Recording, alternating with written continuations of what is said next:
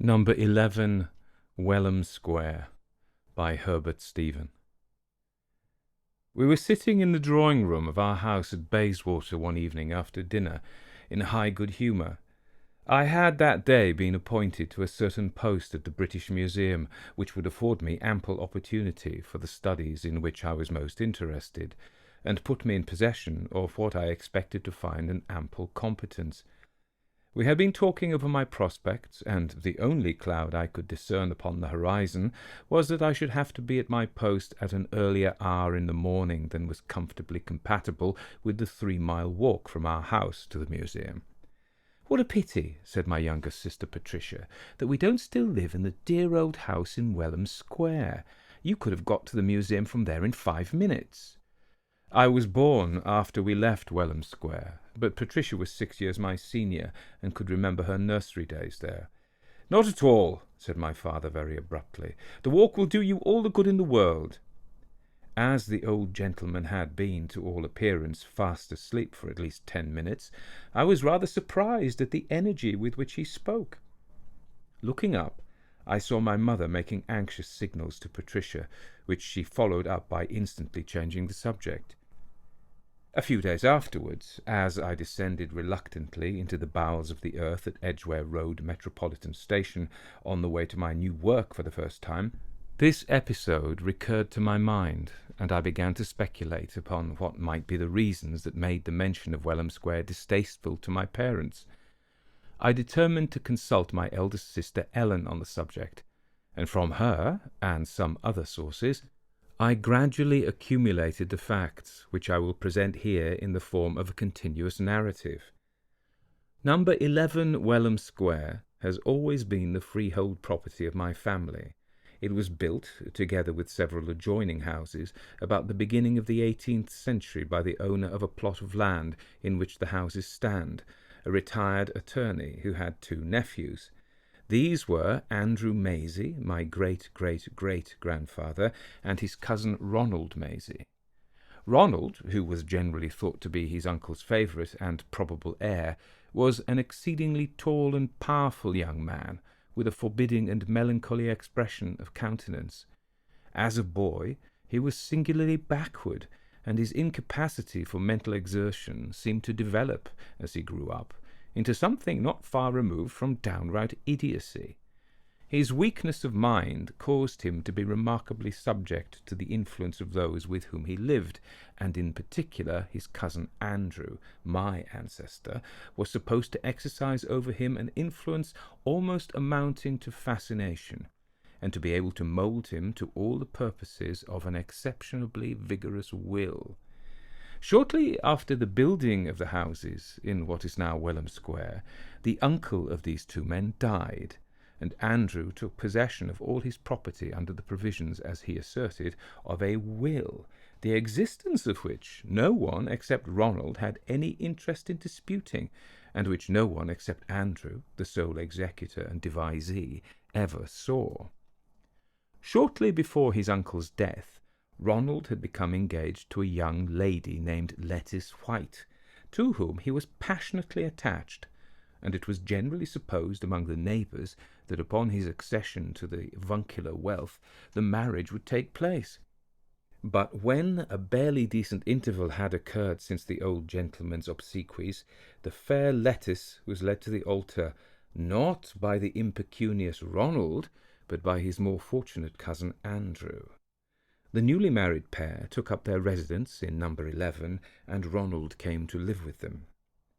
When it was represented to Andrew by some of his few intimate acquaintances that his arrangement was so singular as almost to be thought improper, he curtly gave them to understand that Ronald's mental condition was not such as to permit of his only living relation allowing him to live alone, and that he was compelled by the merest considerations of family affection to take the unfortunate young man into his own household. So the 3 lived on in the stately and somewhat gaunt mansion, Andrew collecting his rents with methodical regularity, and otherwise giving his neighbours but little concern. As for Ronald, there soon came to be little doubt in anyone's mind of his confirmed imbecility. He appeared seldom, and when he did, was for the most part silent, regarding his cousin and former betrothed with an expression of the profoundest submission, which at times merged into a look of wild and hardly human apprehension, like a terrified brute beast, as it was put by an old lady who was one of the few friends occasionally privileged to partake of the gloomy hospitality of this uncomfortable establishment. Nothing more was ever known of the condition in which my ancestor, his wife, and his cousin lived, and no one was specially interested when, about 6 years after the marriage, Ronald, who had not been seen for many months, died, and was buried in a frugal manner. Before he had been dead a year, Andrew and Lettice suddenly left their house and took up their abode elsewhere, and after a while a tenant was found for number 11. 30 years later, the lease of the house having expired, Andrew's son, who had succeeded to his father's property, came to reside there, but not for long. He left the house suddenly after a few years, and a rumour went abroad that it was haunted, probably by the ghost of the unfortunate Ronald. From this time, number 11 descended from father to son, the adjoining property being sold piecemeal as the family necessities dictated. Occasionally the successive freeholders made attempts to live there, but they never stayed more than a few months, and on each occasion of their removal the rumours of ghostly possession were renewed. These, however, would die away, and tenants would, after a time, be found who never suffered from any inconvenience. The last occupation by the owner was that of my father, who moved into the house when my sister Patricia was a little girl. After living there a year, he left precipitately, but Ellen could give me no particulars of his reasons for doing so, and knew only that he disliked any reference to the house, and never mentioned it himself. The house was now let to a stockbroker with a family. 2. 5 years had elapsed since the conversation I related at the beginning of the previous chapter. My parents had both died, and Patricia was married and living with her husband in a provincial town. My career at the museum had been a prosperous one, and I was now entrusted with a more responsible and better paid office. The tenant of number 11 Welham Square had just given me notice of his intention to depart from it, and it occurred to me that it would be interesting to follow what seemed to be the family destiny, and try living in the house myself, to say nothing of the fact that it was admirably suited to my requirements. I felt fully capable of confronting any number of ghosts, and my wife was neither timid nor superstitious. Accordingly, at the beginning of the new year, we established ourselves with our 2 babies, and my sister Ellen, who lived with us in Welham Square, greatly delighted with the proximity of my work, with the solid masonry, spacious apartments, and roomy passages of our new abode, and with the remnant of 18th-century fashion and grandeur which seemed to pervade the neighbourhood. And in Welham Square we lived prosperously, without any kind of disturbance, for upwards of 6 months. In the course of July, my wife and the children left home to spend a couple of months at the seaside. I intended to join them when the time came to take my holiday, and in the meantime I stayed in London, going daily to my work. Ellen stayed on with me to keep house in the absence of her sister-in-law. One evening, 4 or 5 days after my wife's departure, I was sitting in my study, a large room with a door leading into the drawing-room, and a heavy curtain hung over my side of the door. It was past 11. My sister had retired half an hour before, and the 2 maids who were left in the house were presumably in bed and asleep. I was therefore surprised to hear heavy and somewhat slow footsteps, apparently those of a large man, ascending the stairs from the ground floor. The front door, I knew, was locked and chained, nor had I heard anyone ring. The steps paused for a moment on the landing outside my door, and then I heard the intruder proceed to go up the next flight of stairs leading to the bedrooms on the 2nd floor. I sprang up, seized a candle, and opened the door. As I stood on the threshold of my room, I seemed to hear footsteps, as of a man heavily mounting the stairs at the top of the flight leading up from my door. But though I held the light above my head, I could see no one. Everything wore its usual aspect. I walked quickly up the stairs, but nobody was visible. I searched all the empty rooms, but with no result.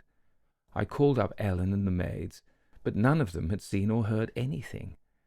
I am ashamed to say that I made a specially rigorous investigation of a large room at the back of the house, which we used for a night nursery, and which, tradition declared, to have been the abode of my ill-fated kinsman, Ronald Maisie.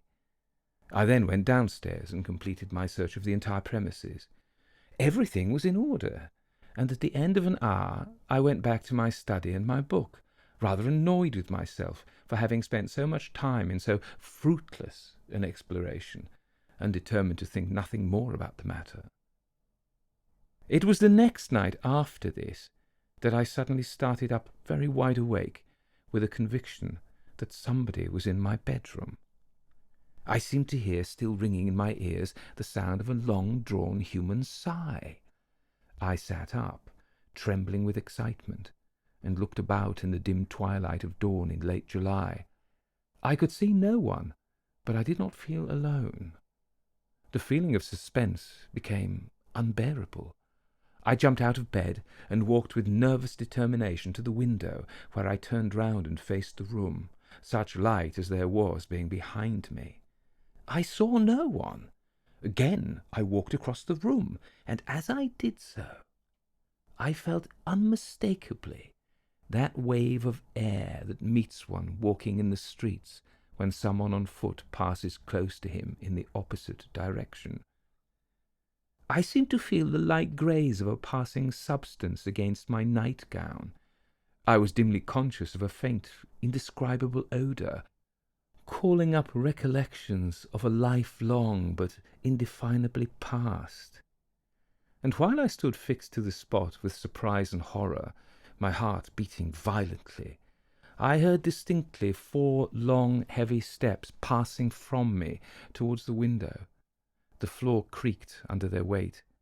The next instant I felt that I was alone, but it was not until long after the morning was as light as noon that I fell asleep again. I woke much troubled in mind, and doubting whether I should not, like my fathers, be compelled to leave this uncanny dwelling. But when in some measure restored by breakfast, I determined to say nothing to my sister at present, but to wait and see whether the situation would in any way develop itself. My resolution was fated to be put to the test sooner than I expected. I did not get home that evening until close upon dinner-time. When I entered the drawing-room, Ellen greeted me with, "Oh, Edward, what do you think has happened? Sikes is dead." Now, Sikes was a grey parrot belonging to my wife. He was so called because when he first came to us it was affirmed of him, perhaps rather libelously, that like the hero of Mr. Calverley's poem, he habitually swore. He certainly did from time to time blaspheme somewhat unreservedly. I was secretly not altogether sorry to hear of his demise, so I answered with much composure, "Did the cat eat him?" "No," said Ellen. "He died in the most horrible convulsions." I went up to get ready for dinner, thinking more of how to prevent my wife from replacing Sikes by another clamorous bird than of the manner of the lost one's death. But in the course of our meal it occurred to me that his fate was an odd one. "How did Sikes come to have convulsions?" I asked. "Why, it was most curious," answered Ellen. "I was going to tell you about it. I was in the drawing-room writing letters, and suddenly I heard a tremendous screaming and flapping, and I looked up, and there was Sikes turning over and over in the air and pecking and clawing and flapping his wings and screaming, and before I could get to him he suddenly twisted his head right round 2 or 3 times and tumbled down dead to the floor." "But do you mean," I said, "that he was carrying on these gymnastics up in the air?" "Yes. When I saw him he was quite up above his cage, which was on the little table, and in his struggles he must have wrung his own neck." "That seems rather remarkable." "Yes, and another remarkable thing. was that he must have opened the door of his cage and got out all by himself, which I never heard of his doing before, because I had been feeding him with cake after lunch, and I know that the door was fastened then. I found it open when he was dead. Had he been out long? No, he must have been seized almost directly he got out, because it so happened that about 5 minutes before he began to scream, I fancied I heard the door open, and looked up to see if anyone was coming in, and no one was there, but I happened to see the parrot, and he was in his cage, just as usual. "Well," I said, "I suppose he's dead, and there's an end of it, but this is a very singular catastrophe. I hope Marion won't be inconsolable." During the rest of dinner, I was conscious of being rather poor company. Following close upon the mysterious occurrences I have described, Sikes's unhappy fate troubled me. My suspicions were, however, so undefined, and seemed even to me, when I tried to contemplate them from an impartial point of view, so ridiculous, that I could not bring myself to communicate them to Ellen, and incur the contempt which would be the deserved portion of a grown-up man who confessed to being seriously disturbed by an odd sound in an empty house, and by a commonplace nightmare. I have no hesitation in revealing these sentiments now that subsequent events have justified them, but that evening I again determined to wait. I did not have to wait long. It was a cold evening, and after bidding good night to my sister, I lighted a fire in my study and sat down to enjoy a new novel I had long been wishing to read. I was about halfway through my volume when I suddenly felt a sensation of cold. I looked up. The fire was burning brightly, but I did not feel its warmth. It was as though some opaque body or a large glass screen had been interposed between me and it. A moment afterwards, I felt the heat fall upon my face again. Had I heard the muffled sound of a footstep on the hearthrug close to me? I put out my hand and felt nothing but the warmth of the fire. As I gazed about the room in surprise, my eye fell on an armchair standing on the other side of the fire. It was a nearly new chair which I had bought shortly after coming to Welham Square. It had a leather seat, smooth and unworn, with particularly good and yielding springs. Hung upon its back was an antimacassar, worked aesthetically in crewels. As I looked at this chair, it struck me that the seat was considerably depressed, as though someone had recently sat down upon it, and the seat had failed to resume its ordinary level. This surprised me, for I had sat in the chair that morning, and felt sure the springs then had been in good order. I looked at the antimacassar. Towards the top, it was pushed up in wrinkles.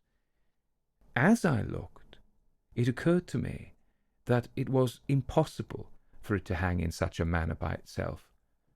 It looked for all the world as if an invisible but substantial human frame was then actually sitting in the chair. When this notion occurred to me, I sat dazed with an indescribable horror, staring stupidly at the chair, which did not move. In an access of frenzied terror, I hurled the book I was reading at the chair. Did it strike the seat, or did it glance away a few inches from the edge and fall on the hearthrug? The next instant the seat of the chair rose up audibly to its normal level, and the antimacassar fell out into its usual folds, still preserving, however, the traces of its previous wrinkles. I started up and, rushing to the chair, began to prod it. I could discover nothing unusual in its condition. As I was doing so, I felt a hand, beyond all doubt, laid steadily on my shoulder. I faced around and saw nothing. "Who are you?" I shouted. "What do you want?" But no answer came. I was alone. I sat cogitating till 1 o'clock, and then I went to bed. Just as I was getting into bed, it occurred to me that perhaps I might be annoyed in the dark, and though I had not yet seen anything, the prospect seemed rather awful, and with a slightly trembling hand I lighted a night-light. When I had done so and got into bed, I was rather disposed to be ashamed of myself, and thought I would put it out. but partly, no doubt, from a disinclination to get out of bed, I determined that in any case it would do no harm, and that I would leave it as it was. It occurred to me what an odd thing it is that one feels safer in bed than anywhere else, whereas, in fact, one is never in a more defenceless situation. Then I went to sleep.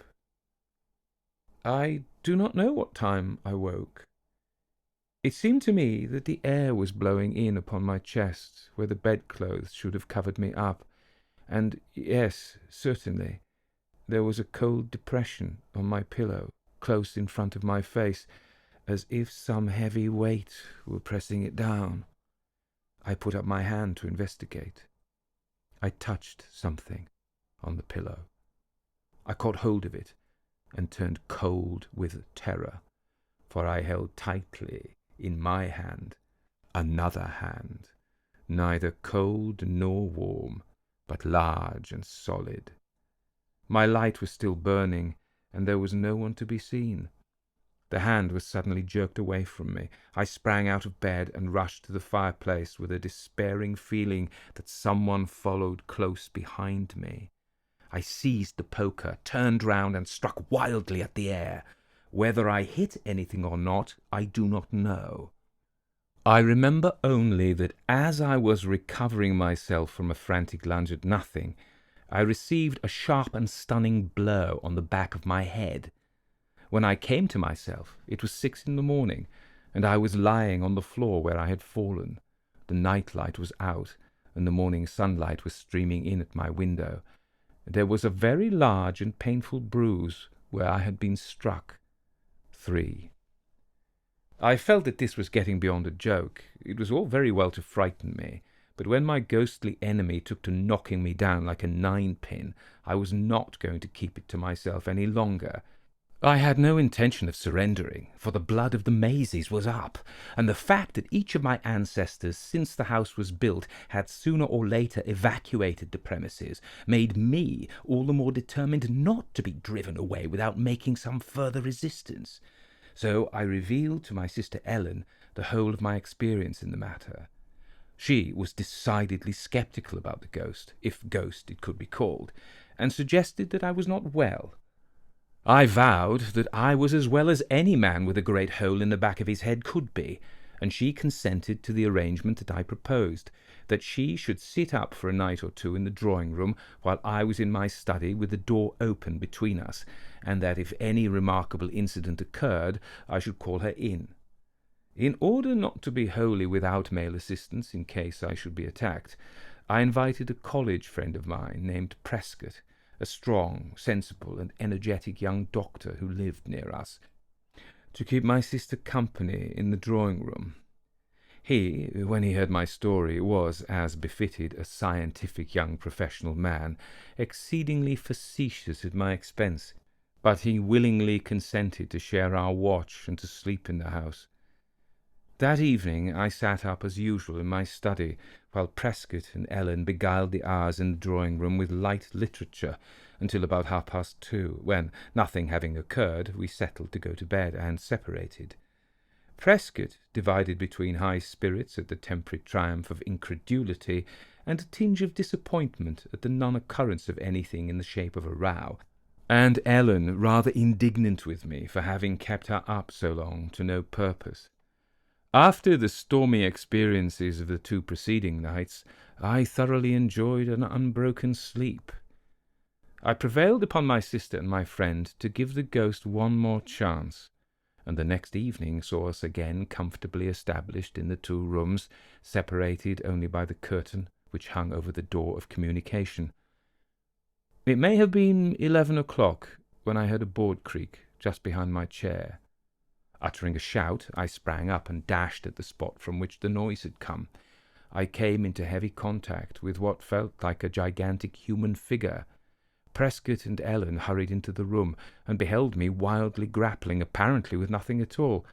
"By Jove," said Prescott, "he's got them." Them, I believe, meant some kind of hallucinations, upon which Prescott professed to be an authority, but I was struggling furiously with my unseen antagonist, and had no breath for explanations. "Seize him! Seize him!" I cried. At that moment my prey burst from me, hurling me with prodigious violence across the room. Prescott rushed forward, and as he did so was tripped up by what he afterwards described as a heavy kick from an unseen foot, and sent sprawling on the floor. Fortunately, I was prostrate at the other end of the room, and could not be suspected of having had a hand or foot in this outrage. As we struggled to our feet, while Ellen stared wildly about, we all heard 2 or 3 hurried steps, as of a man running. There was a tremendous crash, and all was still. But the curtains had swung violently back into the window, and the window itself, plate glass, frame and all, was burst clean away outwards. Prescott was white as a sheet, and the sensible and strong-minded Ellen was actually crying, which impressed me more than anything else in the scene. "Let us leave this horrible house," she said. "Something worse will happen if we stay." But I was filled with an unreasonable kind of courage at having, as it seemed, put our inexplicable visitor to flight, and I was, besides, conscious of a certain degree of pride in the assurance that Prescott had been converted, and would hardly talk again about my having got them. "We can't go tonight," I said, "and as our gentleman seems to have taken himself off for the present, we had better consider what's to be done next. I'm sure Prescott wants to stay and investigate the phenomenon." We shut the shutters over the wreck of the window, and sat talking over the event until late at night. By degrees I contrived to infuse into my companions some of my courage, and at last, no further disturbance having taken place, we all went to bed in pretty good spirits. I placed a loaded double-barrelled pistol on the table by my bedside, thinking that if a ghost could be struggled with, he ought to be able to be shot, and Prescott placed within reach a large bowie knife, which he had brought back from America, and had long been wishing for any opportunity to make use of it. When I woke, I thought my last hour had come. My throat was tightly grasped by 2 extremely strong hands. A crushing weight was on my chest. I tried to shout, but could not.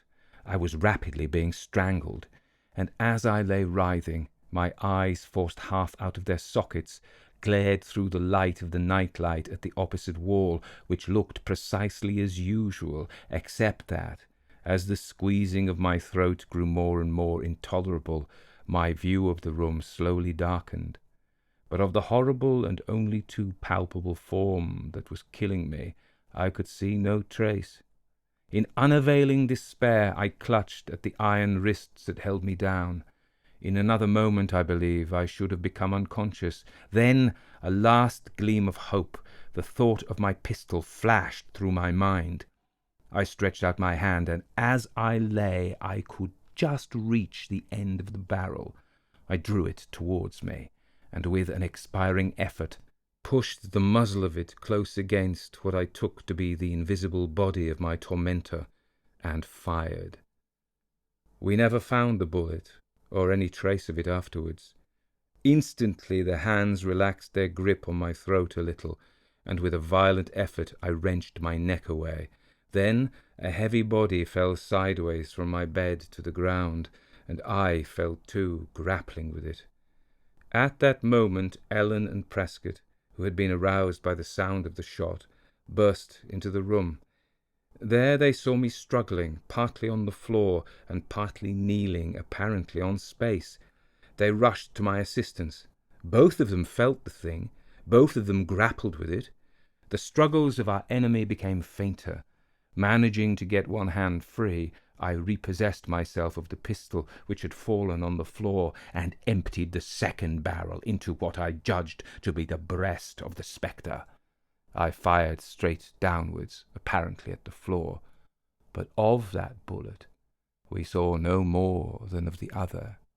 Meanwhile Prescott stabbed furiously with the bowie knife, and each time he dashed the blade down, its progress was arrested before it reached the carpet. Then the struggles ceased, and nothing was heard except our rapid panting. We were all kneeling on and holding down what looked like space, and felt like the form of a tall and athletic man. "We've done for it, whatever it is," I said hoarsely. Prescott burst into a foolish giggle. "By Jove," he said, "we'll make a cast of it and see what it's like." As he spoke, the form of our victim was agitated by a desperate convulsion which shook us all off. Before we could seize it again, a deep groan burst from the place where we had held it, and the word "lettuce" rang through the room in a tone of sepulchral melancholy. Then there was silence. I threw myself on the floor, not, as I had intended, on the prostrate figure. We searched the room and then the house, but we could find absolutely nothing. Nor from that day to this has anyone, to the best of my knowledge, seen, heard, or felt anything whatever of this ghastly being. After much consideration, we determined to keep the adventure to ourselves, for a time at any rate. Indeed, it was only last summer, when we had lived in the house for a good number of years without any kind of ghostly interruption, that I described the circumstances herein narrated to my wife. She doesn't believe them, and I'm sorry I told her. Was it the ghost of Ronald Maisie? Did it voluntarily depart and leave us alone because it considered that the annoyances it had inflicted upon my ancestors and me were sufficient, and that the tale of its vengeance upon our house for the wrongs, whatever they were, inflicted upon Ronald in his lifetime by Andrew and Lettice was complete? Or did we actually kill it? Perhaps we did. He was a poor, weak creature when he was alive. 19 Great Hanover Street by Lillie Harris. This story is sponsored kindly by Ed Winter. My name is Alan Forsyth, my age 33.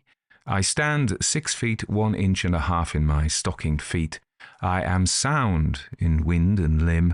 I have splendid digestion, have not a grain of superstition in my nature, am a doctor by profession, and a bachelor because I see too much of the so-called joys of domestic life. Domestic life, indeed, my experience of that, gleaned from observations made while attending houses professionally, is that it is a snare and a delusion. But it is not my purpose to speak on that subject. My task is to write out faithfully the extraordinary events that befell me while I occupied the house 19 Great Hanover Street. Events that caused my hair to turn grey with horror in one single night. Events that have seared themselves on my brain. Events which can never be effaced from my memory while this life lasts. I say that I am strong and healthy because my narrative will sound like the delusions of some overwrought brain. And yet I have always had the reputation of being a clear-headed, eminently practical man. I am not superstitious, but stay, I ought to say I was not, for I have been taught that there are more things in heaven and earth than are dreamt of in our philosophy. In writing this history of facts, I can offer no explanation of their extraordinary character. I shall give you the whole story of what occurred to me, and if you like to disbelieve it, go yourself and spend a month or two in that accursed house, and you will be convinced. But let the time of your tenancy be in December, and if you live through the horror of what you will hear and what you will see, you will be fortunate. But assuredly, never, never will you laugh or jeer at the incomprehensible again. If, however, you take my advice, you will shun Great Hanover Street, or at least number 19. In 1884, I wished to commence practice for myself. I had been assistant to Dr. and I dare say should have kept with him, but an old aunt of mine died and left me some money, so I thought that I could not do better than utilize it by making a start on my own behalf. I advertised, and in due time I bought a practice, my predecessor selling it because of the ill health of his wife, which compelled them to live in Cheltenham. Unfortunately, I could not take their house, as they had it on a lease, which was just up, and the landlord himself intended residing in it in future. Now, I had always had a house of my own, as, when my poor mother died, I had kept on the home, and Anne, my housekeeper, who had originally been my nurse and so consequently petted and tyrannized over me in the manner of old servants, kept it in a way which was alike the delight and envy of all my bachelor friends. Of course, moving was a nuisance, but Slowminster was only about 70 miles from London, where I was then living, and I knew that if I could get a suitable house, Anne would speedily get it into comfortable order. "Don't worry yourself," said Mrs. Price, the wife of the doctor whose practice I had bought. "You'll soon get a house. Until then, make this your home, if you don't mind us being in a state of confusion with packing, etc." I thanked her, but still I resolved to get a house as soon as possible. I put myself in the hands of an agent, and for 2 days spent the best part of my time inspecting residences, all more or less unsuitable. At length I got thoroughly wearied. I walked along mechanically, and somehow I found myself in a street that I had never been in before. It was an old-fashioned looking road, with quaint red brick houses on either side. I looked up to see the name of the place. There it was, on the corner, Great Hanover Street. As my eye rested on the name, it also rested on a house. It was empty, and in the window was a card, "To let." I crossed over.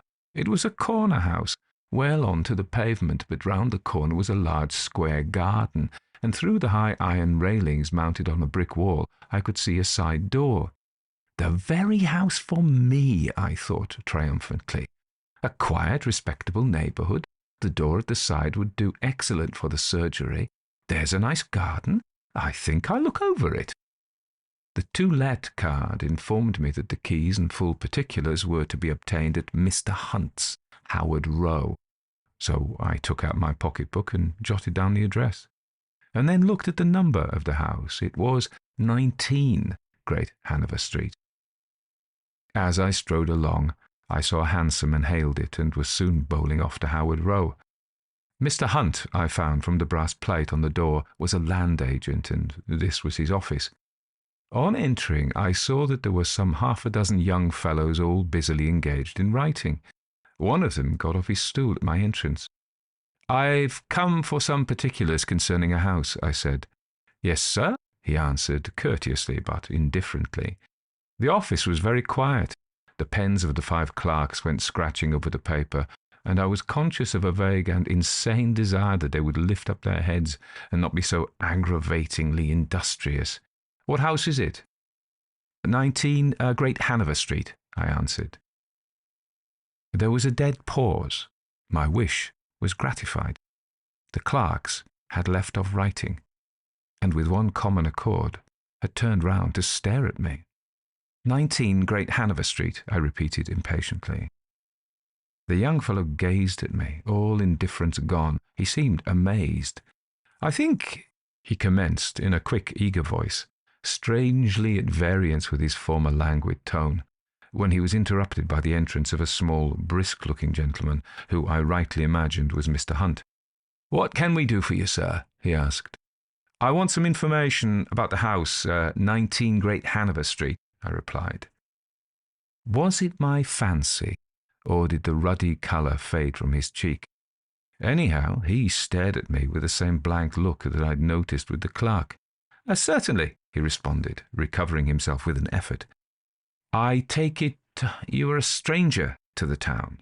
"Yes," I answered. "I'm Dr. Forsyth. I've bought Dr. Price's practice." "Ah, yes," he said, eyeing me curiously. "So you would like particulars about number 19. It has been empty a long time. I might say a very long time.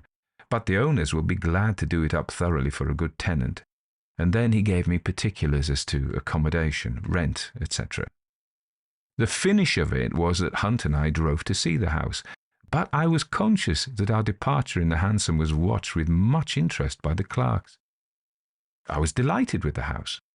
The rooms were large and airy, the domestic arrangements splendid. On either side of the passage leading to the garden door was a good-sized room, which would do capitally for surgery and consulting room. In short, it was a small mansion, and the only thing that surprised me was the ridiculously low rent, which Mr. Hunt informed me was owing to the house being empty for so long. Another thing that astonished me was the man's nervousness, for he was certainly the most nervous beggar I ever met. Once I let my stick fall on the tessellated hall, and when he heard the clatter, he simply turned livid. To cut the matter short, I took the house for 3 years, on the understanding that it was to be repapered, whitewashed, and painted inside and out.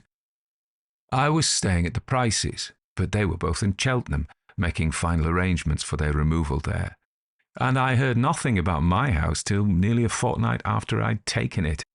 The work was being pushed on rapidly, but I'd been so extremely busy professionally that I'd only been down at number 19 twice, and I had been much tickled to see what an object of interest I was to all the neighbours, who eyed me from their windows with great curiosity.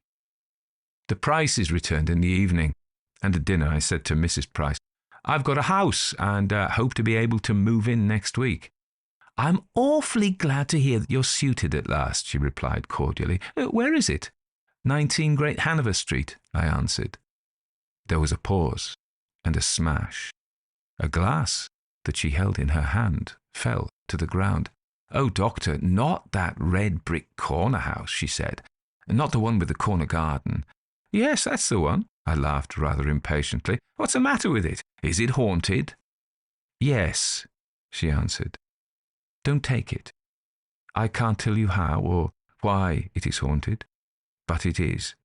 2 people only have lived in it during the last 10 years, and one was found dead on the morning of the 22nd December, and the other, 4 years ago on the same date, was found raving mad, and died a fortnight after, without recovering his reason once to say what he had seen or heard in that fearful house."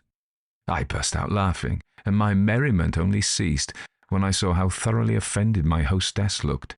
"I beg your pardon," I said contritely, "but I really cannot help feeling amused. Imagine anyone in this prosaic, materialistic age believing in ghosts. It's too funny. Why, I shall perfectly revel in number 19. I've been pining all my life to live in a haunted house, to see a white-robed female carrying her head under her arm, and so on." Mrs. Price looked offended. Her husband changed the conversation, and the subject dropped. But directly after she left the room, he said to me quite gravely, "Look here, Forsyth, don't live in that house. Sneer at it as much as you please, but there is something uncanny about it. My wife mentioned 2 cases, but there are 5 authenticated cases of people who have resided at number 19, and they have either been found dead or raving mad. No one knows what they have seen or heard, but the fact remains that strong, robust men of admirable physique have had their hair whitened and their reason destroyed with some unknown horror, and I beg of you not to rush into this mysterious danger." The doctor's warning had no effect on me. I was an out-and-out skeptic, and the idea of a haunted house implicitly believed in this 19th century of ours filled me with delight. The next morning I went down to see Hunt. "So, number 19's haunted," I remarked. He turned ghastly. "Well, yes, Doctor," he replied, recovering himself with an effort. "It has that reputation, and it's given us a lot of trouble. You know what it is, give a dog a bad name, etc. And as it has got about that the place is haunted, folks are chary of taking it." "Is it true," I asked, "that everyone who has lived there has either died or gone mad?" He hesitated and fidgeted so that I was quite convinced that Price's story was correct. But rash fool that I was, nothing would warn me. "To tell the truth, Doctor," said Hunt in a burst of confidence, "the house has got a bad reputation. It was a splendid property till about 20 years ago. A doctor occupied it then. He was a foreigner, Dr. Caravini by name, and he had a very lovely young wife who disappeared mysteriously. It was believed that she had eloped, but anyway, she disappeared just before Christmas. Her husband, always a grave and reserved man, said nothing and offered no explanation, and the following December he was found dead. I was only a young fellow at the time, and I disliked the man most cordially for some unknown reason. But I shall never forget the awful expression of horror there was on his face when I saw him dead. What day in December did he die? I asked curiously. He was found dead on the morning of the 22nd of December, and since then no one has passed a Christmas in the house, was the answer. For a moment my heart beat faster, and I was stirred by a feeling of dread. Then my common sense got the mastery of the idle superstition, and I said, "Well, I intend taking up my abode at number 19, and shall certainly give any ghosts who feel inclined to play hanky-panky tricks with me a warm welcome." "I can assure you, Doctor," cried the little house agent seriously, "that if you show the people that these stories are mere nonsense, you will be doing a public service." After I left Hunt and went on my professional round, I found that I was looked upon as quite a hero, and a very imprudent one too. At nearly every house I was asked if it were true that I had taken number 19 Great Hanover Street, and when I replied in the affirmative, I had a repetition of the solemn warning given me by the Prices. It amused me intensely. How the house was haunted, whether by sounds or spectres, none could tell me. All they did was to shake their heads and repeat the stories of the deaths that had taken place there. I ventured to remark that it might only be a coincidence, people dying there on the one date, but my remark was treated with derisive sniffs.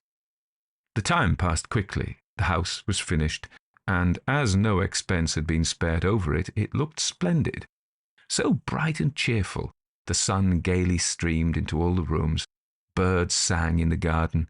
In short, as I surveyed the place, I thought what an idiot I should have been to have let any superstitious nonsense stand in my way of renting such a suitable residence.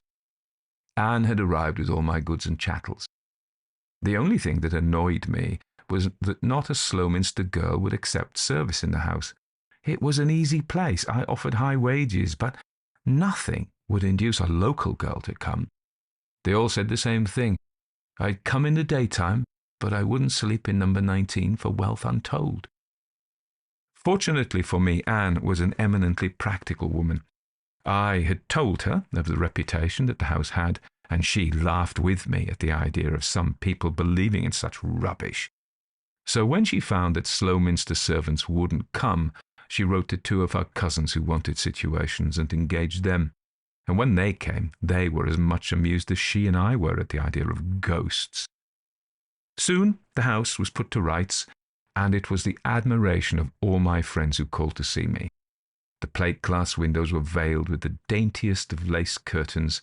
Flowers were scattered about.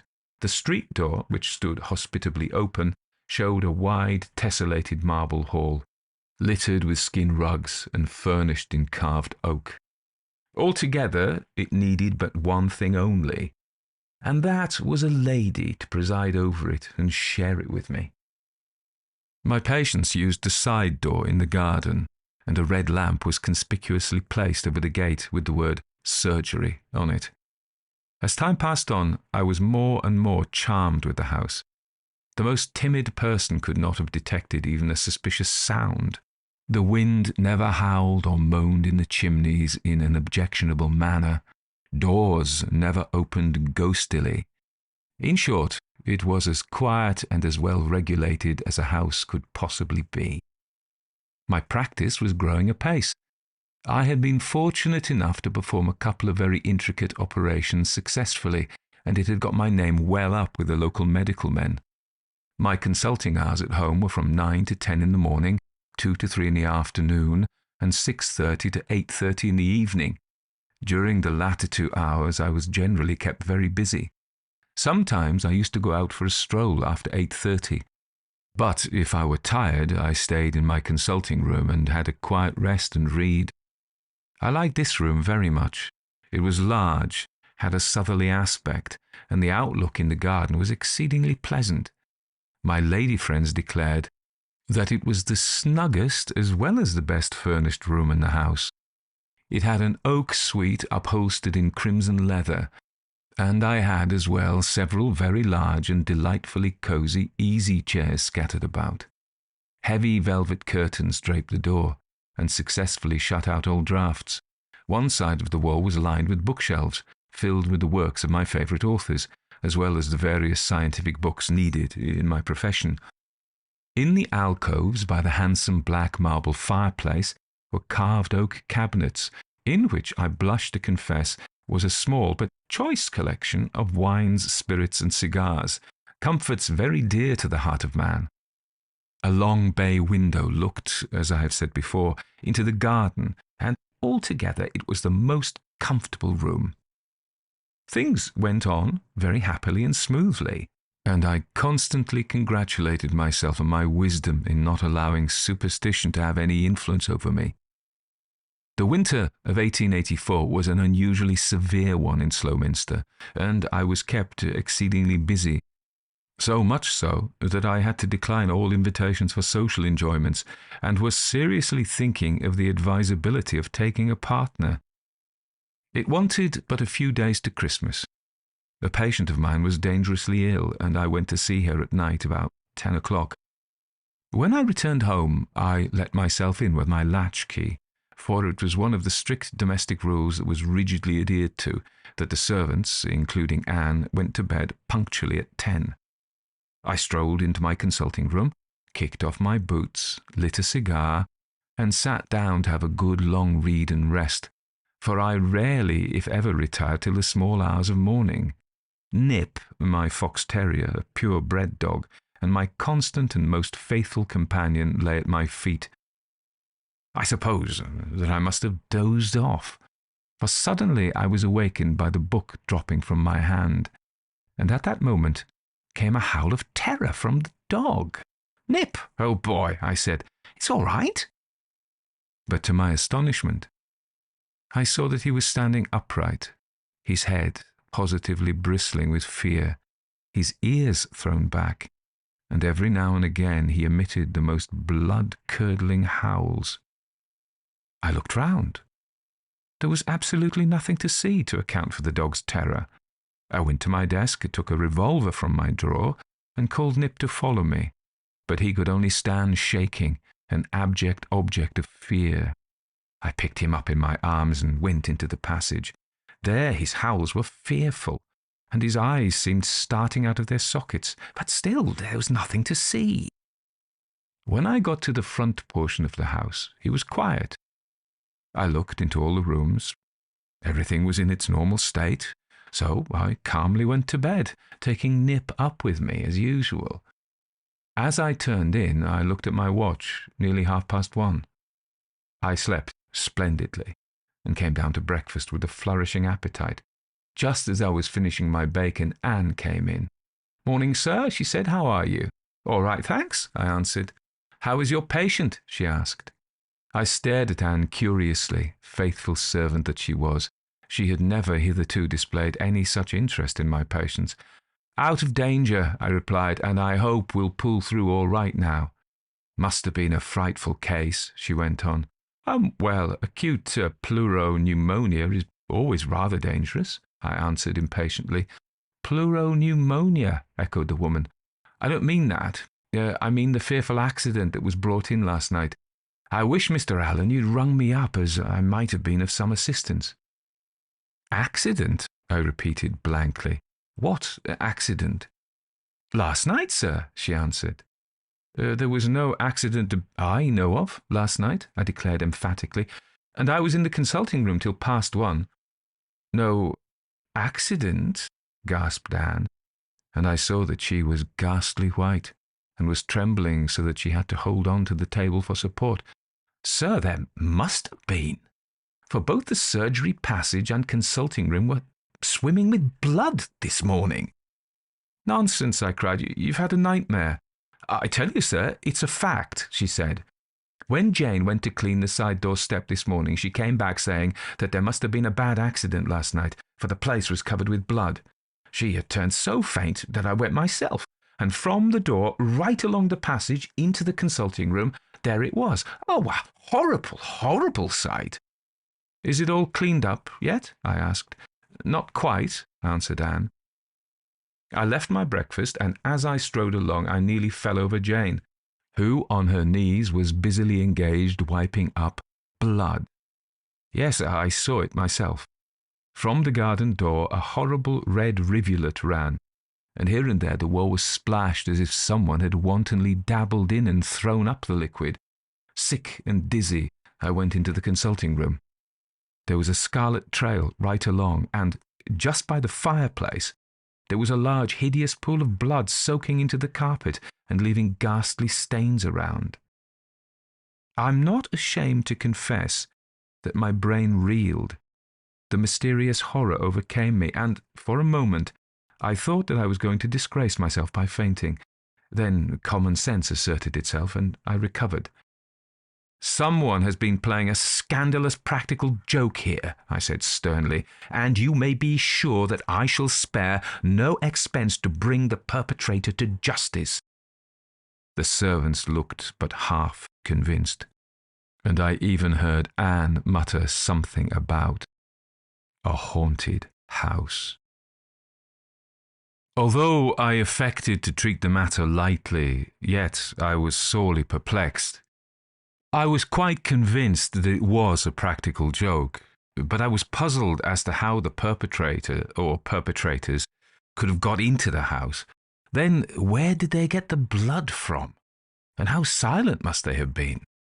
Suddenly I remembered Nip's terror, and a cold thrill went through me. Altogether, I was not surprised when my patients told me how very ill I looked. Mind, I had not the slightest belief in any supernatural agency. No thoughts of ghosts oppressed me. But I felt uncomfortable, as I could advance no reasonable theory to account for those ghastly marks. When I got home for luncheon, everything was as neat and trim as usual, excepting that my servants looked ill, and that a large skin rug had been placed over the stains on the carpet in the consulting room. The marks from the wall had also been washed away. But I felt strangely upset and irritable, and my annoyance was culminated when I was told that Nip was dead. I had left him in my bedroom, and when the girls had gone in, they had found the poor beast dead. I was so thoroughly dispirited that when a friend of mine wired to me and asked me to dine with him that evening, I gladly accepted the invitation as a means of ridding myself from my unpleasant thoughts. It was a lovely night, clear, cold, and frosty. The moon was lighting up the star-spangled blue sky. The air was deliciously bracing and exhilarating, and as I walked along, all my worries seemed to disappear. I spent a most enjoyable evening, and I wish you to bear in mind that the conversation never once touched upon the supernatural. I am an extremely abstemious man, and I drank only 1 glass of claret and 2 glasses of champagne. You will soon understand why I am giving you these apparently unimportant details. About 11:30 I said goodbye, and as I slipped into my fur-lined coat, my friend said laughingly, "What a big fellow you are, Forsyth." I glanced idly into the mirror and thought how well I looked.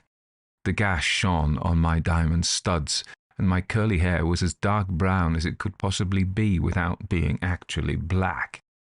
The next time I saw my reflection in a glass, it was the colour it is now, grey, bleached with horror. I walked home, whistling blithely, and just as I neared my house, I took out my bunch of keys preparatory to letting myself in through the surgery door. How bitterly cold it was. I had a feeling of pity for any unfortunate tramp that might be out. The wind had risen, and its icy blast penetrated even through my thick coat.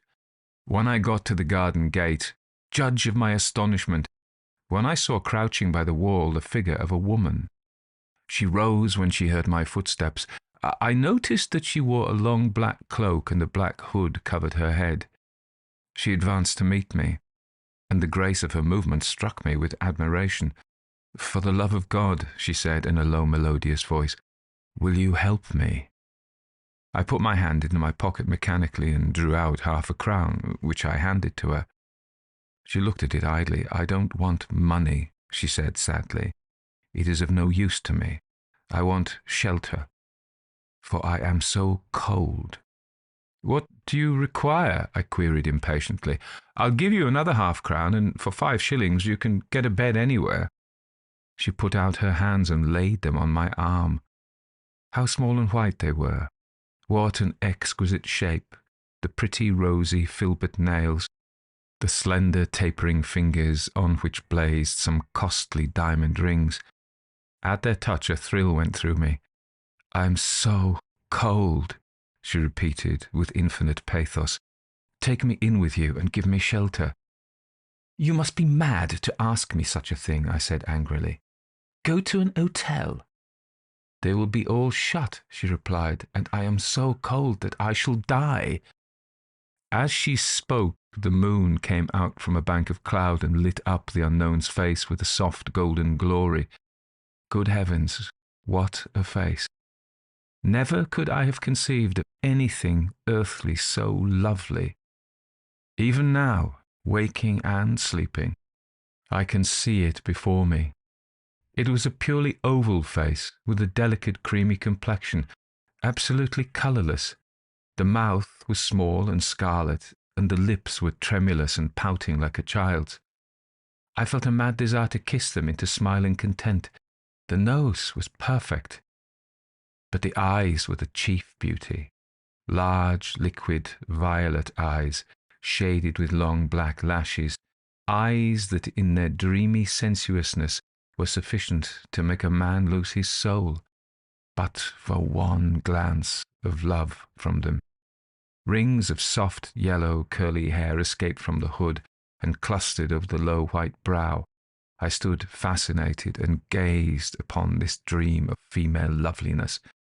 "Don't be vexed with me," she urged piteously, "but he has turned me out tonight in this bitter cold, and I shall die if you will not give me shelter." She came still nearer to me. Her cloak touched me. I felt her warm, fragrant breath on my cheek. Her hands tightened on my arm, and I am only a man. The blood was coursing through my veins, and I was losing my head under the glamour of those wonderful eyes. "Come in," I said hastily. "I'll give you shelter for tonight.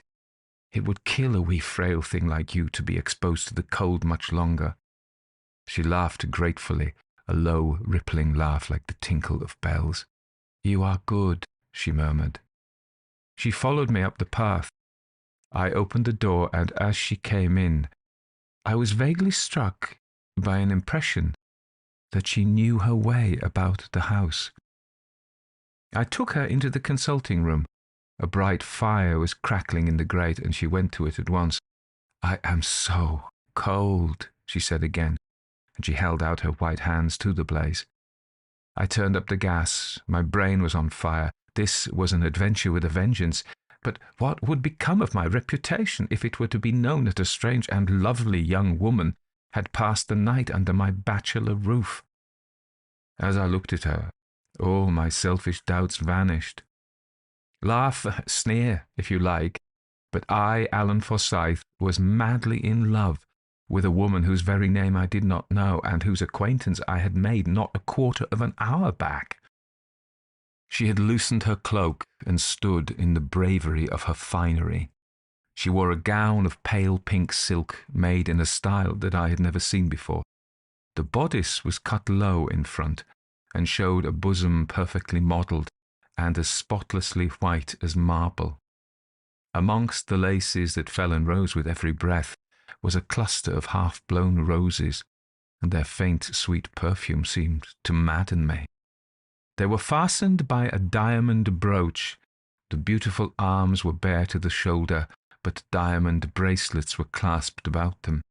Round the slender throat was a tight band of broad black watered ribbon, in the centre of which flashed a superb brooch of brilliants. This made the milky whiteness of the skin more vivid in contrast to the black. Her golden hair was piled up high on the queenly little head, and the coils were fastened by diamond pins. How perfectly lovely she was! I rubbed my eyes to see if it were a dream, and if the vision would fade away. But no, She was still there, with the flames flickering on her marvellous beauty. Where had she come from? Who was she? I knew everyone in Slowminster, by sight at least, and it was not likely that such a lovely creature could live in the town without being known. Besides, her dress and jewels showed that she was wealthy. "Are you warmer yet?" I asked, smiling.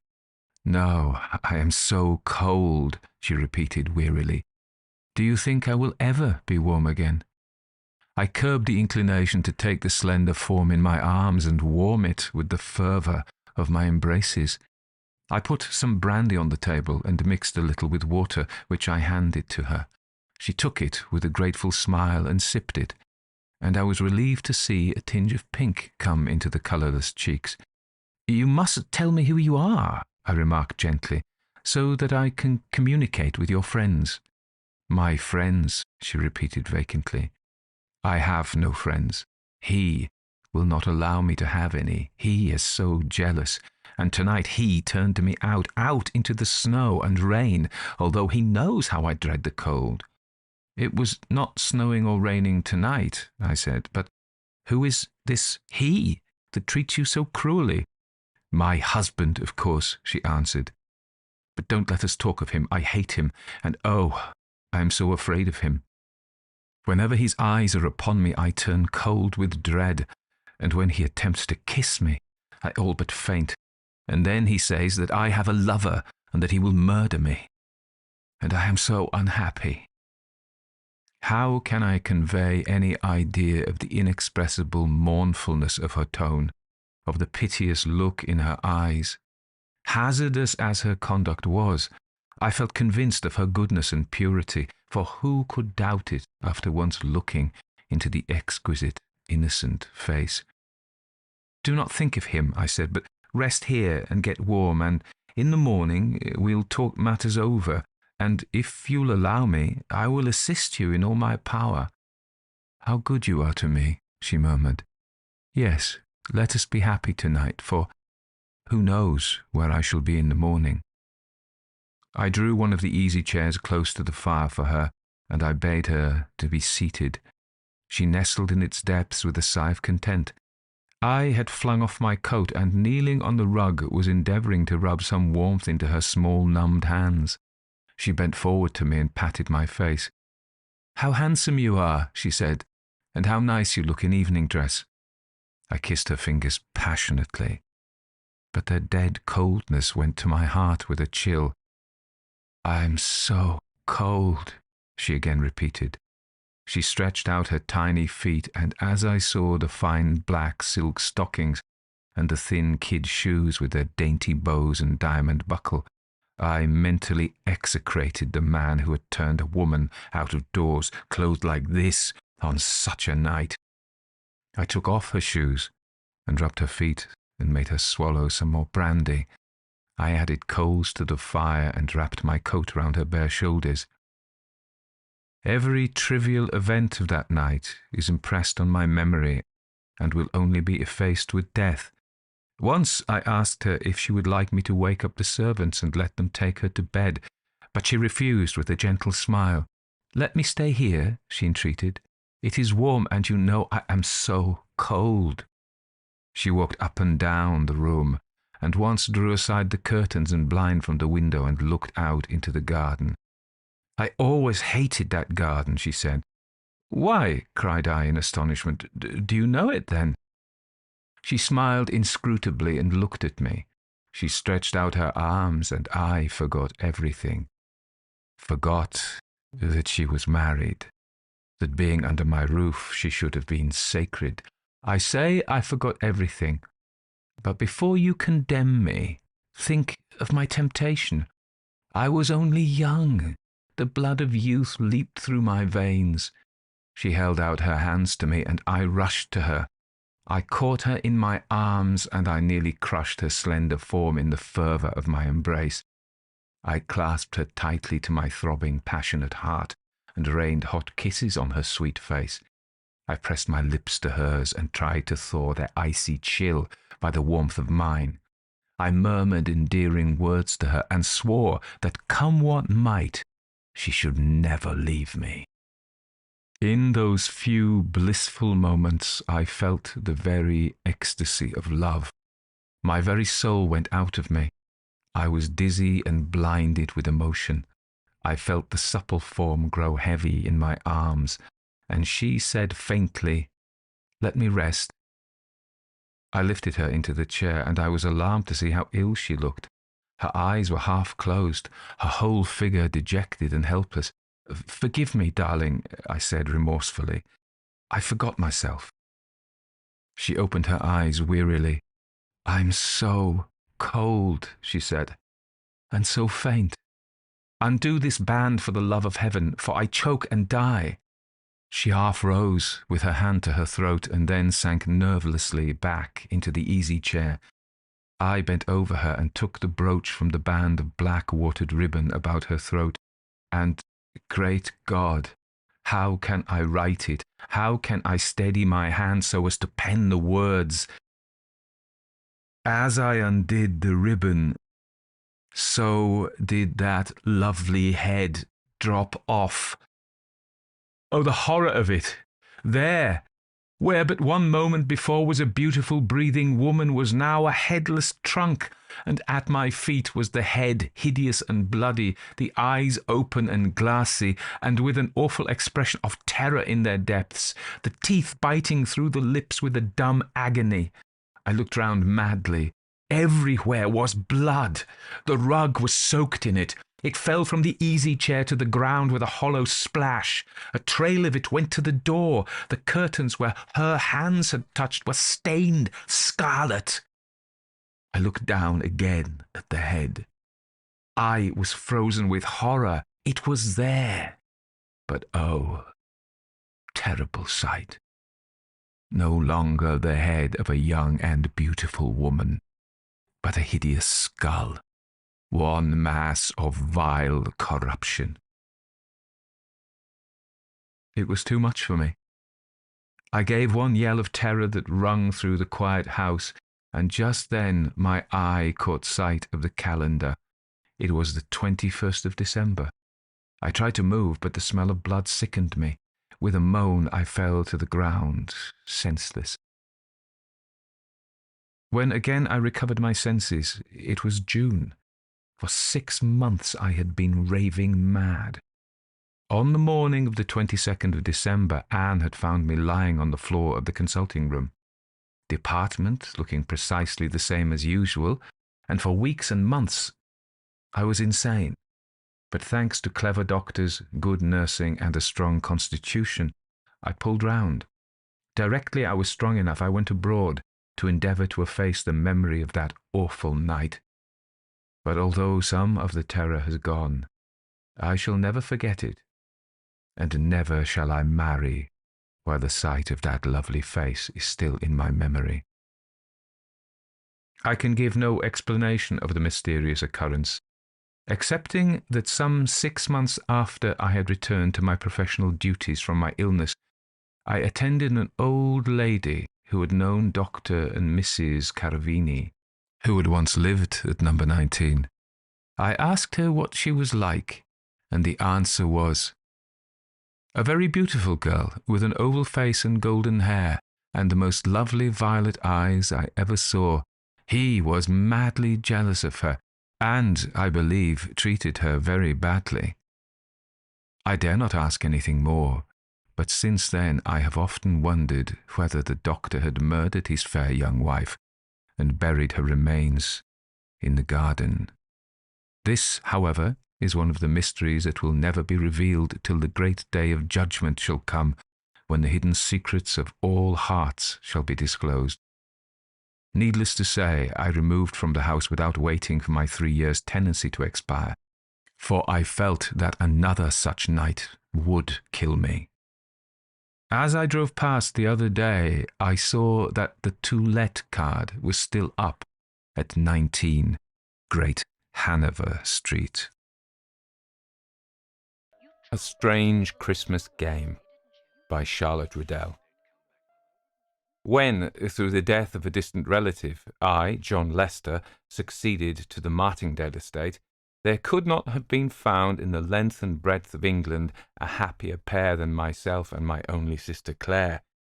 We were not such utter hypocrites as to affect sorrow for the loss of our kinsman, Paul Lester, a man whom we had never seen, of whom we had heard but little, and that little unfavourable, at whose hands we had never received a single benefit, who was, in short, as great a stranger to us as the then Prime Minister, the Emperor of Russia, or any other human being utterly removed from our extremely humble sphere of life.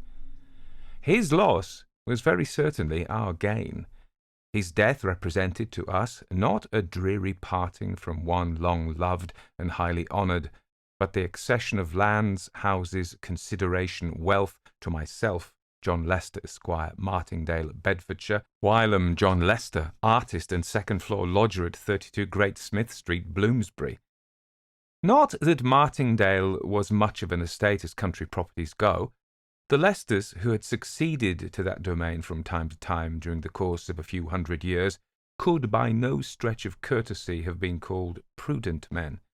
In regard of their prosperity, they were indeed scarcely honest, for they parted with manors and farms, with common rights and advowsons, in a manner at once so baronial and so unbusinesslike, that Martingale at length, in the hands of Jeremy Lester, the last resident owner, melted to a mere little dot in the map of Bedfordshire. Concerning this Jeremy Lester there was a mystery. No man could say what had become of him. He was in the oak parlour at Martingale one Christmas Eve, and before the next morning he had disappeared, to reappear in the flesh no more. Overnight, one Mr. Hawley, a great friend and boon companion of Jeremy's, had sat playing cards with him until after 12 o'clock chimes. Then he took leave of his host and rode home under the moonlight.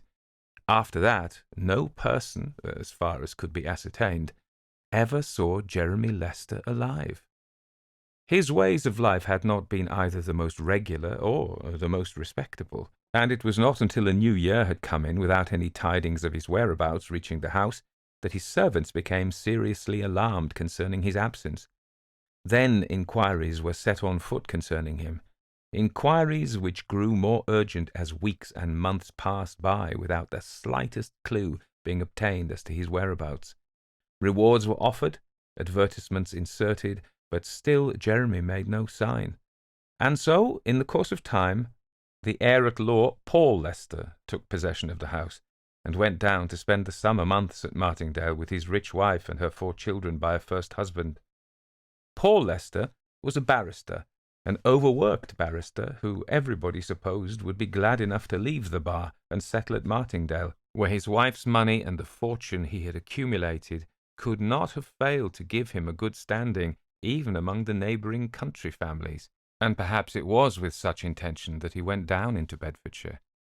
If this were so, however, he speedily changed his mind, for with the January snows he returned to London, let off the land surrounding the house, shut up the hall, put in a caretaker, and never troubled himself further about his ancestral seat.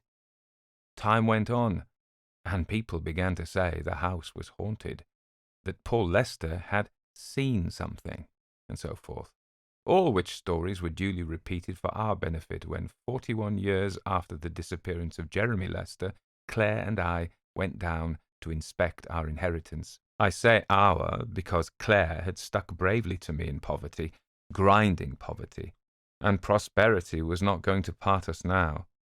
What was mine was hers, and that she knew, God bless her, without my needing to tell her so.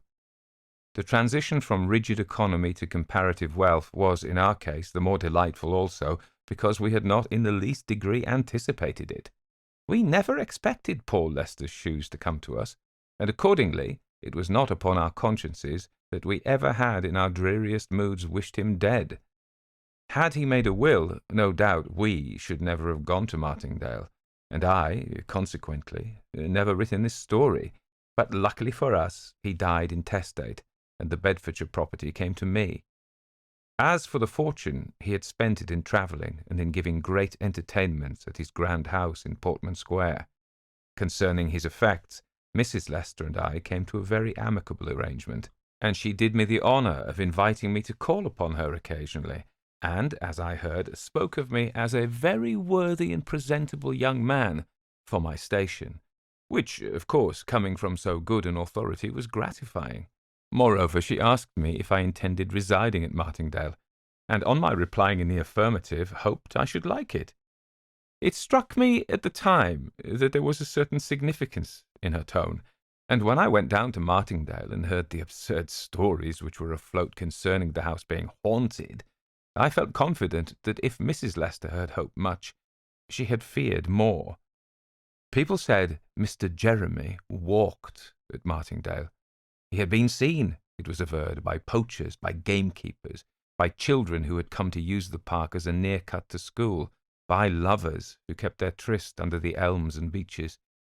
As for the caretaker and his wife, the third in residence since Jeremy Lester's disappearance, the man gravely shook his head when questioned, while the woman stated that wild horses, or even wealth untold, should not draw her into the red bedroom, nor into the oak parlour after dark. I've heard my mother tell, sir, it was her as followed old Mrs. Reynolds, the first caretaker, how there were things went on in these self-same rooms as might make any Christian's hair stand on end.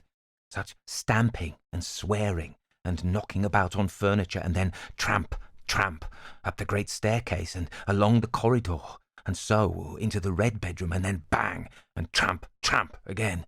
They do say, sir, Mr. Paul Lester met him once, and from that time the oak parlour has never been opened. I never was inside it myself. Upon hearing which fact, the first thing I did was to proceed to the oak parlour, open the shutters, and let the August sun stream in upon the haunted chamber.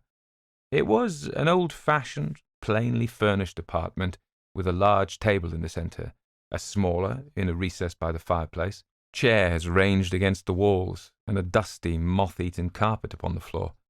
There were dogs on the hearth, broken and rusty. There was a brass fender, tarnished and battered, a picture of some sea fight over the mantelpiece, while another work of art about equal in merit hung between the windows. Altogether, an utterly prosaic and yet not uncheerful apartment, from out of which the ghosts flitted as soon as daylight was let into it, and which I proposed, as soon as I felt my feet, to redecorate, refurnish, and convert into a pleasant morning-room. I was still under 30, but I had learned prudence in that very good school, necessity, and it was not my intention to spend much money until I had ascertained for certain what were the actual revenues derivable from the land still belonging to the Martingale estates, and the charges upon them. In fact, I wanted to know what I was worth before committing myself to any great extravagance, and the place had for so long been neglected that I experienced some difficulty in arriving at the state of my real income. But in the meanwhile, Claire and I found great enjoyment in exploring every nook and corner of our domain, in turning over the contents of old chests and cupboards, in examining the faces of our ancestors looking down on us from the walls, in walking through the neglected gardens, full of weeds, overgrown with shrubs and birdweed, where the boxwood was 18 feet high, and the shoots of the rose trees yards long. I have put the place in order since then. There is no grass on the paths, there are no trailing brambles over the ground, the hedges have been cut and trimmed, and the trees pruned, and the boxwood clipped. But I often say nowadays that in spite of all my improvements, or rather in consequence of them, Martingale does not look one half so pretty as it did in its pristine state of uncivilized picturesqueness. Although I determined not to commence repairing and decorating the house till better informed concerning the rental of Martingale, still the state of my finances was so far satisfactory that Claire and I decided on going abroad to take our long-talked-of holiday before the fine weather was past. We could not tell what a year might bring forth, as Claire sagely remarked. It was wise to take our pleasure while we could, and accordingly, before the end of August arrived, we were wandering about the continent, loitering at Rouen, visiting the galleries at Paris, and talking of extending our 1 month of enjoyment into 3. What decided me on this course was the circumstance of our becoming acquainted with an English family who intended wintering in Rome. We met accidentally, but discovering that we were near neighbours in England, in fact, that Mr. Cronson's property lay close beside Martingale, the slight acquaintance soon ripened into intimacy, and ere long we were travelling in company. From the first, Claire did not much like this arrangement. There was a little girl in England she wanted me to marry, and Mr. Cronson had a daughter who certainly was both handsome and attractive. The little girl had not despised John Lester, artist, while Miss Cronson indisputably set her cap at John Lester of Martingale, and would have turned away her pretty face from a poor man's admiring glance. All this I can see plainly enough now, but I was blind then, and should have proposed for Maybelle, that was her name, before the winter was over, had news not suddenly arrived of the illness of Mrs. Cronson senior. In a moment the programme was changed. Our pleasant days of foreign travel were at an end. The Cronsons packed up and departed, while Claire and I returned more slowly to England, a little out of humour, it must be confessed, with each other. It was the middle of November when we arrived at Martingale, and found the place anything but romantic or pleasant. The walks were wet and sodden, the trees were leafless, there were no flowers save a few late pink roses blooming in the garden. It had been a wet season, and the place looked miserable. Claire would not ask Alice down to keep her company in the winter months as she had intended, and for myself the Cronsons were still absent in Norfolk, where they meant to spend Christmas with old Mrs. Cronson, now recovered. Altogether, Martingale seemed dreary enough, and the ghost stories we had laughed at while sunshine flooded the room became less unreal when we had nothing but blazing fires and wax candles to dispel the gloom. They became more real also when servant after servant left us to seek situations elsewhere, when noises grew frequent in the house, when we ourselves, Claire and I, with our own ears, heard the tramp, tramp, the banging, and the chattering which had been described to us. My dear reader, you, doubtless, are free from superstitious fancies. You pooh-pooh the existence of ghosts, and only wish you could find a haunted house in which to spend the night, which is all very brave and praiseworthy. But wait till you are left in a dreary, desolate old country mansion, filled with the most unaccountable sounds, without a servant, with none save an old caretaker and his wife, who, living at the extremest end of the building, heard nothing of the tramp, tramp, bang, bang, going on at all hours of the night. At first, I imagined the noises were produced by some evil-disposed persons, who wished, for purposes of their own, to keep the house uninhabited. But by degrees, Claire and I came to the conclusion the visitation must be supernatural, and Martingale, by consequence, untenantable. Still, being practical people, and, unlike our predecessors, not having money to live where and how we liked, we decided to watch and see whether we could trace any human influence in the matter. If not, it was agreed we were to pull down the right wing of the house and the principal staircase. For nights and nights we sat up till 2 or 3 o'clock in the morning, Claire engaged in needlework, I reading with a revolver lying on the table beside me. But nothing, neither sound nor appearance, rewarded our vigil. This confirmed my first idea that the sounds were not supernatural, but just to test the matter, I determined on Christmas Eve, the anniversary of Mr. Jeremy Lester's disappearance, to keep watch myself in the red bedchamber. Even to Claire I never mentioned my intention. About 10, tired out with our previous vigils, we each retired to rest.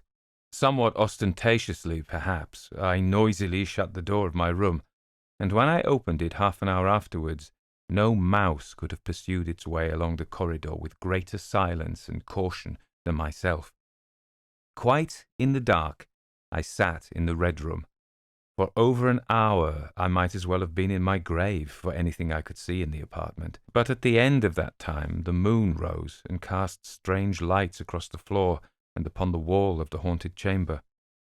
Hitherto I had kept my watch opposite the window. Now I changed my place to a corner near the door, where I was shaded from observation by the heavy hangings of the bed, and an antique wardrobe.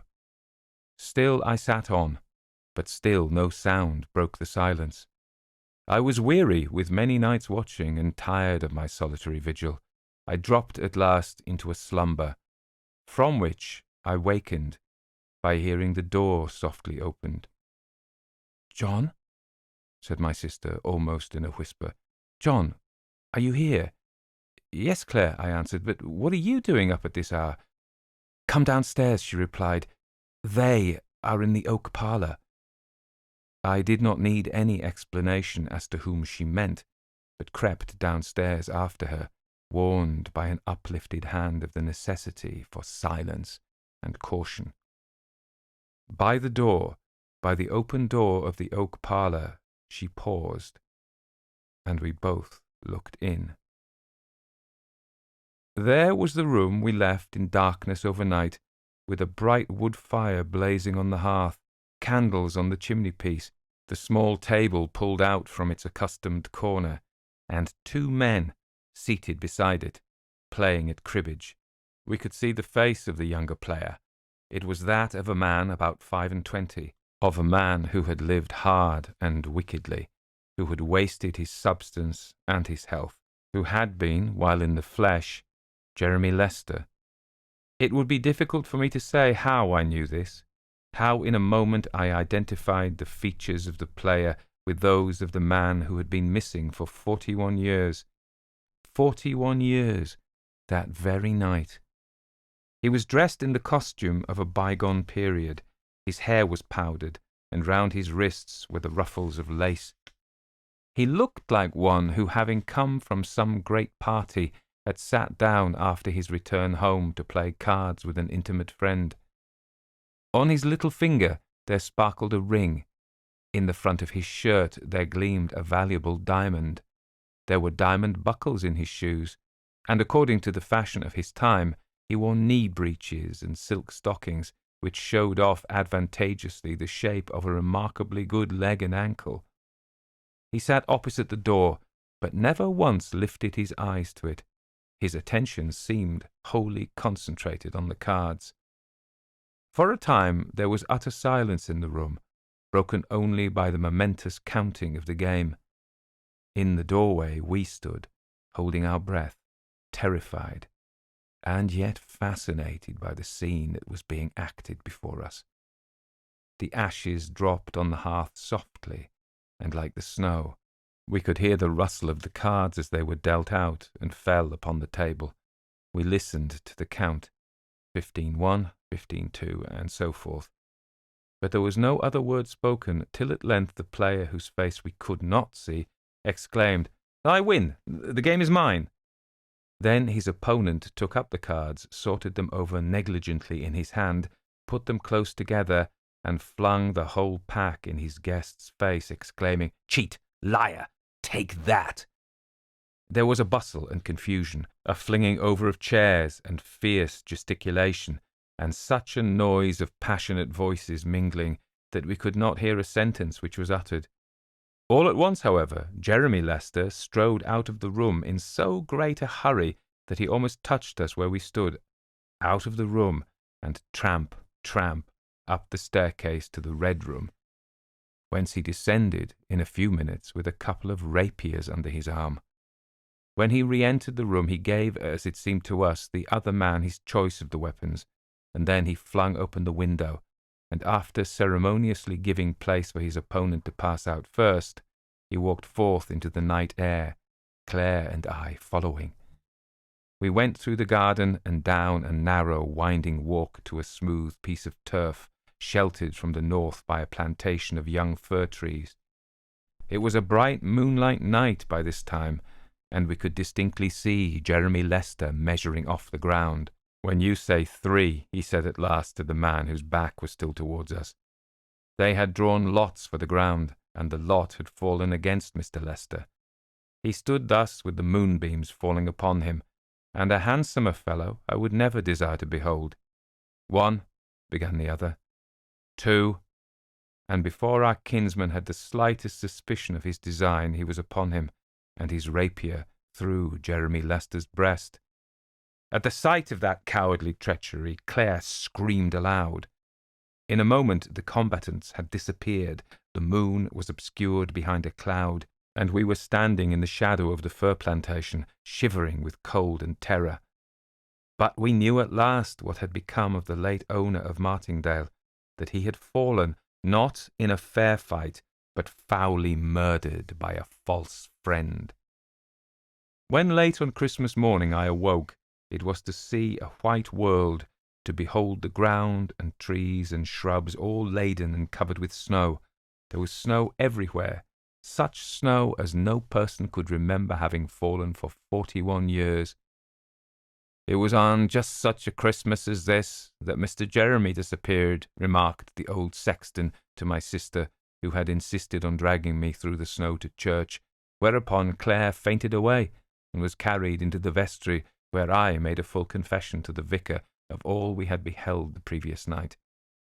At first, that worthy individual rather inclined to treat the matter lightly, but when a fortnight after the snow melted away and the fir plantation came to be examined, he confessed there might be more things in heaven and earth than his limited philosophy had dreamed of.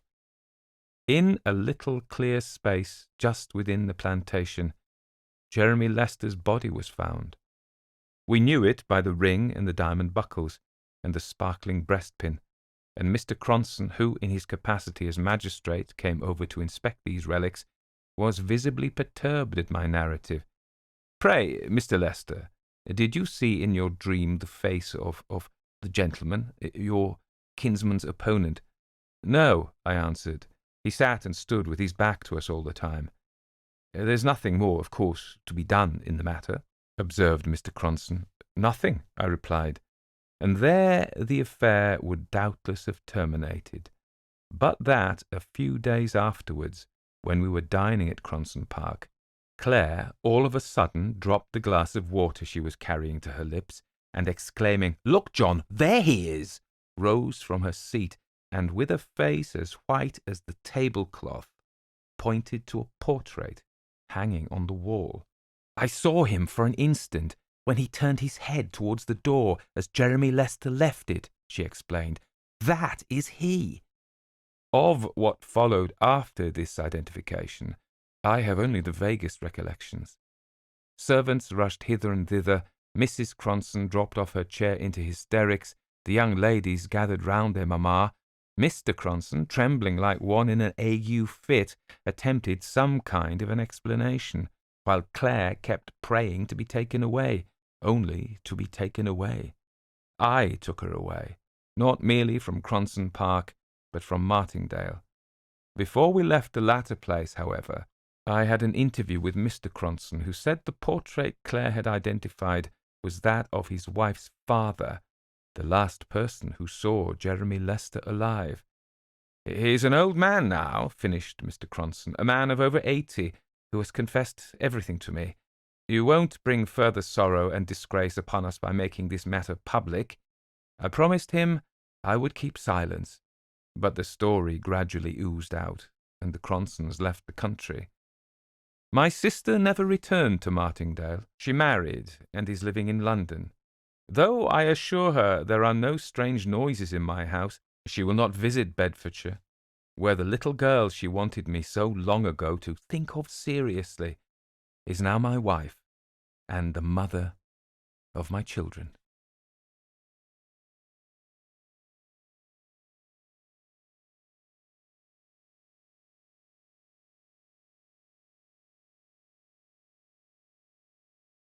The Old House in Vauxhall Walk by Charlotte Riddell.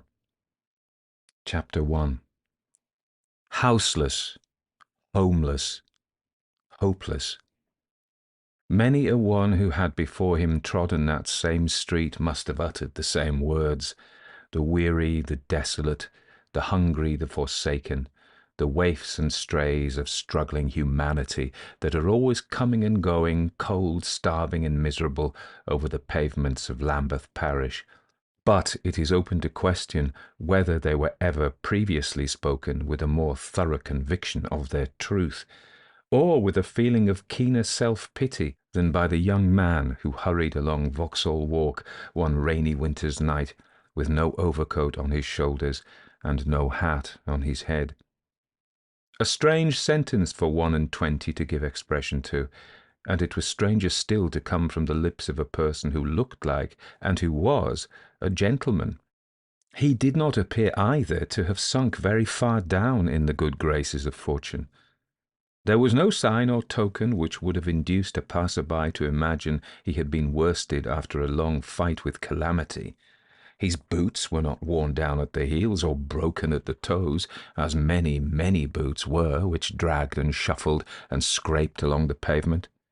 His clothes were good and fashionably cut, and innocent of the rents and patches and tatters that slunk wretchedly by, crouched in doorways, and held out a hand mutely appealing for charity. His face was not pinched with famine, or lined with wicked wrinkles, or brutalized by drink and debauchery, and yet he said and thought he was hopeless, and almost in his young despair spoke the words aloud. It was a bad night to be about with such a feeling in one's heart. The rain was cold, pitiless, and increasing. A damp, keen wind blew down the cross streets leading from the river. The fumes of the gasworks seemed to fall with the rain. The road was muddy, the pavement greasy, the lamps burned dimly, and that dreary district of London looked its very gloomiest and worst. Certainly not an evening to be abroad without a home to go to, or sixpence in one's pocket.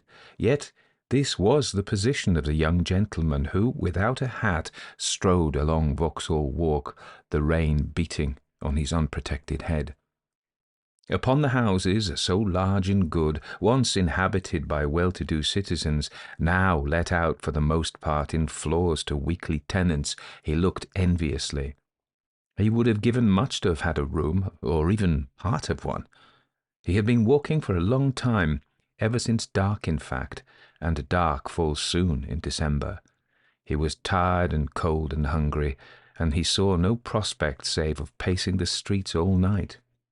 As he passed one of the lamps, the light, falling on his face, revealed handsome young features, a mobile, sensitive mouth, and that particular formation of the eyebrows, not a frown exactly, but a certain draw of the brows, often considered to bespeak genius, but which more surely accompanies an impulsive organization, easily pleased, easily depressed, capable of suffering very keenly or of enjoying fully.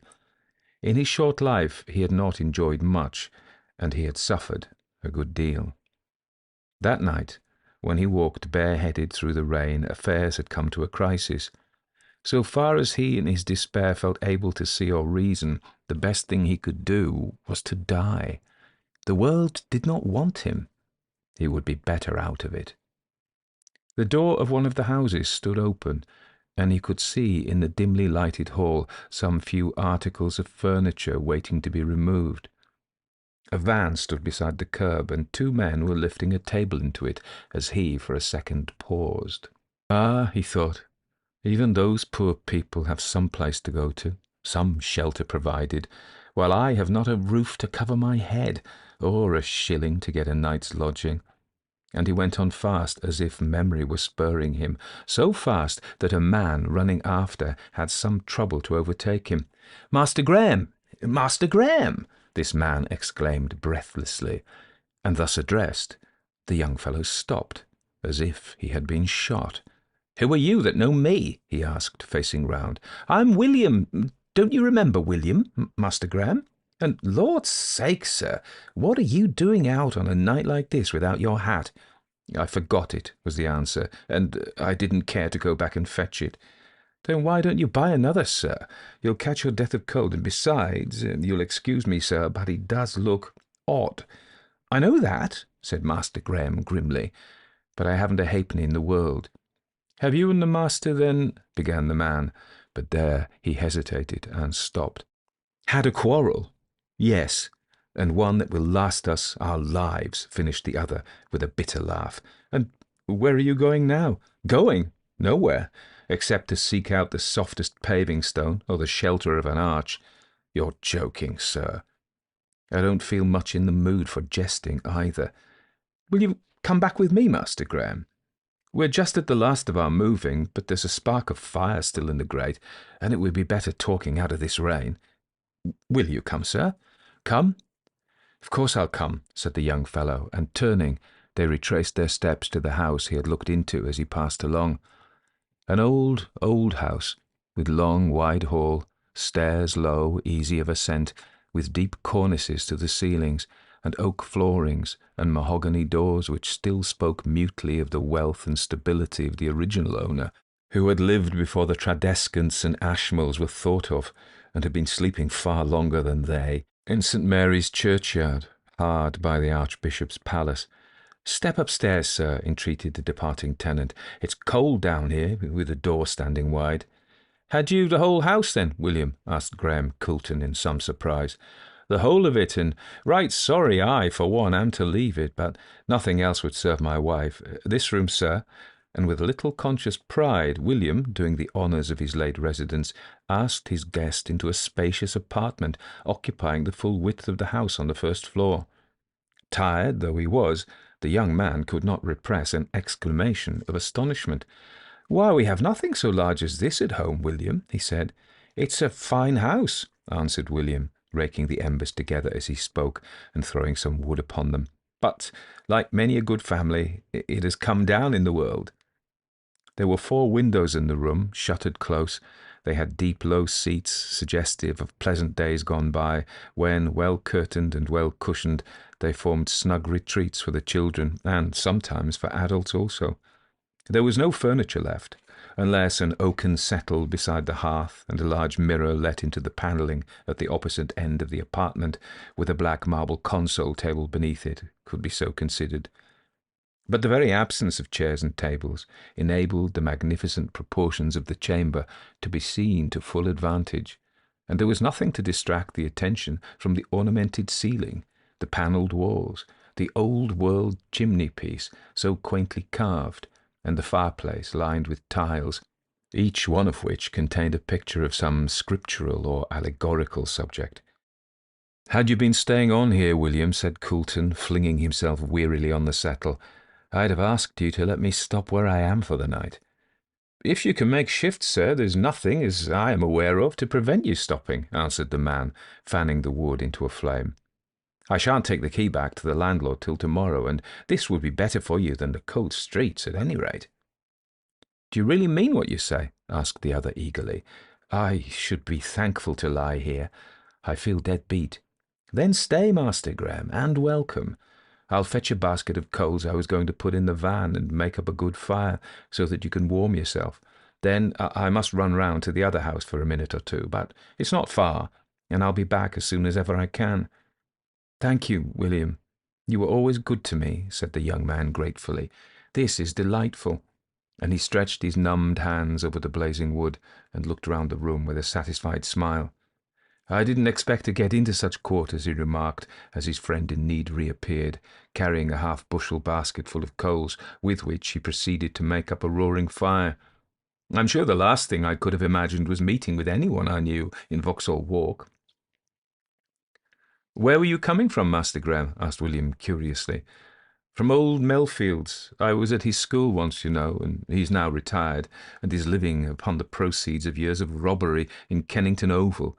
I thought perhaps he would lend me £1, or offer me a night's lodgings, or even a glass of wine.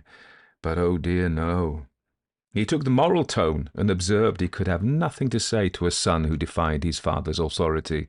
He gave me plenty of advice, but nothing else, and showed me out into the rain with a bland courtesy for which I could have struck him."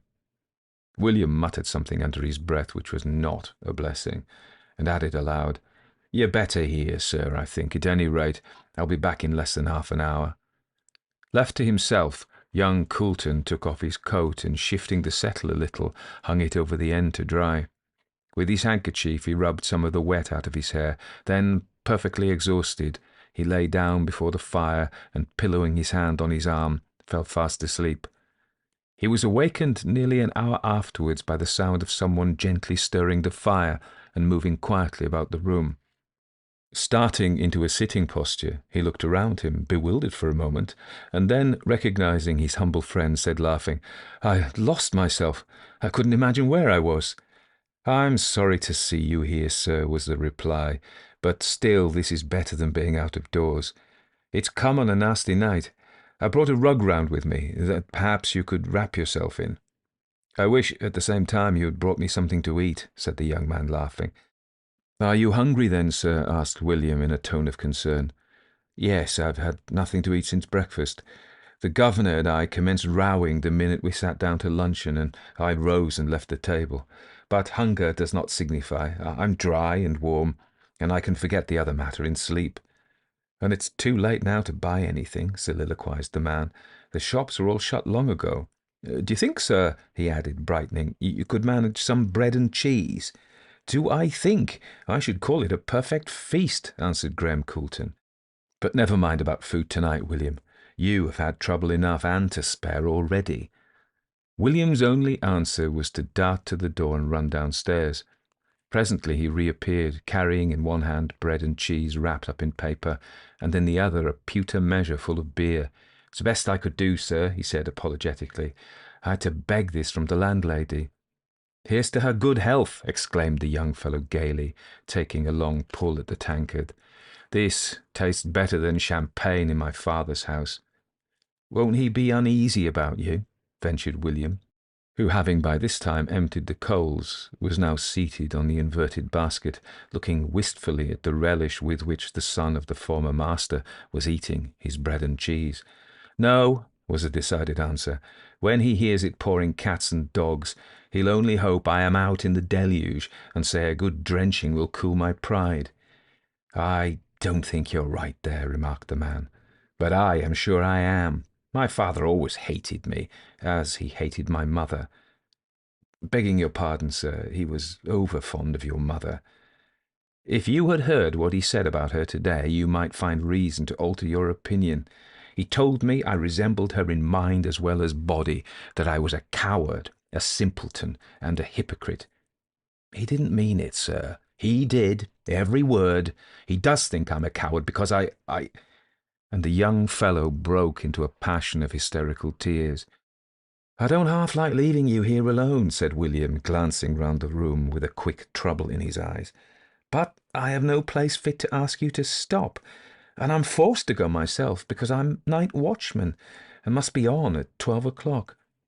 "I shall be right enough," was the answer, "only I mustn't talk any more of my father. Tell me about yourself, William. How did you manage to get such a big house, and why are you leaving it?" "The landlord put me in charge, sir, and it was my wife's fancy not to like it." "Why did she not like it?" "She felt desolate alone with the children at night," answered William, turning away his head, then added next minute, "Now, sir, if you think I can do no more for you, I'd best be off. Time's getting on.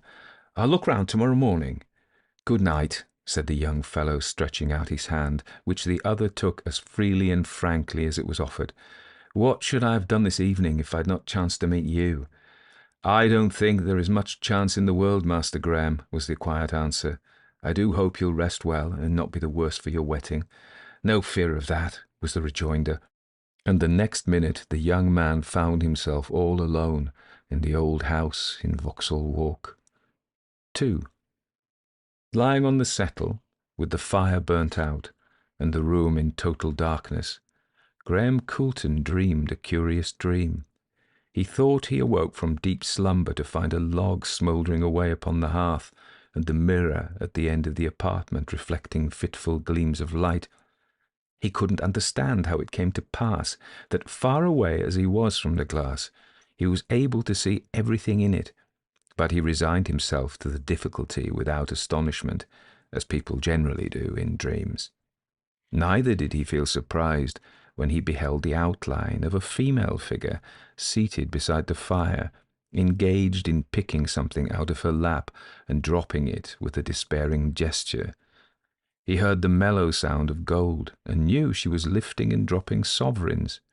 He turned a little so as to see the person engaged in such a singular and meaningless manner, and found that where there had been no chair on the previous night, there was a chair now, on which was seated an old wrinkled hag, her clothes poor and ragged, a mob cap barely covering her scant white hair, her cheeks sunken, her nose hooked, her fingers more like talons than aught else, as they dived down into the heap of gold, portions of which they lifted but to scatter mournfully.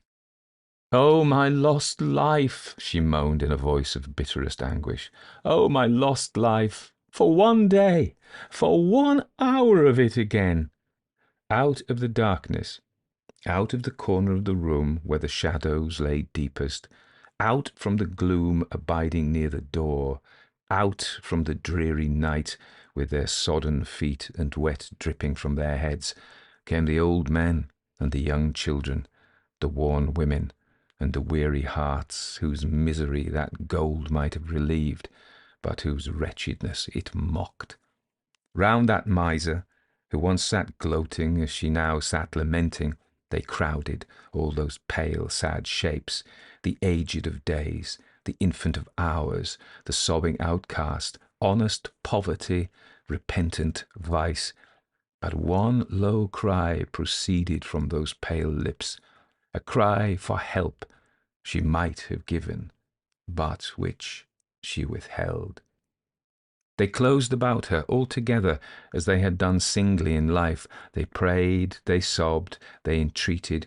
With haggard eyes the figure regarded the poor she had repulsed, the children against whose cries she had closed her ears, the old people she had suffered to starve and die, for want of which would have been the merest trifle to her. Then, with a terrible scream, she raised her lean arms above her head and sank down, the gold scattering as it fell out of her lap and rolling along the floor till its gleam was lost in the outer darkness beyond. Then Graham Coulton awoke in good earnest, with the perspiration oozing from every pore, with a fear and an agony upon him such as he had never before felt in all his existence, and with the sound of the heart-rending cry, "Oh, my lost life!" still ringing in his ears. Mingled with all, too, there seemed to have been some lesson for him which he had forgotten, that, try as he would, eluded his memory, and which, in the very act of waking, glided away. He lay for a little while thinking about all this, and then, still heavy with sleep, retraced his way into dreamland once more. It was natural, perhaps, that mingling with the strange fantasies which follow in the train of night and darkness, the former vision should recur, and the young man ere long found himself toiling through scene after scene wherein the figure of the woman he had seen seated beside a dying fire held principal place. He saw her walking slowly across the floor, munching a dry crust, she who could have purchased all the luxuries wealth can command. On the hearth, contemplating her, stood a man of commanding presence, dressed in the fashion of long ago. In his eyes there was a dark look of anger, on his lips a curling smile of disgust. And somehow, even in his sleep, the dreamer understood it was the ancestor to the descendant he beheld, that the house put to mean uses in which he lay had never so far descended from its higher state, as the woman possessed of so pitiful a soul, contaminated with the most despicable and insidious vice poor humanity knows, for all other vices seem to have connection with the flesh, but the greed of the miser eats into the very soul. Filthy of person, repulsive to look at, hard of heart as she was, he yet beheld another phantom, which, coming into the room, met her almost on the threshold, taking her by the hand and pleading, as it seemed, for assistance. He couldn't hear all that passed, but a word now and then fell upon his ear, some talk of former days, some mention of a fair young mother, an appeal, as it seemed, to a time when they were tiny brother and sister, and the accursed greed for gold had not divided them. All in vain. The hag only answered him as she had answered the children and the young girls and the old people in his former vision. Her heart was as invulnerable to natural affection as it had proved to human sympathy. He begged, as it appeared, for aid to avert some bitter misfortune or terrible disgrace, and adamant might have been found more yielding to his prayer. Then the figure standing on the hearth changed to an angel, which folded its wings mournfully over its face, and the man with bowed head slowly left the room. Even as he did so, the scene changed again. It was night once more, and the miser wended her way upstairs. From below, Graham Coulton fancied he watched her toiling wearily from step to step. She had aged strangely since the previous scenes. She moved with difficulty. It seemed the greatest exertion for her to creep from step to step, her skinny hand traversing the balusters with slow and painful deliberateness. Fascinated, the young man's eyes followed the progress of that feeble, decrepit woman. She was solitary in a desolate house, with a deeper blackness than the darkness of night waiting to engulf her. It seemed to Graham Coulton that after that he lay for a long time in a still dreamless sleep, upon waking from which he found himself entering a chamber as sordid and unclean in its appointments as the woman of his previous vision had been in her person. The poorest labourer's wife would have gathered more comforts around her than that room contained. A four-poster bedstead without hangings of any kind, a blind drawn up awry, an old carpet covered with dust and dirt on the floor, a rickety washstand with all the paint worn off it, an ancient mahogany dressing-table, and a cracked glass spotted all over, were all the objects he could at first discern. Looking at the room through that dim light which oftentimes obtains in dreams. By degrees, however, he perceived the outline of someone lying huddled on the bed. Drawing nearer, he found it was that of the person whose dreadful presence seemed to pervade the house. What a terrible sight she looked, with her thin white locks scattered over the pillow, with what were mere remnants of blankets gathered about her shoulders, with her claw-like fingers clutching the clothes, as though even in sleep she was guarding her gold. An awful and a repulsive spectacle, but not with half the terror in it of that which followed. Even as the young man looked, he heard stealthy footsteps on the stairs. Then he saw first one man, and then his fellow, steal cautiously into the room. Another second, and the pair stood beside the bed, murder in their eyes. Graham Coulton tried to shout, tried to move, but the deterrent power which exists in dreams only tied his tongue and paralyzed his limbs. He could but hear and look, and what he heard and saw was this. Aroused suddenly from sleep, the woman started, only to receive a blow from one of the ruffians, whose fellow followed his lead by plunging a knife into her breast. Then, with a gurgling scream, she fell back on the bed, and at that same moment, with a cry, Graham Coulton again awoke. To thank heaven, it was but an illusion. 3. "I hope you slept well, sir." It was William who, coming into the hall with the sunlight of a fine bright morning streaming after him, asked this question. "Had you a good night's rest?" Graham Coulton laughed and answered, "Why, faith, I was somewhat in the case of Paddy, who couldn't sleep for dreaming. I slept well enough, I suppose, but whether it was in consequence of the row with my dad, or the hard bed, or the cheese, most likely the bread and cheese so late at night, I dreamt all the night long the most extraordinary dreams. Some old woman kept cropping up, and I saw her murdered." "You don't say that, sir," said William nervously. "I do indeed," was the reply. "However, that's all gone and past. I've been down in the kitchen and have had a good wash, and I'm as fresh as a daisy and hungry as a hunter, and, oh, William, can you get me any breakfast?" "Certainly, Master Graham. I've brought round a kettle, and I'll make the water boil immediately. I suppose, sir," this tentatively, "you'll be going home today?" "Home?" repeated the young man. "Decidedly not. I'll never go home again till I return with some medal hung to my coat, or a leg or an arm cut off. I've thought it all out, William. I'll go and enlist. There's talk of a war, and living or dead, my father shall have reason to retract his opinion about my being a coward."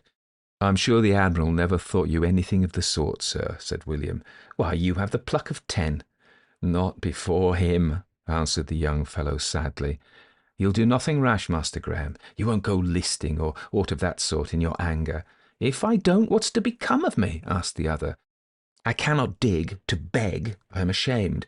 Why, but for you, I shouldn't have had a roof over my head last night. Not much of a roof, I'm afraid, sir." "Not much of a roof?" repeated the young man. "Why, who could desire a better? What a capital room this is," he went on, looking around the apartment, where William was now kindling a fire. "One might dine 20 people here easily." "If you think so well of the place, Master Graham, you might stay here for a while, till you've made up your mind what you're going to do. The landlord won't make any objection, I'm very sure." "Oh, nonsense. He would want a long rent for a house like this." "I dare say, if he could get it," was William's significant answer. "What do you mean? Won't the place let?" "No, sir. I didn't tell you last night, but there was a murder done here, and people are shy of the house ever since." "A murder? What sort of murder? Who was murdered?" "A woman, Master Graham, the landlord's sister. She lived here all alone and was supposed to have money. Whether she had or not, she was found dead from a stab in her breast, and if there ever was any money, it must have been taken at the same time, for none was ever found in the house from that day to this." "Was that the reason your wife wouldn't stop here?" asked the young man, leaning against the mantel-shelf and looking thoughtfully down on William. "Yes, sir. She couldn't stand it any longer. She got that thin and nervous no one would have believed it possible. She never saw anything, but she said she heard footsteps and voices, and then when she walked through the hall or up the staircase, someone always seemed to be following her. We put the children to sleep in that big room you had last night, and they declared they often saw an old woman sitting by the hearth." "Nothing ever came my way," finished William with a laugh. "I was always ready to go to sleep the minute my head touched the pillow." "Were not the murderers discovered?" asked Graham Coulton. "No, sir. The landlord, Miss Tynan's brother, had always lain under the suspicion of it, quite wrongfully, I'm very sure, but he'll never clear himself now. It was known he came and asked her for help a day or two before the murder, and it was also known he was able within a week or two to weather whatever trouble had been harassing him. Then, you see, the money was never found, and altogether people scarce knew what to think." Ejaculated Graham Coulton, and he took a few turns up and down the apartment. "Could I go and see this landlord?" "Surely, sir, if you had a hat," answered William, with such a serious decorum that the young man burst out laughing. "That is an obstacle, certainly," he remarked, "and I must make a note do instead.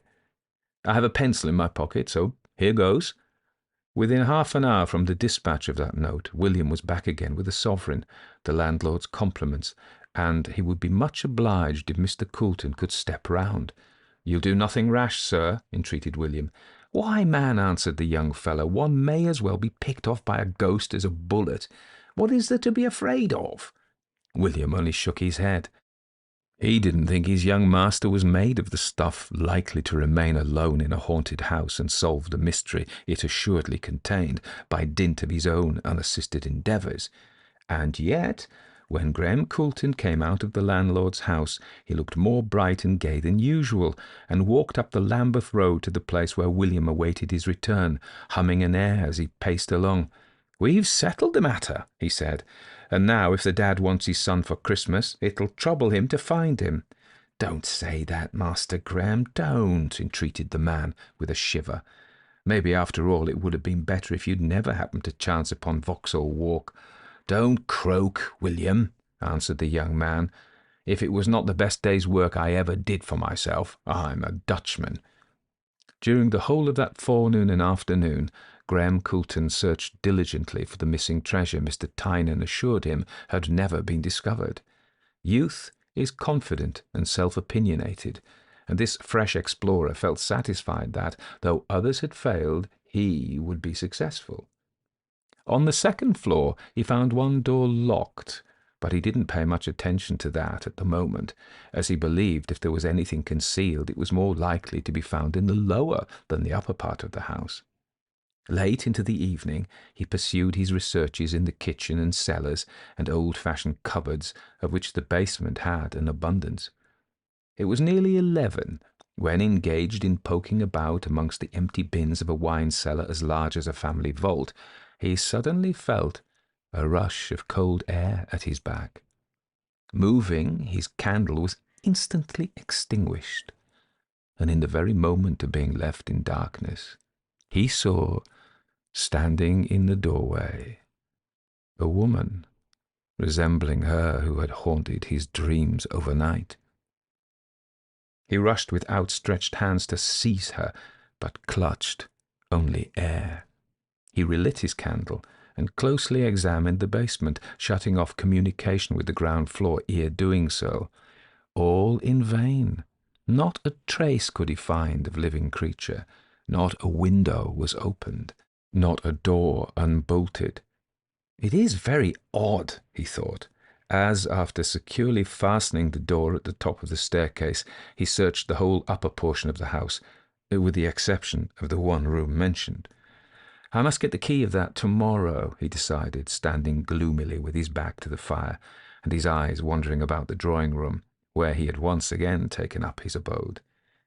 Even as the thought passed through his mind, he saw standing in the open doorway a woman with white, dishevelled hair, clad in mean garments, ragged and dirty. She lifted her hand and shook it at him with a menacing gesture, and then, just as he was darting towards her, a wonderful thing occurred.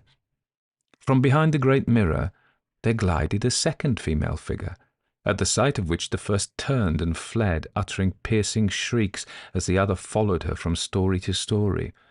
Sick almost with terror, Graham Coulton watched the dreadful pair as they fled upstairs past the locked room to the top of the house.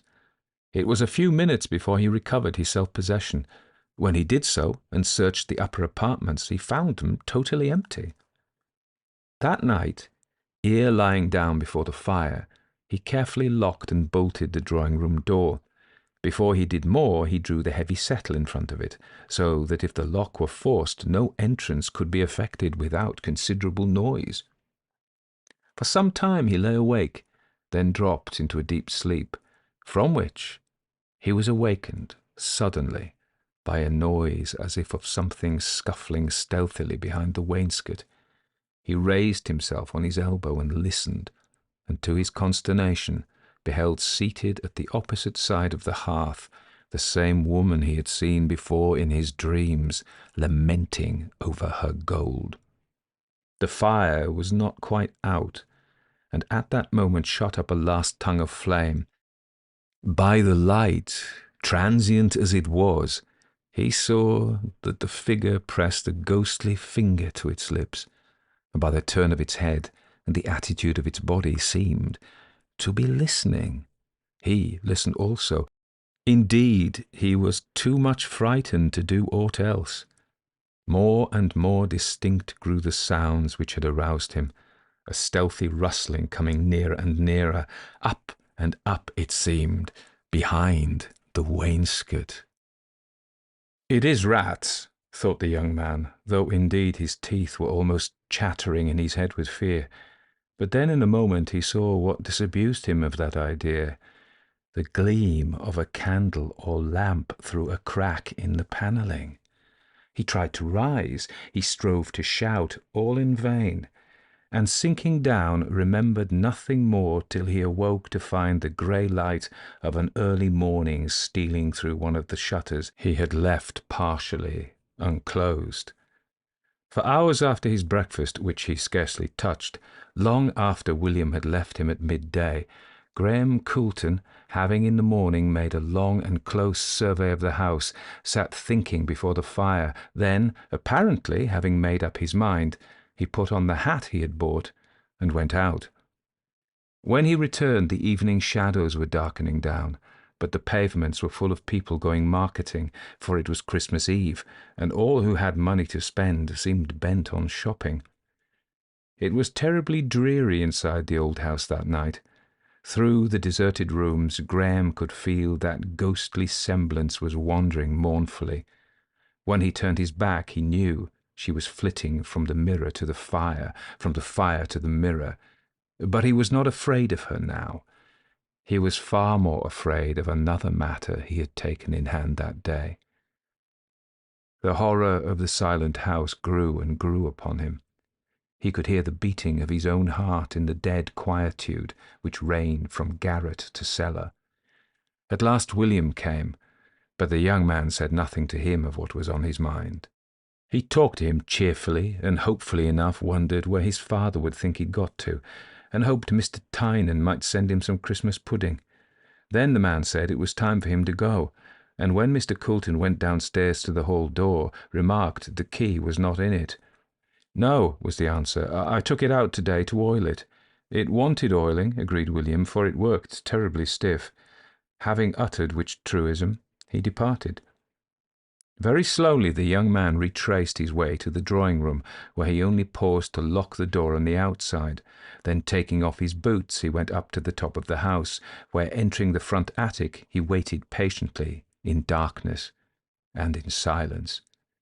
It was a long time, or at least it seemed long to him, before he heard the same sound which had aroused him on the previous night, a stealthy rustling, then a rush of cold air, then cautious footsteps, then the quiet opening of a door below. It did not take as long in action as it is required to tell. In a moment the young man was out on the landing and had closed a portion of the panelling on the wall which stood open. Noiselessly he crept back to the attic window, unlatched it, and sprung a rattle, the sound of which echoed far and near through the deserted streets. Then, rushing down the stairs, he encountered a man who, darting past him, made for the landing above, but perceiving the way of escape closed, fled down again, to find Graham struggling desperately with his fellow. "Give him the knife, come along," he said savagely, and next instant Graham felt something like a hot iron through his shoulder, and then heard a thud as one of the men, tripping in his rapid flight, fell from the top of the stairs to the bottom. At the same moment there came a crash, as if the house was falling, and faint, sick and bleeding, young Coulton lay insensible on the threshold of the room where Miss Tynan had been murdered. When he recovered, he was in the dining-room, and a doctor was examining his wound. Near the door a policeman stiffly kept guard. The hall was full of people. All the misery and vagabondism the streets contain at that hour was crowding in to see what had happened. Through the midst 2 men were being conveyed to the station-house, one with his head dreadfully injured on a stretcher, the other handcuffed, uttering frightful imprecations as he went. After a time the house was cleared of the rabble, the police took possession of it, and Mr. Tynan was sent for. "What was that dreadful noise?" asked Graham feebly, now seated on the floor with his back resting against the wall. "I don't know. Was there a noise?" said Mr. Tynan, humouring his fancy, as he thought. "Yes, in the drawing-room, I think. The key's in my pocket." Still humouring the wounded lad, Mr. Tynan took the key and ran upstairs. When he unlocked the door, what a sight met his eyes! The mirror had fallen. It was lying all over the floor, shivered into 1,000 pieces.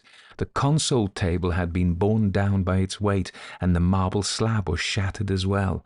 But this was not what chained his attention. Hundreds, thousands of gold pieces were scattered about, and an aperture behind the glass contained boxes filled with securities and deeds and bonds, the possession of which had cost his sister her life. "Well, Graham, and what do you want?" asked Admiral Coulton that evening, as his eldest born appeared before him, looking somewhat pale, but otherwise unchanged. "I want nothing," was the answer, "but to ask your forgiveness. William has told me all the story I never knew before, and if you let me, I'll try to make it up to you for the trouble you've had. I am provided for," went on the young fellow with a nervous laugh. "I've made my fortune since I left you, and another man's fortune as well." "I think you're out of your senses," said the Admiral shortly. "No, sir, I have found them," was the answer, "and I mean to strive and make a better thing of my life than I should ever have done had I not gone to the old house in Vauxhall Walk." "Vauxhall Walk? What's the lad talking about?" I will tell you, sir, if I may sit down, was Graham Coulton's answer. And then he told his story.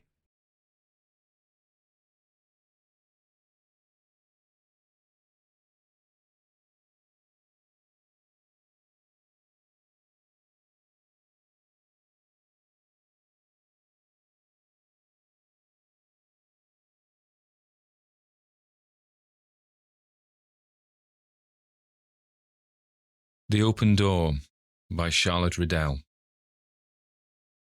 Some people do not believe in ghosts. For that matter, some people do not believe in anything. There are persons who even affect incredulity concerning that open door at Ludlow Hall. They say it did not stand wide open, that they could have shut it, that the whole affair was a delusion, that they are sure it must have been a conspiracy, that they are doubtful whether there is such a place as Ludlow on the face of the earth, that the first time they are in Meadowshire they will look it up. That is the manner in which this story, hitherto unpublished, has been greeted by my acquaintances. How it will be received by strangers is quite another matter. I'm going to tell what happened to me exactly as it happened, and readers can credit or scoff at the tale as it pleases them. It is not necessary for me to find faith and comprehension in addition to a ghost story for the world at large. If such were the case, I should lay down my pen. Perhaps, before going further, I ought to premise there was a time when I did not believe in ghosts either. If you had asked me one summer's morning years ago when you met me on London Bridge if I held such appearances to be probable or possible, you would have received an emphatic no for answer. But at this rate, the story of the open door will never be told, so we will, with your permission, plunge into it immediately. Sandy, what do you want? Should you like to earn a sovereign? Of course I should. A somewhat curt dialogue, but we were given to curtness in the office of Messrs. Frimpton, Frampton and Fryer, auctioneers and estate agents, St. Bennet's Hill, City. My name is not Sandy or anything like it, but the other clerks so styled me because of the real or fancied likeness to some character, an ill-looking Scotchman they had seen at the theatre. From this it may be inferred I was not handsome, far from it, the only ugly specimen in my family. I knew I was very plain, and it chanced to be no secret to me either that I felt grievously discontented with my lot. I did not like my occupation of clerk in an auctioneer's office, and I did not like my employers. We are all of us inconsistent, I suppose, for it was a shock to me to find they entertained the most cordial antipathy to me. Because, went on Parton, a fellow my senior by many years, a fellow who delighted in chaffing me, I can tell you how to lay hands on one. How? I asked, sulkily enough, for I felt he was having what he called his fun. You know that place we let to Carrison, the tea dealer? Carrison was a merchant in the China trade, possessed of fleets of vessels and towns of warehouses. But I did not correct Parton's expression, I simply nodded. He took it on as a long lease, and he can't live in it. And our governor said this morning he wouldn't mind giving anybody who could find out what the deuce is the matter a couple of sovereigns and his travelling expenses. Where is the place? I asked without turning my head. For the convenience of listening, I put my elbows on the desk and propped up my face with both hands. Away down in Meadowshire, in the heart of the grazing country. And what is the matter? I further inquired. A door that won't keep shut. What? A door that will keep open, if you prefer that way of putting it, said Parton. You are jesting. If I am, Carrison is not, or Fryer either. Carrison came here in a nice passion, and Fryer was in a fine rage. I could see he was, though he kept his temper outwardly. They've had an active correspondence, it appears, and Carrison went away to talk to his lawyer. We won't make much by that move, I fancy. But tell me, I entreated, why the door won't keep shut. They say the place is haunted. What nonsense, I exclaimed. Then you are just the person to take the ghost in hand. I thought so, while old Fryer was speaking. If the door won't shut, I remarked, pursuing my own train of thought, why can't they let it stay open? I have not the slightest idea. I only know there are 2 sovereigns to be made, and that I give you a present of the information. And having thus spoken, Parton took down his hat and went out, either upon his own business or that of his employers. There was one thing I can truly say about our office: we were never serious in it. I fancy that is the case in most offices nowadays. At all events, it was the case in ours. We were always chaffing each other, playing practical jokes, telling stupid stories, scamping our work, looking at the clock, counting the weeks to next St. Lubbock's Day, counting the hours to Saturday.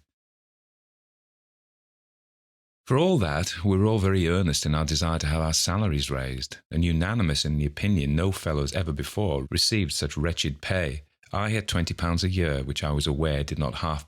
My mother and sisters left me in no doubt on the point, and when new clothes were wanted, I always hated to mention the fact to my poor worried father. We had been better off once, I believe, though I never remembered the time. My father owned a small property in the country, but owing to the failure of some bank, I never could understand what bank, it had to be mortgaged. Then the interest was not paid, and the mortgages foreclosed, and we had nothing left save the half pay of a major, and about £100 a year, which my mother brought to the common fund. We might have managed on our income, I think, if we had not been so painfully genteel, but we were always trying to do something quite beyond our means, and consequently debts accumulated, and creditors ruled us with rods of iron. Before the final smash came, one of my sisters married the younger son of a distinguished family, and even if they had been disposed to live comfortably and sensibly, she would have kept her sisters up to the mark. My only brother, too, was an officer, and of course the family thought it necessary he should see we preserved appearances. It was all a great trial to my father, I think, who had to bear the brunt of the dunning and harass and eternal shortages of money, and it would have driven me crazy if I had not found a happy refuge when matters were going wrong at home, at my aunt's. She was my father's sister, and had married so dreadfully below her that my mother refused to acknowledge the relationship at all. For these reasons and others, Parton's careless words about the 2 sovereigns stayed in my memory.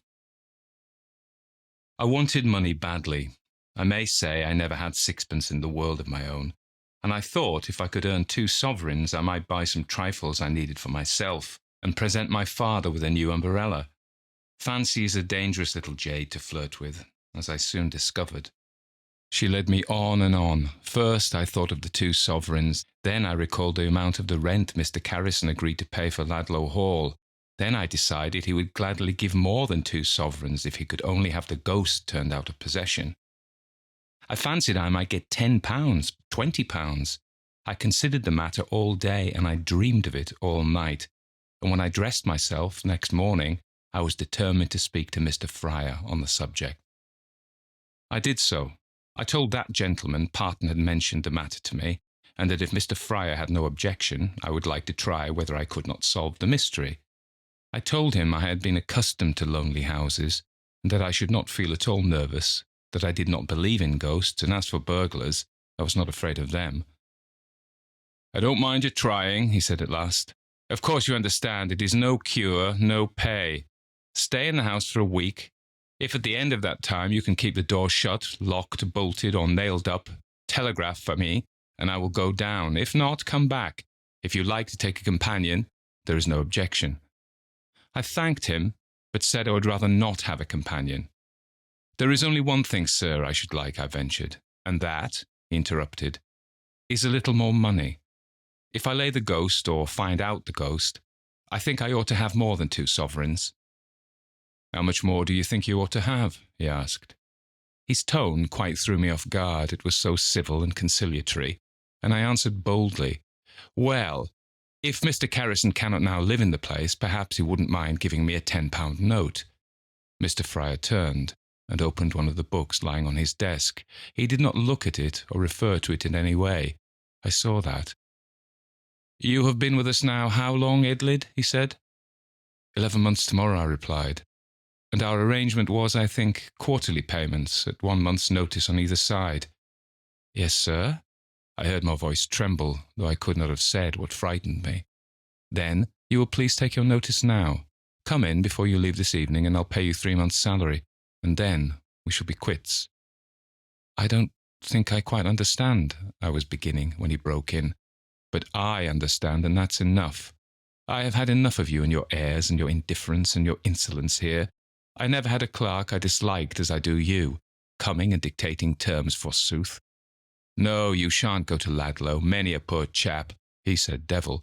Would have been glad to earn half a guinea, let alone 2 sovereigns, and perhaps you may be before you're much older. Do you mean that you won't keep me here any longer, sir? I asked in despair. I had no intention of offending you. Now, you need not say another word, he interrupted, for I won't bandy words with you. Since you have been in this place, you have never known your position, and you don't seem to be able to realize it. When I was foolish enough to take you, I did it on the strength of your connections, but your connections have done nothing for me. I have never had a penny out of any one of your friends, if you have any. You'll not do any good in business for yourself or anybody else, and sooner you go off to Australia. Here he was very emphatic, and get off these premises, the better I shall be pleased. I did not answer him. I could not. He had worked himself into a white heat by this time, and evidently intended I should leave his premises there and then. He counted £5 out of his cash box, and writing a receipt, pushed it and the money across the table, and bade me sign and be off at once. My hand trembled. I could scarcely hold the pen, but I had presence of mind enough left to return £1.10 in gold, and 3 shillings and 4pence I had, quite by the merest good fortune, in my waistcoat pocket. I can't take wages for work I haven't done, I said, as well as sorrow and passion would let me. Good morning, and I left his office and passed out among the clerks.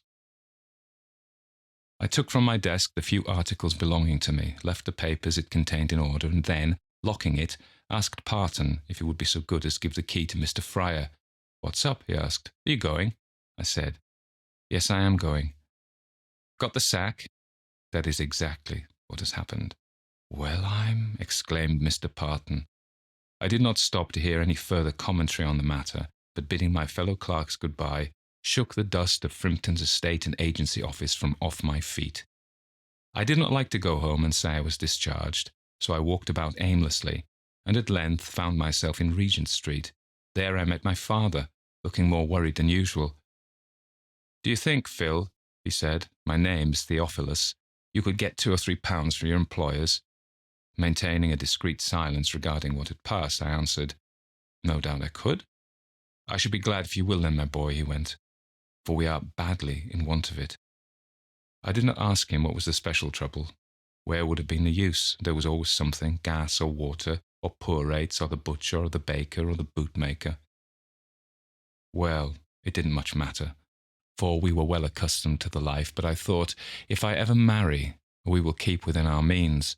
And then there rose up before me a vision of Patty, my cousin, the blithest, prettiest, most useful, most sensible girl that ever made sunshine in a poor man's house. My father and I had parted by this time, and I was still walking aimlessly on, when all at once an idea occurred to me. Mr. Fryer had not treated me well or fairly. I would hoist him by his own petard. I would go to headquarters and try to make terms with Mr. Carrison direct. No sooner thought than done. I hailed a passing omnibus, and was ere long in the heart of the city. Like other great men, Mr. Carrison was difficult of access, indeed so difficult of access that the clerk to whom I applied for an audience told me plainly I could not see him at all. I might send him my message if I liked, he was good enough to add, and no doubt it would be attended to. I said I should not send in a message, and was then asked what I would do. My answer was simple. I meant to wait till I did see him. I was told they could not have people waiting about in the office in this way. I said I supposed I might stay in the street. Carrison didn't own that, I suggested. The clerk advised me not to try that game, or I might get locked up. I said I would take my chance of it. After that we went on arguing the question at some length, and we were in the middle of a heated argument, in which several of Carrison's young gentlemen, as they called themselves, were good enough to join, when we were all suddenly silenced by a grave-looking individual who authoritatively inquired, "What's all this noise about?" Before anyone could answer, I spoke up. "I want to see Mr. Carrison, and they won't let me in." "What do you want with Mr. Carrison?" "I will tell that to himself only." "Very well, say on. I am Mr. Carrison." For a moment I felt abashed and almost ashamed of my persistency. Next instant, however, what Mr. Fryer would have called my native audacity came to the rescue, and I said, drawing a step or two nearer to him and taking off my hat, "I wanted to speak to you about Ladlow Hall, if you please, sir." In an instant the fashion of his face changed. A look of irritation succeeded to that of immobility. An angry contraction of the eyebrows disfigured the expression of his countenance. "Ladlow Hall," he repeated, And what have you got to say about Ladlow Hall? That is what I wanted to tell you, sir, I answered, and a dead hush seemed to fall on the office as I spoke. The silence seemed to attract his attention, for he looked sternly at the clerks, who were not using a pen or moving a finger. "Come this way, then," he said abruptly, and the next minute I was in his private office. "Now, what is it?" he asked, flinging himself into a chair and addressing me, who stood hat in hand beside the great table in the middle of the room. I began. I will say he was a patient listener at the very beginning and told my story straight through. I concealed nothing, I enlarged on nothing. A discharged clerk, I stood before him, and in the capacity of a discharged clerk I said what I had to say. He heard me to the end, and then he sat silent, thinking. At last he spoke. "You have heard a great deal of conversation about Ladlow, I suppose," he remarked. "No, sir, I have heard nothing except what I've told you." "And why do you desire to strive to solve such a mystery? If there is any money to be made, I should like to make it, sir." "How old are you?" 22 last January." "And how much salary had you at Frimpton's?" £20 a year. More than you're worth, I should say." "Mr. Fryer seemed to imagine so, sir, at any rate," I agreed, sorrowfully. "But what do you think?" he asked, smiling in spite of himself. "I think I did quite as much work as the other clerks," I answered. "That is not saying much, perhaps," he observed. I was of his opinion, but I held my peace. "You will never make much of a clerk, I'm afraid," Mr. Carrison proceeded, fitting his disparaging remarks upon me as he might on a lay figure. "You don't like desk work." "Not much, sir. I should judge the best thing you could do would be to emigrate," he went on, eyeing me critically. "Mr. Fryer said I had better go to Australia or—" I stopped, remembering the alternative that gentleman had presented. "Or where?" asked Mr. Carrison. "Sir," I explained, softly and apologetically. He laughed. He lay back in his chair and laughed, and I laughed myself, though ruefully. After all, £20 was £20, though I had not thought much of the salary till I lost it. We went on talking for a long time after that. He asked me all about my father and my early life and how we lived and where we lived and the people we knew, and in fact put more questions than I can well remember. "It seems like a crazy thing to do," he said at last, "and yet I feel disposed to trust you. The house is standing perfectly empty. I can't live in it, and I can't get rid of it. All my own furniture I've removed, and there's nothing in the place except a few old-fashioned articles belonging to Lord Ladlow. The place is a loss to me. It is of no use trying to let it, and thus, in fact, matters are at a deadlock. You won't be able to find out anything, I know, because others have tried to solve this mystery ere now. Still, if you like to try, you may. I'll make this bargain with you. If you like to go down, I will pay your reasonable expenses for a fortnight, and if you do any good for me, I'll give you a £10 note for yourself. Of course, I must be satisfied that what you have told me is true, and that you are what you represent. Do you know anybody in the city who would speak for you?" I could think of no one but my uncle. I hinted to Mr. Carrison he was not grand or rich enough, perhaps, but I knew no one else to whom I could refer him. "What?" he said. "Robert Dorland of Cullum Street? He does business with us. If he will go bail for your good behaviour, I shan't want any further guarantee. Come along." And to my intense amazement he rose, put on his hat, walked me across the outer office and along the pavements till we came to Cullum Street. "Do you know this youth, Mr. Dorland?" he said, standing in front of my uncle's desk and laying a hand on my shoulder. "Of course I do, Mr. Carrison," answered my uncle, a little apprehensively, for, as he told me afterwards, he could not imagine what mischief I had been up to. "He is my nephew." "And what is your opinion of him? Do you think he's a young fellow I could safely trust?" My uncle smiled and answered, "That depends on what you wish to trust him with. A long column of addition, for instance. It would be safer to give that task to somebody else." "Oh, uncle," I remonstrated, for I had really striven to conquer my natural antipathy to figures, worked hard, and every bit of it against the collar. My uncle got off his stool and said, standing with his back to the empty fire grate, "Tell me what you wish the boy to do, Mr. Carrison, and I will tell you whether he'll suit your purpose or not. I know him, I believe, better than he knows himself." In an easy, affable way for so rich a man, Mr. Carrison took possession of the vacant stool, and nursing his right leg over his left knee, answered, "He wants to go and shut the open door at Ladlow Hall for me. Do you think he can do that?" My uncle looked steadily back at the speaker and said, "I thought, Mr. Carrison, it was quite settled. No one could shut it." Mr. Carrison shifted a little uneasily on his seat and replied, I did not set your nephew the task he fancies he would like to undertake. I did not set your nephew the task he fancies he would like to undertake. Have nothing to do with it, Phil, advised my uncle shortly. You don't believe in ghosts, do you, Mr. Dorland? Asked Mr. Carrison with a slight sneer. Don't you, Mr. Carrison? Retorted my uncle. There was a pause, an uncomfortable pause, during the course of which I felt the £10, which in imagination I had really spent, trembling in the scale. I was not afraid. For £10, or half the money, I would have faced all the inhabitants of Spiritland. I longed to tell them so, but something in the way these two men looked at each other stayed my tongue.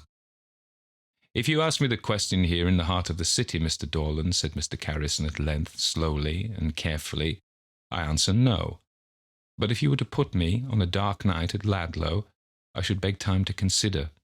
I do not believe in supernatural phenomena myself, and yet the door at Ladlow is as much beyond my comprehension as the ebbing and flowing of the sea. And you can't live at Ladlow, remarked my uncle. I can't live at Ladlow, and what is more, I can't get anyone else to live at Ladlow. And you want to get rid of your lease.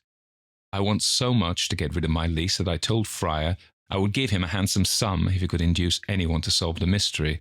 Is there any other information you desire, Mr. Dorland? Because if there is, you have only to ask, and have it. I feel I am not here in a prosaic office in the City of London, but in the Palace of Truth. My uncle took no notice of the implied compliment. When wine is good, it needs no bush. If a man is habitually honest in his speech and in his thoughts, he desires no recognition of the fact. I don't think so, he answered. It is for the boy to say what he will do. If he be advised by me, he will stick to his ordinary work in his employer's office and leave ghost hunting and spirit-laying alone. Mr. Carrison shot a rapid glance in my direction, a glance which, implying a secret understanding, might have influenced my uncle, could I have stooped to deceive my uncle. I can't stick to my work there any longer, I said. I got my marching orders today. What have you been doing, Phil? Asked my uncle. I wanted £10 to go and lay the ghost, I answered, so dejectedly that both Mr. Carrison and my uncle broke out laughing. £10, cried my uncle, almost between laughing and crying. Well, Phil, boy, I had rather, poor man though I am, have given 3 £10 than that thou shouldst go ghost hunting or ghost laying. When he was very much in earnest, my uncle went back to thee and thou of his native dialect. I liked the vulgarism, as my mother called it, and I knew my aunt loved to hear him use the caressing words to her. He had risen, not quite from the ranks, it's true, but if ever a gentleman came ready-born into the world, it was Robert Dorland, upon whom, at our home, everyone seemed to look down. What will you do, Edlyd? Asked Mr. Carrison. You hear what your uncle says. Give up the enterprise, and what I say, I do not want either to bribe or force your inclinations. I will go, sir, I answered quite steadily. I'm not afraid, and I would like to show you— I stopped. I had been going to say, I should like to show you that I am not such a fool as you all take me for, but I felt such an address would be too familiar, and refrained. Mr. Carrison looked at me curiously. I think he supplied the end of the sentence for himself, but he only answered, I should like you to show me that door fast shut. At any rate, if you can stay in the place alone for a fortnight, you shall have your money. I don't like it, Phil, said my uncle. I don't like this freak at all. I'm sorry for that, uncle, I answered, for I mean to go. When? Asked Mr. Carrison. Tomorrow morning, I replied. Give him £5, Dolan, please, and I'll send you my cheque. You'll account to me for that sum, you understand, added Mr. Carrison, turning to where I stood. A sovereign will be quite enough, I said.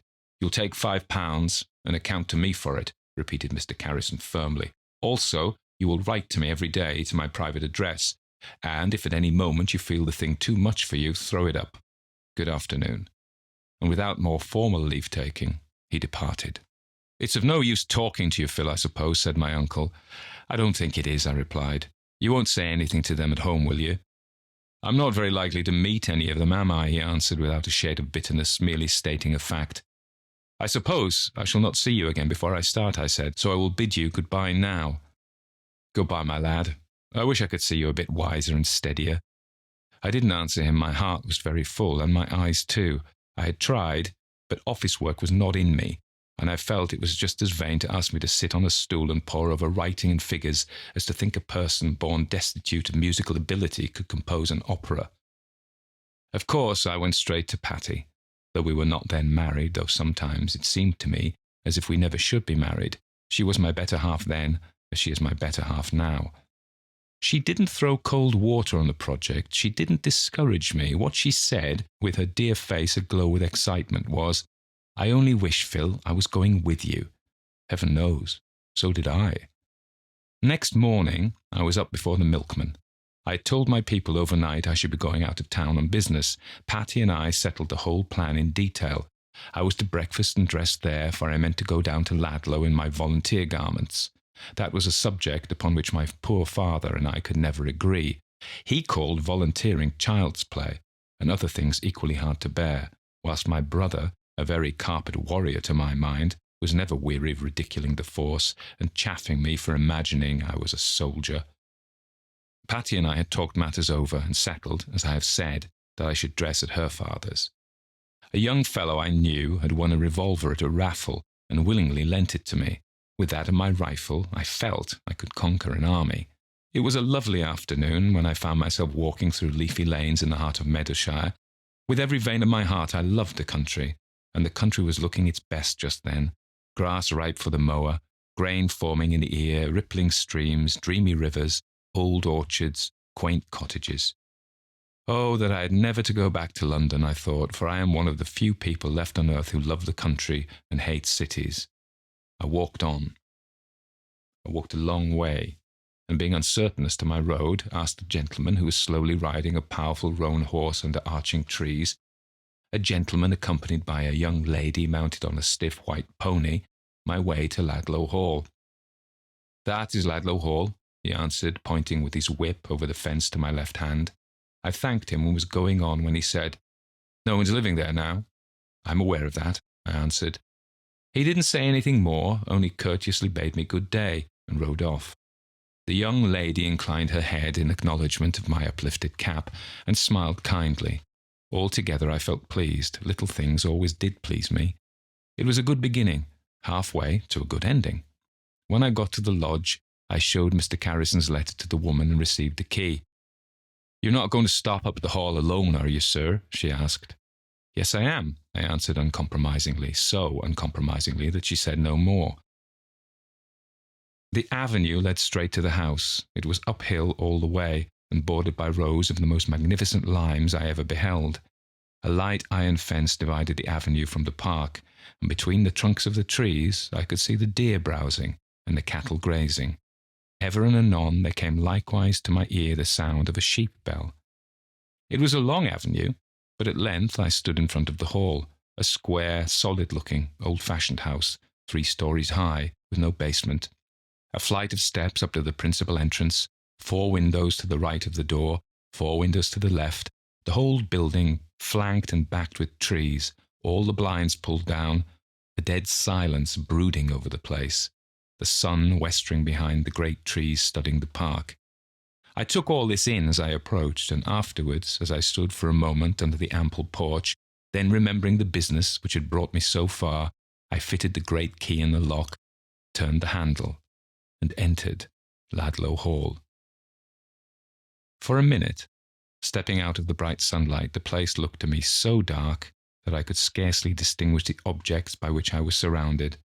But my eyes soon grew accustomed to the comparative darkness, and I found I was in an immense hall, lighted from the roof. A magnificent old oak staircase conducted to the upper rooms. The floor was of black and white marble. There were 2 fireplaces fitted with dogs for burning wood. Around the walls hung pictures, antlers and horns, and in odd niches and corners stood groups of statues and the figures of men in complete suits of armour. To look at the place outside, no one would have expected to find such a hall. I stood lost in amazement and admiration, and then I began to glance more particularly around. Mr. Carrison had not given me any instructions by which to identify the ghostly chamber, which I concluded would most probably be found on the 1st floor. I knew nothing of the story connected with it, if there were a story. On that point I had left London as badly provided with mental as with actual luggage, worse provided. Indeed, for a hamper, packed by Patty, and a small bag were coming over from the station. But regarding the mystery, I was perfectly unencumbered. I had not the faintest idea in which apartment it resided. Well, I should discover that, no doubt, for myself ere long. I looked around me, doors, doors, doors. I had never before seen so many doors all together at once. 2 of them stood open, one wide, the other slightly ajar. I'll just shut them as a beginning, I thought, before I go upstairs.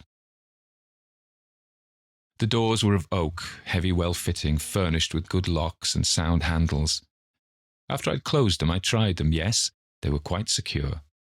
I ascended the great staircase, feeling curiously like an intruder, paced the corridors, entered the many bedchambers, some quite bare of furniture, others containing articles of an ancient fashion and no doubt of considerable value, chairs, antique dressing tables, curious wardrobes, and such like.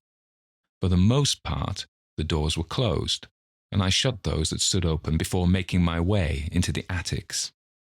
I was greatly delighted with the attics. The windows lighting them did not, as a rule, overlook the front of the hall, but commanded wide views over wood and valley and meadow. Leaning out of one, I could see that to the right of the hall, the ground, thickly planted, shelved down to a stream, which came out into the daylight a little distance beyond the plantation, and meandered through the deer park.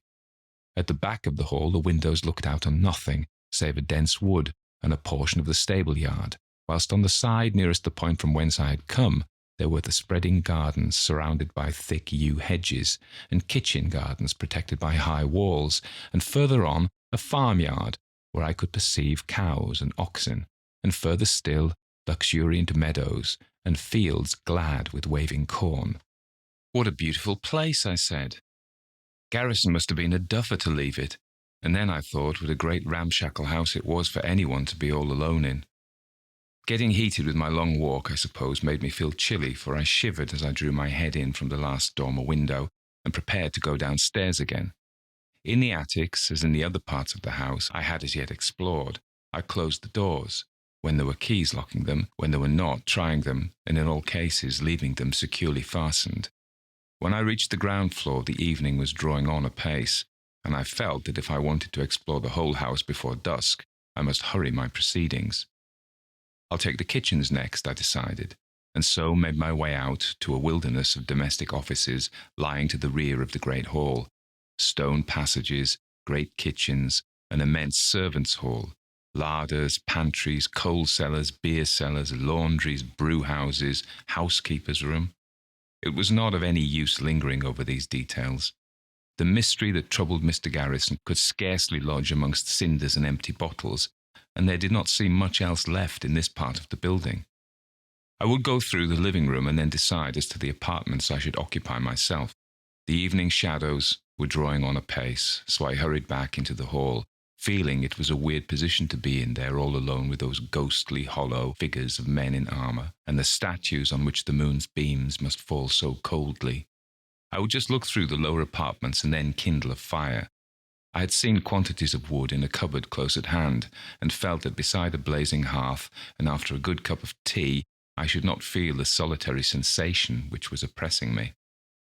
The sun had sunk below the horizon by this time, for to reach Ludlow I had been obliged to travel by cross lines of railway, and wait besides for such trains as condescended to carry third-class passengers. But there was still enough light in the hall to see all objects distinctly. With my own eyes, I saw that one of the doors I had shut with my own hands was standing wide. I turned to the door on the other side of the hall. It was, as I had left it, closed. This, then, was the room, this with the open door.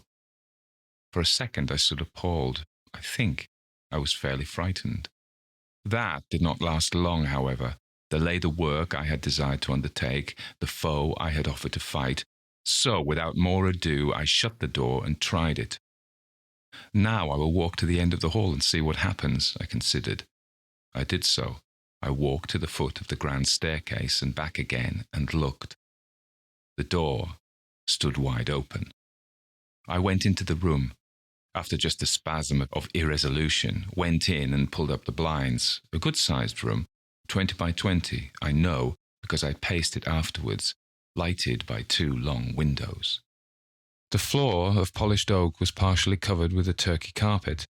There were 2 recesses beside the fireplace, one fitted up as a bookcase, the other with an old and elaborately caned cabinet. I was astonished also to find a bedstead in an apartment so little retired from the traffic of the house. And there were also some chairs of an obsolete make, covered so far as I could make out with faded tapestry. Beside the bedstead, which stood against the wall opposite to the door, I perceived another door. It was fast locked, the only locked door I had as yet met with in the interior of the house. It was a dreary, gloomy room, the dark-panelled walls, the black, shining floor, the windows, high up from the ground, the antique furniture, the dull four-poster bedstead with dingy velvet curtains, the gaping chimney, the silk counterpane that looked like a pall. Any crime might have been committed in such a room, I thought pettishly, and then I looked at the door critically. Someone had been at the trouble of fitting bolts upon it, for when I passed out, I had not merely shut the door securely, but bolted it as well. "I'll go and get some wood, and then look at it again," I soliloquized. When I came back, it stood open once more. "Stay open, then," I cried in a fury. "I won't trouble myself any more with you tonight." Almost as I spoke the words, there came a ring at the front door. Echoing through the desolate house, the peal in the then state of my nerves startled me beyond expression. It was only the man who had agreed to bring over my traps. I bade him lay them down in the hall, and while looking out some small silver, asked where the nearest post office was to be found. "Not far from the park gates," he said.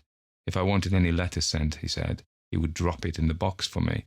The mail cart picked up the bag at 10 o'clock. I had nothing ready to post then, and told him so.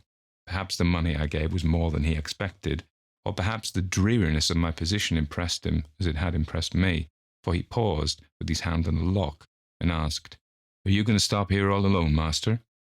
"All alone," I answered, with such cheerfulness as was possible under the circumstances. "That's a room, you know," he said, nodding in the direction of the open door and dropping his voice to a whisper. "Yes, I know," I replied. "What, you've been trying to shut it already, have you? Well, you're a game one." And with this complimentary, if not very respectful comment, he hastened out of the house. Evidently, he had no intention of proffering his services towards the solution of the mystery.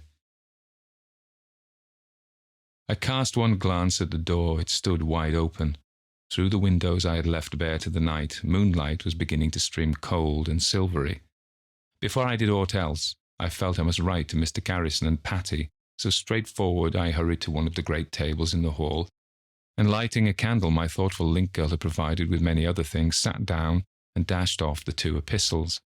Then, down the long avenue with its mysterious lights and shades, with the moonbeams glinting here and there, playing at hide-and-seek round the boles of the trees, and through the tracery of the quivering leaf and stem, I walked as fast as if I were doing a march against time.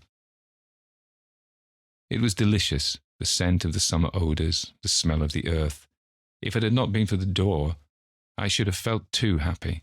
As it was, "Look here, Phil," I said all of a sudden, "life's not child play, as Uncle truly remarks.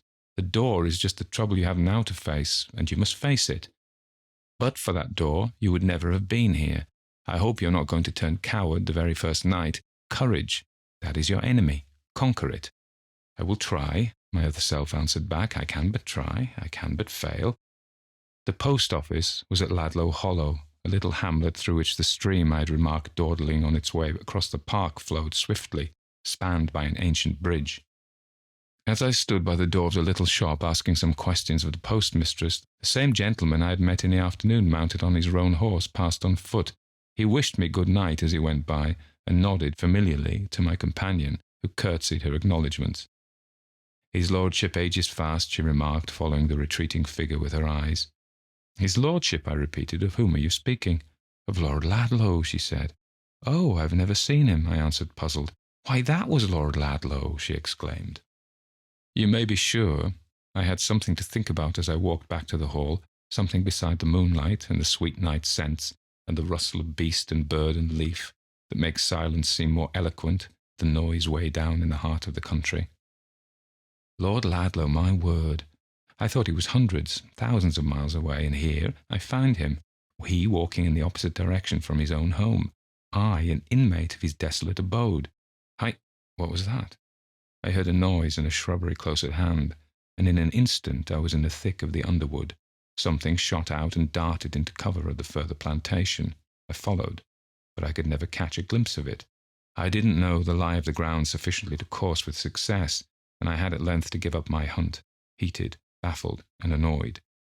When I got into the house, the moon's beams were streaming down on the hall. I could see every statue, every square of marble, every piece of armour. For all the world, it seemed to me like something in a dream. But I was tired and sleepy, and decided I would not trouble about fire or food, or the open door, till the morning. I would go to sleep. With this intention, I picked up some of my traps and carried them to a room on the first floor I had selected as small and habitable. I went down for the rest, and this time chanced to lay my hand on my rifle.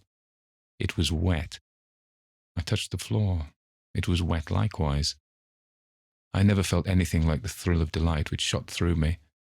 I had to deal with flesh and blood, and I would deal with it, heaven helping me. The next morning broke clear and bright. I was up with the lark, had washed, dressed, breakfasted, explored the house before the postman came with my letters. One from Mr. Carrison, one from Patty, and one from my uncle. I gave the man £half-a-crown. I was so delighted, and said I was afraid my being at the hall would cause him some additional trouble. No, sir, he answered, profuse in his expressions of gratitude. I pass here every morning on my way to her ladyship's. Who is her ladyship? I asked. The Dowager Lady Ladlow, he answered, the old lord's widow. And where's her place? I persisted. If you keep on through the shrubbery and across the waterfall, you come to a house about 1/4 of a mile further up the stream. He departed after telling me there was only one post a day, and I hurried back to the room in which I had breakfasted, carrying my letters with me. I opened Mr. Carrison's first. The gist of it was, spare no expense. If you run short of money, telegraph for it. I opened my uncle's next. He implored me to return. He had always thought me harebrained, but felt a deep interest in and affection for me, and thought he could get me a good berth if I would only try to settle down and promise to stick to my work. The last was from Patty. Oh, Patty, God bless you. Such women, I fancy, the men who fight best in battle, who stick last to a sinking ship, who are firm in life's struggle, who are brave to resist temptation, must have known and loved. I can't tell you more about the letter except that it gave me strength to go on to the end. I spent the forenoon considering that door. I looked at it from within and from without. I eyed it critically. I tried whether there was any reason why it should fly open, and found that as long as I remained on the threshold, it remained closed. If I walked even so far away as the opposite side of the hall, it swung wide. Do what I could, it burst from latch and bolt. I could not lock it because there was no key. Well before 2 o'clock, I confess I was baffled. At 2 there came a visitor, none other than Lord Ladlow himself. Sorely I wanted to take his horse round to the stables, but he would not hear of it. Walk beside me across the park, if you'll be so kind, he said. I want to speak to you. We went together across the park, and before we parted I felt I could have gone through fire and water for this simple-spoken nobleman. You must not stay here ignorant of the rumours which are afloat, he said. Of course, when I let the place to Mr. Carrison, I knew nothing of the open door. Did you not, sir, my lord, I mean? I stammered. He smiled. Do not trouble yourself about my title, which indeed carries a very empty state with it, but talk to me as you might a friend. I had no idea there was any ghost story connected with the hall, or I should have kept the place empty. I did not know exactly what to answer, so I remained silent. How did you chance to be sent here? He asked, after a pause. I told him, when the first shock was over, a lord did not seem very different from anybody else. If an emperor had taken a morning canter across the park, I might, supposing him equally affable, have spoken as familiarly to him as to Lord Ladlow. My mother always said I entirely lacked the bump of veneration. Beginning at the beginning, I repeated the whole story, from Parton's remark about the sovereign to Mr. Carrison's conversation with my uncle. When I had left London behind in the narrative, however, and arrived at the hall, I became somewhat more reticent. After all, it was his hall. People could not live in, his door that would not keep shut, and it seemed to me these mere facts he might dislike being forced upon his attention.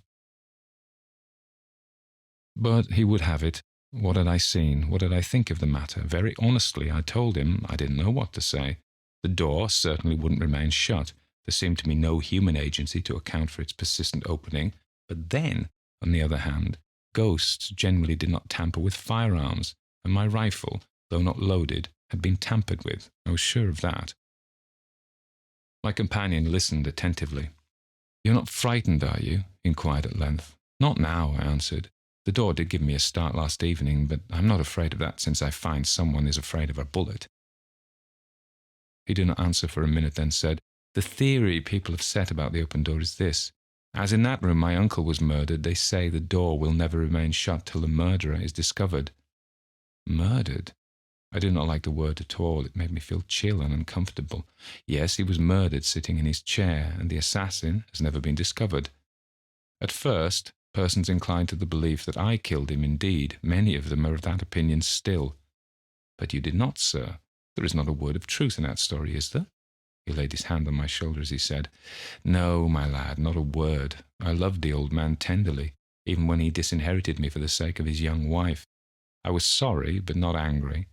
And when he sent for me and assured me that he had resolved to repair that wrong, I tried to induce him to leave the lady a handsome sum in addition to her jointure. If you do not, people may think she has not been the source of the happiness you expected," I added. "Thank you, Hal," he said. "You're a good fellow. We'll talk further about this tomorrow." And he bade me good night. Before morning broke, it was the summer 2 years ago, the household was aroused by a fearful scream. It was his death cry. He had been stabbed from behind in the neck.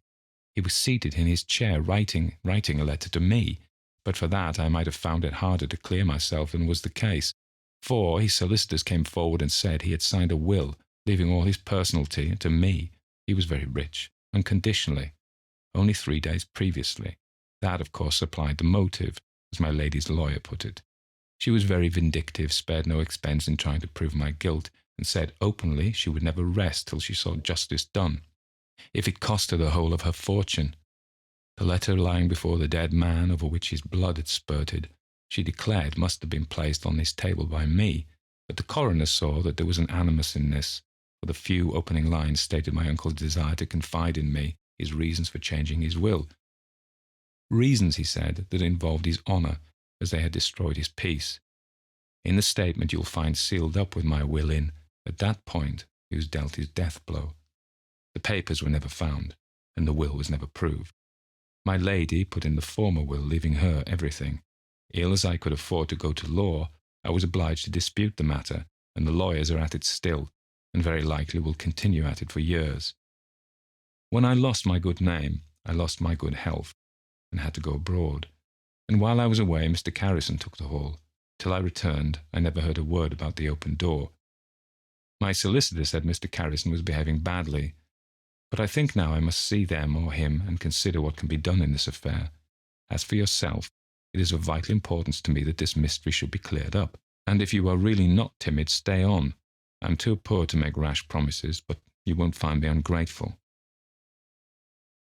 "Oh, my lord," I cried. The address slipped quite easily and naturally off my tongue. "I don't want any more money or anything. If I can only show Patty's father I'm good for something."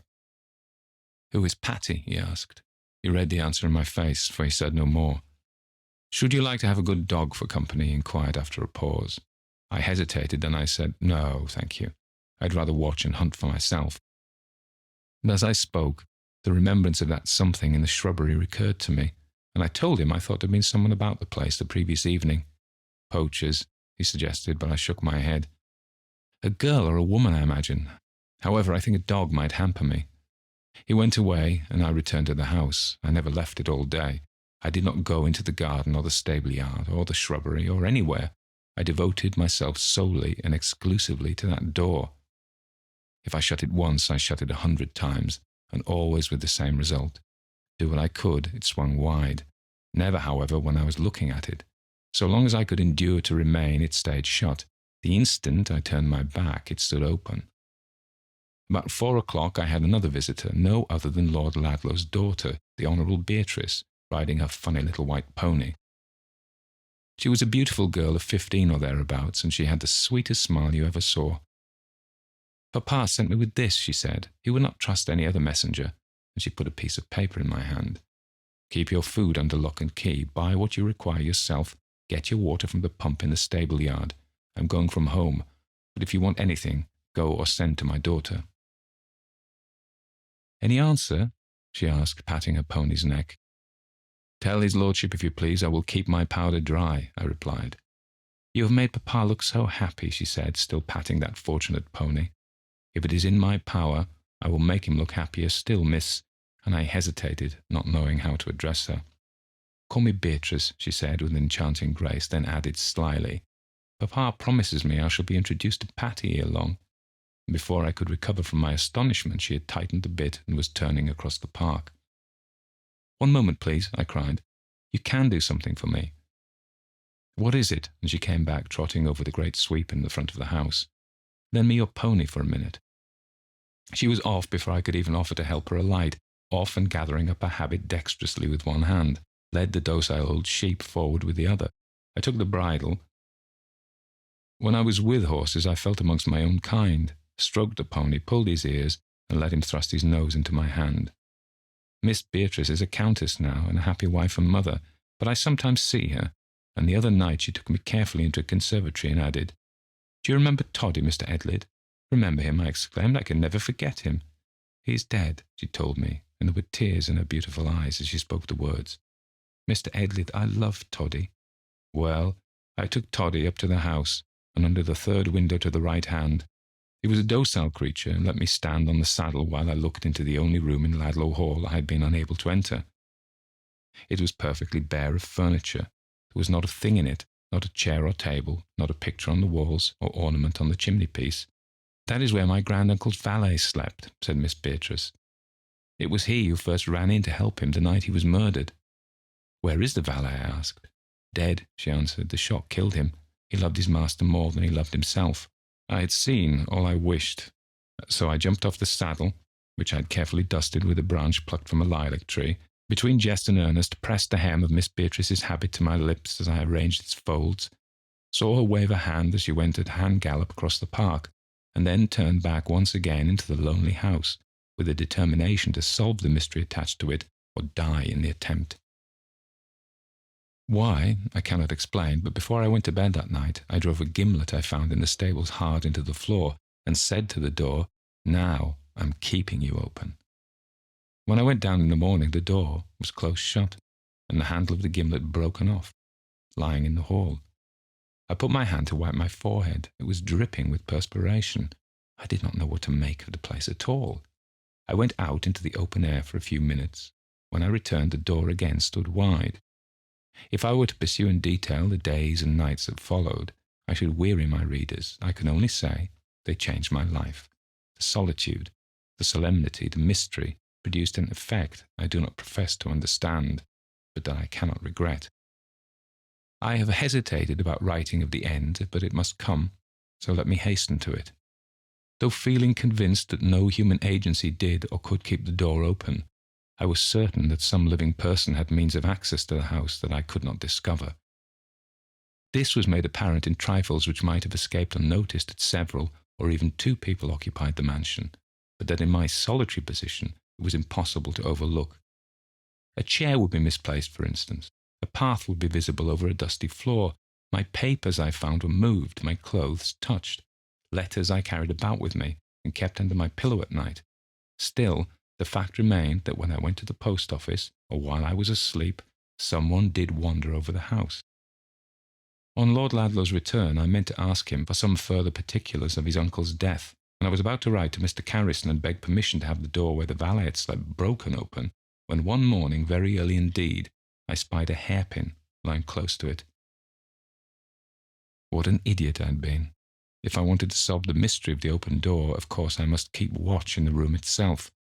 The door would not stay wide open unless there was a reason for it, and most certainly a hairpin could not have got into the house without assistance.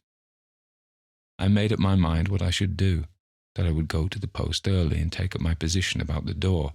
I had hitherto started for Ladlow Hollow. I felt on the eve of a discovery, and longed for the day to pass, that the night might come. It was a lovely morning. The weather had been exquisite during the whole week, and I flung the hall door wide to let in the sunshine and the breeze. As I did so, I saw there was a basket on the top step, a basket filled with rare and beautiful fruit and flowers. Mr. Carrison had let off the gardens attached to Ladlow Hall for the season. He thought he might as well save something out of that fire, he said, so my fare had not been very varied with the delicacies of that kind. I was very fond of fruit in those days, and seeing a card addressed to me, I instantly selected a tempting peach, and ate it, a little greedily perhaps. I might say I had barely swallowed the last morsel when Lord Ladlow's caution recurred to me. The fruit had a curious flavour. there was a strange taste hanging around my palate. For a moment, sky, trees, and park swam before my eyes. Then I made my mind up what to do. I smelt the fruit. It had all the same faint odour. Then I put some in my pocket, took the basket and locked it away, walked around to the farmyard, asked for the loan of a horse that was generally driven in a light cart, and less than half an hour was asking in Ludlow to be directed to a doctor. Rather cross at being disturbed so early, he was first inclined to pooh-pooh my idea, but I made him cut open the pear and satisfy himself that the fruit had been tampered with. "It's fortunate you stopped at the first peach," he remarked, after giving me a draught and some medicine to take back, and advising me to keep in the open air as much as possible. "I should like to retain this fruit and see you again tomorrow." We did not think then on how many morrows we should see each other.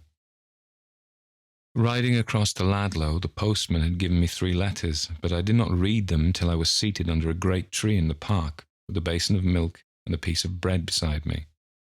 Hitherto, there had been nothing exciting in my correspondence. Patty's epistles were always delightful, but they could not be regarded as sensational, and about Mr. Carrison there was a monotony I had begun to find tedious. On this occasion, however, no fault could be found on that score. The contents of his letter greatly surprised me. He said Lord Ludlow had released him from his bargain, that I could therefore leave the Hall at once. He enclosed me £10, said he would consider how he could best advance my interests, and that I had better call upon him at his private house when I returned to London. "I do not think I shall leave Ludlow yet awhile," I considered as I replaced his letter in its envelope. "Before I go, I should like to make it hot for whoever sent me that fruit, so unless Lord Ludlow turns me out, I'll stay a little longer." Lord Ludlow did not wish me to leave. The 3rd letter was from him. "I shall return home tomorrow night," he wrote, "and see you on Wednesday. I have arranged satisfactorily with Mr. Carrison, and as the hall is my own again, I mean to try to solve the mystery it contains myself. If you choose to stop and help me do so, you would confer a favour, and I will try to make it worth your while. I will keep watch tonight, and see if I can't give you some news tomorrow," I thought. And then I opened Patty's letter, the best, dearest, sweetest letter any postman in all the world could have brought me. If it had not been for what Lord Ludlow said about his sharing my undertaking, I should not have chosen that night for my vigil. I felt ill and languid, fancy, no doubt, to a great degree inducing these sensations. I had lost energy in a most unaccountable manner. The long, lonely days had told upon my spirits. The fidgety feeling which took me 100 times in the 12 hours to look upon the open door, to close it, and to count how many steps I could take before it opened again, had tried my mental strength as a perpetual blister might have worn away my physical. No sense was I fit for the task I had set myself, and yet I determined to go through with it. Why had I never before decided to watch in that mysterious chamber? Had I been at the bottom of my heart afraid? In the bravest of us there are depths of cowardice that lurk unsuspected till they engulf our courage. The day wore on, the long, dreary day. Evening approached, the night shadows closed over the hall.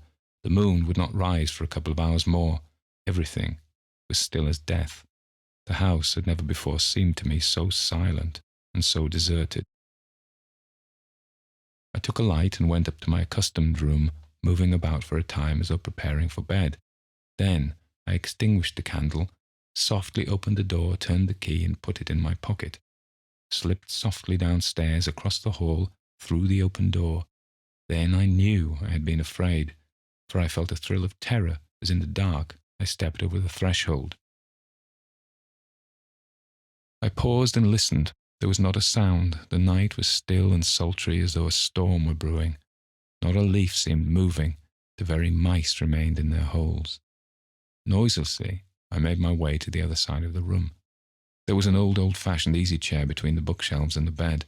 I sat down on it, shrouded by the heavy curtain. The hours passed. Were ever hours so long? The moon rose, came and looked in at the windows, and then sailed away to the west, but not a sound, no, not even the cry of a bird. I seemed to myself a mere collection of nerves. Every part of my body appeared twitching. It was agony to remain still. The desire to move became a form of torture. Ah, streak in the sky, morning at last, heaven be praised. Had ever anyone before so welcomed a dawn? A thrush began to sing. Was there ever heard such delightful music? It was the morning twilight. Soon the sun would rise. Soon that awful vigil would be over. And yet I was no nearer the mystery than before. Hush, what was that? It had come. After the hours of watching and waiting, after the long night and the long suspense, it came in a moment. The locked door opened so suddenly, so silently, that I had barely time to draw back behind the curtain before I saw a woman in the room. She went straight across to the other door and closed it, securing it, as I saw, with bolt and lock. Then, just glancing around, she made her way into the cabinet, and with a key she shot back the wards. I didn't stir. I scarcely breathed, and yet she seemed uneasy. Whatever she wanted to do, she evidently was in haste to finish, for she took out the drawers one by one and placed them on the floor. Then, as the light grew better, I saw her first kneel on the floor and peer into every aperture, and subsequently repeat the same process. Standing on a chair, she drew forward for the purpose a slight, lithe woman, not a lady, clad all in black, not a bit of white about her. What on earth could she want? In a moment it flashed upon me, the will and the letter. She's searching for them. I sprang for my concealment. I had her in my grasp, but she tore herself out of my hands, fighting like a wildcat. She hit, scratched, kicked, shifting her body as though she had not a bone in it, and at last slipped herself free and ran wildly towards the door by which she had entered. If she reached it, she would escape me. I rushed across the room and just caught her dress as she was on the threshold. My blood was up, and I dragged her back. She had the strength of 20 devils, I think, and struggled as surely no woman did before. "I do not want to kill you," I managed to say in gasps, "but I will if you do not keep quiet." "Bah!" she cried. Before I knew what she was doing, she had the revolver out of my pocket and fired. She missed. The ball just glanced off my sleeve. I fell upon her. I can use no other expression, for it had become a fight for life, and no man can tell the ferocity there is in him till he is placed as I was then. Fell upon her and seized the weapon. She would not let it go, but I held her so tight she could not use it. She bit my face with her disengaged hand. She tore my hair. She turned and twisted and slipped about like a snake, but I didn't feel pain or anything except a deadly horror lest my strength should give out. Could I hold out much longer? She made one desperate plunge. I felt the grasp with which I held her slacking. She felt it too, and seizing her advantage, tore herself free, and at the same instant fired again blindly, and again missed. Suddenly there came a look of horror into her eyes, a frozen expression of fear. "See," she cried, and flinging the revolver at me, fled. I saw, as in a momentary flash, that the door I had beheld locked stood wide, that there stood beside the table an awful figure with uplifted hand, and then I struck no more. I was struck at last. As she threw the revolver at me, she must have pulled the trigger, for I felt something like red-hot iron enter my shoulder, and I could but rush from the room till I fell senseless on the marble pavement of the hall. When the postman came that morning, finding no one stirring, he looked through one of the long windows that flanked the door. Then he ran to the farmyard and called for help. "There's something wrong inside," he cried. "That young gentleman is lying on the floor in a pile of blood." As they rushed round to the front of the house, they saw Lord Ludlow riding up the avenue and breathlessly told him what had happened. "Smash in one of the windows," he said, "and go instantly for a doctor." They laid me on the bed in that terrible room, and I telegraphed for my father. For long I hovered between life and death, but at length I recovered sufficiently to be removed to the house Lord Ludlow owned on the other side of the hollow. Before that time I had told him all I knew and begged him to make instant search for the will. "Break up the cabinet if necessary," I entreated. "I'm sure the papers are there." And they were. The lordship got his own, and as to the scandal and the crime, one was hushed up and the other remained unpunished. The dowager and the maid went abroad the very morning I lay on the marble pavement at Ludlow Hall. They never returned. My lord made that one condition of his silence. Not in Meadowshire, but in a fairer county still. I have a farm which I manage, and make both ends meet comfortably. Patty is the best wife any man ever possessed, and I'm just as happy, if a trifle more serious than of old, but there are times when a great horror of darkness seems to fall upon me, and at such periods I cannot endure to be left alone. Walnut Tree House, a Ghost Story. Written by Charlotte Riddell. Published in 1878. 1. The new owner.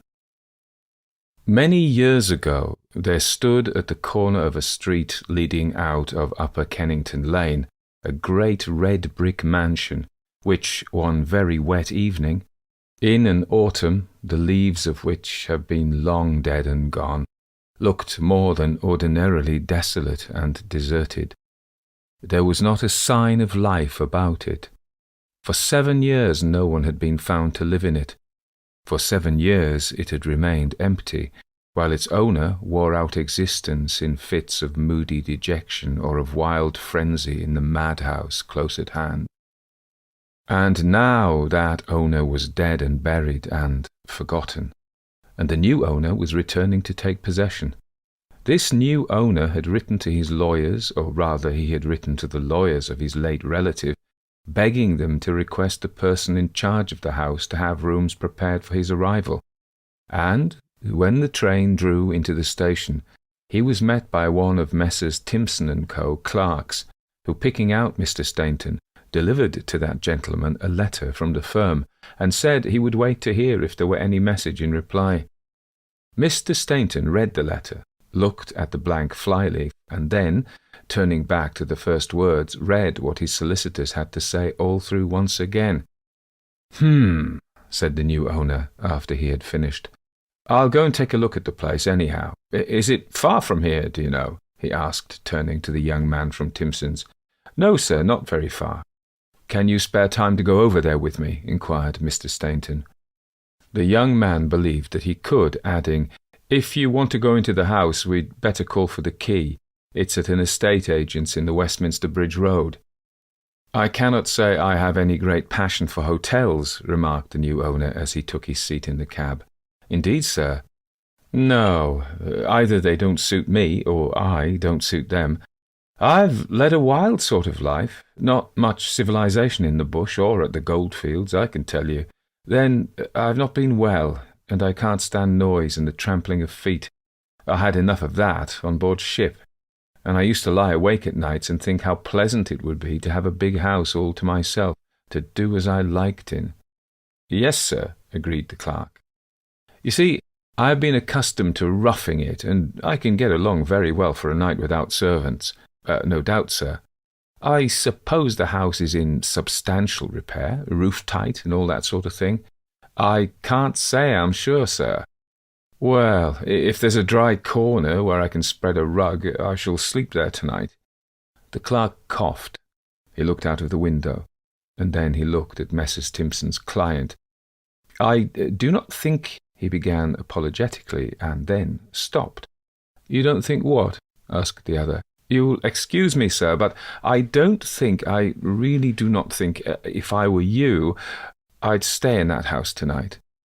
"Why not?" "Well, it hasn't been slept in for nearly 7 years, and it must be blue mouldy with damp, and if you've been ill, that's all the more reason you shouldn't run such a risk, and besides—" "Besides?" suggested Mr. Stainton. "Out with it." No doubt that "besides" holds the marrow of the argument. "The house has stood empty for years, sir, because there's no use making any secret of it. The place has a bad name." "What sort of a bad name? Unhealthy?" "Oh, no." "Haunted." The clerk inclined his head. "You've hit it, sir," he said. "And that is the reason no one's lived there. We have been quite unable to let the house on that account." "The sooner it gets unhaunted, then, the better," retorted Mr. Stainton. "I shall certainly stop there tonight. You're not disposed to stay and keep me company, I suppose?" With a little gesture of dismay, the clerk drew back. Certainly this was one of the most unconventional of clients. The young man from Timpson's did not at all know what to make of him. "A rough sort of fellow," he said afterwards when describing the new owner. "Boorish, never mixed with good society, that sort of thing." He did not in the least understand this rich man who treated him as an equal, who objected to hotels, who didn't mind taking up his abode in a house where not even a drunken charwoman could be induced to stop, and who calmly asked a stranger, on whom he had never set eyes before, a clerk in the respectable office of Timpson and Co., a young fellow anxious to rise in the world, careful as to his associates, particular about the whiteness of his shirts and the set of his collar and the cut of his coats, to rough things with him in that dreadful old dungeon where perhaps he mightn't even be expected to light a fire. Still, he didn't wish to offend the new owner. Messrs. Timpsons anticipated he would be a profitable client, and to that impartial firm the money of a boor would, he knew, seem as good as the money of a count. "I'm very sorry," he stammered. "Should only have felt too much honoured, but the fact is, previous engagement." Mr. Stainton laughed. "I understand," he said. "Adventures are quite as much out of your line as ghosts. And now, tell me about this apparition. Does the old man walk?" "Not that I ever heard of," answered the other. "Is it, then, the miserable beggar who tried to do for himself?" "It is not the late Mr. Stainton, I believe," said the young man in a tone which mildly suggested that reference to a client of Timpson's as a miserable beggar might be considered bad taste. "Then who on earth is it?" persisted Mr. Stainton. "If you must know, sir, it is a child who has driven every tenant in succession out of the house." The new owner burst into a hearty laugh, a laugh which gave serious offence to Timpson's clerk. "That is too good a joke," said Mr. Stainton. "I do not know when I heard anything so delicious." "It is a fact, whether it be delicious or not," retorted the young man, driven out of all his former propriety of voice and demeanour by the contemptuous ridicule this digger thought fit to cast on his story. "And I, for one, would not, after all I have heard about your house, pass a night in it. No, not if anybody offered me £50 down." "Make your mind easy, my friend," said the new owner quietly. "I'm not going to bid for your company. The child and I can manage, I'll be bound, to get on very comfortably by ourselves." 2. The Child. It was later on the same evening. Mr. Stainton had an hour previously taken possession of Walnut Tree House, bidden Timpson's clerk good evening, and having ordered in wood and coals from the nearest greengrocer, he now stood by the front gate, waiting the coming of the goods purchased. As he waited, he looked up at the house, which in the uncertain light of the street lamps appeared gloomier and darker than had been the case even in the gathering twilight. "It has an uncanny look, certainly," he considered. "But once I can get a good fire up, I shall be all right. Now, I wonder when those coals are coming." As he turned once again towards the road, he beheld on its way the sack of fuel with which the nearest greengrocer said he thought he could, indeed said he would, oblige him. A ton, half a ton, quarter of a ton, the greengrocer affirmed would be impossible until the next day. But a sack? Yes, he would promise that. Bill should bring it round, and Bill was told to put his burden on the truck and 12 bundles of wood. "And we'll make up the rest tomorrow," added Bill's master with the air of one who has conferred a favour. In the distance, Mr. Stainton described a very grimy Bill and a very small boy coming along with the truck leisurely, as though the load had been Herculean. Through the rain he watched the pair advancing, and greeted Bill with a glad voice of welcome. "So you've come at last. That's right. Better late than never. Bring them this way. I'll have this small lot shot in the kitchen for the night." "Begging your pardon, sir," answered Bill, "I don't think you will. That is to say, not by me. As I told our governor, I'll take them to the house as you've sold them to the house, but I won't set foot inside it." "Do you mean to say that you're going to leave them out on the pavement?" asked Mr. Stainton. "Well, sir, I don't mind taking them to the front door, if that'll be a convenience." "That'll do. You're a brave lot of people in these parts, I must say." "As for that," retorted Bill, with the sack on back and head bent forward, "I dare say we're as brave about here as where you come from." "It's not impossible," retorted Mr. Stainton. "There are plenty of cowards over there too." After he had shot his coals on the margin of the steps, Bill retreated from the door, which stood partly open, and when the boy who brought up the wood was again out with the truck, said, putting his knuckles to his eyebrows, Beg pardon, sir, but I suppose you wouldn't give me a drop of beer. Very wet night, sir. No, I would not, answered Mr. Stainton very decidedly. I shall have to shovel these coals into the house myself, and as for the night, it's as wet for me as it is for you. Nevertheless, as Bill shuffled along the short drive, shuffling wearily, like a man who, having nearly finished one day's hard work, was looking forward to beginning another hard day in the morning, the new owner relented. Here, he said, picking out a sixpence to give to him. It isn't your fault, I suppose, that you believe in old women's tales. Thank you kindly, sir, Bill answered. I'm sure I'm extremely obliged, but if I was in your shoes, I wouldn't stop in that house. You excuse me, sir, meaning no offence, but I wouldn't. Indeed, I would not. It seems to have got a good name at any rate, thought Mr. Stainton, while retracing his steps to the banned tenement. Let us see what effect a fire will have in routing the shadows. He entered the house and, striking a match, lighted some candles he'd brought in with him from a neighbouring oil shop. After an inspection of the ground-floor rooms, he decided to take up his quarters for the night in one which had evidently served as a library. In the centre of the apartment there was the table covered with leather. Around the walls were bookcases. In one corner stood a bureau, where the man who for so many years had been dead even while living kept his letters and papers. He ate his frugal supper, and then, pushing aside the table on which the remains of his repast were spread, began walking slowly up and down the room, thinking over the past and forming plans for the future.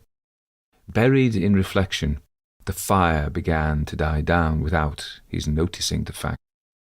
But a feeling of chilliness at length causing him instinctively to look towards the hearth, he threw wood into the grate, and while the flames went blazing up the wide chimney, piled on coals as though he desired to set the house alight.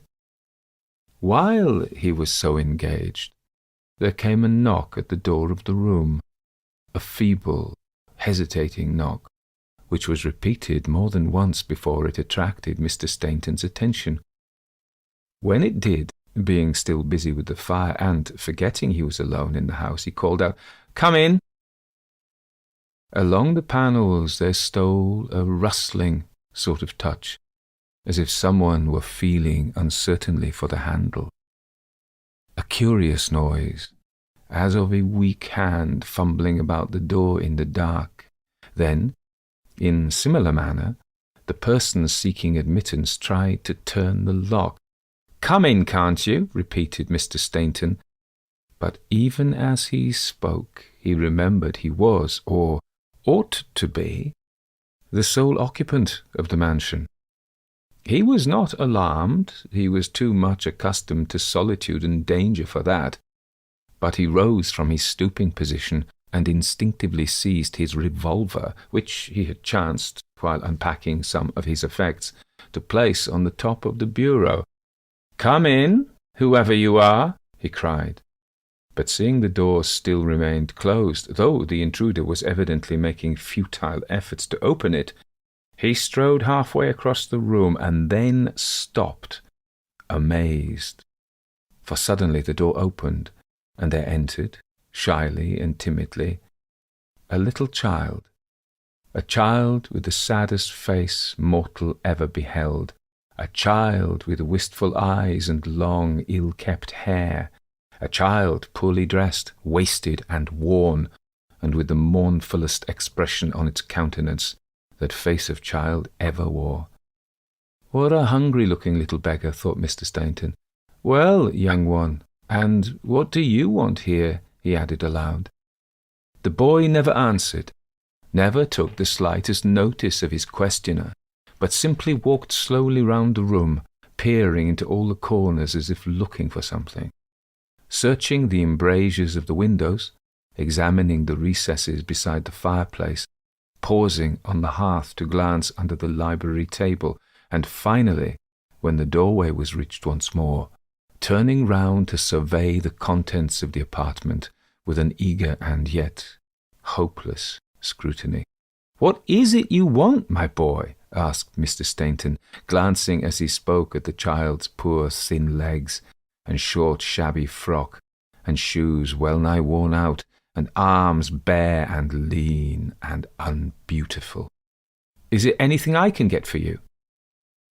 Not a word, not a whisper, only for reply a glance of the wistful brown eyes. "Where do you come from, and whom do you belong to?" persisted Mr. Stainton. The child turned slowly away. "Come, you shall not get off so easily as you seem to imagine," persisted the new owner, advancing towards his visitor. "You have no business to be here at all, and before you go you must tell me how you chanced to be in this house, and what you expected to find in this room." He was close to the doorway by this time, and the child stood on the threshold with its back towards him. Mr. Stainton could see every detail of the boy's attire, his little plaid frock, the hooks which fastened it, the pinafore, soiled and crumpled, tied behind with strings broken and knotted. In one place the skirt had given from the bodice, and a piece of thin, poor flannel showed that the child's under-habiliment matched in shabbiness his exterior garments. "Poor little chap," thought Mr. Stainton. "I wonder if he'd like something to eat. Are you hungry, my lad?" The child turned and looked at him earnestly, but answered never a word. "I wonder if he is dumb," marvelled Mr. Stainton, and seeing he was moving away, put out a hand to detain him. But the child eluded his touch and flitted into the hall and up the wide staircase with swift, noiseless feet. Only waiting to snatch a candle from one of the sconces, Mr. Stainton pursued as fast as he could follow. Up the easy steps he ran at the top of his speed, but, fast as he went, the child went faster. Higher and higher he beheld the tiny creature mounting. Then, still keeping the same distance between them, it turned when it reached the top story and trotted along a narrow corridor with rooms opening off to right and left. At the extreme end of this passage a door stood ajar. Through this the child passed, Mr. Stainton still following. "I have run you to earth at last," he said, entering and closing the door. "Why, where's the boy gone?" he added, holding the candle above his head and gazing round the dingy garret in which he found himself. The room was quite empty. He examined it closely, but could find no possible outlet save the door and a skylight which had evidently not been opened for years. There was no furniture in the apartment, except a truckle bedstead, a rush-bottomed chair, and a rickety washstand. No wardrobe or box or press, where even a kitten might have lain concealed. "It's very strange," muttered Mr. Stainton, as he turned away baffled. "Very strange," he repeated, while he walked along the corridor. "I don't understand it at all," he decided, proceeding slowly down the topmost flight of stairs. But there, all at once, he stopped. "It's the child!" he exclaimed aloud, and the sound of his own voice woke strange echoes through the silence of that desolate house. "It is the child!" And he descended the principal staircase very slowly, with bowed head, and his grave, worn face graver and more thoughtful than ever. 3. Searching for information. It was enough to make any man look grave, and as time went on the new owner of Walnut Tree House found himself pondering continually as to what the mystery could be which attached to the child he had found in possession of his property, and who had already driven tenant after tenant out of the premises. Inclined at first to regard the clerk's story as a joke, and his own experience on the night of his arrival a delusion, it was impossible for him to continue incredulous when he found, even in broad daylight, that terrible child stealing down the staircase and entering the rooms, looking for something it never found. At bed and at board he had company, or the expectation of it. No apartment in the building was secure from intrusion. It did not matter where he lay, it did not matter where he ate. Between sleeping and waking, between breakfast and dinner, Whenever the notion seized it, the child came gliding in, looking, and never finding. Not lingering longer than was necessary to be certain the object of its search was absent, but wandering hither and thither, from garret to kitchen, from parlour to bedchamber, in that quest which still seemed fresh as when first begun. Mr. Stainton went to his solicitors, as the most likely persons from whom to obtain information on the subject, and plunged at once into the matter. "Who is the child supposed to be, Mr. Timpson?" he asked, making no secret that he had seen it. "Well, that's really very difficult to say," answered Mr. Timpson. "There was a child once, I suppose, a real child, flesh and blood." Mr. Timpson took off his spectacles and wiped them. "There were two, yes, certainly, in the time of Mr. Felix Stainton, a boy and a girl." "In that house?" "In that house. They survived him." "And what became of them?" "The girl was adopted by a relation of her father's, and the boy died." "Oh, the boy died, did he? Do you happen to know what he died of?" "No, I really do not. There was nothing wrong about the affair, however, if that's what you're thinking of. There never was a hint of that sort." Mr. Stainton sat silent for a minute. Then he said, "Mr. Timpson, I cannot shake off the idea that somehow there has been foul play with regard to those children. Who were they?" "Felix Stainton's grandchildren. His daughter made a low marriage, and he cast her adrift. After her death, the two children were received at Walnut Tree House on sufferance, fed and clothed, I believe, that was all, and when the old man died, the heir at law permitted them to remain." "Alfred Stainton?" "Yes, the unhappy man who became insane. His uncle died intestate, and he consequently succeeded to everything but the personality, which was very small, and of which the children had a share. There never was any suspicion, you say, of foul play on the part of the late owner?" Dear, no, quite the contrary." "Then you cannot throw the least light on the mystery?" "Not in the least. I wish I could." For all that, Mr. Stainton carried away an impression Mr. Timpson knew more of the matter than he cared to tell. "There's a mystery behind it all," he considered. "I must learn more about these children. Perhaps some of the local tradespeople may recollect them." But the local tradespeople, for the most part, were newcomers, or else had not supplied the house. "There's only one person I can think of, sir," said one family butcher, "likely to be able to give you any information about the matter." "And that is?" "Mr. Jennings at the Pedlar's Arms. He had some acquaintance with the old lady as was housekeeper, both to Mr. Felix Stainton and a gentleman that went out of his mind." Following which advice, the new owner repaired to the Pedlar's Arms. "Do I know Walnut Tree House, sir?" said Mr. Jennings, repeating his visitor's question. "Well, yes, rather. Well, you might as well ask me, do I know the Pedlar's Arms? As boy and man, I can remember the old house for close on 55 years. I remember Mr. George Stainton. He used to wear a skull cap and knee breeches. There was an orchard then where Stainton Street is now, and his whole day was taken up in keeping the boys out of it. Many a time I've run from him." "Did you ever see anything of the boy and girl who were there after Mr. Alfred succeeded to the property? Felix Stainton's grandchildren, I mean," asked the new owner, when a pause in Mr. Jennings' reminiscences enabled him to take his part in the conversation. "Well, sir, I may have seen the girl, but I can't bring it to my recollection. The boy I do remember, however. He come over here 2 or 3 times with Mrs. Topless, who kept house for both Mr. Staintons, and I took notice of him, both because he looked so peaky and old-fashioned, and also on account of the talk about him." "There was talk about him, then?"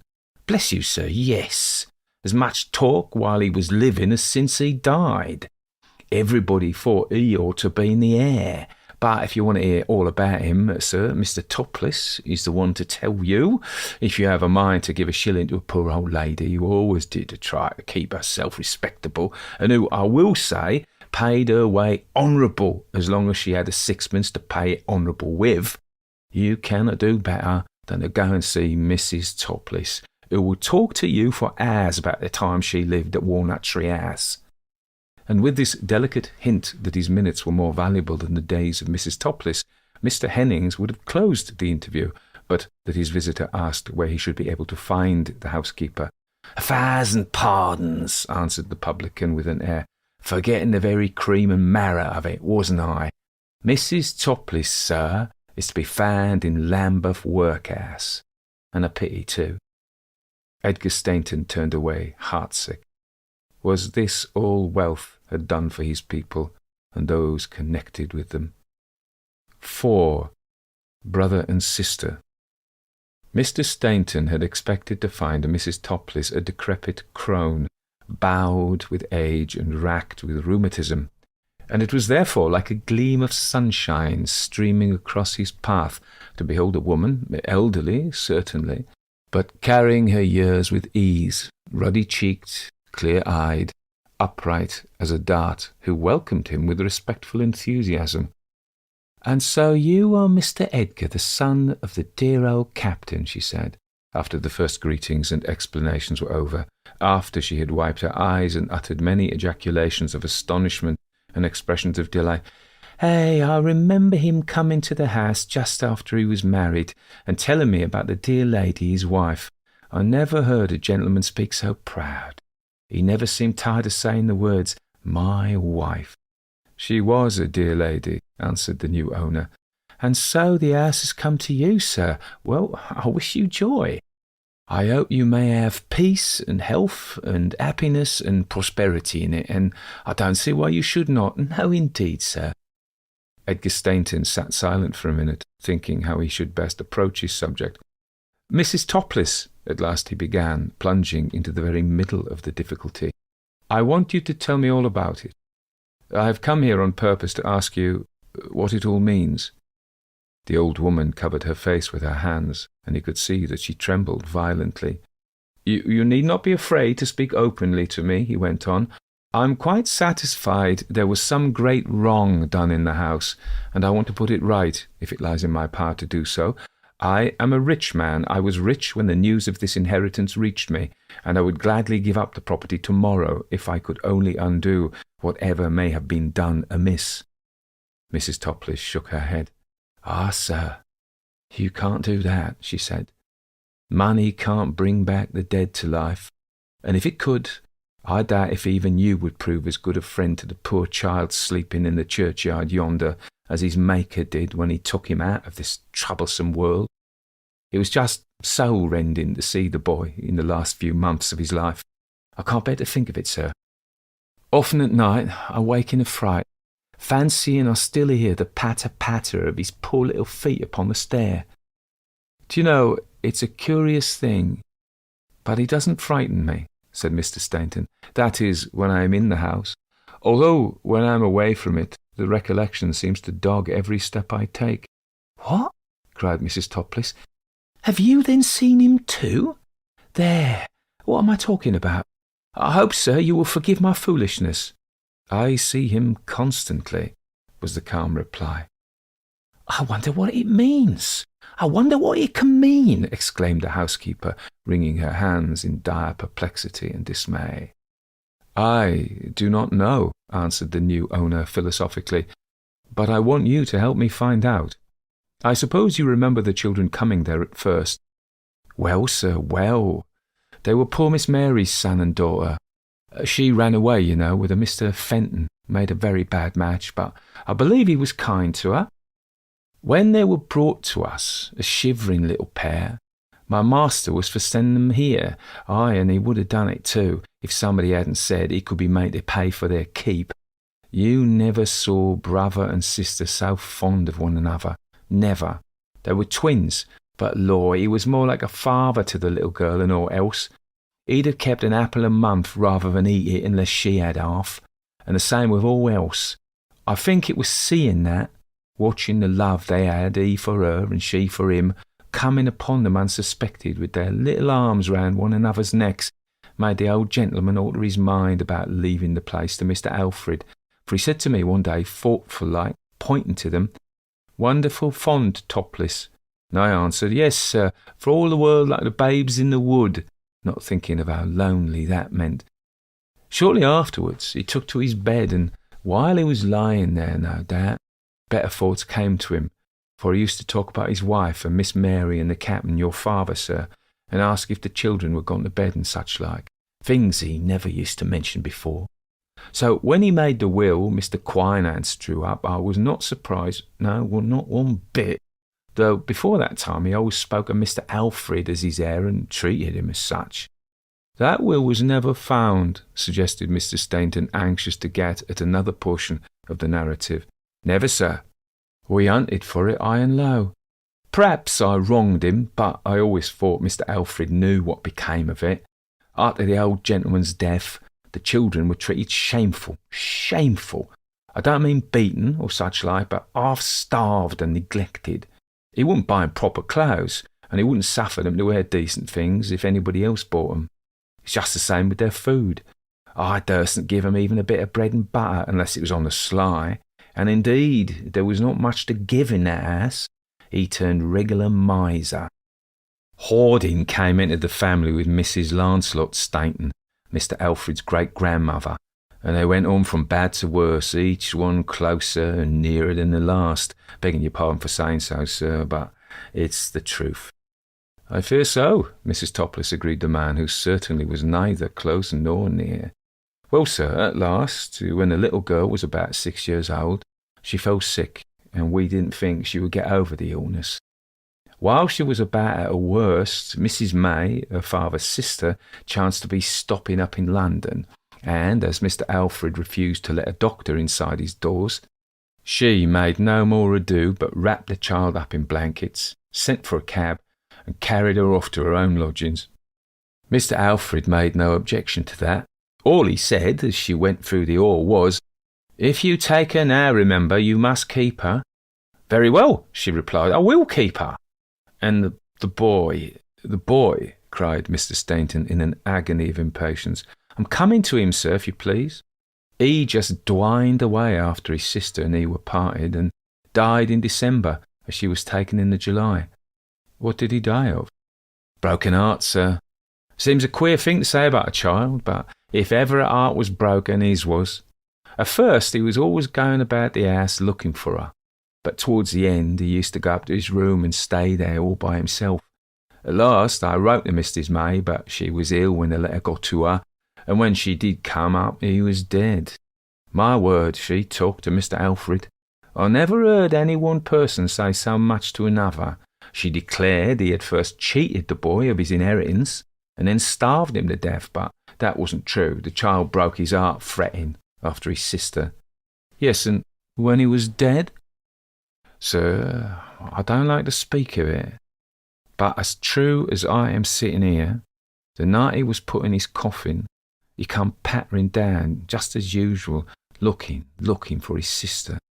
I went straight upstairs, and if I hadn't seen the little wasted body lying there still and quiet, I must have thought he'd come back to life. We were never without him afterwards, never. That, and nothing else, drove Mr. Alfred mad. He used to think he was fighting the child and killing it. When the worst fits were on him, he tried to trample it underfoot or crush it up in a corner, and then he would sob and cry and pray for it to be taken away. I have heard he recovered a little before he died, and said his uncle told him there was a will leaving all to the boy, but he never saw such a paper. Perhaps it was only talk, though, or that he was still raving." 5. The next afternoon.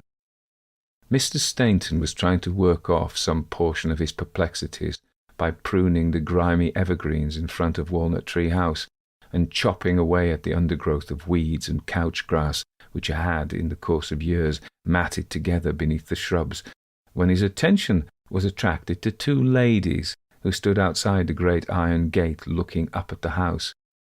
"Seems to be occupied now," remarked the elder, turning to her companion. "I suppose the new owner is going to live there. It appears just as dingy as ever, but you do not remember it, Mary." "I think I do," was the answer. As I look, the place grows familiar to me. I do recollect some of the rooms, I'm sure, just like a dream, as I remember Georgie. What I would give to have a peep inside." At this juncture the new owner emerged from amongst the bushes and, opening the gate, asked if the ladies would like to look over the place. The elder hesitated, whilst the younger whispered, "Oh, aunt, pray do." "Thank you," said Mrs. May to the stranger, whom she believed to be a gardener, "but perhaps Mr. Stainton might object." "No, he wouldn't, I know," declared the new owner. "You can go through the house if you wish. There's no one in it. Nobody lives there except myself." "Taking charge, I suppose," suggested Mrs. May blandly. "Something of the sort," he answered. "I don't think he is a caretaker," said the girl, as she and her relative passed into the old house together. "What do you suppose he is, then?" asked the aunt. "Mr. Stainton himself." "Nonsense, child!" exclaimed Mrs. May, turning nevertheless to one of the windows, and casting a curious glance towards the new owner, who was now, his hands thrust deep in his pockets, walking idly up and down the drive. After they had been all over the place, from hall to garret, with a peep into this room and a glance into that, Mrs. May found the man who puzzled her leaning against one of the pillars of the porch, waiting, apparently, for their reappearance. "I'm sure we are very much obliged to you," she began, with a certain hesitation in her manner. "Pray don't mention it," he said. "This young lady has sad associations connected with the house," Mrs. May proceeded, still doubtfully feeling her way. He turned his eyes towards the girl for a moment, and though her veil was down, saw she had been weeping. "I surmised as much," she replied. "She is Miss Fenton, is she not?" "Yes, certainly," was the answer. "And you are—" "Edgar Stainton," said the new owner, holding out his hand. "I'm all alone here," he explained, after the first explanations were over. "But I can manage to give you a cup of tea. Pray do come in, and let me feel I'm not entirely alone in England." Only too well pleased, Mrs. May complied, and 10 minutes later the three were sitting round a fire, the blaze of which leapt and flickered upon the walls and over the ceiling, casting bright lights on the dingy mirrors and the dark oak shelves. "It's all coming back to me now," said the girl softly, addressing her aunt. "Many an hour Georgie and I have sat on that hearth seeing pictures in the fire." But she didn't see something which was even then standing close beside her, and which the new owner had witnessed approach with a feeling of terror that precluded speech. It was the child searching about no longer for something it failed to find, but standing at the girl's side, still and motionless, with its eyes fixed upon her face and its poor wasted figure nestling amongst the folds of her dress. "Thank heaven she doesn't see it," he thought, and drew his breath, relieved. No, she did not see it, though its one cheek touched her shoulder, though its thin hand rested on her arm, though through the long conversation which followed, it never moved from her side, nor turned its wistful eyes from her face. When she went away, when she took her fresh young beauty out of the house, her presence seemed to gladden and light up. The child followed her to the threshold, and then, in an instant, it vanished, and Mr. Stainton watched for its flitting up the staircase, all in vain. But later on in the evening, when he was sitting alone beside the fire, with his eyes bent on the glowing coals, and perhaps seeing pictures there, as Mary said she and her brother had done in their lonely childhood, he felt conscious, even without looking around, that the boy was there once again. And when he fell to thinking of the long, long years during which the dead child had kept faithful and weary watch for his sister, searching through the empty rooms for one who never came, and then bethought him of the sister to whom her dead brother had become but the vaguest of memories, of the summers and winters during the course of which she had probably forgotten him altogether, he sighed deeply. He heard his sigh echoed behind him in the merest, faintest whisper.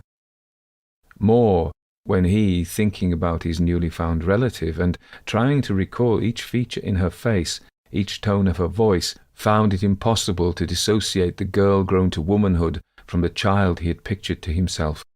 as wandering about the old house in company with her twin brother, their arms twined together, their thoughts one, their sorrows one, their poor pleasures one.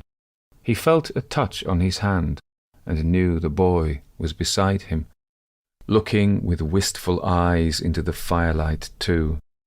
But when he turned, he saw that sadness clouded those eyes no longer. She was found.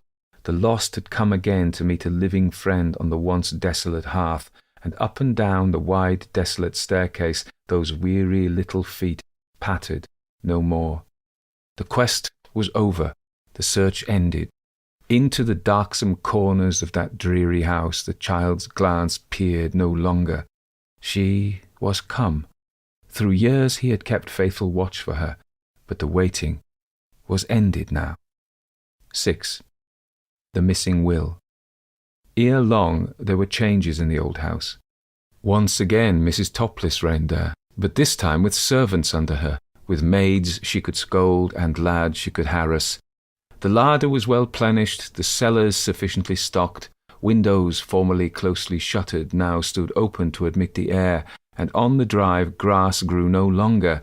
Too many footsteps passed that way for weeds to flourish. It was Christmas time.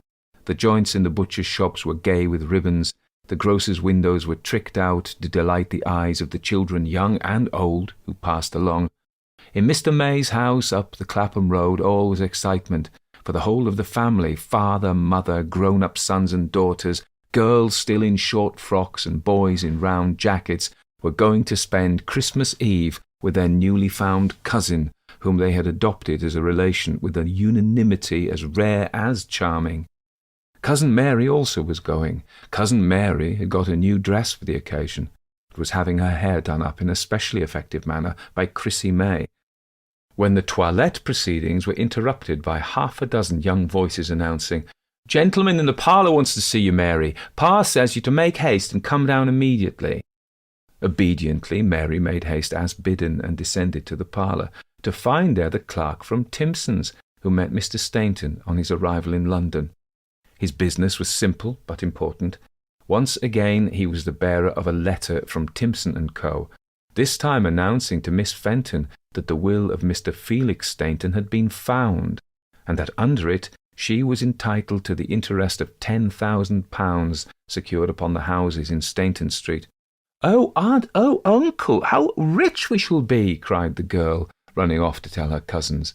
But the uncle and aunt looked grave. They were wondering how this will might affect Edgar Stainton.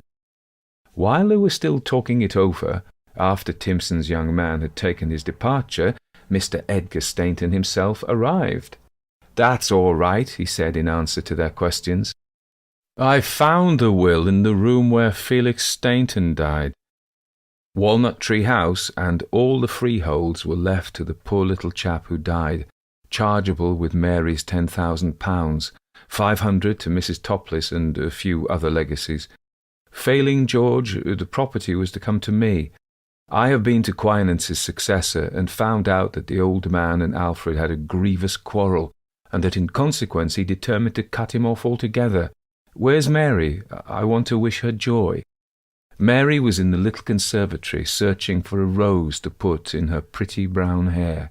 He went straight to her and said, "Mary dear, you've had one Christmas gift tonight, and I want you to take another with it."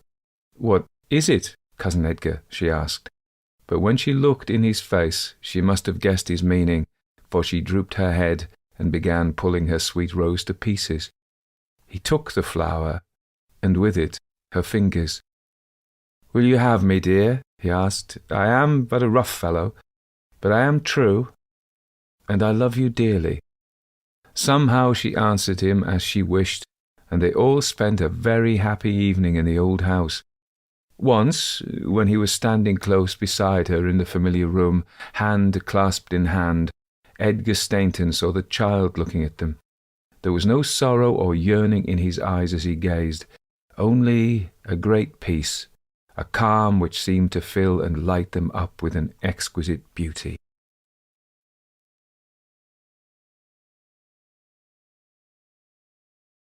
Mrs. Zant and the Ghost by Wilkie Collins. 1. The course of this narrative describes the return of a disembodied spirit to earth, and leads the reader on new and strange ground. Not in the obscurity of midnight, but in the searching light of day did the supernatural influence assert itself. Neither revealed by a vision, nor announced by a voice, it reached mortal knowledge through the sense which is least easily self-deceived, the sense that feels.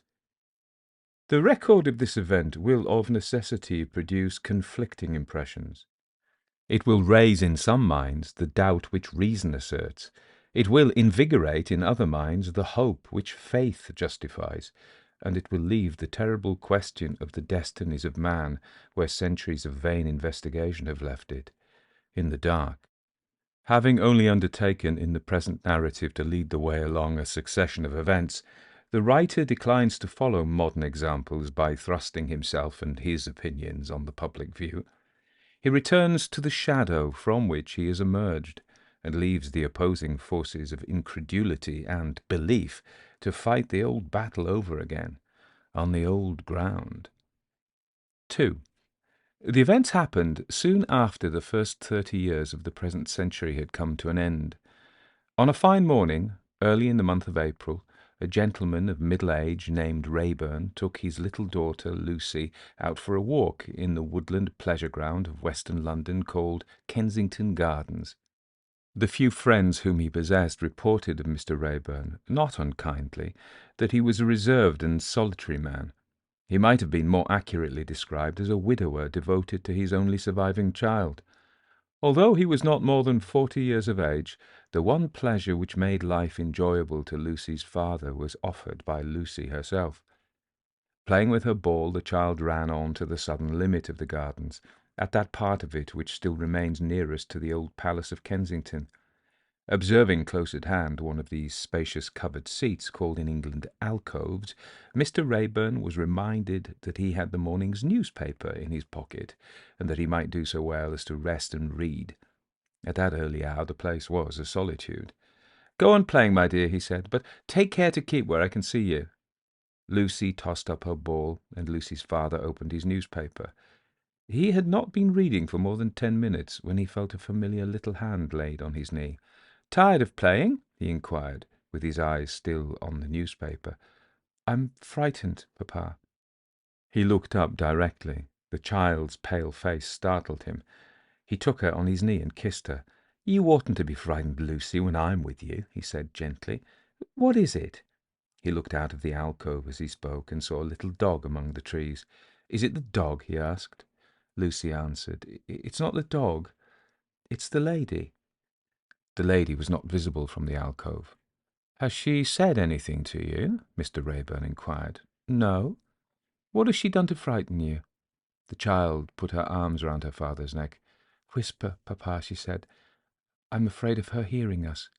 I think she's mad." "Why do you think so, Lucy?" "She came near to me. I thought she was going to say something. She seemed to be ill." "Well, and what then?" "She looked at me." There Lucy found herself at a loss how to express what she had to say next, and took refuge in silence. "Nothing very wonderful so far," her father suggested. "Yes, Papa, but she didn't seem to see me when she looked." "Well, and what happened then?" "The lady was frightened, and that frightened me, I think," the child repeated positively. "She's mad." It occurred to Mr. Raeburn that the lady might be blind. He rose at once to set the doubt at rest. "Wait here," he said, "and I'll come back to you." But Lucy clung to him with both hands. Lucy declared that she was afraid to be by herself. They left the alcove together. The new point of view at once revealed the stranger leaning against the trunk of a tree. She was dressed in the deep mourning of a widow. The pallor of her face, the glassy stare in her eyes, more than accounted for the child's terror. It excused the alarming conclusion at which she had arrived. "Go nearer to her," Lucy whispered. They advanced a few steps. It was now easy to see that the lady was young and wasted by illness, but, arriving at a doubtful conclusion perhaps under present circumstances, apparently possessed of rare personal attractions in happier days. As the father and daughter advanced a little, she discovered them. After some hesitation, she left the tree, approached with an evident intention of speaking, and suddenly paused. A change to astonishment and fear animated her vacant eyes. If it had not been plain before, it was now beyond all doubt that she was not a poor blind creature, deserted and helpless. At the same time, the expression of her face was not easy to understand. She could hardly have looked more amazed and bewildered if the two strangers who were observing her had suddenly vanished from the place in which they stood. Mr. Raeburn spoke to her with the utmost kindness of voice and manner. "I'm afraid you're not well," he said. "Is there anything that I can do?" The next words were suspended on his lips. It was impossible to realize such a state of things, but the strange impression that she had already produced on him was now confirmed. If he could believe his senses, her face did certainly tell him that he was invisible and inaudible to the woman whom he had just addressed.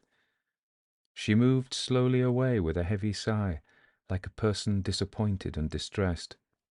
Following her with his eyes, he saw the dog once more, a little smooth-coated terrier of the ordinary English breed. The dog showed none of the restless activity of his race. With his head down and his tail depressed, he crouched like a creature paralyzed by fear. His mistress roused him by a call. He followed her listlessly as she turned away. After walking a few paces only, she suddenly stood still. Mr. Raeburn heard her talking to herself. "Did I feel it again?" she said, as if perplexed by some doubt that awed or grieved her.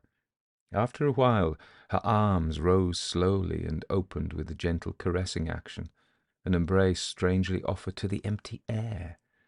"No," she said to herself sadly, after waiting a moment. "More perhaps when tomorrow comes. More today." She looked up at the clear blue sky. "The beautiful sunlight, the merciful sunlight," she murmured. "I should have died if it had happened in the dark." Once more she called to the dog, and once more she walked slowly away. "Is she going home, Papa?" the child asked. "We will try and find out," the father answered. He was by this time convinced that the poor creature was in no condition to be permitted to go out without someone to take care of her. From motives of humanity, he was resolved on making the attempt to communicate with her friends. 3. The lady left the gardens by the nearest gate, stopping to lower her veil before she turned into the busy thoroughfare which leads to Kensington.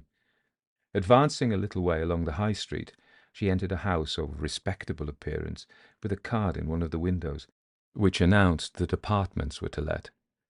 Mr. Raeburn waited a minute, then knocked at the door, and asked if he could see the mistress of the house. The servant showed him into a room on the ground floor, neatly but scantily furnished. One little white object varied the grim brown monotony of the empty table. It was a visiting card. With a child's unceremonious curiosity, Lucy pounced on the card and spelt the name letter by letter. "Z-A-N-T," she repeated. "What does that mean?" Her father looked at the card as he took it away from her and put it back on the table. The name was printed and the address was added in pencil. Mr. John Zant, Purley's Hotel. The mistress made her appearance. Mr. Raeburn heartily wished himself out of the house again the moment he saw her. The ways in which it is possible to cultivate the social virtues are more numerous and more varied than is generally supposed. This lady's way had apparently accustomed her to meet her fellow creatures on the hard ground of justice without mercy.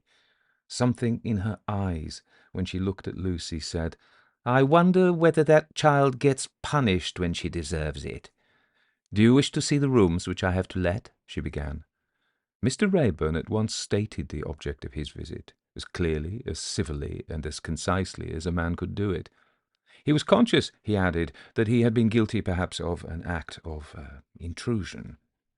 The manner of the mistress of the house showed that she entirely agreed with him. He suggested, however, that his motive might excuse him. The mistress's manner changed, and asserted a difference of opinion. "I know the lady whom you mention," she said, "is a person of the highest respectability, in delicate health.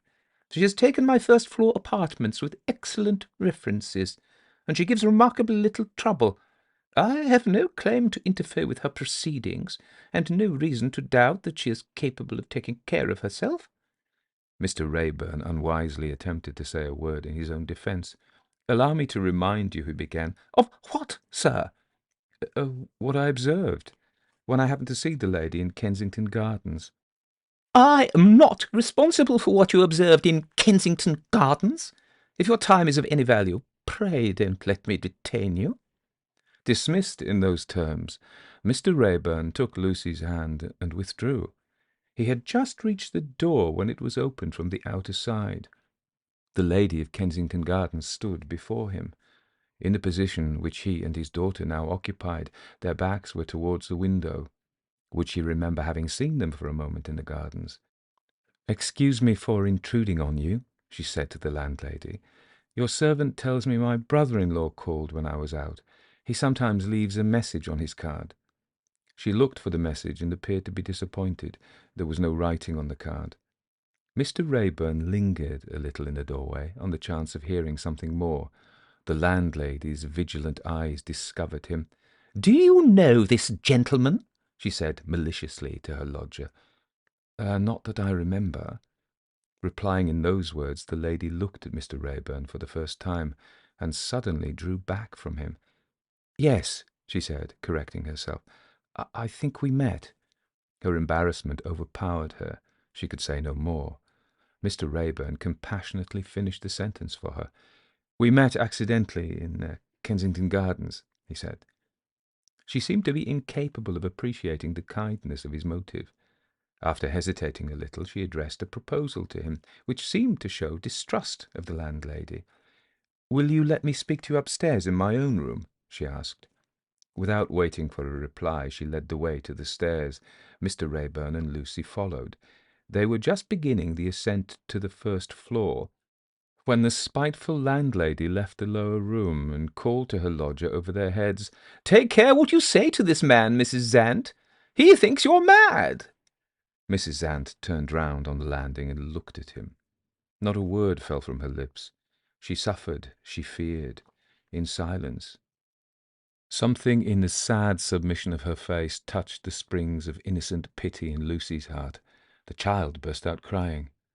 That artless expression of sympathy drew Mrs. Zant down the few stairs which separated her from Lucy. "May I kiss your dear little girl?" she said to Mr. Raeburn. The landlady, standing on the mat below, expressed her opinion of the value of caresses as compared with a sounder method of treating young persons in tears. "If that child was mine," she remarked, "I'd give her something to cry for." In the meantime, Mrs. Zant led the way to her rooms. The first words she spoke showed that the landlady had succeeded but too well in prejudicing her against Mr. Raeburn. "Will you let me ask your child," she said to him, "why you think me mad?" He met this strange request with a firm answer. "You don't know yet what I really do think. Will you give me a minute's attention?" "No," she said positively. "The child pities me. I want to speak to the child. What did you see me do in the gardens, my dear, that surprised you?" Lucy turned uneasily to her father. Mrs. Zant persisted. "I first saw you by yourself, and then I saw you with your father," she went on. "When I came nearer to you, did I look very oddly, as if I didn't see you at all?" Lucy hesitated again, and Mr. Raeburn interfered. "You're confusing my little girl," he said. "Allow me to answer your questions, or excuse me if I leave you." There was something in his look or in his tone that mastered her. She put her hand to her head. "I don't think I'm fit for it," she answered vacantly. "My courage has been sorely tried already. If I can get a little rest and sleep, you may find me a different person. I'm left a great deal by myself, and I have reasons for trying to compose my mind. Can I see you tomorrow, or write to you? Where do you live?" Mr. Raeburn laid his card on the table in silence. She had strongly excited his interest. He honestly desired to be of some service to this forlorn creature, abandoned so cruelly as it seemed to her own guidance. But he had no authority to exercise, no sort of claim to direct her actions, even if she consented to accept his advice. As a last resource, he ventured on an allusion to the relative of whom she had spoken downstairs. "When do you expect to see your brother-in-law again?" he said. "I don't know," she answered. "I should like to see him. He's so kind to me." She turned aside to take leave of Lucy. "Goodbye, my little friend. If you live to grow up, I hope you'll never be such a miserable woman as I am." She suddenly looked round at Mr. Raeburn. "Have you got a wife at home?" she asked. "My wife is dead." "And you have a child to comfort you. Please leave me. You harden my heart.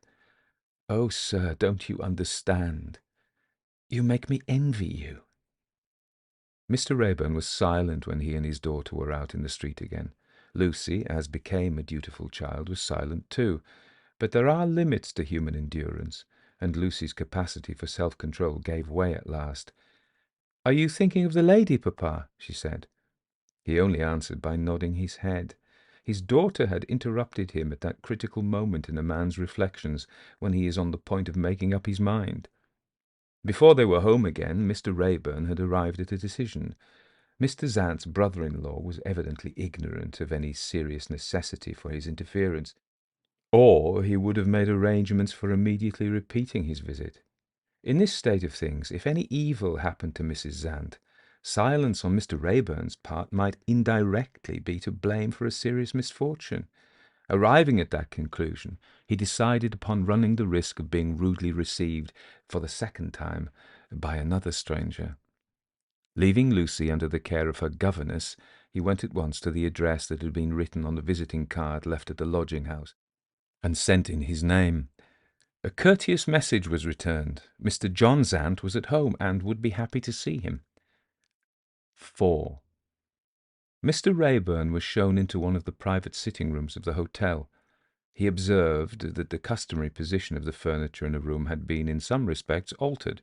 An armchair, a side table, and a footstool had all been removed to one of the windows, and had been placed as close as possible to the light. On the table lay a large open roll of morocco leather, containing rows of elegant little instruments in steel and ivory. Waiting by the table stood Mr. John Zant. He said, "Good morning," in a bass voice so profound and so melodious that those two commonplace words assumed a new importance coming from his lips. His personal appearance was in harmony with his magnificent voice. He was a tall, finely made man of dark complexion, with big, brilliant black eyes and a noble curling beard which hid the whole lower part of his face. Having bowed with a happy mingling of dignity and politeness, the conventional side of this gentleman's character suddenly vanished, and a crazy side to all appearance took its place. He dropped on his knees in front of the footstool. Had he forgotten to say his prayers that morning, and was he in such a hurry to remedy the fault that he had no time to spare for consulting appearances? The doubt had hardly suggested itself before it was set at rest in a most unexpected manner. Mr. Zant looked at his visitor with a bland smile and said, "Please let me see your feet." For the moment, Mr. Raeburn lost his presence of mind. He looked at the instruments on the side table. "Are you a corn cutter?" was all he could say. "Excuse me, sir," returned the polite operator. "The term you use is quite obsolete in our profession." He rose from his knees and added modestly, "I am a chiropodist." I beg your pardon. Don't mention it. You are not, I imagine, in want of my professional services. To what motive may I attribute the honour of your visit?" By this time Mr. Raeburn had recovered himself. "I have come here," he answered, "under circumstances which require apology as well as explanation." Mr. Zant's highly polished manner betrayed signs of alarm. His suspicions pointed to a formidable conclusion, a conclusion that shook him to the innermost recesses of the pocket in which he kept his money. "The numerous demands on me," he began. Mr. Raeburn smiled. "Make your mind easy," he replied. "I don't want money. My object is to speak with you on the subject of a lady who is a relation of yours." "My sister-in-law!" Mr. Zant exclaimed. "Pray take a seat." Doubting if he had chosen a convenient time for his visit, Mr. Raeburn hesitated. "Am I likely to be in the way of persons who wish to consult you?" he asked. "Certainly not. My morning hours of attendance on my clients are from 11 to 1. The clock on the mantelpiece struck the 1:15 as he spoke. "I hope you don't bring me bad news," he said, very earnestly. "When I called on Mrs. Ant this morning, I heard that she had gone out for a walk. Is it indiscreet to ask how you became acquainted with her?" Mr. Raeburn at once mentioned what he had seen and heard in Kensington Gardens, not forgetting to add a few words which described his interview afterwards with Mrs. Zant. The lady's brother-in-law listened with an interest and sympathy which offered the strongest possible contrast to the unprovoked rudeness of the mistress of the lodging-house. He declared that he could only do justice to his sense of obligation by following Mr. Raeburn's example and expressing himself as frankly as if he had been speaking to an old friend. "The sad story of my sister-in-law's life," he said, "will, I think, explain certain things which must have naturally perplexed you. My brother was introduced to her at the house of an Australian gentleman on a visit to England. She was then employed as governess to his daughters. So sincere was the regard felt for her by the family that the parents had, at the entreaty of their children, asked her to accompany them when they returned to the colony. The governess thankfully accepted the proposal. Had she no relations in England? Mr. Raeburn asked. She was literally all alone in the world, sir. When I tell you that she had been brought up in the Foundling Hospital, you will understand what I mean. Oh, there's no romance in my sister-in-law's story. She never has known or will know who her parents were, or why they deserted her. The happiest moment in her life was the moment when she and my brother first met. It was an instance on both sides of love at first sight. Though not a rich man, my brother had earned a sufficient income in mercantile pursuits. His character spoke for itself. In a word, he altered all the poor girl's prospects, as we then hoped and believed, for the better. Her employers deferred their return to Australia so that she might be married from their house. After a happy life of a few weeks only— His voice failed him. He paused and turned his face from the light. "Pardon me," he said. "I'm not able even yet to speak composedly of my brother's death. Let me only say that the poor young wife was a widow before the happy days of the honeymoon were over. That dreadful calamity struck her down. Before my brother had been committed to the grave, her life was in danger from brain fever." Those words placed in a new light Mr. Raeburn's first fear that her intellect might be deranged. Looking at him attentively, Mr. Zant seemed to understand what was passing in the mind of his guest. "No," he said. "If the opinions of the medical men are to be trusted, the result of the illness is injury to her physical strength, not injury to her mind. I have observed in her, no doubt, a certain waywardness of temper since her illness, but that is a trifle. As an example of what I mean, I may tell you that I invited her, on her recovery, to pay me a visit. My house is not in London. The air doesn't agree with me. My place of residence is at St. Salins-on-Sea. I am not myself a married man, but my excellent housekeeper would have received Mrs. Zant with the utmost kindness. She was resolved, obstinately resolved, poor thing, to remain in London. It is needless to say that in her melancholy disposition I am attentive to her slightest wishes. I took a lodging for her, and at her special request I chose a house which was near Kensington Gardens." "Is there any association with the gardens which led Mrs. Zant to make that request?" "Some association, I believe, with the memory of her husband. By the way, I wish to be sure of finding her at home when I call tomorrow. Did you say, in the course of your interesting statement, that she intended, as you supposed, to return to Kensington Gardens tomorrow, or has my memory deceived me?" "Your memory is perfectly accurate." "Thank you. I confess I am not only distressed by what you have told me of Mrs. Zant, I am at a loss to know how to act for the best. My only idea at present is to try change of air and scene. What do you think yourself?" "I think you're right." Mr. Zant still hesitated. "It would not be easy for me just now," he said, "to leave my patients and take her abroad."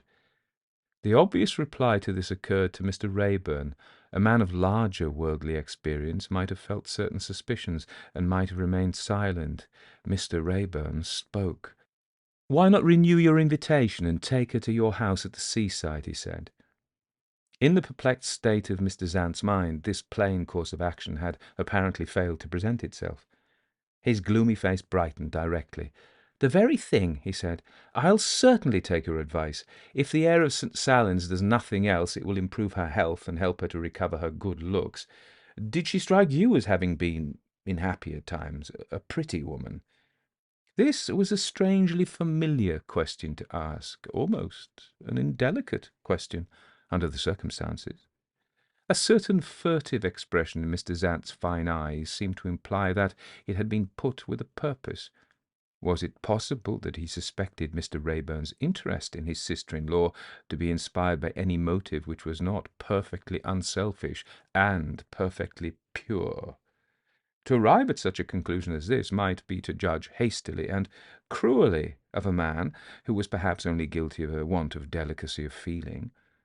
Mr. Raeburn honestly did his best to assume the charitable point of view. At the same time, it is not to be denied that his words when he answered were carefully guarded, and that he rose to take his leave. Mr. John Zant hospitably protested. "Why are you in such a hurry? Must you really go? I shall have the honour of returning your visit tomorrow, when I have made arrangements to profit by that excellent suggestion of yours. Good-bye. God bless you." He held out his hand, a hand with a smooth surface and a tawny colour that fervently squeezed the fingers of a departing friend. "Is that man a scoundrel?" was Mr. Raeburn's first thought, after he had left the hotel. His moral sense set all hesitation at rest, and answered, "You're a fool if you doubt it." 5. Disturbed by presentiments, Mr. Raeburn returned to his house on foot, by way of trying what exercise would do towards composing his mind. The experiment failed. He went upstairs and played with Lucy. He drank an extra glass of wine at dinner. He took the child and her governess to a circus in the evening. He ate a little supper, fortified by another glass of wine, before he went to bed. And still those vague forebodings of evil persisted in torturing him. Looking back through his past life, he asked himself if any woman, his late wife of course excepted, had ever taken the predominant place in his thoughts which Mrs. Zant had assumed, without any discernible reason to account for it. If he had ventured to answer his own question, the reply would have been never. All the next day he waited at home in expectation of Mr. John Zant's promised visit, and waited in vain. Towards evening the parlour-maid appeared at the family tea-table, and presented to her master an unusually large envelope sealed with black wax and addressed in a strange handwriting. The absence of a stamp and postmark showed that it had been left at the house by a messenger. "Who brought this?" Mr. Raeburn asked. "A lady, sir, in deep mourning." "Did she leave any message?" "No, sir." Having drawn the inevitable conclusion, Mr. Raeburn shut himself up in his library. He was afraid of Lucy's curiosity and Lucy's questions if he read Mrs. Zant's letter in his daughter's presence. Looking at the open envelope after he had taken out the leaves of writing which it contained, he noticed these lines traced inside the cover. "My one excuse for troubling you, when I might have consulted my brother-in-law, will be found in the pages which I enclose. To speak plainly, you have been led to fear that I am not in my right senses. For this very reason I now appeal to you. Your dreadful doubt of me, sir, is my doubt too. Read what I have written about myself, and then tell me, I entreat you, which I am. A person who has been the object of a supernatural revelation, or an unfortunate creature who was only fit for imprisonment in a madhouse." Mr. Raeburn opened the manuscript. With steady attention which soon quickened to breathless interest, he read what follows. 6. The lady's manuscript. "Yesterday morning the sun shone in a clear blue sky, after a succession of cloudy days, counting from the first day of the month. The radiant light had its animated effect on my poor spirits. I had passed the night more peacefully than usual, undisturbed by the dream, so cruelly familiar to me, that my lost husband is still living, the dream from which I always wake in tears. Never since the dark days of my sorrow have I been so little troubled by the self-tormenting fancies and fears which beset miserable women as when I left the house and turned my steps towards Kensington Gardens, for the first time since my husband's death. Attended by my only companion, the little dog who had been his favourite as well as mine, I went to the quiet corner of the gardens which is nearest to Kensington. On that soft grass, under the shade of those grand trees, we had loitered together in the days of our betrothal. It was his favourite walk, and he had taken me to see it in the early days of our acquaintance. There he had first asked me to be his wife. There we had felt the rapture of our first kiss. It was surely natural that I should wish to see once more a place sacred to such memories as these. I am only 23 years old. I have no child to comfort me, no companion of my own age, nothing to love but the dumb creature who is so faithfully fond of me. I went to the tree under which we stood, when my dear one's eyes told his love before he could utter it in words. The sun of that vanished day shone on me again. It was the same noontide hour, the same solitude was around me. I had feared the first effect of the dreadful contrast between past and present. No, I was quiet and resigned.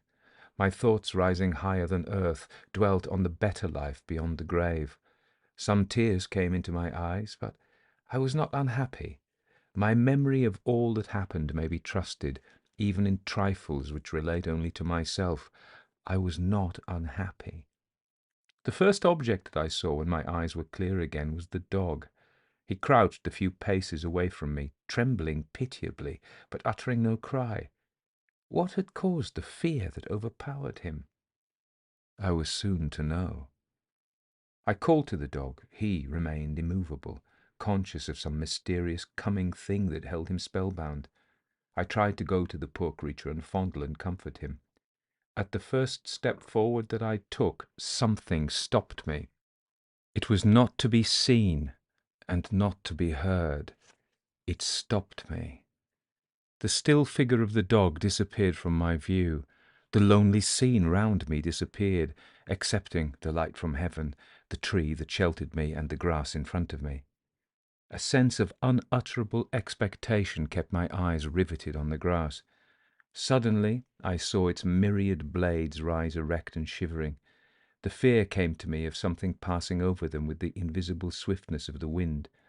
The shivering advanced. It was all around me. It crept into the leaves of the tree over my head. They shuddered without a sound to tell of their agitation. Their pleasant natural rustling was struck dumb. The song of the birds had ceased. The cries of the waterfowl on the pond were heard no more. There was a dreadful silence. But the lovely sunshine poured down on me brightly as before. In that dazzling light, in that fearful silence, I felt an invisible presence near me. It touched me gently. At the touch my heart throbbed with an overwhelming joy. Exquisite pleasure thrilled through every nerve in my body. I knew him. From the unseen world, himself unseen, he had returned to me.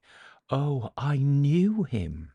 And yet my helpless mortality longed for a sign that might give me assurance of the truth. The yearning in me shaped itself into words. I tried to utter the words I would have said if I could have spoken. Oh, my angel, give me a token that it is you. But I was like a person struck dumb. I could only think it. The invisible presence read my thought. I felt my lips touched, as my husband's lips used to touch them when he kissed me. And that was my answer. A thought came to me again. I would have said, if I could have spoken, "Are you here to take me to the better world?" I waited. Nothing that I could feel touched me. I was conscious of thinking once more. I would have said, if I could have spoken, "Are you here to protect me?" I felt myself held in a gentle embrace as my husband's arms used to hold me when he pressed me to his breast, and that was my answer. The touch that was like the touch of his lips lingered and was lost.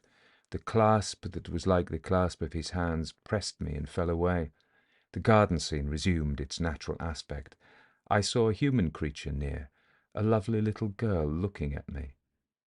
At that moment, when I was my own lonely self again, the sight of the child soothed and attracted me.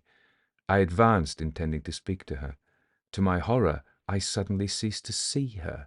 She disappeared as if I had been stricken blind. And yet I could see the landscape round me. I could see the heaven above me.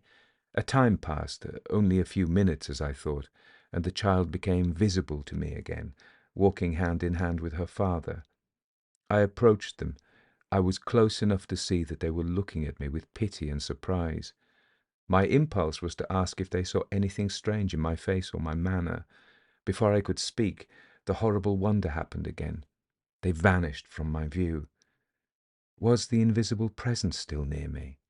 Was it passing between me and my fellow mortals, forbidding communication in that place and at that time?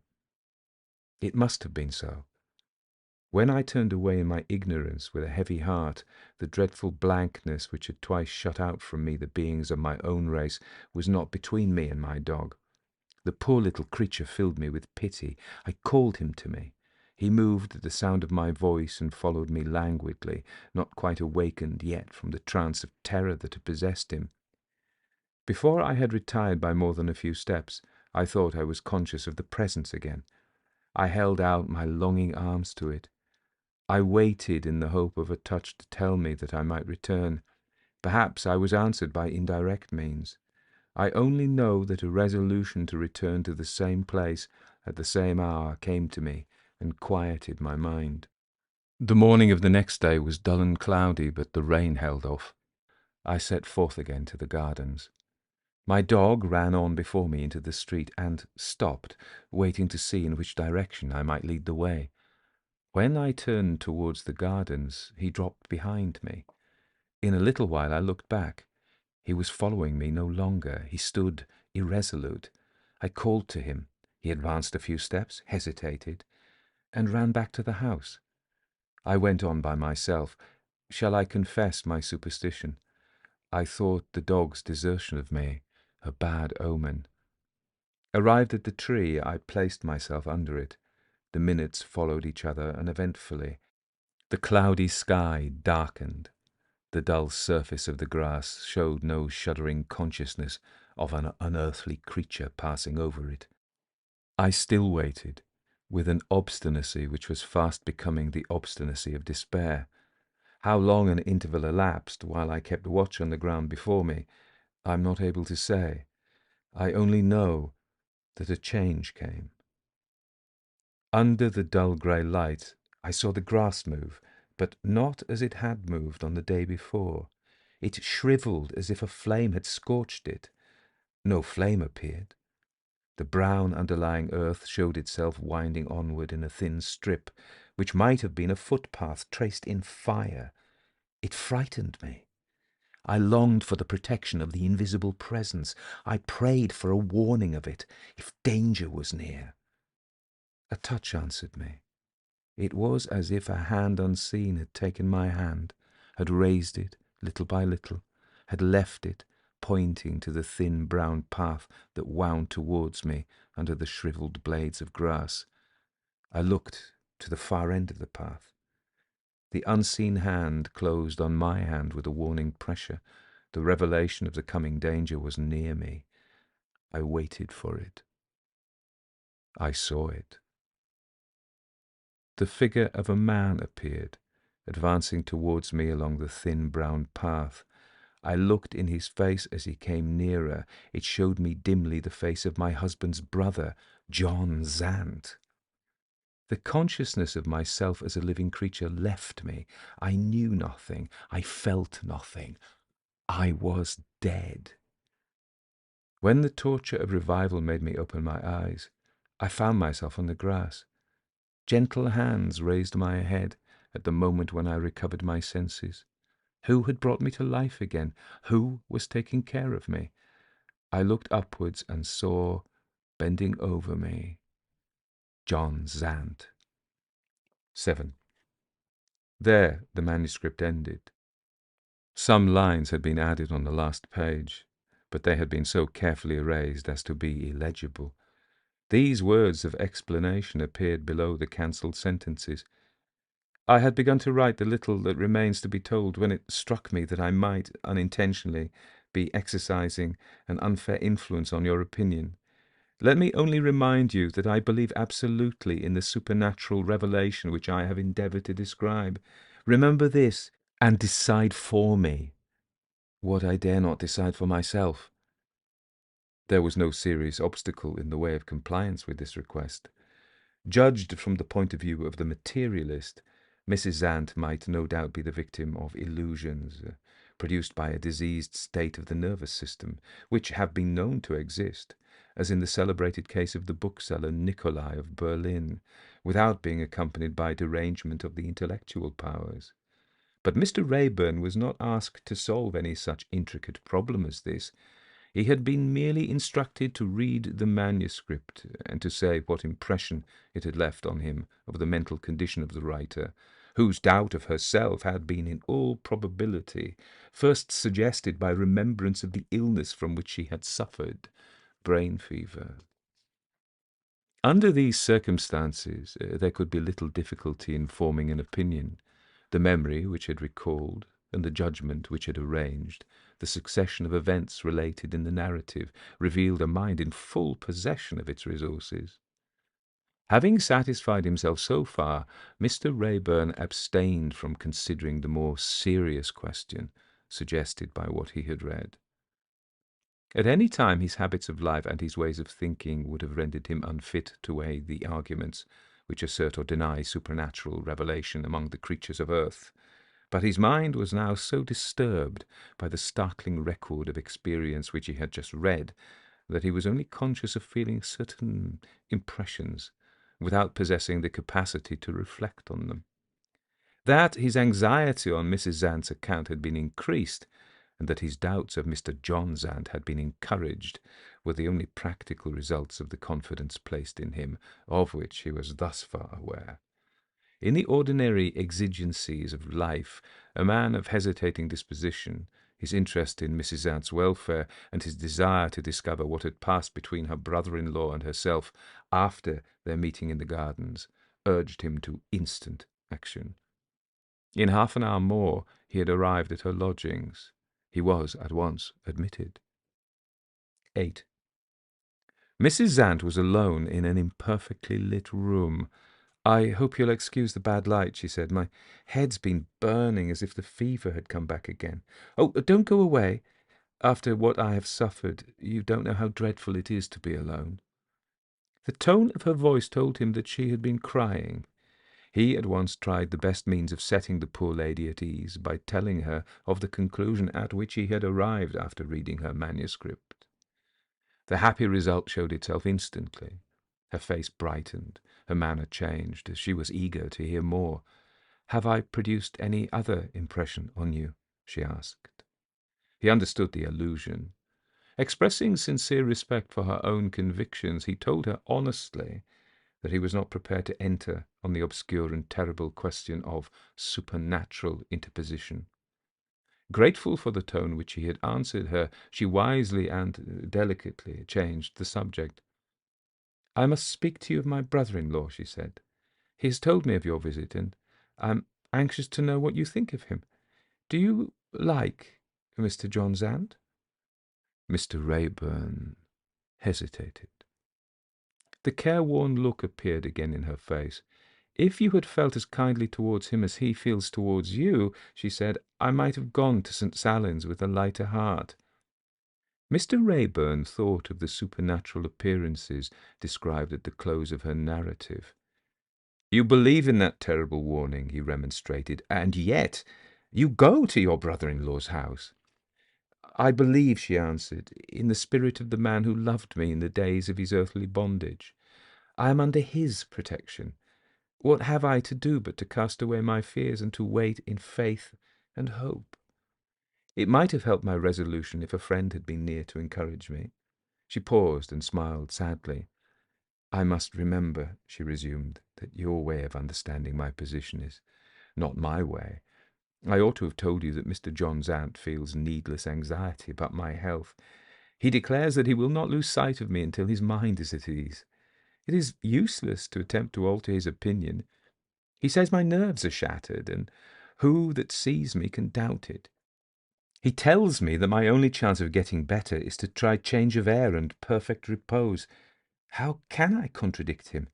He reminds me that I have no relation but himself, and no house open to me but his own, and God knows he is right." She said those last words in accents of melancholy resignation, which grieved the good man whose one merciful purpose was to serve and console her. He spoke impulsively with the freedom of an old friend. "I want to know more of you and Mr. John Zant than I know now," he said. "My motive is a better one than mere curiosity. Do you believe that I feel a sincere interest in you?" "With my whole heart." That reply encouraged him to proceed with what he had to say. "When you recovered from your fainting fit," he began, "Mr. John Zant asked questions, of course. He asked what could possibly have happened in such a quiet place as Kensington Gardens to make me faint." "And how did you answer?" "Answer? I couldn't even look at him." "You said nothing?" "Nothing. I don't know what he thought of me. He might have been surprised, or he might have been offended." "Is he easily offended?" Mr. Raeburn asked. "Not in my experience of him." "Do you mean your experience of him before your illness?" "Yes. Since my recovery, his engagements with country patients have kept him away from London.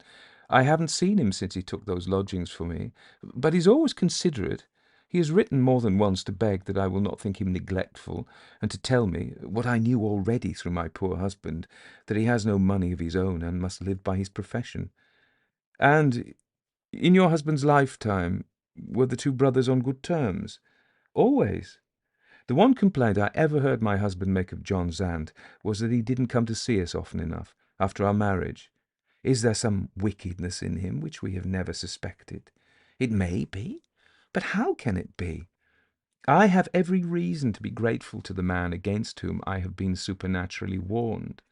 His conduct to me has always been perfect. I can't tell you what I owe to his influence in quieting my mind when a dreadful doubt arose about my husband's death." "Do you mean doubts if he died a natural death?" "Oh, no, no. He was dying of rapid consumption, but his sudden death took the doctors by surprise.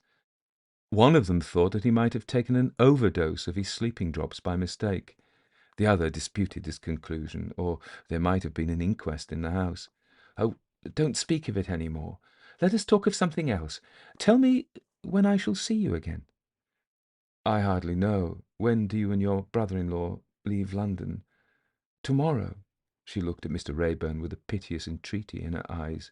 She said timidly, "Do you ever go to the seaside and take your dear little girl with you?"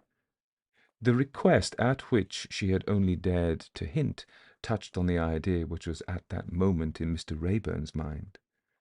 Interpreted by his strong prejudice against John Zant, what she had said of her brother-in-law filled him with forebodings of peril to herself, all the more powerful in their influence for this reason, that he shrank from distinctly realizing them. If another person had been present at the interview, and had said to him afterwards, "That man's reluctance to visit his sister-in-law while her husband was living is associated with a secret sense of guilt which her innocence cannot even imagine. He, and he alone, knows the cause of her husband's sudden death. His feigned anxiety about her health is adopted as the safest means of enticing her into his house. If those formidable conclusions had been urged on Mr. Raeburn, he would have felt it his duty to reject them as unjustifiable aspersions on an absent man. And yet, when he took leave that evening of Mrs. Zant, he had pledged himself to give Lucy a holiday at the seaside, and he had said without blushing that the child really deserved it, as a reward for general good conduct and attention to her lessons. 9. 3 days later, the father and daughter arrived towards evening at St. Salins-on-Sea. They found Mrs. Zant at the station. The poor woman's joy on seeing them expressed itself like the joy of a child. "Oh, I'm so glad, was all she could say when they met. Lucy was half smothered with kisses, and was made supremely happy by a present of the finest doll she had ever possessed. Mrs. Zant accompanied her friends to the rooms which had been secured at the hotel. She was able to speak confidentially to Mr. Raeburn while Lucy was in the balcony hugging her doll and looking at the sea. The one event that had happened during Mrs. Zant's short residence at St. Salins was the departure of her brother-in-law that morning for London. He had been called away to operate on the feet of a wealthy patient who knew the value of his time. His housekeeper expected that he would return to dinner. As to his conduct towards Mrs. Zant, he was not only as attentive as ever, he was almost oppressively affectionate in his language and manner. There was no service that a man could render which he had not eagerly offered to her. He declared that he had already perceived an improvement in her health. He congratulated her on having decided to stay in his house, and, as a proof perhaps of his sincerity, he had repeatedly pressed her hand. "Have you any idea what all this means?" she said simply. Mr. Raeburn kept his idea to himself. He professed ignorance and asked next what sort of person the housekeeper was. Mrs. Zant shook her head ominously. "Such a strange creature," she said, "and in the habit of taking such liberties that I begin to be afraid she is a little crazy." "Is she an old woman?" "No, only middle-aged. This morning, after her master had left the house, she actually asked me what I thought of my brother-in-law. I told her as coldly as possible that I thought he was very kind. She was quite insensible to the tone in which I had spoken. She went on from bad to worse. "Do you call him the sort of man who would take the fancy of a young woman?" was her next question. She actually looked at me. I might have been wrong, and I hope I was, as if the young woman she had in mind was myself. I said, "I don't think of such things, and I don't talk about them." Still, she was not in the least discouraged. She made a personal remark next. "Excuse me, but you do look wretchedly pale." I thought she seemed to enjoy the defect in my complexion. I really believe it raised me in her estimation. "We shall get on better in time," she said. "I'm beginning to like you." She walked out humming a tune. "Don't you agree with me? Don't you think she's crazy?" "I can hardly give an opinion until I've seen her. Does she look as if she might have been a pretty woman at one time of her life?" "Not the sort of pretty woman whom I admire." Mr. Raeburn smiled. "I was thinking," he resumed, "that this person's odd conduct might perhaps be accounted for. She is probably jealous of any young lady who is invited to her master's house, and, till she noticed your complexion, she began to be jealous of you." Innocently at a loss to understand how she could become an object of the housekeeper's jealousy, Mrs. Zant looked at Mr. Raeburn in astonishment. Before she could give expression to her feeling of surprise, there was an interruption, a welcome interruption. A waiter entered the room and announced a visitor described as a gentleman. Mrs. Zant rose at once to retire. "Who is the gentleman?" Mr. Raeburn asked, detaining Mrs. Zant as he spoke.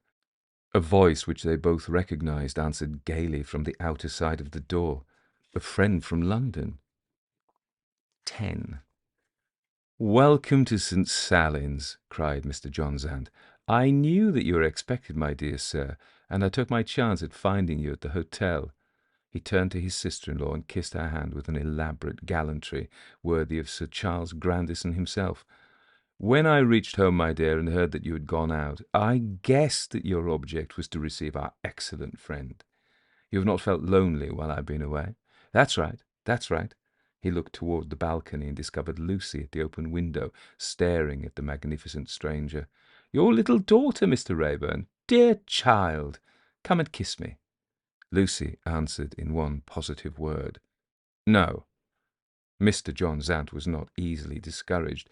"Show me your doll, darling," he said. "Sit on my knee." Lucy answered in two positive words. "I won't." Her father approached the window to administer the necessary reproof. Mr. John Zant interfered in the cause of mercy with the best grace. He held up his hands in cordial entreaty. "Dear Mr. Raeburn, the fairies are sometimes shy, and this little fairy doesn't take to strangers at first sight. Dear child, all in good time. And what stay do you make at St. Salins? May we hope that our poor attractions will tempt you to prolong your visit?" He put his flattering little question with an ease of manner which was rather too plainly assumed, and he looked at Mr. Raeburn with a watchfulness which appeared to attach undue importance to the reply. When he said, "What stay do you make at St. Sullins?" did he really mean, "How soon do you leave us?" Inclining to adopt this conclusion, Mr. Raeburn answered cautiously that his stay at the seaside would depend on circumstances. Mr. John Zant looked at his sister-in-law, sitting silent in a corner with Lucy on her lap. "Exert your attractions," he said. "Make the circumstances agreeable to our good friend. Will you dine with us to-day, my dear sir, and bring your little fairy with you?" Lucy was far from receiving this complimentary allusion in the spirit in which it had been offered. "I'm not a fairy," she declared. "I'm a child." "And a naughty child," her father added, with all the severity that he could assume. "I can't help it, papa. The man with the big beard puts me out." The man with the big beard was amused, amiably, paternally amused by Lucy's plain speaking. He repeated his invitation to dinner, and he did his best to look disappointed when Mr. Raeburn made the necessary excuses. "Another day," he said, without, however, fixing the day. "I think you'll find my house comfortable. My housekeeper may perhaps be eccentric, but in all essentials a woman in 1,000. Do you feel the change from London already? Our air at St. Salins is really worthy of its reputation. Invalids who come here are cured as if by magic. What do you think of Mrs. Zant? How does she look?" Mr. Raeburn was evidently expected to say that she looked better. He said it. Mr. John Zant seemed to have anticipated a stronger expression of opinion. "Surprisingly better," he pronounced. "Infinitely better. We ought both to be grateful. Pray believe that we are grateful." "If you mean grateful to me," Mr. Raeburn remarked, "I don't quite understand." "You don't quite understand? Is it possible that you have forgotten our conversation when I first had the honour of receiving you? Look at Mrs. Zant again." Mr. Raeburn looked, and Mrs. Zant's brother-in-law explained himself. "You notice the return of her colour, the healthy brightness of her eyes." "No, my dear, I'm not paying you idle compliments. I'm stating plain facts. For that happy result, Mr. Raeburn, we are indebted to you." "Surely not." "Surely, yes. It was at your valuable suggestion that I thought of inviting my sister-in-law to visit me at St. Sullins." "Ah, you remember it now. Forgive me if I look at my watch. The dinner hour is on my mind. Not, as your dear little daughter there seems to think, because I am greedy, but because I am always punctual, in justice to the cook. Shall we see you tomorrow? Call early, and you'll find us at home." He gave Mrs. Zant his arm, and bowed and smiled and kissed his hand to Lucy, and left the room. Recalling their interview at the hotel in London, Mr. Raeburn now understood John Zant's object on that occasion in assuming the character of a helpless man in need of a sensible suggestion. If Mrs. Zant's residence under his roof became associated with evil consequences, he could declare that she would never have entered the house but for Mr. Raeburn's advice. With the next day came the hateful necessity of returning this man's visit. Mr. Raeburn was placed between two alternatives. In Mrs. Zant's interest he must remain, no matter at what sacrifice of his own inclinations, on good terms with her brother-in-law, or he must return to London and leave the poor woman to her fate. His choice, it is needless to say, was never a matter of doubt. He called at the house, and did his innocent best, without in the least deceiving Mr. John Zant, to make himself agreeable during the short duration of his visit. Descending the stairs on his way out, accompanied by Mrs. Zant, he was surprised to see a middle-aged woman in the hall, who looked as if she was waiting there expressly to attract notice. "The housekeeper," Mrs. Zant whispered. "She is impudent enough to try to make acquaintance with you." This was exactly what the housekeeper was waiting in the hall to do. "I hope you like our watering place, sir," she began. "If I can be of any service to you, pray command me. Any friend of this lady's has a claim on me, and you are an old friend, no doubt." "I'm only the housekeeper, but I presume to take a sincere interest in Mrs. Zant, and I'm indeed glad to see you here. We none of us know, do we, how soon we may want a friend? No offence, I hope." "Thank you, sir. Good morning." There was nothing in the woman's eyes which indicated an unsettled mind. Nothing in the appearance of her lips which suggested habits of intoxication. That her strange outburst of familiarity proceeded from some strong motive seemed to be more than probable. Putting together what Mrs. Zant had already told him and what he had himself observed, Mr. Raeburn suspected that the motive might be found in the housekeeper's jealousy of her master. 11. Reflecting in the solitude of his own room, Mr. Raeburn felt that the one prudent course to take would be to persuade Mrs. Zant to leave St. Salins. He tried to prepare her for this strong proceeding when she came the next day to take Lucy out for a walk. "If you still regret having forced yourself to accept your brother-in-law's invitation," was all he ventured to say, "don't forget that you are perfect mistress of your own actions. You have only to come to me at the hotel, and I'll take you back to London by the next train." She positively refused to entertain the idea. "I should be a thankless creature indeed," she said, "if I accepted your proposal. Do you think I'm ungrateful enough to involve you in a personal quarrel with John Zant? No. If I find myself forced to leave the house, I'll go away alone." There was no moving her from this resolution.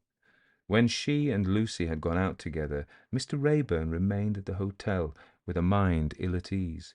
A man of readier mental resources might have felt at a loss how to act for the best in the emergency that now confronted him.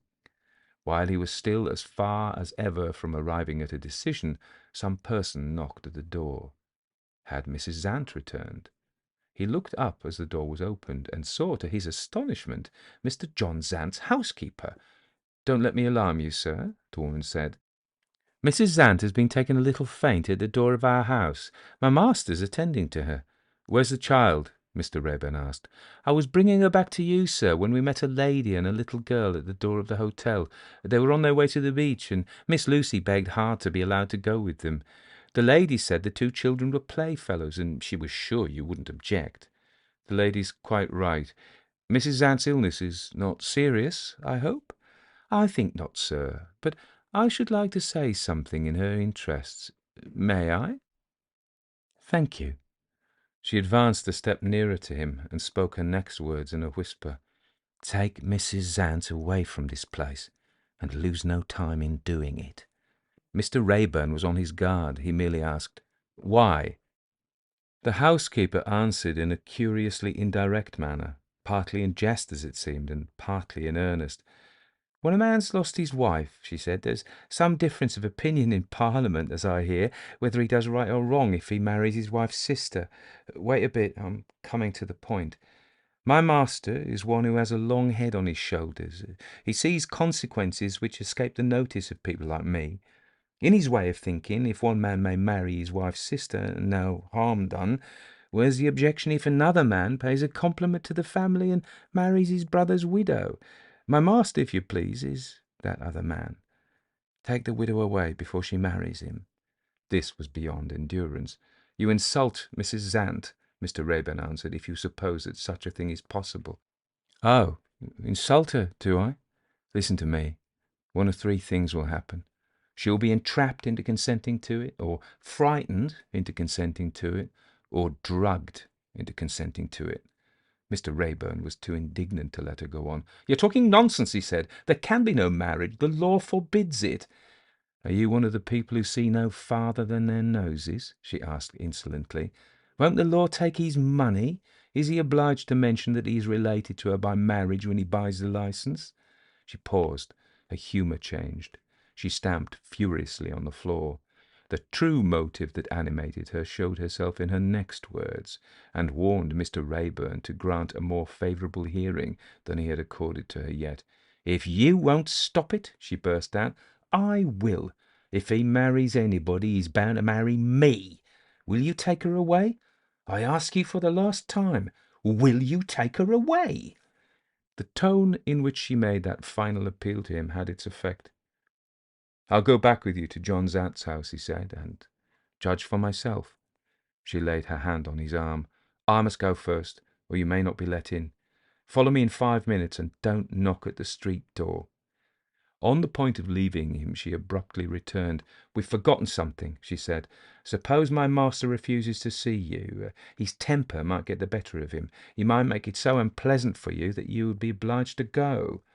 "My temper might get the better of me," Mr. Raeburn replied, "and if I thought it was in Mrs. Zant's interest, I might refuse to leave the house unless she accompanied me."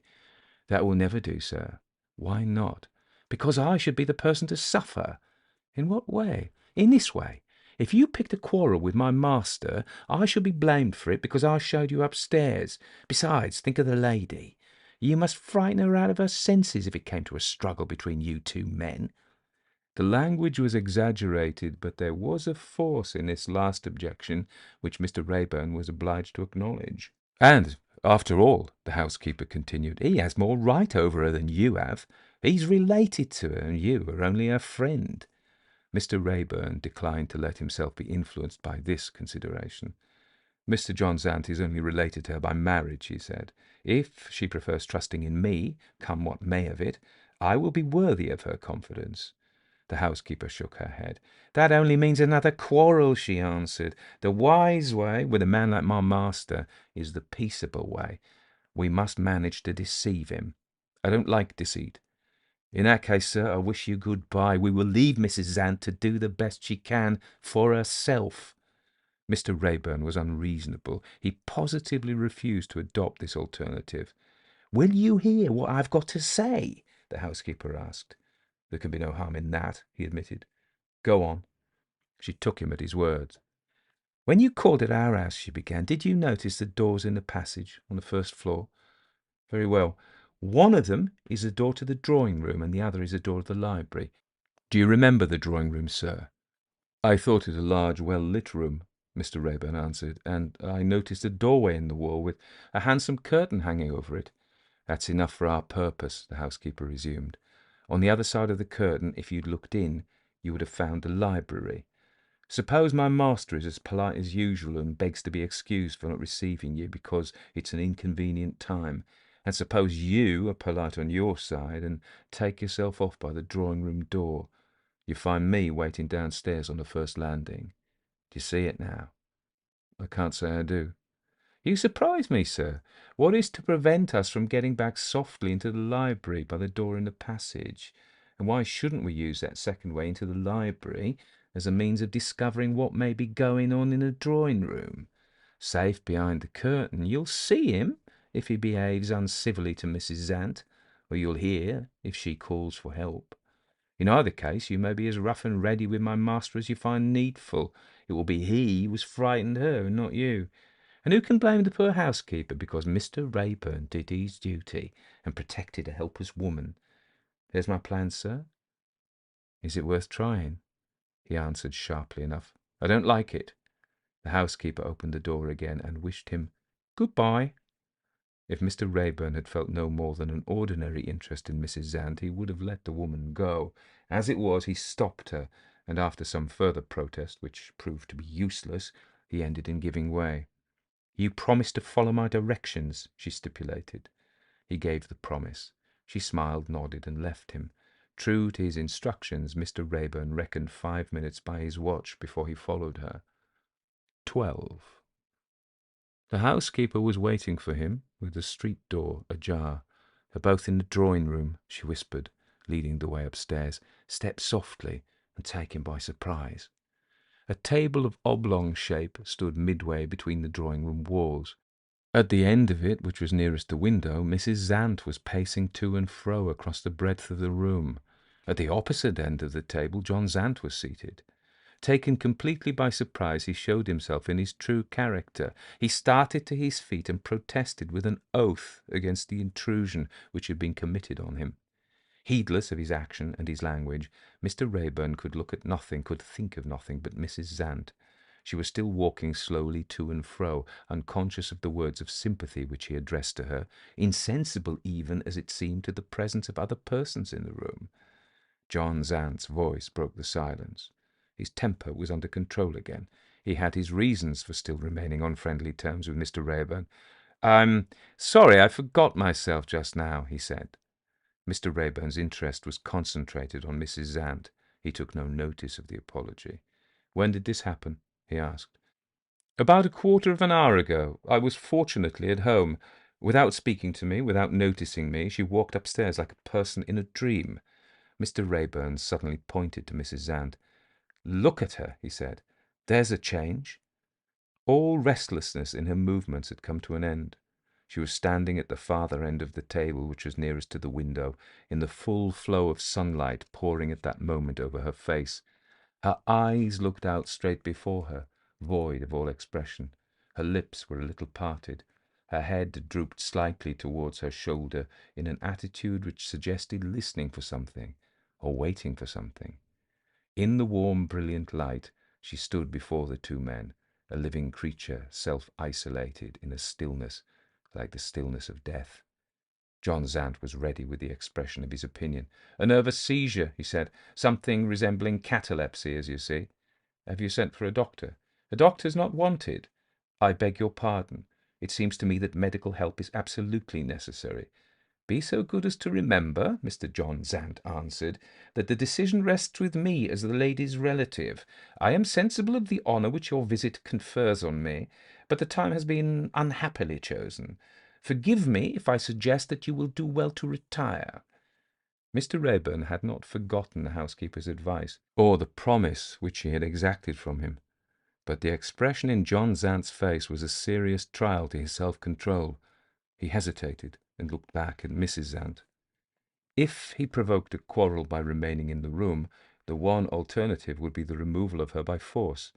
Fear of the consequences to herself if she was suddenly and roughly roused from her trance was the one consideration which reconciled him to submission. He withdrew. The housekeeper was waiting for him below, on the first landing. When the door of the drawing-room had been closed again, she signed to him to follow her, and returned up the stairs. After another struggle with himself, he obeyed. They entered the library from the corridor, and placed themselves behind the closed curtain which hung over the doorway. It was easy so to arrange the edge of the drapery as to observe, without exciting suspicion, whatever was going on in the next room.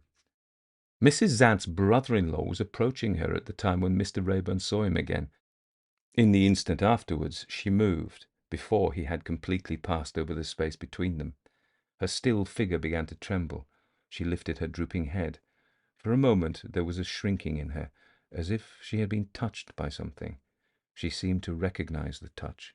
She was still again. John Zant watched the change. It suggested to him that she was beginning to recover her senses. He tried the experiment of speaking to her. "My love, my sweet angel, come to the heart that adores you."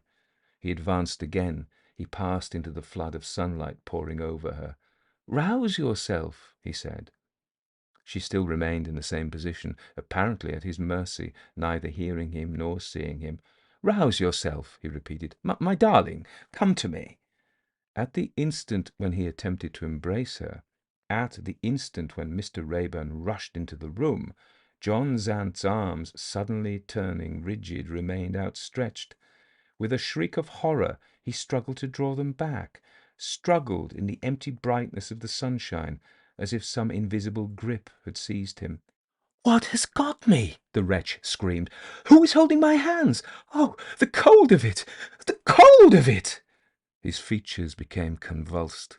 His eyes turned upwards until only the white eyeballs were visible. He fell prostrate with a crash that shook the room. The housekeeper ran in. She knelt by her master's body. With one hand she loosened his cravat. With the other she pointed to the end of the table.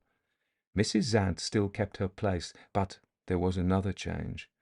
Little by little her eyes recovered their natural living expression, then slowly closed. She tottered backwards from the table and lifted her hands wildly, as if to grasp at something which might support her. Mr. Raeburn hurried to her before she fell, lifted her in his arms, and carried her out of the room. One of the servants met them in the hall. He sent for a carriage. In a quarter of an hour more, Mrs. Zant was safe under his care at the hotel.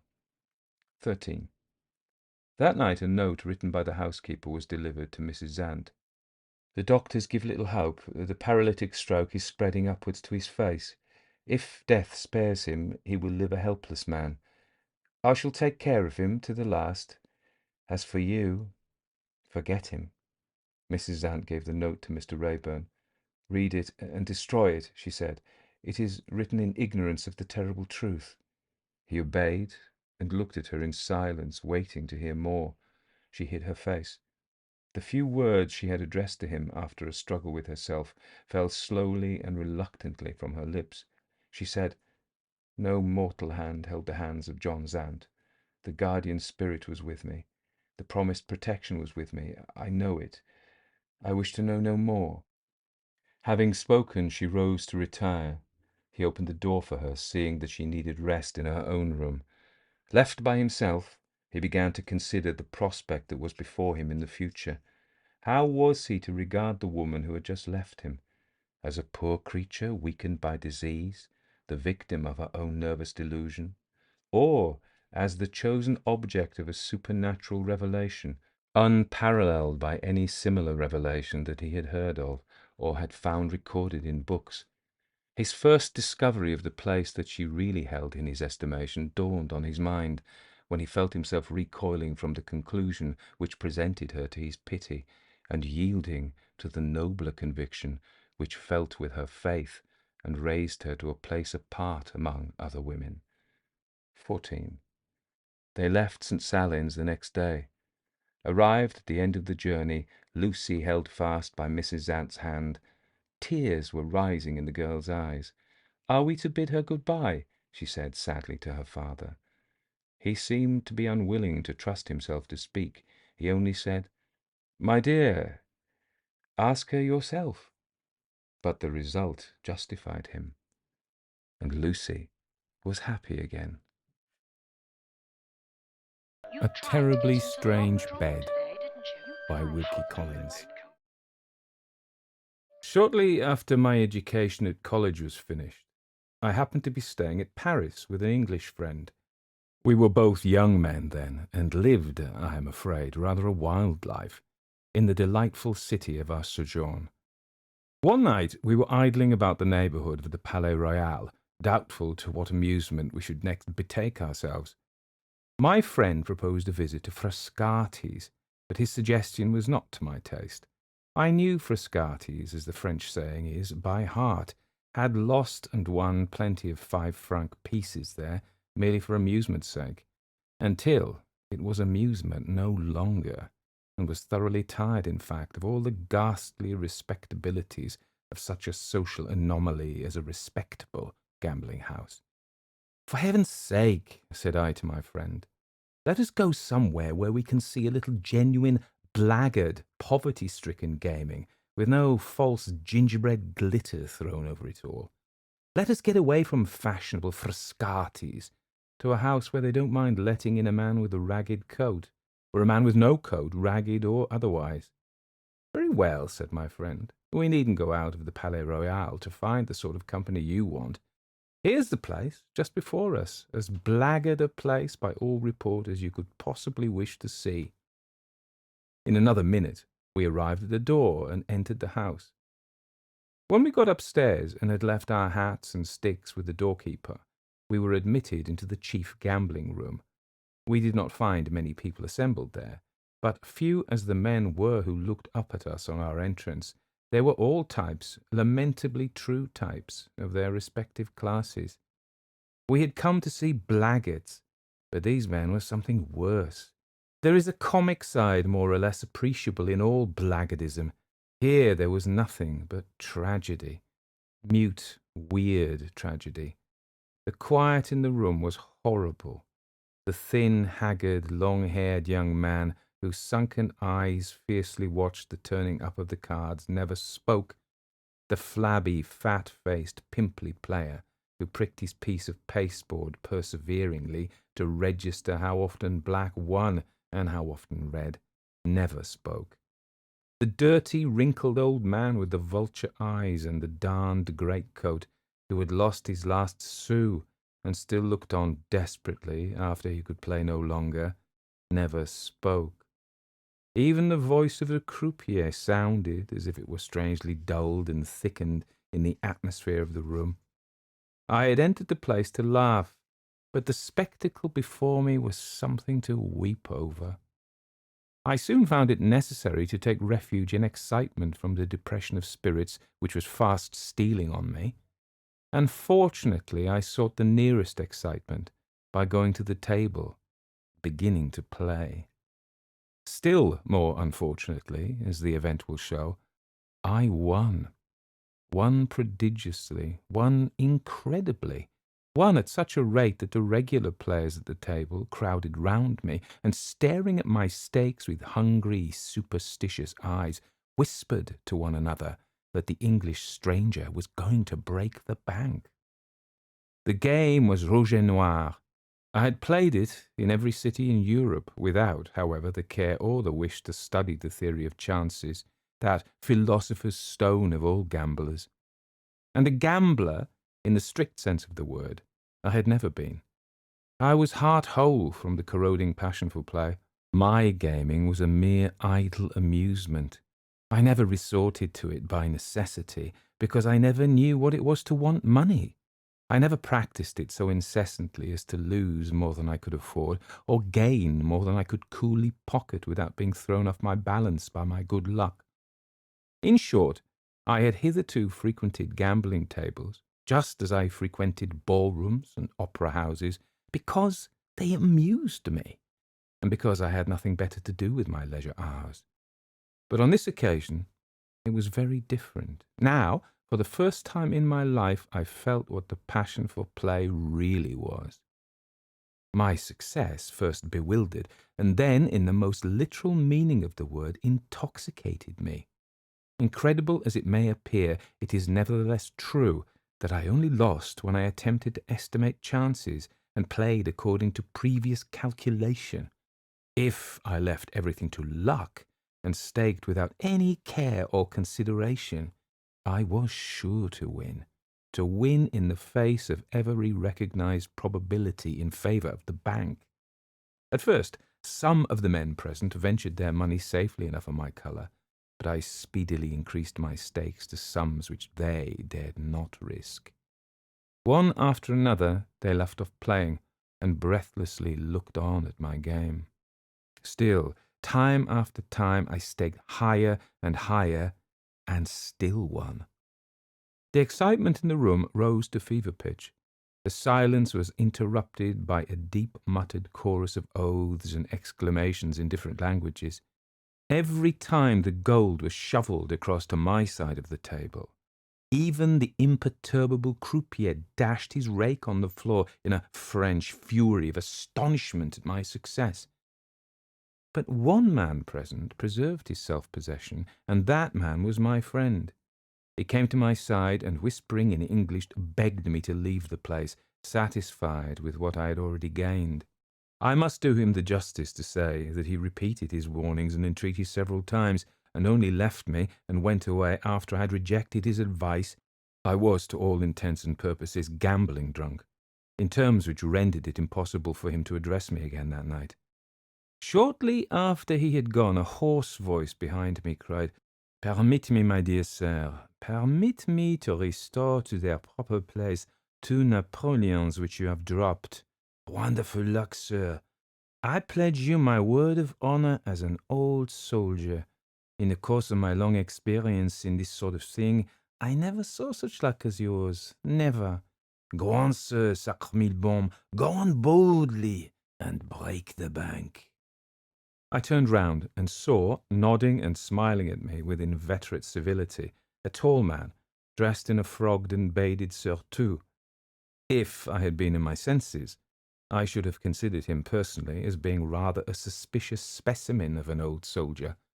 He had goggling, bloodshot eyes, mangy moustaches, and a broken nose. His voice betrayed a barrack-room intonation of the worst order, and he had the dirtiest pair of hands I ever saw, even in France. These little personal peculiarities exercised, however, no repelling influence on me. In the mad excitement, the reckless triumph of the moment, I was ready to fraternize with anybody who encouraged me in my game. I accepted the old soldier's offered pinch of snuff, clapped him on the back, and swore he was the honestest fellow in the world, the most glorious relic of the Grand Army that I'd ever met with. "Go on," cried my military friend, snapping his fingers in ecstasy. "Go on and win. Break the bank. Mille tonnerres, my gallant English comrade. Break the bank." And I did go on. Went on at such a rate that in another quarter of an hour the croupier called, "Gentlemen, the bank has discontinued for tonight." All the notes and all the gold in that bank now lay in a heap under my hands. The whole floating capital of the gambling house was waiting to pour into my pockets. "Tie up the money in your pocket handkerchief, my worthy sir," said the old soldier, as I wildly plunged my hands into my heap of gold. "Tie it up as we used to tie up a bit of dinner in the Grande Armée. Your winnings are too heavy for any breeches pockets that were ever sewed. There, that's it, shovel them in, notes and all. Credit, what luck! Stop! Another Napoleon on the floor. Ah, sacre petit polisson de Napoleon, have I found thee at last? Now then, sir, 2 tight double knots each way with your honourable permission, and the money is safe. Feel it, fortunate sir. Hard and round as a cannonball. Ah, bah! If they had only fired such cannonballs at us at Austerlitz, nom d'une pipe, if they only had! And now, as an ancient grenadier, as an ex-brave of the French army, what remains for me to do? I ask what? Simply this, to entreat my valued English friend to drink a bottle of champagne with me, and toast the goddess Fortune in foaming goblets before we part. Excellent ex-brave, convivial, ancient grenadier, champagne by all means, an English cheer for an old soldier, hurrah, hurrah, another English cheer for the goddess Fortune, hurrah, hurrah, hurrah! Bravo, the Englishman, the amiable, gracious Englishman, in whose veins circulates the vivacious blood of France. Another glass? Ah, bah, the bottle is empty. Never mind. Vive le vin. I, the old soldier, order another bottle and half a pound of bonbon with it. No, no, ex-brave, never, ancient grenadier. Your bottle last time, my bottle this. Behold it. Toast away. The French army, the great Napoleon, the present company, the croupier, the honest croupier's wife and daughters, if he has any, the ladies generally, everybody in the world. By the time the second bottle of champagne was emptied, I felt as if I had been drinking liquid fire. My brain seemed all aflame. No excess in wine had ever had this effect on me before in my life. Was it the result of a stimulant acting upon my system when I was in such a highly excited state? Was my stomach in a particularly disordered condition? Or was the champagne amazingly strong? "Ex-brave of the French army," cried I, in a mad state of exhilaration, "I'm on fire! How are you? You have set me on fire. Do you hear, my hero of Austerlitz? Let us have a third bottle of champagne to put the flame out." The old soldier wagged his head, rolled his goggle eyes until I expected to see them slip out of their sockets, placed his dirty forefinger by the side of his broken nose, solemnly ejaculated, "Coffee!" and immediately ran off into an inner room. The word pronounced by the eccentric veteran seemed to have a magical effect on the rest of the company present. With one accord they all rose to depart. Probably they had expected to profit by my intoxication, but finding that my new friend was benevolently bent on preventing me from getting dead drunk, had now abandoned all hope of thriving pleasantly on my winnings. Whatever their motive might be, at any rate, they went away in a body. When the old soldier returned and sat down again opposite to me at the table, we had the room to ourselves. I could see the croupier in a sort of vestibule which opened out of it, eating his supper in solitude. The silence was now deeper than ever. A sudden change, too, had come over the ex-brave. He assumed a portentously solemn look, and when he spoke to me again, his speech was ornamented by no oaths, enforced by no finger-snapping, enlivened by no apostrophes or exclamations. "Listen, my dear sir," said he, in mysteriously confidential tones. "Listen to an old soldier's advice. I have been to the mistress of the house, a very charming woman with a genius for cookery, to impress on her the necessity of making us some particularly strong and good coffee. You must drink this coffee in order to get rid of your little amiable exaltation of spirits before you think of going home. You must, my good and gracious friend. With all that money to take home tonight, it is a sacred duty to yourself to have your wits about you. You are known to be a winner to an enormous extent by several gentlemen present tonight who, in a certain point of view, are very worthy and excellent fellows. But they are mortal men, my dear sir, and they have their amiable weaknesses. Need I say more? Ah, no, you understand me. Now, this is what you must do. Send for a cabriolet when you feel quite well again. Draw up all the windows when you get in, and tell the driver to take you home only through the large and well-lighted thoroughfares. Do this, and you and your money will be safe. Do this, and tomorrow you will thank an old soldier for giving you a word of honest advice." Just as the ex-brave ended his oration in very lachrymose tones, the coffee came in, ready poured into 2 cups. My attentive friend handed me one of the cups with a bow. I was parched with thirst and drank it off at a draught. Almost instantly afterwards, I was seized with a fit of giddiness and felt more completely intoxicated than before. The room whirled round and round furiously. The old soldier seemed to be regularly bobbing up and down before me like a piston of a steam engine. I was half deafened by a violent singing in my ears. A feeling of utter bewilderment, helplessness, idiocy overcame me. I rose from my chair, holding on by the table to keep my balance, and stammered out that I felt dreadfully unwell, so unwell that I did not know how I was to get home. "My dear friend," answered the old soldier, and even his voice seemed to me bobbing up and down as he spoke. "My dear friend, it would be madness to go home in your state. You would be sure to lose your money. You might be robbed and murdered with the greatest ease. I am going to sleep here. Do you sleep here too? They make up capital beds in this house. Take one, sleep off the effects of the wine, and go home safely with your winnings tomorrow. Tomorrow in broad daylight." I had but 2 ideas left.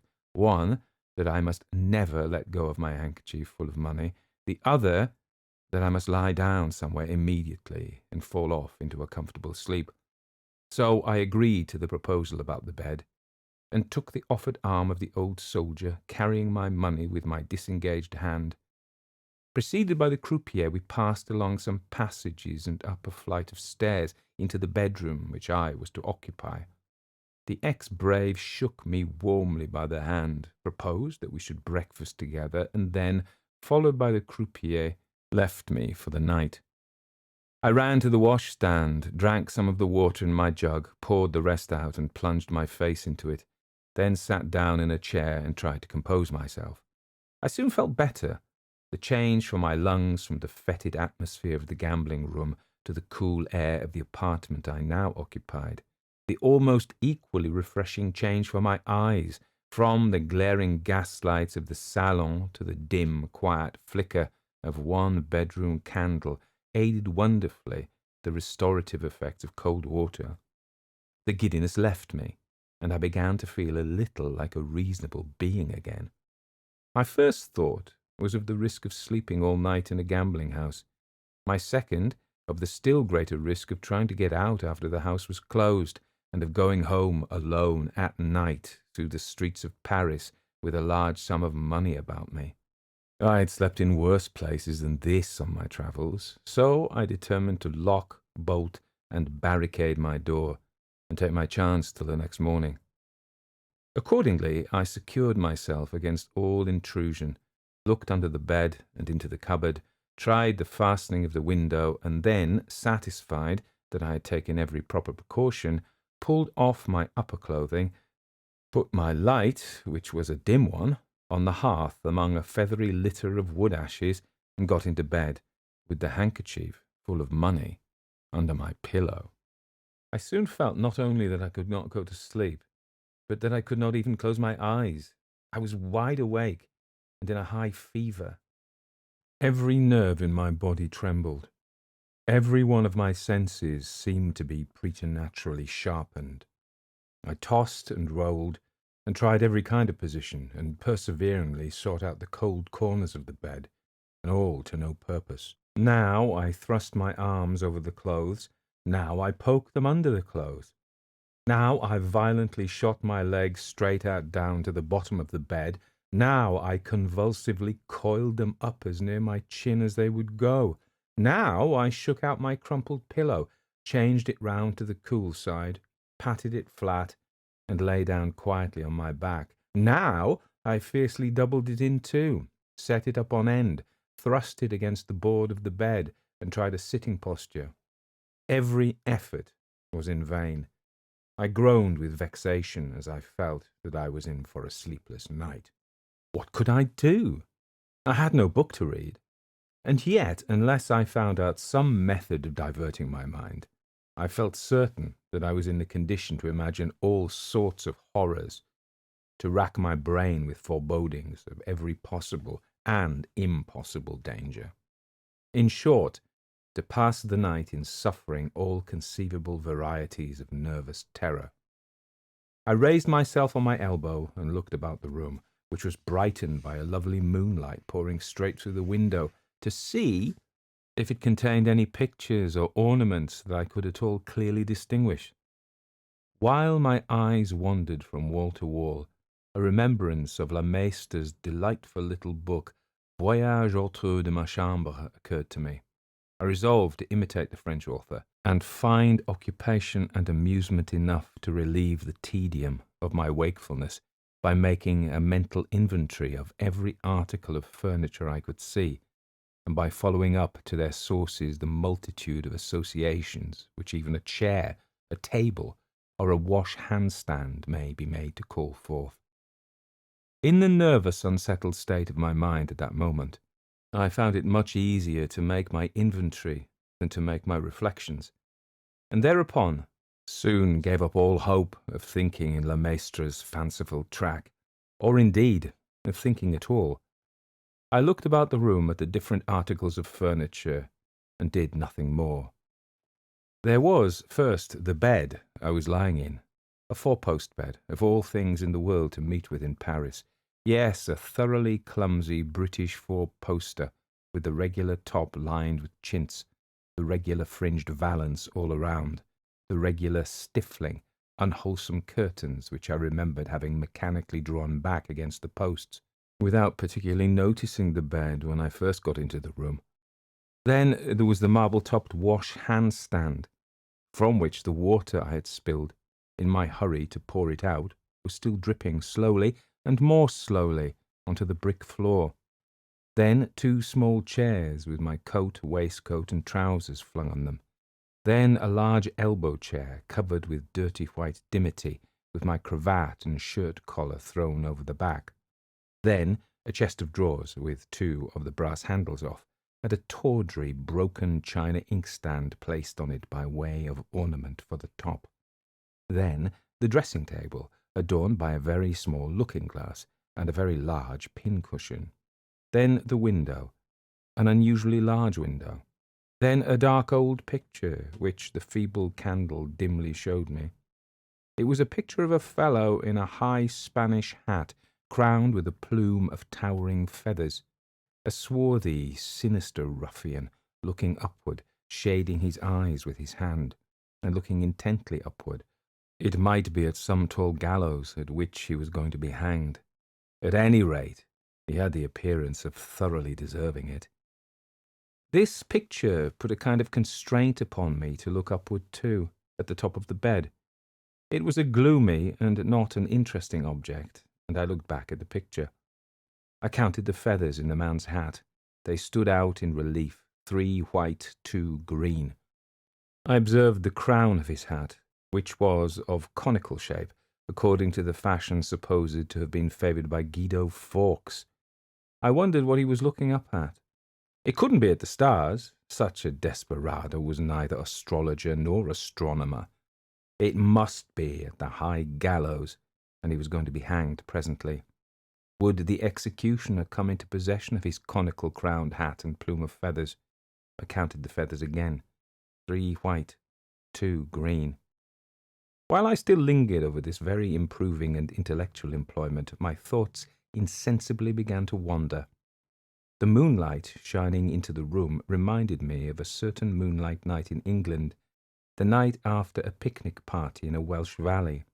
Every incident of the drive homeward, through lovely scenery, which the moonlight made lovelier than ever, came back to my remembrance, though I had never given the picnic a thought for years. Though, if I had tried to recollect it, I could certainly have recalled little or nothing of that scene long past. Of all the wonderful faculties that help to tell us we are immortal, which speaks the sublime truth more eloquently than memory?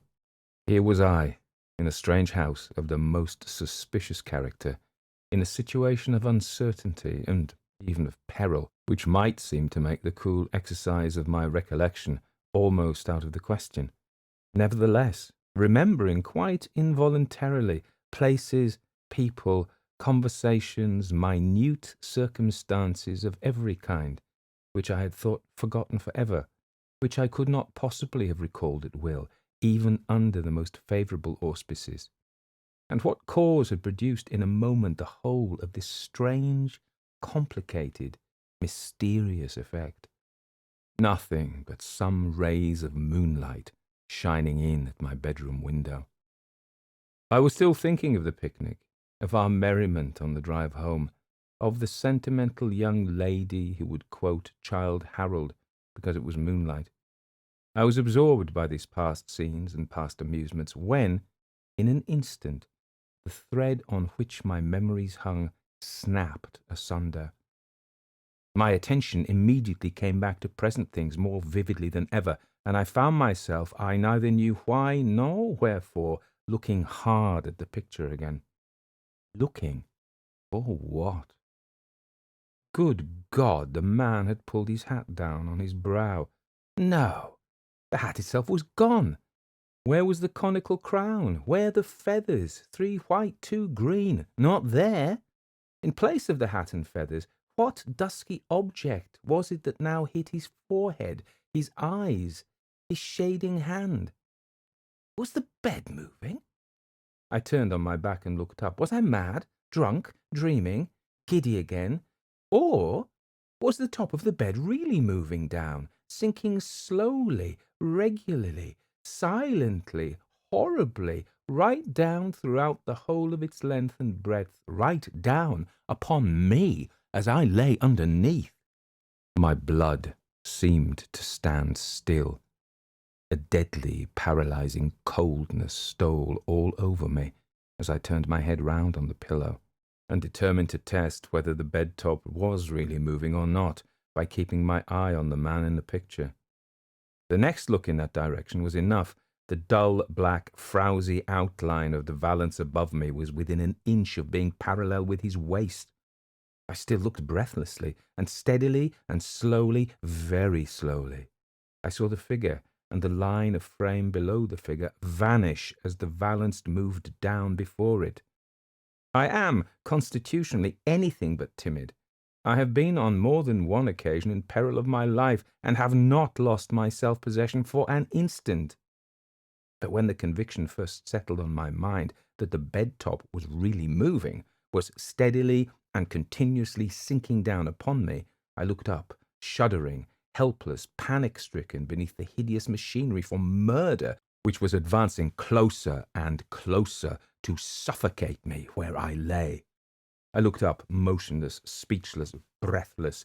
The candle, fully spent, went out, but the moonlight still brightened the room. Down and down, without pausing and without sounding, came the bed-top. and still my panic terror seemed to bind me faster and faster to the mattress on which I lay. Down and down it sank, till the dusty odour from the lining of the canopy came stealing into my nostrils. At that final moment, the instinct of self-preservation startled me out of my trance, and I moved, at last. There was just room for me to roll myself sideways off the bed. As I dropped noiselessly to the floor, the edge of the murderous canopy touched me on the shoulder. Without stopping to draw breath, without wiping the cold sweat from my face, I rose instantly on my knees to watch the bed top. I was literally spellbound by it. If I had heard footsteps behind me, I could not have turned round. If a means of escape had been miraculously provided for me, I could not have moved to take advantage of it. The whole life in me was at that moment concentrated in my eyes. It descended. The whole canopy with the fringe round it came down, close down, so close that there was not room now to squeeze my finger between the bed top and the bed. I felt at the sides and discovered that what had appeared to me from beneath to be the ordinary light canopy of a four-post bed was in reality a thick, broad mattress, the substance of which was concealed by the valance and its fringe. I looked up and saw the four posts rising hideously bare. In the middle of the bed top was a huge wooden screw that had evidently worked it down through a hole in the ceiling, just as ordinary presses are worked down on the substance selected for compression. The frightful apparatus moved without making the faintest noise. There had been no creaking as it came down. There was now not the faintest sound from the room above. Amid a dead and awful silence, I beheld before me, in the 19th century and in the civilized capital of France, such a machine for secret murder by suffocation as might have existed in the worst days of the Inquisition, in the lonely inns among the Harz Mountains, in the mysterious tribunals of Westphalia. Still, as I looked on it, I could not move, I could hardly breathe, but I began to recover the power of thinking, and in a moment I discovered the murderous conspiracy framed against me in all its horror. My cup of coffee had been drugged, and drugged too strongly. I had been saved from being smothered by having taken an overdose of some narcotic. How I had chafed and fretted at the fever fit which had preserved my life by keeping me awake. How recklessly I had confided myself to the two wretches who had led me into this room, determined for the sake of my winnings to kill me in my sleep by the surest and most horrible contrivance for secretly accomplishing my destruction. How many men, winners like me, had slept as I had proposed to sleep in that bed, and had never been seen or heard of more. I shuddered at the bare idea of it. But ere long all thought was again suspended by the sight of the murderous canopy moving once more. After it had remained on the bed, as nearly as I could guess, about 10 minutes, it began to move up again. The villains who worked it from above evidently believed that their purpose was now accomplished. Slowly and silently, as it had descended, that horrible bed-top rose towards its former place. When it reached the upper extremities of the four posts, it reached the ceiling too. Neither hole nor screw could be seen. The bed became in appearance an ordinary bed again, the canopy an ordinary canopy, even to the most suspicious eyes. Now, for the first time, I was able to move, to rise from my knees, to dress myself in my upper clothing, and to consider of how I should escape. If I betrayed by the smallest noise that the attempt to suffocate me had failed, I was certain to be murdered. Had I made any noise already? I listened intently, looking towards the door. No footsteps in the passage outside, no sound of a tread, light or heavy, in the room above. Absolute silence everywhere. Besides locking and bolting my door, I had moved an old wooden chest against it, which I had found under the bed. To remove this chest, my blood ran cold as I thought of what its contents might be. Without making some disturbance was impossible, and moreover to think of escaping through the house, now barred up for the night, was sheer insanity. Only one chance was left me, the window. I stole to it on tiptoe. My bedroom was on the first floor above an entresol, and looked into a back street. I raised my hand to open the window, knowing that on that action hung by the merest hairbreadth my chance of safety. They keep vigilant watch in a house of murder. If any part of the frame cracked, if the hinge creaked, I was a lost man. It must have occupied me at least 5 minutes reckoning by time, 5 hours reckoning by suspense, to open that window. I succeeded in doing it silently, in doing it with all the dexterity of a housebreaker, and then looked down into the street. To leap the distance beneath me would be almost certain destruction. Next, I looked around at the sides of the house. Down the left side ran a thick water pipe. It passed close by the outer edge of the window. The moment I saw the pipe, I knew I was saved. My breath came and went freely for the first time since I had seen the canopy of the bed moving down upon me. To some men, the means of escape which I had discovered might have seemed difficult and dangerous enough. To me, the prospect of slipping down the pipe into the street did not suggest even a thought of peril. I had always been accustomed, by the practice of gymnastics, to keep up my schoolboy powers as a daring and expert climber, and I knew that my head, hands, and feet would serve me faithfully in any hazards of ascent or descent. I had already got one leg over the windowsill when I remembered the handkerchief filled with money under my pillow. I could well have afforded to leave it behind me, but I was revengefully determined that the miscreants of the gambling house should miss their plunder as well as their victim. So I went back to the bed and tied the heavy handkerchief at my back by my cravat. Just as I had made it tight and fixed in a comfortable place, I thought I heard the sound of breathing outside the door. The chill feeling of horror ran through me again as I listened. No. Dead silence still in the passage. I had only heard the night air blowing softly into the room. The next moment I was on the windowsill, and the next I had a firm grip on the water pipe with my hands and knees. I slid down to the street easily and quietly, as I thought I should, and immediately set off at the top of my speed to a branch préfecture of police, which I knew was situated in the immediate neighbourhood. A sub-prefect and several picked men among his subordinates happened to be up, maturing, I believe, some scheme for discovering the perpetrator of a mysterious murder which all Paris was talking of just then. When I began my story, in a breathless hurry, and in very bad French, I could see that the sub-prefect suspected me of being a drunken Englishman who had robbed somebody, but soon altered his opinion as I went on.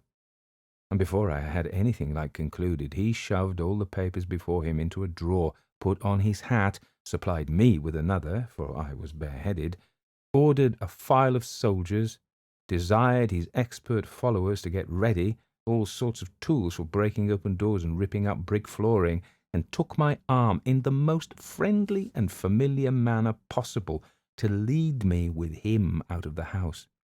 I will venture to say that when the sub-prefect was a little boy and was taken for the first time to the play, he was not half as much pleased as he was now at the job in prospect for him at the gambling house. Away we went through the streets, the sub-prefect cross-examining and congratulating me in the same breath as we marched at the head of our formidable posse comitatus.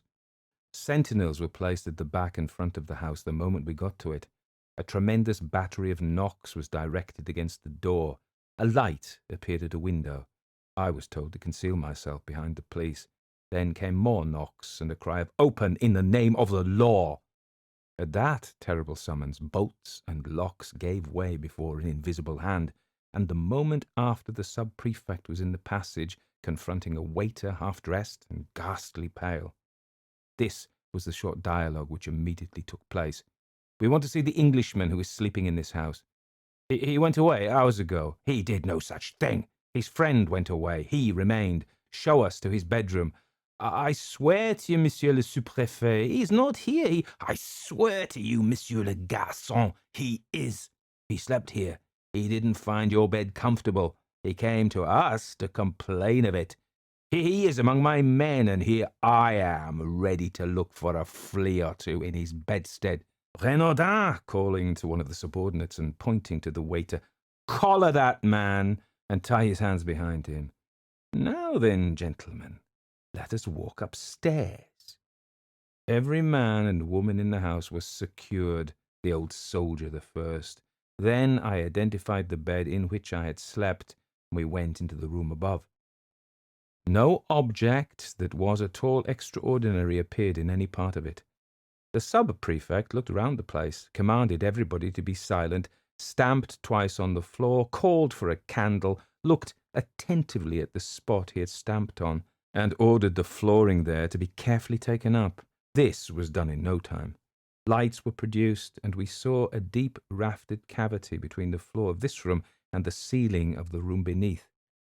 Through this cavity there ran perpendicularly a sort of case of iron, thickly greased, and inside the case appeared the screw, which communicated with the bed-top below.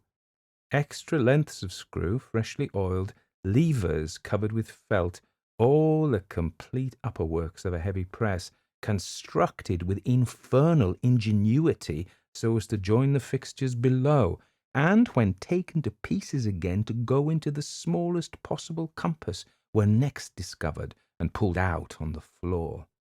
After some little difficulty, the sub-prefect succeeded in putting the machinery together, and leaving his men to work it, descended with me to the bedroom. The smothering canopy was then lowered, but not so noiselessly as I had seen it lowered. When I mentioned this to the sub-prefect, his answer, simple as it was, had a terrible significance. "My men," said he, "are working down the bed-top for the first time. The men whose money you won were in better practice." We left the house in the sole possession of 2 police agents, every one of the inmates being removed to prison on the spot. The sub-prefect, after taking down my procès-verbal in his office, returned with me to my hotel to get my passport. "Do you think," I asked, as I gave it to him, "that any men have really been smothered in that bed, as they tried to smother me?"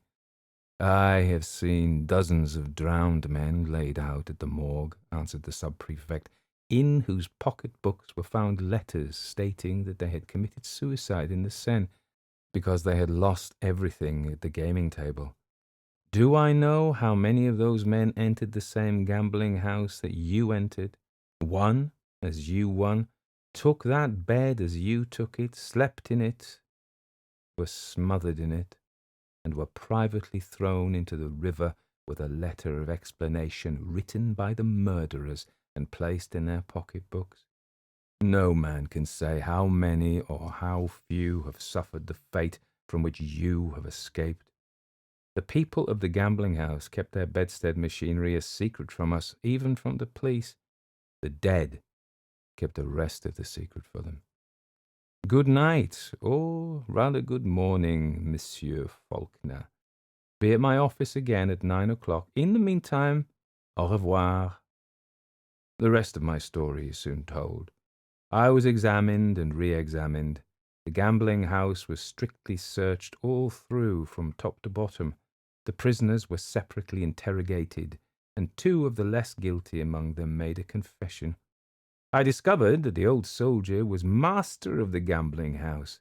Justice discovered that he had been drummed out of the army as a vagabond years ago, that he had been guilty of all sorts of villainies since, that he was in possession of stolen property, which the owners identified, and that he, the croupier, another accomplice, and the woman who had made my cup of coffee were all in the secret of the bedstead. There appears some reason to doubt whether the inferior persons attached to the house knew anything of the suffocating machinery, and they received the benefit of the doubt, being treated simply as thieves and vagabonds. As for the old soldier and his 2 head myrmidons, they went to the galleys. The woman who had drugged my coffee was imprisoned for I forget how many years. The regular attendants at the gambling house were considered suspicious and placed under surveillance, and I became, for 1 whole week, which is a long time, the head lion in Parisian society.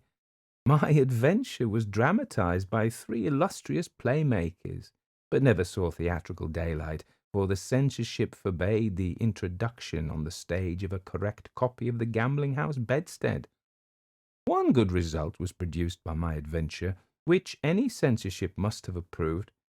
It cured me of ever again trying rouge et noir as an amusement. The sight of a green cloth with packs of cards and heaps of money on it will henceforth be for ever associated in my mind with the sight of a bed canopy descending to suffocate me in the silence and darkness of the night.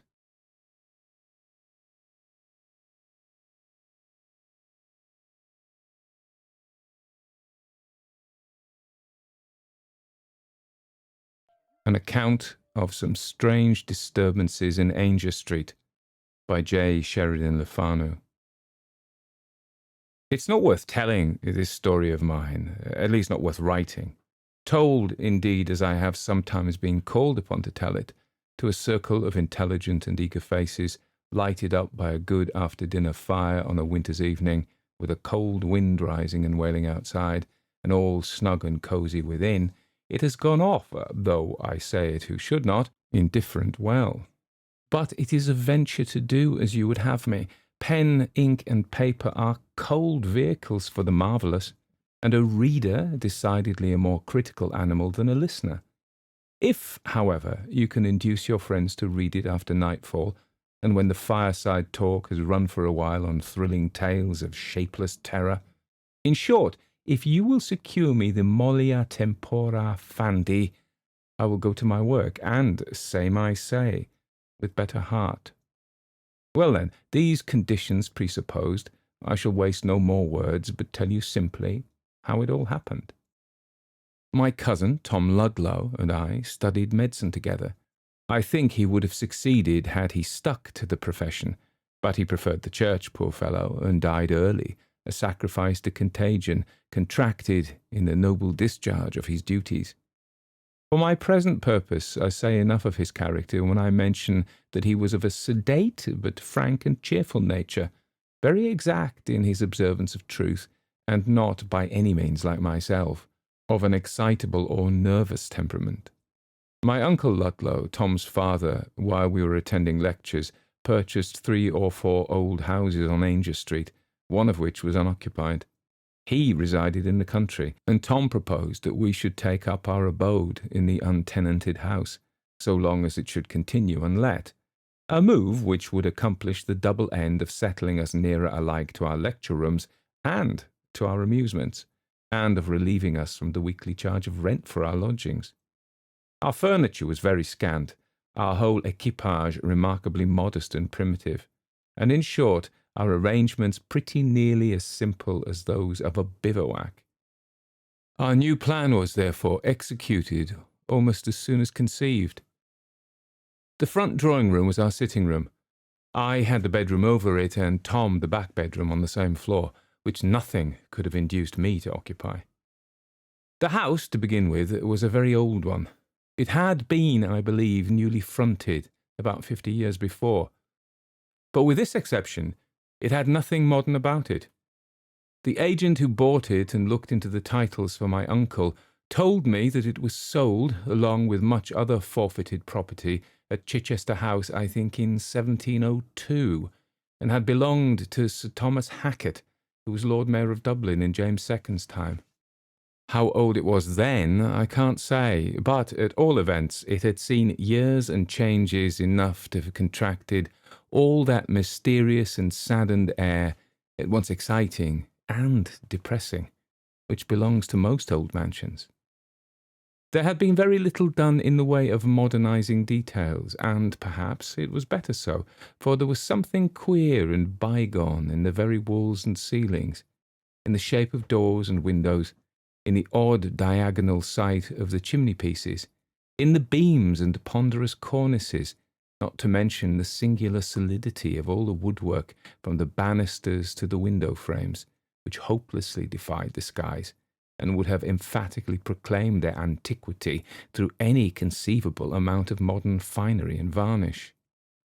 An effort had indeed been made to the extent of papering the drawing-rooms, but somehow the paper looked raw and out of keeping, and the old woman, who kept a little dirt pie of a shop in the lane, and whose daughter, a girl of 52, was our solitary handmaid, coming in at sunrise and chastely receding again as soon as she had made all ready for tea in our state apartment, this woman, I say, remembered it when old Judge Horrocks, who, having earned the reputation of a particularly hanging judge, ended by hanging himself, as the coroner's jury found, under an impulse of temporary insanity, with the child's skipping rope, over the massive old banisters, resided there, entertaining good company with fine venison and rare old port. In those halcyon days the drawing-rooms were hung with gilded leather, and I dare say cut a good figure, for they were really spacious rooms. The bedrooms were wainscoted, but the front one was not gloomy, and in it the cosiness of antiquity quite overcame its sombre associations. But the back bedroom, with its two queerly placed, melancholy windows, staring vacantly at the foot of the bed, and with the shadowy recess to be found in most old houses in Dublin, like a large ghostly closet, which, from congeniality of temperament, had amalgamated with the bedchamber and dissolved the partition. At night-time this alcove, as our maid was wont to call it, had, in my eyes, a specially sinister and suggestive character. Tom's distant and solitary candle glimmered vainly into its darkness. There it was always overlooking him, always itself impenetrable. But this was only part of the effect. The whole room was, I can't tell how, repulsive to me. There was, I suppose, in its proportions and features, a latent discord, a certain mysterious and indescribable relation, which jarred indistinctly upon some secret sense of the fitting and the safe, and raised indefinable suspicions and apprehensions of the imagination. On the whole, as I began by saying, nothing could have induced me to pass a night alone in it. I had never pretended to conceal from poor Tom my superstitious weakness, and he, on the other hand, most unaffectedly ridiculed my tremors.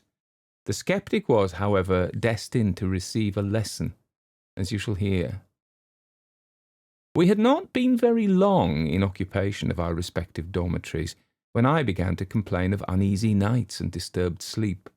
I was, I suppose, the more impatient under this annoyance, as I was usually a sound sleeper, and by no means prone to nightmares. It was now, however, my destiny, instead of enjoying my customary repose, every night to sup full of horrors. After a preliminary course of disagreeable and frightful dreams, my troubles took a definite form, and the same vision, without an appreciable variation in a single detail, visited me, at least, on an average, every second night in the week. Now, this dream, nightmare, or infernal illusion, which you please, of which I was the miserable sport, was on this wise. I saw, or thought I saw, with the most abominable distinctness, although at the time in profound darkness, every article of furniture and accidental arrangement of the chamber in which I lay. This, as you know, is incidental to ordinary nightmare. Well, while in this clairvoyant condition, which seemed but the lighting up of the theatre in which was to be exhibited the monotonous tableau of horror which made my nights insupportable, my attention invariably became, I know not why, fixed upon the windows opposite the foot of my bed, and, uniformly with the same effect, a sense of dreadful anticipation always took slow but sure possession of me. I became somehow conscious of a sort of horrid but undefined preparation going forward in some unknown quarter, and by some unknown agency for my torment, and, after an interval which always seemed to me of the same length, a picture suddenly flew up to the window, where it remained fixed as if by an electrical attraction, and my discipline of horror then commenced, to last perhaps for hours. The picture thus mysteriously glued to the window-panes was the portrait of an old man in a crimson flowered silk dressing-gown, the folds of which I could now describe with a countenance embodying a strange mixture of intellect, sensuality, and power, but withal sinister and full of malignant omen. His nose was hooked like the beak of a vulture, his eyes large, grey, and prominent, and lighted up with more than mortal cruelty and coldness. These features were surmounted by a crimson velvet cap, the hair that peeped from under which was white with age, while the eyebrows retained their original blackness. Well I remember every line, hue, and shadow of that stony countenance, and well I may. The gaze of this hellish visage was fixed upon me, and mine returned it with the inexplicable fascination of nightmare, for what appeared to me to be hours of agony. At last the cock he crew, away he flew. The fiend, who had enslaved me through the awful watches of the night, and harassed and nervous, I rose to the duties of the day. I can't say exactly why, but it may have been from the exquisite anguish and profound impressions of unearthly horror with which this strange phantasmagoria was associated, an insurmountable antipathy to describing the exact nature of my nightly troubles to my friend and comrade.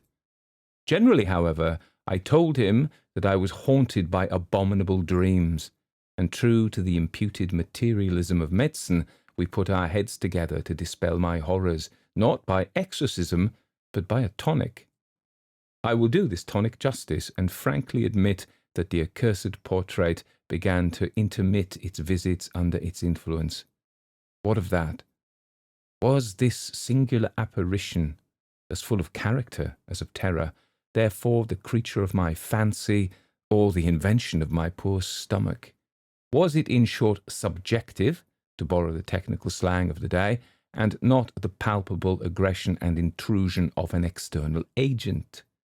That, good friend, as we will both admit, by no means follows. The evil spirit who enthralled my senses in the shape of that portrait may have been just as near me, just as energetic, just as malignant, though I saw him not. What means the whole moral code of revealed religion regarding the due keeping of our own bodies, soberness, temperance, etc.? Here is an obvious connection between the material and the invisible. The healthy tone of the system and its unimpaired energy may, for aught we can tell, guard us against influences which would otherwise render life itself terrific. The mesmerist and the electrobiologist will fail upon an average with 9 patients out of 10. So may the evil spirit. Special conditions of the corporeal system are indispensable to the production of certain spiritual phenomena. The operation succeeds sometimes fails. That is all. I found afterwards that my would-be sceptical companion had his troubles too, but of these I knew nothing yet.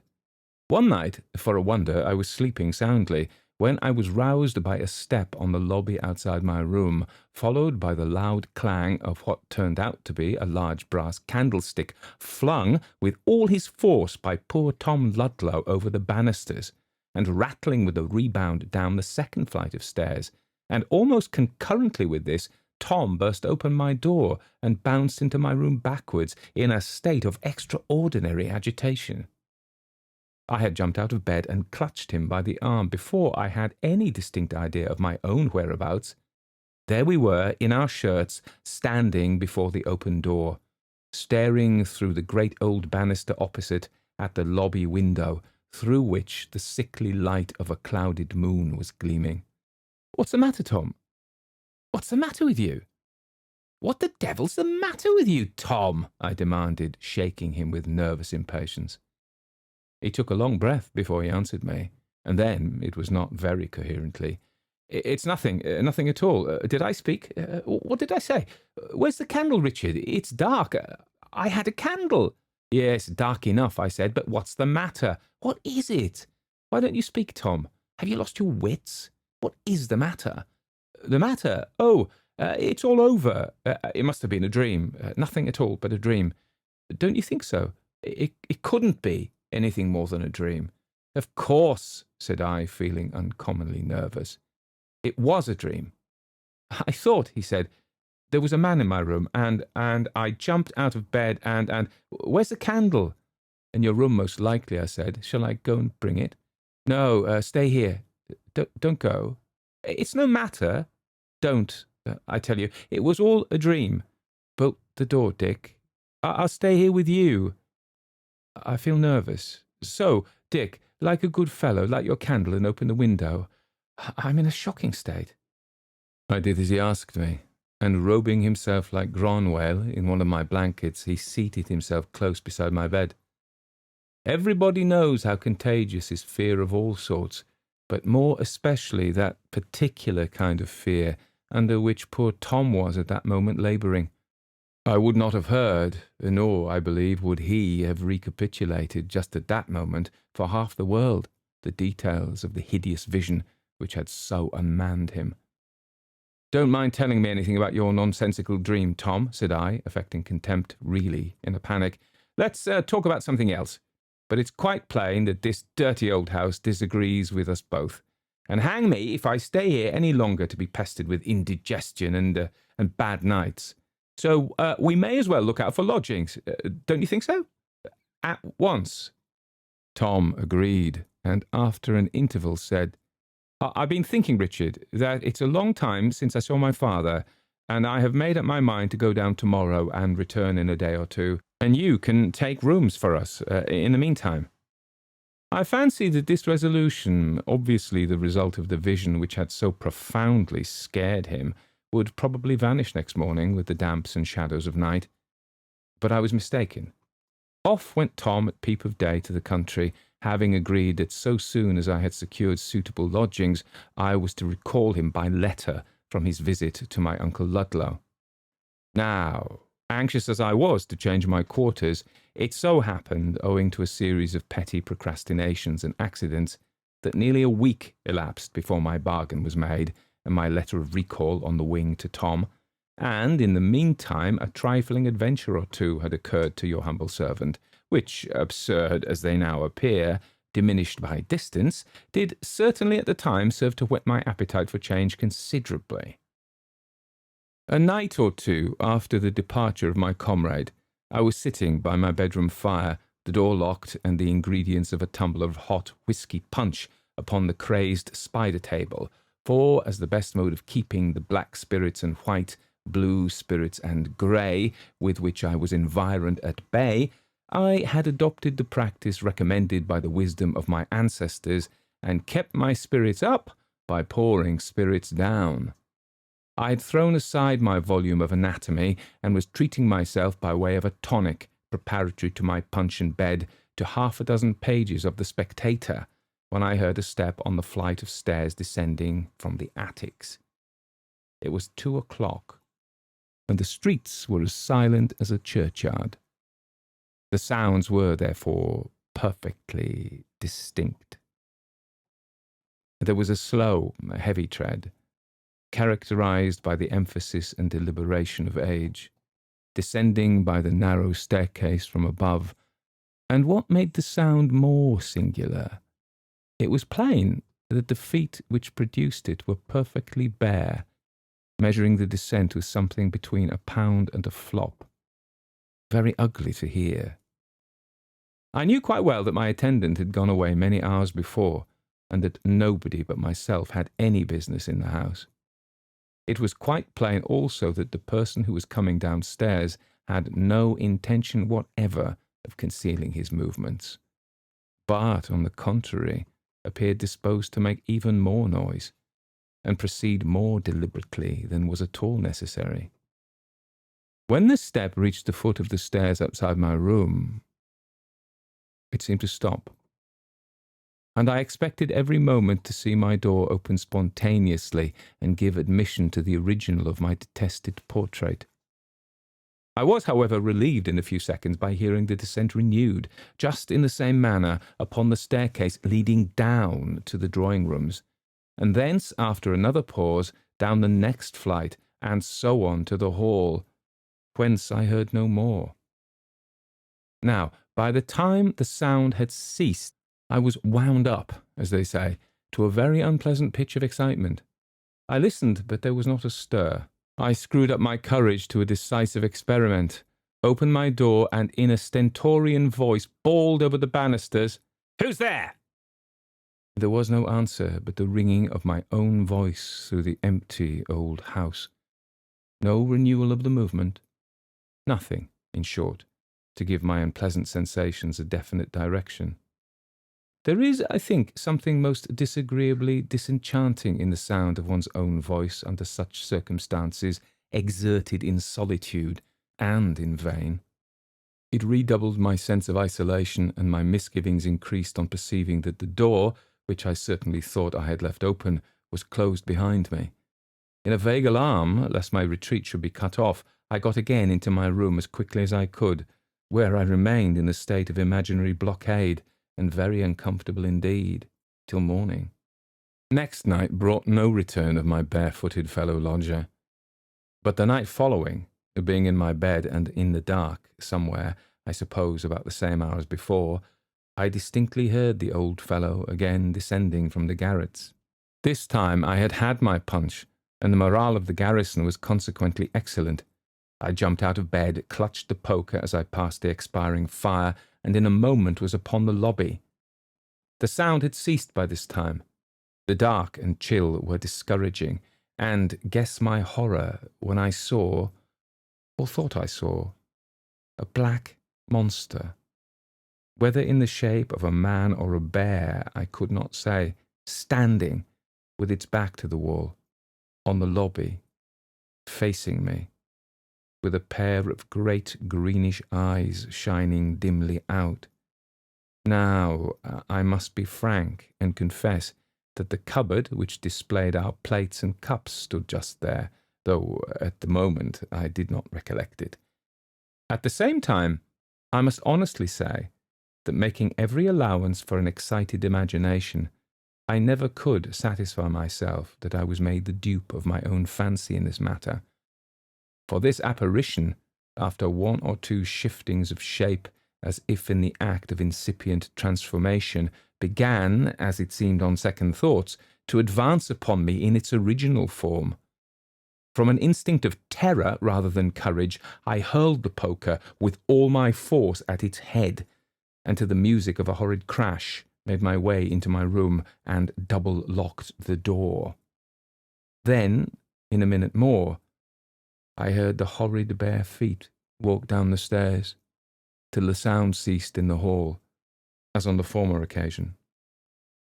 If the apparition of the night before was an ocular delusion of my fancy sporting with the dark outlines of our cupboard, and if its horrid eyes were nothing but a pair of inverted teacups, I had, at all events, the satisfaction of having launched the poker with admirable effect, and, in true fancy phrase, knocked its 2 daylights into 1, as the commingled fragments of my tea service testified. I did my best to gather comfort and courage from these evidences, but it would not do. And then, what could I say of those horrid bare feet, and the regular tramp, tramp, tramp, which measured the distance of the entire staircase through the solitude of my haunted dwelling, and at an hour when no good influence was stirring? Confound it, the whole affair was abominable. I was out of spirits, and dreaded the approach of night. It came, ushered ominously in with a thunderstorm and dull torrents of depressing rain. Earlier than usual the streets grew silent, and by 12 o'clock nothing but the comfortless pattering of the rain was to be heard. I made myself as snug as I could. I lighted 2 candles instead of 1. I forswore bed, and being myself in readiness for a sally, candle in hand, for coûte qui coûte, I was resolved to see the being, if visible at all, who troubled the nightly stillness of my mansion. I was fidgety and nervous, and tried in vain to interest myself with my books. I walked up and down my room, whistling in turn martial and hilarious music, and listening, ever and anon, for the dreadful noise. I sat down and stared at the square label on the solemn and reserved-looking black bottle until Flanagan and Co.'s best old malt whisky grew into a sort of subdued accompaniment to all the fantastic and horrible speculations which chased one another through my brain. Silence, meanwhile, grew more silent, and darkness darker. I listened in vain for the rumble of a vehicle or the dull clamour of a distant row. There was nothing but the sound of a rising wind which had succeeded the thunderstorm that had travelled over the Dublin mountains, quite out of hearing. In the middle of this great city, I began to feel myself alone with nature, and heaven knows what beside. My courage was ebbing. Punch, however, which makes beasts of so many, made a man of me again. Just in time to hear with tolerable reserve and firmness the lumpy, flabby, naked feet deliberately descending the stairs again. I took a candle, not without a tremor. As I crossed the floor, I tried to extemporize a prayer, but stopped short to listen and never finished it. The steps continued. I confess I hesitated for some seconds at the door before I took heart of grace and opened it. When I peeped out, the lobby was perfectly empty. There was no monster standing on the staircase, and as the detested sound ceased, I was reassured enough to venture forward nearly to the banisters. Horror of horrors. Within a stair or two beneath the spot where I stood, the unearthly tread smote the floor. My eye caught something in motion. It was about the size of Goliath's foot. It was heavy, grey, and flapped with a dead weight from one step to another. As I am alive, it was the most monstrous grey rat I ever beheld or imagined. Shakespeare says, "Some men there are cannot abide a gaping pig, and some that are mad if they behold a cat." I went well nigh out of my wits when I beheld this rat, for, laugh at me as you may, it fixed upon me, I thought, a perfectly human expression of malice. And as it shuffled about and looked up into my face, almost from between my feet, I saw, I could swear it, I felt it then, and know it now, the infernal gaze and the accursed countenance of my old friend in the portrait, transfused into the visage of the bloated vermin before me. I bounced into my room again with a feeling of loathing and horror I cannot describe, and locked and bolted the door as if a lion had been on the other side. Damn him or it. Curse the portrait and its original. I felt in my soul that the rat, yes, the rat I had just seen, was that evil being in masquerade and rambling through the house upon some infernal night-lark. Next morning, I was early trudging through the miry streets, and among other transactions posted a peremptory note recalling Tom.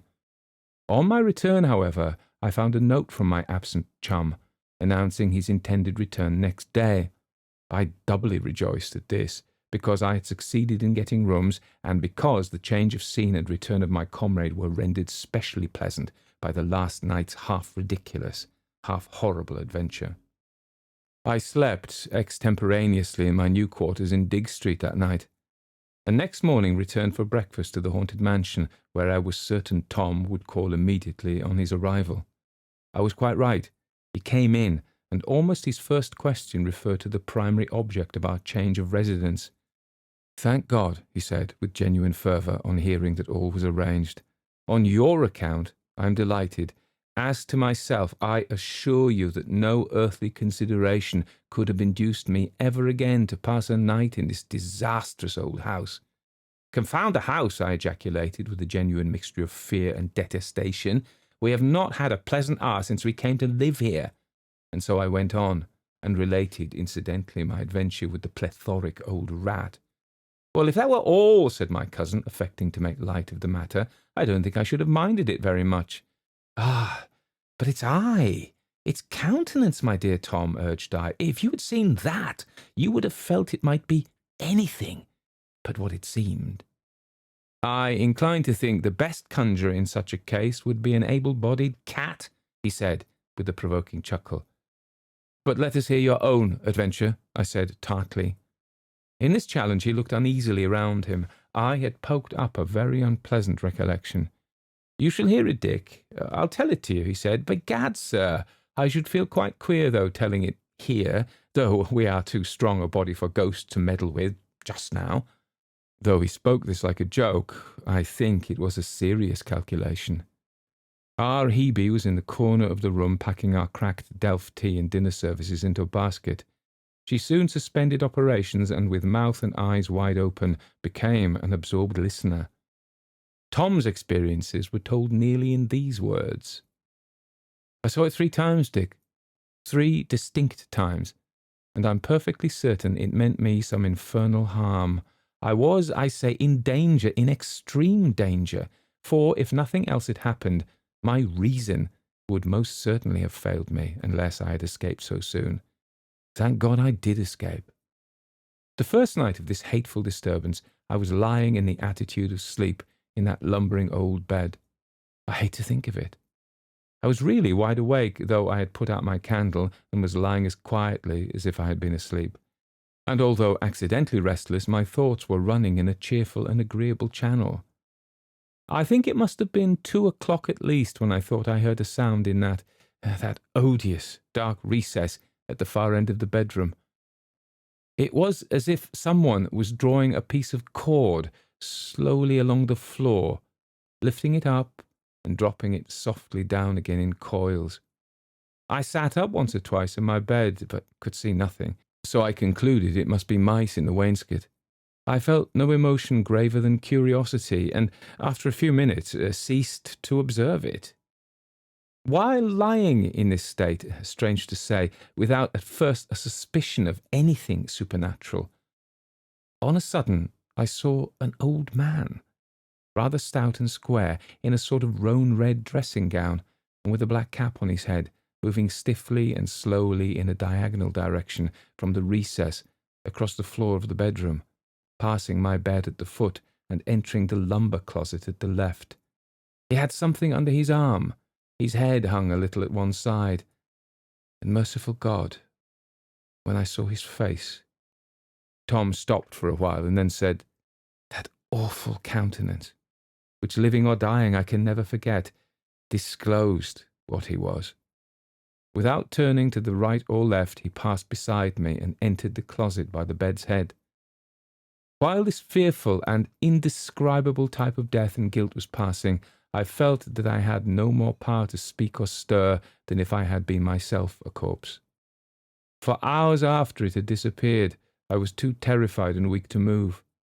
As soon as daylight came, I took courage and examined the room, and especially the course which the frightful intruder had seemed to take. But there was not a vestige to indicate anybody's having passed there. No sign of any disturbing agency visible among the lumber that strewed the floor of the closet. I now began to recover a little. I was fagged and exhausted, and at last overpowered by a feverish sleep. I came down late, and finding you out of spirits on account of your dreams about the portrait whose original, I am now certain, disclosed himself to me, I did not care to talk about the infernal vision. In fact, I was trying to persuade myself that the whole thing was an illusion, and I didn't like to revive in their intensity the hated impressions of the past night, or to risk the constancy of my scepticism by recounting the tale of my sufferings. It required some nerve, I can tell you, to go to my haunted chamber next night and lie down quietly in the same bed, continued Tom. I did so with a degree of trepidation which, I am not ashamed to say, a very little matter would have sufficed to stimulate to downright panic. This night, however, passed off quietly enough, and also the next, and so too did 2 or 3 more.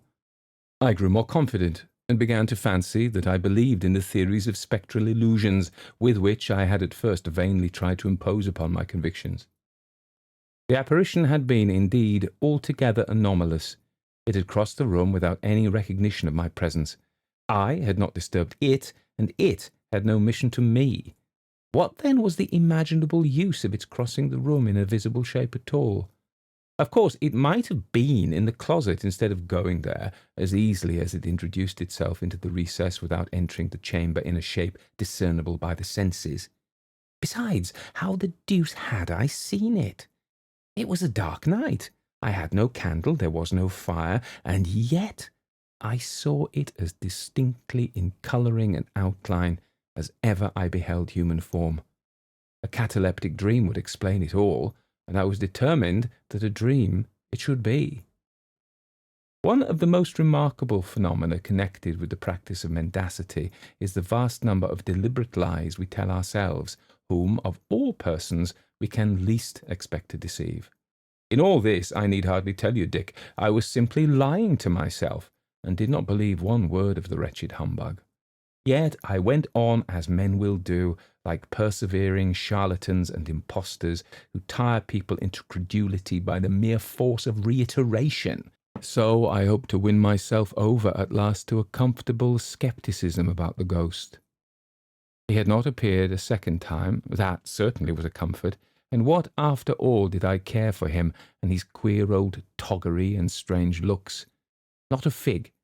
I was nothing the worse for having seen him, and a good story the better. So I tumbled into bed, put out my candle, and, cheered by a loud drunken quarrel in the back lane, went fast asleep. From this deep slumber I awoke with a start. I knew I had had a horrible dream, but what it was I couldn't remember. My heart was thumping furiously. I felt bewildered and feverish. I sat up in the bed and looked about the room. A broad flood of moonlight came in through the curtainless window. Everything was as I had last seen it, and though the domestic squabble in the back lane was, unhappily for me, allayed, I yet could hear a pleasant fellow singing on his way home the then popular comic ditty called Murphy Delaney. Taking advantage of this diversion, I lay down again with my face towards the fireplace, and closing my eyes did my best to think of nothing else but the song, which was at every moment growing fainter in the distance. "'Twas Murphy Delaney, so funny and frisky, stepped into a shebeen shop to get his skin full. He reeled out again pretty well lined with his whiskey, as fresh as a shamrock, as blind as a bull." The singer, whose condition I dare say resembled that of his hero, was soon too far off to regale my ears any more, and as his music died away, I myself sank into a doze, neither sound nor refreshing. Somehow the song had got into my head, and I went meandering on through the adventures of my respectable fellow countryman, who, on emerging from the shebeen shop, fell into a river, from which he was fished up to be sat upon by a coroner's jury, who, having learned from a horse doctor that he was dead as a doornail, so there was an end, returned their verdict accordingly, just as he returned to his senses, when an angry altercation at the pitched battle between the body and the coroner winds up the lay with due spirit and pleasantry. Through this ballad I continued with a weary monotony to plod, down to the very last line, and then da capo, and so on, in my uncomfortable half-sleep, for how long I can't conjecture. I found myself at last, however, muttering, "Dead as a doornail, so there was an end," and something like another voice within me seemed to say, very faintly but sharply, "Dead, dead, dead, and may the Lord have mercy on your soul." And instantly I was wide awake and staring right before me from the pillow. Now, will you believe it, Dick? I saw the same accursed figure standing full front and gazing at me with its stony and fiendish countenance, not 2 yards from the bedside. Tom stopped here and wiped the perspiration from his face. I felt very queer. The girl was as pale as Tom, and assembled as we were in the very scene of these adventures, we were all, I dare say, equally grateful for the clear daylight and the resuming bustle out of doors. For about 3 seconds only I saw it plainly, then it grew indistinct, but for a long time there was something like a column of dark vapour where it had been standing between me and the wall, and I felt sure that he was still there. After a good while this appearance went too. I took my clothes downstairs to the hall and dressed there with the door half open, then went out into the street and walked about the town till morning, when I came back in a miserable state of nervousness and exhaustion. I was such a fool, Dick, as to be ashamed to tell you how I came to be so upset. I thought you would laugh at me, especially as I had always talked philosophy and treated your ghosts with contempt. I concluded you would give me no quarter, and so kept my tale of horror to myself. Now, Dick, you will hardly believe me when I assure you that for many nights after this last experience I did not go to my room at all. I used to sit up for a while in the drawing-room after you had gone up to your bed, and then steal down softly to the hall door, let myself out, and sit in the Robin Hood Tavern until the last guest went off, and then I got through the night like a sentry, pacing the streets until morning. For more than a week I never slept in bed. I sometimes had a snooze on a form in the Robin Hood, and sometimes a nap in a chair during the day, but regular sleep I had absolutely none. I was quite resolved that we should get into another house, but I couldn't bring myself to tell you the reason, and somehow put it off from day to day, although my life was, during every hour of this procrastination, rendered as miserable as that of a felon with the constables on his track. I was growing absolutely ill from this wretched mode of life.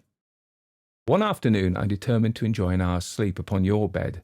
I hated mine, so that I had never, except in a stealthy visit every day to unmake it, lest Martha should discover the secret of my nightly absence, entered the ill-omened chamber. As ill luck would have it, you had locked your bedroom and taken away the key. I went into my own to unsettle the bedclothes as usual, and give the bed the appearance of having been slept in. Now, a variety of circumstances concurred to bring about the dreadful scene through which I was that night to pass. In the first place, I was literally overpowered with fatigue and longing for sleep. In the next place, the effect of this extreme exhaustion upon my nerves resembled that of a narcotic, and rendered me less susceptible than perhaps I should in any other condition have been of the exciting fears which had become habitual to me. Then again, a little bit of the window was open. A pleasant freshness pervaded the room, and to crown all, the cheerful sun of day was making the room quite pleasant. What was to prevent my enjoying an hour's nap here? The whole air was resonant with the cheerful hum of life, and the broad, matter-of-fact light of day filled every corner of the room. I yielded, stifling my qualms, to the almost overpowering temptation, and merely throwing off my coat and loosening my cravat, I lay down, limiting myself to half an hour's doze in the unwonted enjoyment of a feather bed, a coverlet, and a bolster. It was horribly insidious, and the demon, no doubt, marked my infatuated preparations. Dolt that I was, I fancied, with mind and body worn out for want of sleep, and in arrear of a full week's rest to my credit, that such measures as half an hour's sleep in such a situation was possible. My sleep was death-like, long, and dreamless. Without a start or fearful sensation of any kind, I waked gently but completely. It was, as you have good reason to remember, long past midnight, I believe about 2 o'clock, when sleep has been deep and long enough to satisfy nature thoroughly. One often wakens in this way, suddenly, tranquilly, and completely. There was a figure seated in that lumbering old sofa chair near the fireplace. Its back was rather towards me, but I couldn't be mistaken. It turned slowly round, and merciful heavens, there was the stony face, with its infernal lineaments of malignity and despair gloating on me. There was now no doubt as to its consciousness of my presence, and the hellish malice with which it was animated, for it arose and drew close to the bedside. There was a rope about its neck, and the other end, coiled up, it held stiffly in its hand. My good angel nerved me for this horrible crisis. I remained for some seconds transfixed by the gaze of this tremendous phantom. He came close to the bed, and appeared on the point of mounting upon it. The next instant I was upon the floor at the far side, and in a moment more was, I don't know how, upon the lobby. But the spell was not yet broken. The valley of the shadow of death was not yet traversed. The abhorred phantom was before me there. It was standing near the banisters, stooping a little, and with one end of the rope around its own neck, was poising a noose at the other as if to throw over mine. And while engaged in this baleful pantomime, it wore a smile so sensual, so unspeakably dreadful, that my senses were nearly overpowered. I saw and remember nothing more until I found myself in your room. I had a wonderful escape, Dick. There's no disputing that. An escape for which, while I live, I shall bless the mercy of heaven. No one can conceive or imagine what it is for flesh and blood to stand in the presence of such a thing, but one who has had the terrific experience. Dick, a shadow has passed over me. A chill has crossed my blood and marrow, and I will never be the same again. Never, Dick, never. Our handmaid, a mature girl of 52, as I have said, stayed her hand as Tom's story proceeded, and by little and little drew near to us with open mouth, and her brows contracted over her little beady black eyes, till stealing a glance over her shoulder now and then, she established herself close behind us. During the relation she had made various earnest comments in an undertone, but these and her ejaculations for the sake of brevity and simplicity I have omitted in my narration. It's often I heard tell of it, she now said, but I never believed it rightly till now, though indeed why should not I? Does not my mother, down there in the lane, know queer stories, God bless us, beyond telling about it? But you ought not to have slept in the back bedroom. She was loath to let me be going in and out of that room, even in the daytime, let alone for any Christian to spend a night in it. For sure, she says, it was his own bedroom. Whose own bedroom? We asked in a breath. Why, his, the old judge's, Judge Horrocks to be sure, God rest his soul, and she looked fearfully around. Amen, I muttered. But did he die here? Die there? No, not quite there, she said. Sure, was it not over the banisters he hung himself, the old sinner? God be merciful to us all. And was it not in the alcove they found the handles of the skipping rope cut off, and the knife where he was settling the cord? God bless us to hang himself with. It was his housekeeper's daughter owned the rope, my mother often told me, and the child never throve after, and used to be starting up out of her sleep and screeching in the night time with dreams and frights that come on her. And they said how it was the spirit of the old judge that was tormenting her. And she used to be roaring and yelling out to hold back the big old fellow with the crooked neck. And then she'd screech, oh, the master, he's stamping at me and beckoning to me. Mother, darling, don't let me go. And so the poor creature died at last. And the doctors said there was water on the brain. But it was all they could say. How long ago was this? I asked. Oh, then how would I know? She answered. But it must be a wonderful long time ago, for the housekeeper was an old woman with a pipe in her mouth and not a tooth left, and better not 80 years old when my mother was first married. And they said she was a real buxom, fine-dressed woman when the old judge came to his end. And indeed, my mother's not far from 80 years old herself this day. And what made it worse for the unnatural old villain, God rest his soul, to frighten a little girl out of the world the way he did, was what was mostly thought and believed by everyone. My mother says how the poor little creature was his own child, for he was by all accounts an old villain every way, and the hangingest judge that ever was known in Ireland's ground.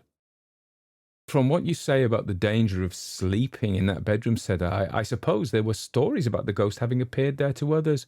Well, there was things said. Queer things, surely, she answered, as it seemed with some reluctance. And why would not there? Sure it was not up in that same room he slept for more than 20 years? And was it not in the alcove he got the rope ready that done his own business at last, the way he done many a better man's in his lifetime? And was not the body lying in the same bed after death, and put in the coffin there too, and carried out to his grave from it in Peter's churchyard after the coroner was gone? But there was queer stories. My mother has them all, about how one Nicholas Spate got into trouble on the head of it. And what did they say of this Nicholas Spate? I asked. Oh, for that matter, it's soon told, she answered.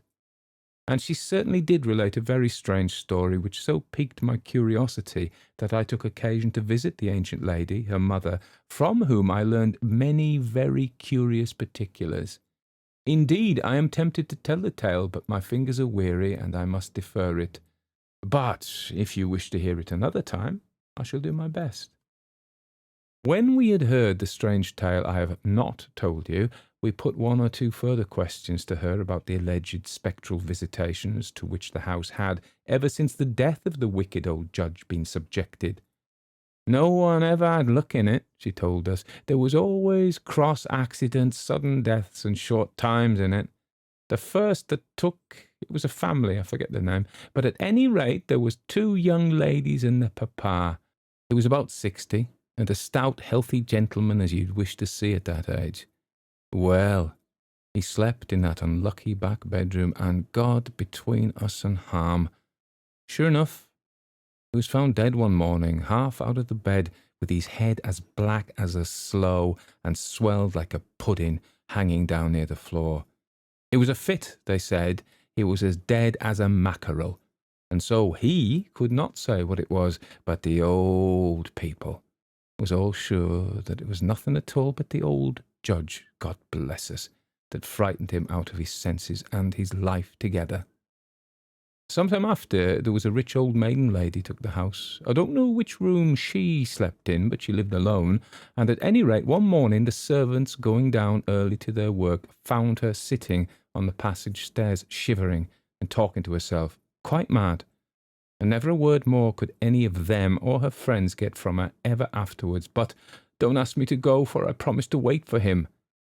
They never made out from her who it was she meant by him, but of course those that knew all about the old house were at no loss for the meaning of all that happened to her.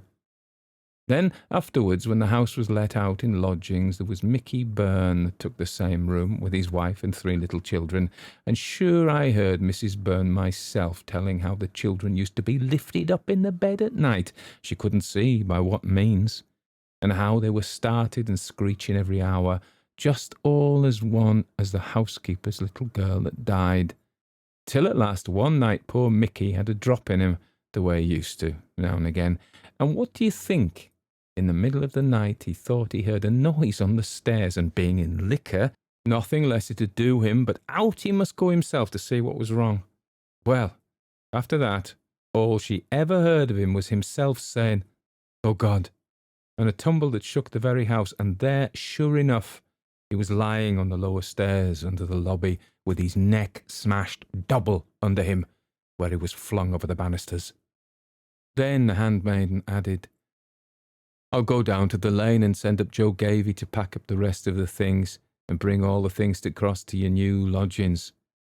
And so we all sallied out together, each of us breathing more freely, I have no doubt, as we crossed that ill-omened threshold for the last time. Now, I may add thus much in compliance with the immemorial usage of the realm of fiction, which sees the hero not only through his adventures, but fairly out of the world. You must have perceived that what the flesh, blood, and bone hero of romance proper is to the regular compounder of fiction, this old house of brick, wood, and mortar is to the humble recorder of this true tale. I therefore relate, as in duty bound, the catastrophe which ultimately befell it, which was simply this, that about 2 years subsequently to my story, it was taken by a quack doctor who called himself Baron Dusseldorf, and filled the parlour windows with bottles of indescribable horrors preserved in brandy, and the newspapers with the usual grandiloquent and mendacious advertisements. This gentleman, among his virtues, did not reckon sobriety, and one night, being overcome with much wine, he set fire to his bed curtains, partially burned himself, and totally consumed the house. It was afterwards rebuilt, and for a time an undertaker established himself in the premises. I have now told you my own and Tom's adventures, together with some valuable collateral particulars, and having acquitted myself of my engagement, I wish you a very good night, and pleasant dreams. Shalkin the Painter by J. Sheridan Le Fanu, published in 1851. For he is not a man as I am, that we should come together, neither is there any that might lay his hand upon us both. Let him, therefore, take his rod away from me, and let not his fear terrify me. There exists at this moment in good preservation a remarkable work of Shalkin's. The curious management of its lights constitutes, as usual in his pieces, the chief apparent merit of the picture. I say apparent, for in its subject and not in its handling, however exquisite, consists its real value. The picture represents the interior of what might be a chamber in some antique religious building, and its foreground is occupied by a female figure in a species of white robe, part of which is arranged so as to form a veil. The dress, however, is not that of any religious order. In her hand the figure bears a lamp, by which alone her figure and face are illuminated, and her features wear such an arch smile as well becomes a pretty woman when practising some prankish roguery in the background, and excepting where the dim red light of an expiring fire serves to define the form, in total shadow stands the figure of a man, dressed in the old Flemish fashion, in an attitude of alarm, his hand being placed upon the hilt of his sword, which he appears to be in the act of drawing. There are some pictures which impress one, I know not how, with a conviction that they represent not the mere ideal shapes and combinations which have floated through the imagination of the artist, but scenes, faces, and situations which have actually existed. There is in that strange picture something that stamps it as the representation of a reality. And such in truth it is, for it faithfully records a remarkable and mysterious occurrence, and perpetuates in the face of the female figure, which occupies the most prominent place in the design, an accurate portrait of Rose Felderkaust, the niece of Gerard Dove, the first and I believe the only love of Godfrey Schalken. My great-grandfather knew the painter well, and from Schalken himself he learned the fearful story of the painting. And from him, too, he ultimately received the picture itself as a bequest. The story and the picture have become heirlooms in my family, and having described the latter, I shall, if you please, attempt to relate the tradition which has descended with the canvas. There are few forms on which the mantle of romance hangs more ungracefully than upon that of the uncouth Schalken, the boorish but most cunning worker in oils, whose pieces delight the critics of our day almost as much as his manners disgusted the refined of his own. And yet this man, so rude, so dogged, so slovenly, in the midst of his celebrity, had, in his obscure but happier days, played the hero in a wild romance of mystery and passion. When Schalken studied under the immortal Gerard Dove, he was a very young man, and in spite of his phlegmatic temperament, he at once fell over head and ears in love with the beautiful niece of his wealthy master. Rose Felderkaust was still younger than he, having not yet attained her 17th year, and, if tradition speaks truth, possessed all the soft and dimpling charms of the fair, light-haired Flemish maidens. The young painter loved honestly and fervently. His frank adoration was rewarded, he declared his love, and extracted a faltering confession in return. He was the happiest and proudest painter in all Christendom. But there was something to dash his elation. He was poor and undistinguished. He dared not ask old Gerard for the hand of his sweet ward. He must first win a reputation and a competence. There were therefore many dread uncertainties and cold days before him. He had to fight his way against sore odds, but he had won the heart of dear Rose Felderkaust, and that was half the battle. It is needless to say his exertions were redoubled, and his lasting celebrity proves that his industry was not unrewarded by success. These ardent labours, and worse still, the hopes that elevated and beguiled them, were, however, destined to experience a sudden interruption of a character so strange and mysterious as to baffle all inquiry, and to throw over the events themselves a shadow of preternatural horror. Schalken had one evening outstayed all his fellow pupils, and still pursued his work in the deserted room. As the daylight was fast failing, he laid aside his colours, and applied himself to the completion of a sketch on which he had expressed extraordinary pains. It was a religious composition, and represented the temptations of a pot-bellied St. Anthony. The young artist, however destitute of elevation, had, nevertheless, discernment enough to be satisfied with his own work, and many were the patient erasures and improvements which saint and devil underwent, yet all in vain. The large, old-fashioned room was silent, and, with the exception of himself, quite emptied of its usual inmates. An hour had thus passed away, nearly 2, without any improved result. Daylight had already declined, and twilight was deepening into the darkness of night. The patience of the young painter was exhausted, and he stood before his unfinished production angry and mortified, one hand buried in the folds of his long hair, and the other holding the piece of charcoal which had so ill performed its office, and which he now rubbed, without much regard to the sable streaks it produced, with irritable pressure upon his ample Flemish inexpressibles. "Curse the subject," said the young man aloud. "Curse the picture, the devil's the saint." At this moment a short, sudden sniff, uttered close beside him, made the artist turn sharply round, and he now, for the first time, became aware that his labours had been overlooked by a stranger. Within about 1.5 yards, and rather behind him, there stood the figure of an elderly man in a cloak and broad-brimmed conical hat.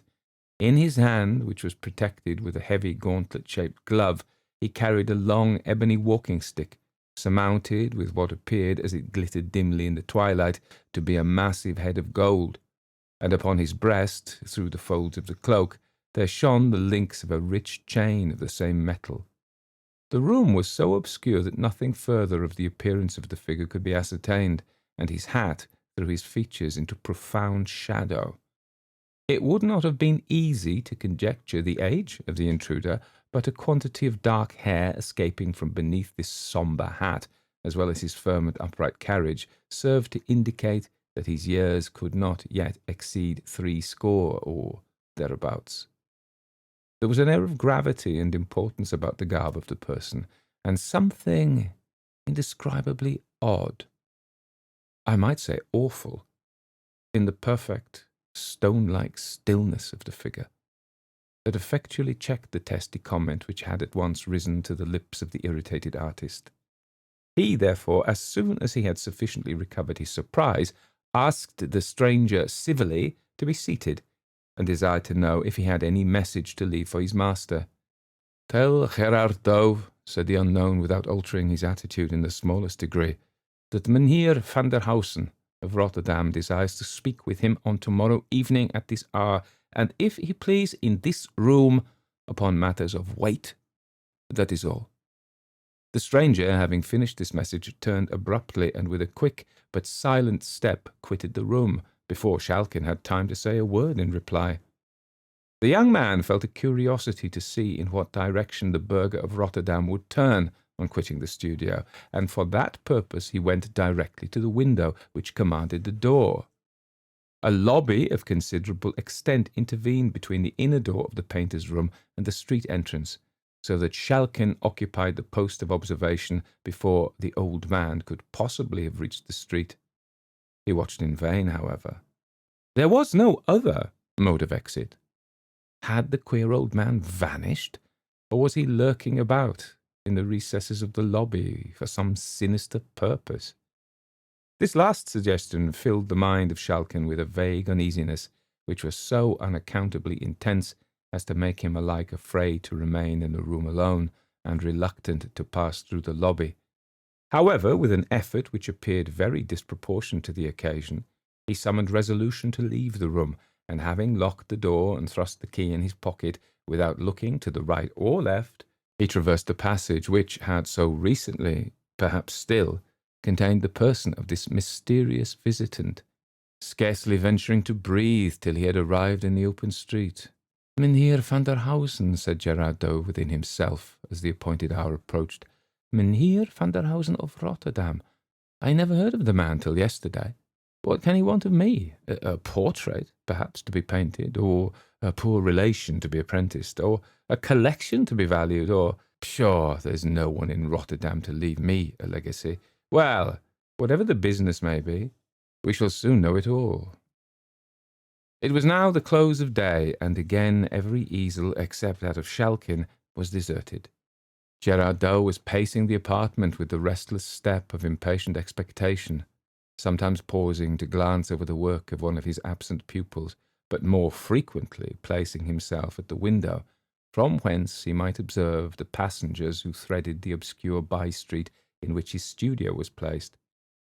"Said you not, Godfrey," exclaimed Doe, after a long and fruitful gaze from his post of observation, and turning to Schalkin, that the hour he appointed was about 7 by the clock of the Stadthouse? "It had just told 7 when I first saw him, sir," answered the student. "The hour is close at hand, then," said the master, consulting an horologe as large and as round as an orange. "Mynheer van der Hausen from Rotterdam, is it not so?" "Such was the name." "And an elderly man, richly clad," pursued Doe musingly. "As well as I might see," replied his pupil. "He could not be young, nor yet very old neither, and his dress was rich and grave, as might become a citizen of wealth and consideration." At this moment the sonorous boom of the Stadthouse clock tolled, stroke after stroke, the hour of 7. The eyes of both master and student were directed to the door, and it was not until the last peal of the bell had ceased to vibrate that Doe exclaimed, So, we shall have his worship presently, that is, if he means to keep his hour. If not, you may wait for him, Godfrey, if you court his acquaintance. But what, after all, if it should prove but a mummery got up by Van Karp or some such wag? I wish you had run all risks and cudgelled the old burgomaster soundly. I'd wager a dozen of Rhenish his worship would have unmasked and pleaded old acquaintance in a trice. "Here he comes, sir," said Schalkin, in a low, monitory tone, and instantly, upon turning towards the door, Gerard Dow observed the same figure which had, on the day before, so unexpectedly greeted his pupil Schalkin. There was something in the air of the figure which at once satisfied the painter that there was no masquerading in the case, and that he really stood in the presence of a man of worship. And so, without hesitation, he doffed his cap, and courteously saluting the stranger, requested him to be seated. The visitor waved his hand slightly, as if in acknowledgment of the courtesy, but remained standing. "I have the honour to see Mynheer van der Hausen of Rotterdam," said Gerard Dow. "The same," was the laconic reply of his visitor. "I understand your worship desires to speak with me," continued Dow, "and I am here by appointment to wait your commands." "Is that a man of trust?" said van der Hausen, turning towards Schalkin, who stood at a little distance behind his master. "Certainly," replied Gerard. "Then let him take this box, and get the nearest jeweller or goldsmith to value its contents, and let him return hither with the certificate of the valuation." At the same time he placed a small case, about 9 inches square, in the hands of Gerard Dow, who was as much amazed at its weight as at the strange abruptness with which it was handed to him. In accordance with the wishes of the stranger, he delivered it into the hands of Schalkin, and repeating his direction, dispatched him on the mission. Schalkin disposed his precious charge securely beneath the folds of his cloak, and rapidly traversing 2 or 3 narrow streets, he stopped at a corner house, the lower part of which was then occupied by the shop of a Jewish goldsmith.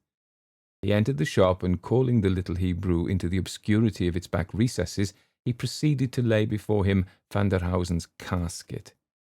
On being examined by the light of a lamp, it appeared entirely cased with lead, the outer surface of which was much scraped and soiled and nearly white with age.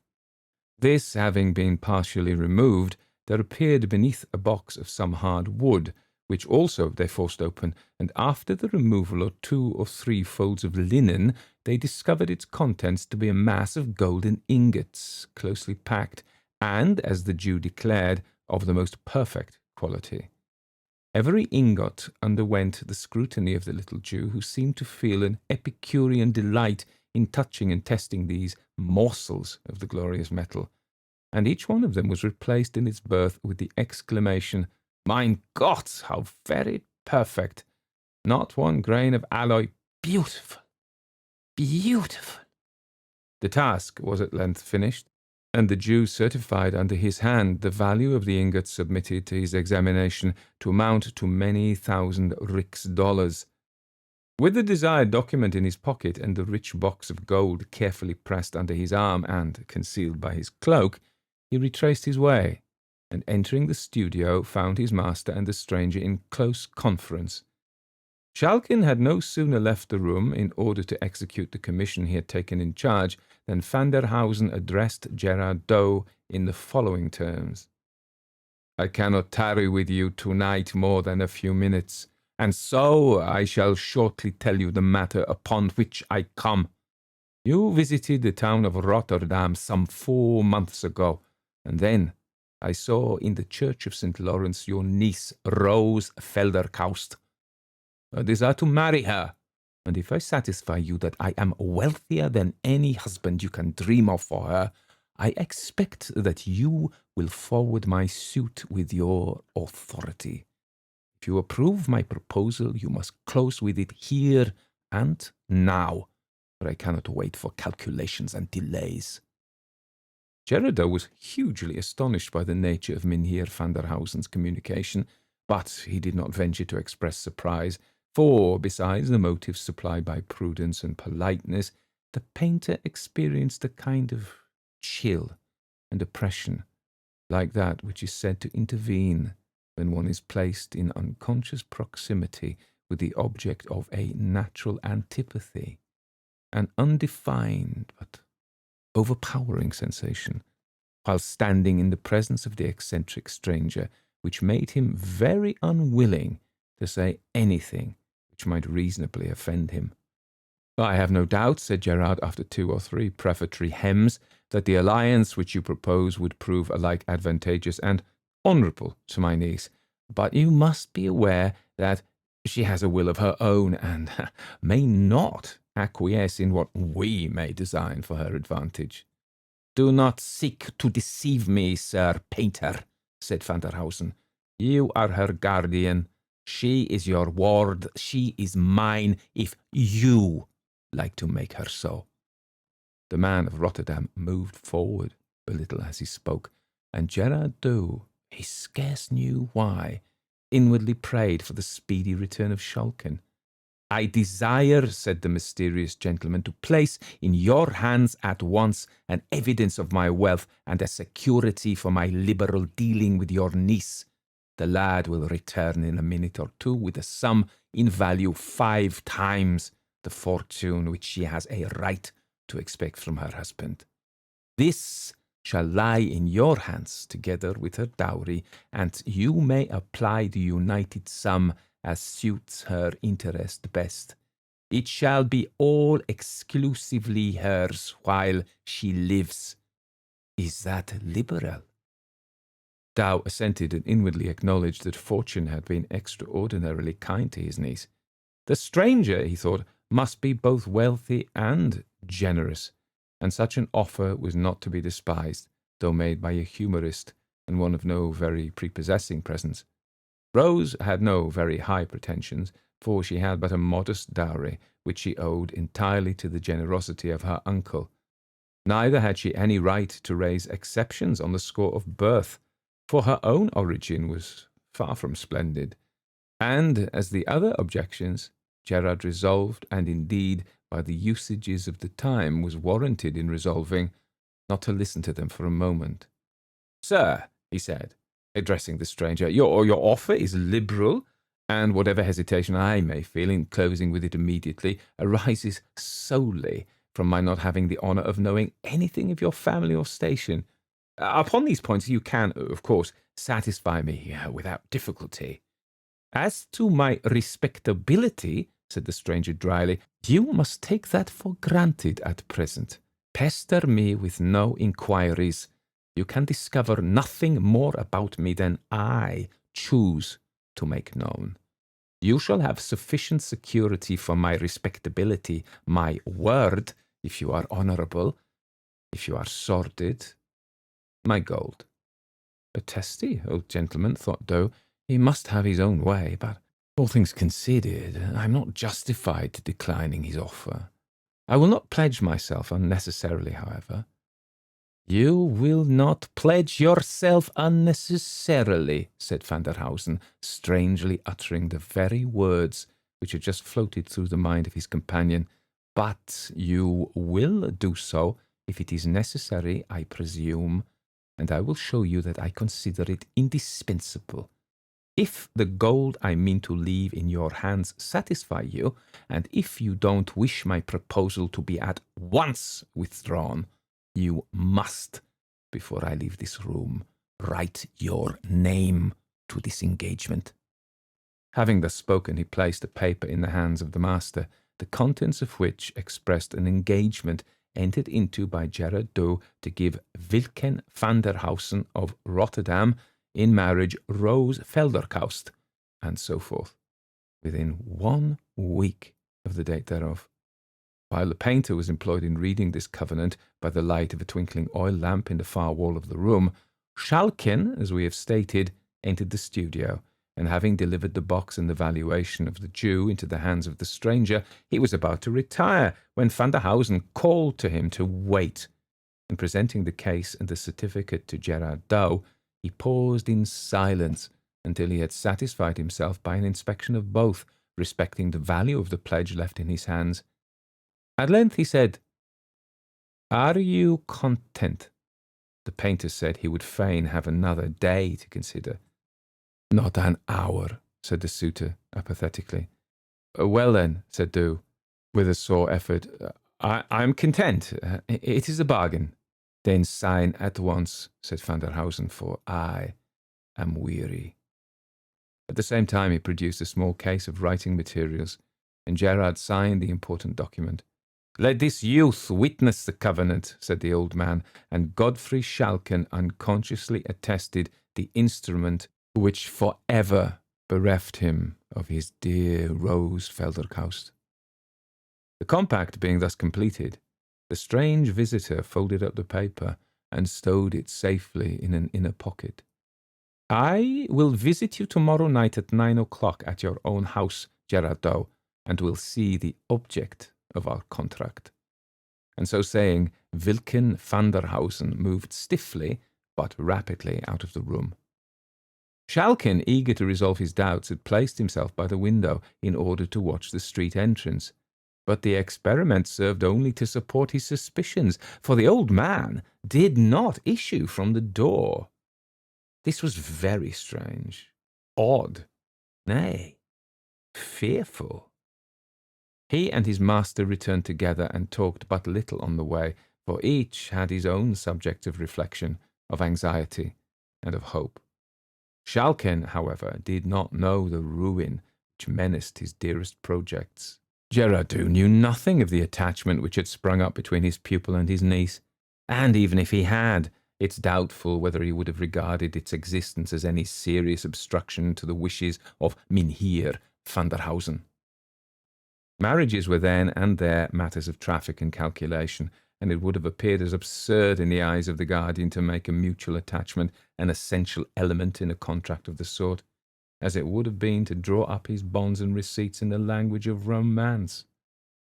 The painter, however, did not communicate to his niece the important step which he had taken in her behalf, a forbearance caused not by any anticipated opposition on her part, but solely by a ludicrous consciousness that if she were to ask him for a description of her destined bridegroom, he would be forced to confess that he had not once seen his face, and if called upon would find it absolutely impossible to identify him. Upon the next day, Gerard Dow, after dinner, called his niece to him, and having scanned her person with an air of satisfaction, he took her hand, and looking upon her pretty, innocent face with a smile of kindness, he said, "Rose, my girl, that face of yours will make your fortune." Rose blushed and smiled. Such faces and such tempers seldom go together, and when they do, the compound is a love charm few heads or hearts can resist. Trust me, you'll soon be a bride girl, but this is trifling, and I am pressed for time, so make ready the large room by 8 o'clock tonight and give directions for supper at 9. I expect a friend, and observe me, child. Do trick yourself out handsomely. I won't have him think us poor or sluttish." With these words, he left her, and took his way to the room in which his pupils worked.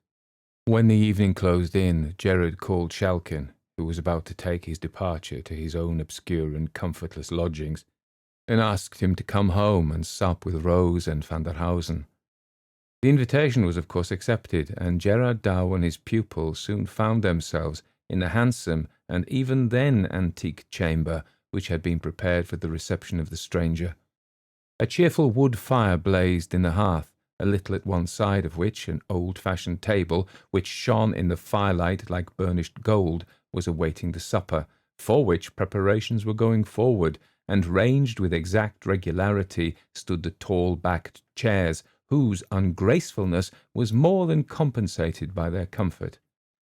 The little party, consisting of Rose, her uncle, and the artist, awaited the arrival of the expected visitor with considerable impatience. 9 o'clock at length came, and with it a summons at the street door, which, being speedily answered, was followed by a slow and emphatic tread upon the staircase. The steps moved heavily across the lobby. The door of the room in which the party we have described were assembled slowly opened, and there entered a figure which startled, almost appalled the phlegmatic Dutchman, and nearly made Rose scream with terror. It was the form, and arrayed in the garb of Mynheer van der Hausen. The air, the gait, the height were the same, but the features had never been seen by face completely. The stranger stopped at the door of the room and displayed his form and face completely. He wore a dark-coloured cloth cloak, which was short and full, not falling quite to his knees.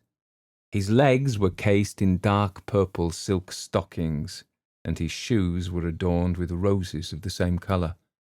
The opening of the cloak in front showed the undersuit to consist of some very dark, perhaps sable, material, and his hands were enclosed in a heavy pair of leather gloves, which ran up considerably above the wrist, in the manner of a gauntlet. In one hand he carried his walking stick and his hat, which he had removed, and the other hung heavily by his side.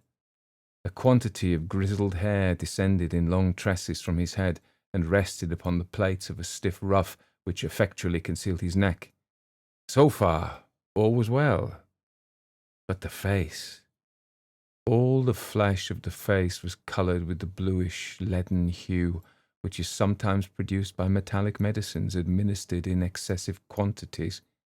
The eyes showed an undue proportion of muddy white, and had a certain indefinable character of insanity. The hue of the lips, bearing the usual relation to that of the face, was consequently nearly black, and the entire character of the face was sensual, malignant, and even satanic. It was remarkable that the worshipful stranger suffered as little as possible of his flesh to appear, and that during his visit he did not once remove his gloves. Having stood for some moments at the door, Gerard Dow at length found breath and collectedness to bid him welcome, and with a mute inclination of the head the stranger stepped forward into the room. There was something indescribably odd, even horrible, about all his motions, something undefinable that was unnatural, inhuman. It was as if the limbs were guided and directed by a spirit unused to the management of bodily machinery. The stranger spoke hardly at all during his visit, which did not exceed half an hour, and the host himself could scarcely muster courage enough to utter the few necessary salutations and courtesies, and indeed, such was the nervous terror which the presence of Van der Hausen inspired, that very little would have made all these entertainers fly in downright panic from the room. They had not so far lost all self-possession, however, as to fail to observe two strange peculiarities of their visitor. During his stay, his eyelids did not once close, or indeed move in the slightest degree, and farther, there was a death-like stillness in his whole person, owing to the absence of the heaving motion of the chest, caused by the process of respiration. These two peculiarities, though when told they may appear trifling, produced a very striking and unpleasant effect when seen and observed. Van der Hausen at length relieved the painter of Leyden of his inauspicious presence, and with no trifling sense of relief, the little party heard the street door close after him. "Dear uncle," said Rose, "what a frightful man! I would not see him again for all the wealth of the States." "Tush, foolish girl," said Dow, whose sensations were anything but comfortable. "A man may be as ugly as the devil, and yet, if his heart and actions are good, he is worth all the pretty-faced, perfumed puppies that walk the mall. Rose, my girl, it's very true. He has not thy pretty face, but I know him to be wealthy and liberal, and were he 10 times more ugly, these two virtues would be enough to counterbalance all his deformity, and if not sufficient, actually to alter the shape and hue of his features, at least enough to prevent one thinking them so much amiss." "Do you know, uncle," said Rose, "when I saw him standing at the door, I couldn't get it out of my head that I saw the old painted wooden figure that used to frighten me so much in the church of St. Lawrence at Rotterdam." Gerard laughed, though he could not help inwardly acknowledging the justness of the comparison.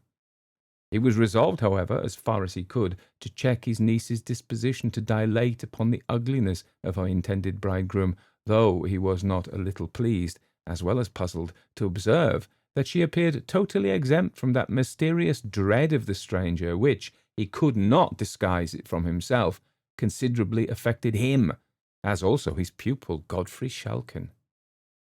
Early on the next day there arrived from various quarters of the town rich presents of silks, velvets, jewellery, and so forth for Rose, and also a packet directed to Gerard Dow, which, upon being opened, was found to contain a contract of marriage formally drawn up between Wilkin van der Hausen of the Boom Key in Rotterdam and Rose Velderkaust of Leyden, niece to Gerard Dow, master in the art of painting, also of the same city, and containing engagements on the part of van der Hausen to make settlements upon his bride, far more splendid than he had before led her guardian to believe likely, and which were to be secured to her use in the most unexceptionable manner possible, the money being placed in the hand of Gerard Dow himself.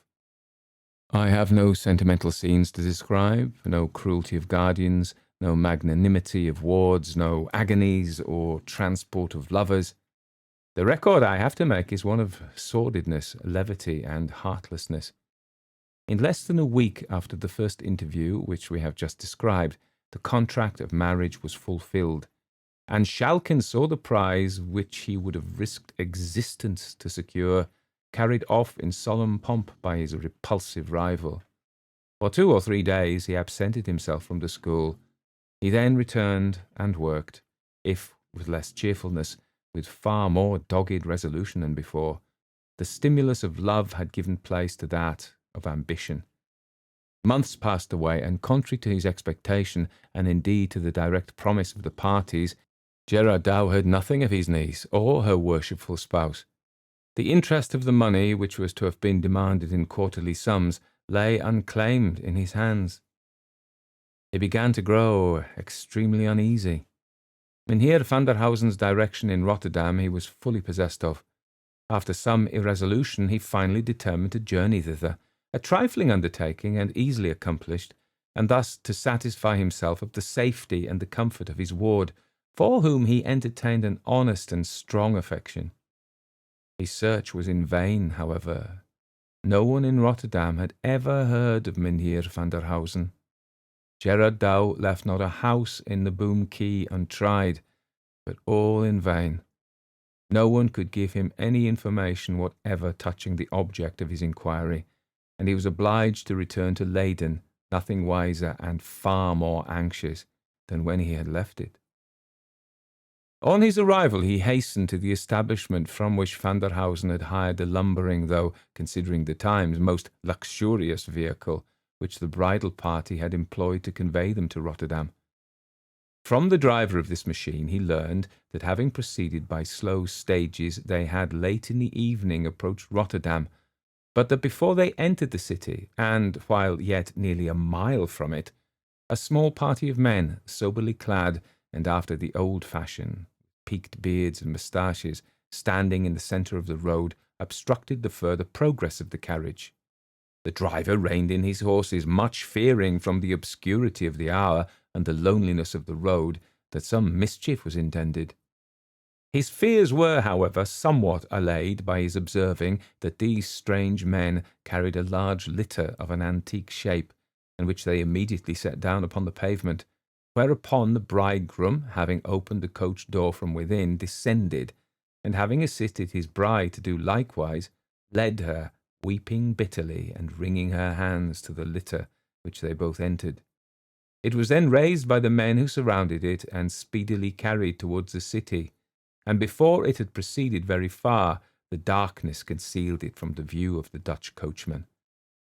In the inside of the vehicle he found a purse, whose contents more than thrice paid the hire of the carriage and man. He saw and could tell nothing more of Mynheer van der Hausen and his beautiful lady.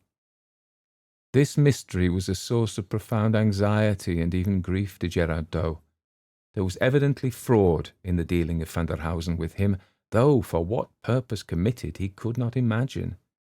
He greatly doubted how far it was possible for a man possessing such a countenance to be anything but a villain, and every day that passed without his hearing from or of his niece, instead of inducing him to forget his fears, on the contrary, tended more and more to aggravate them. The loss of her cheerful society tended also to depress his spirits, and in order to dispel the gloom which often crept upon his mind after his daily occupations were over, he was wont frequently to ask Schalkin to accompany him home and share his otherwise solitary supper.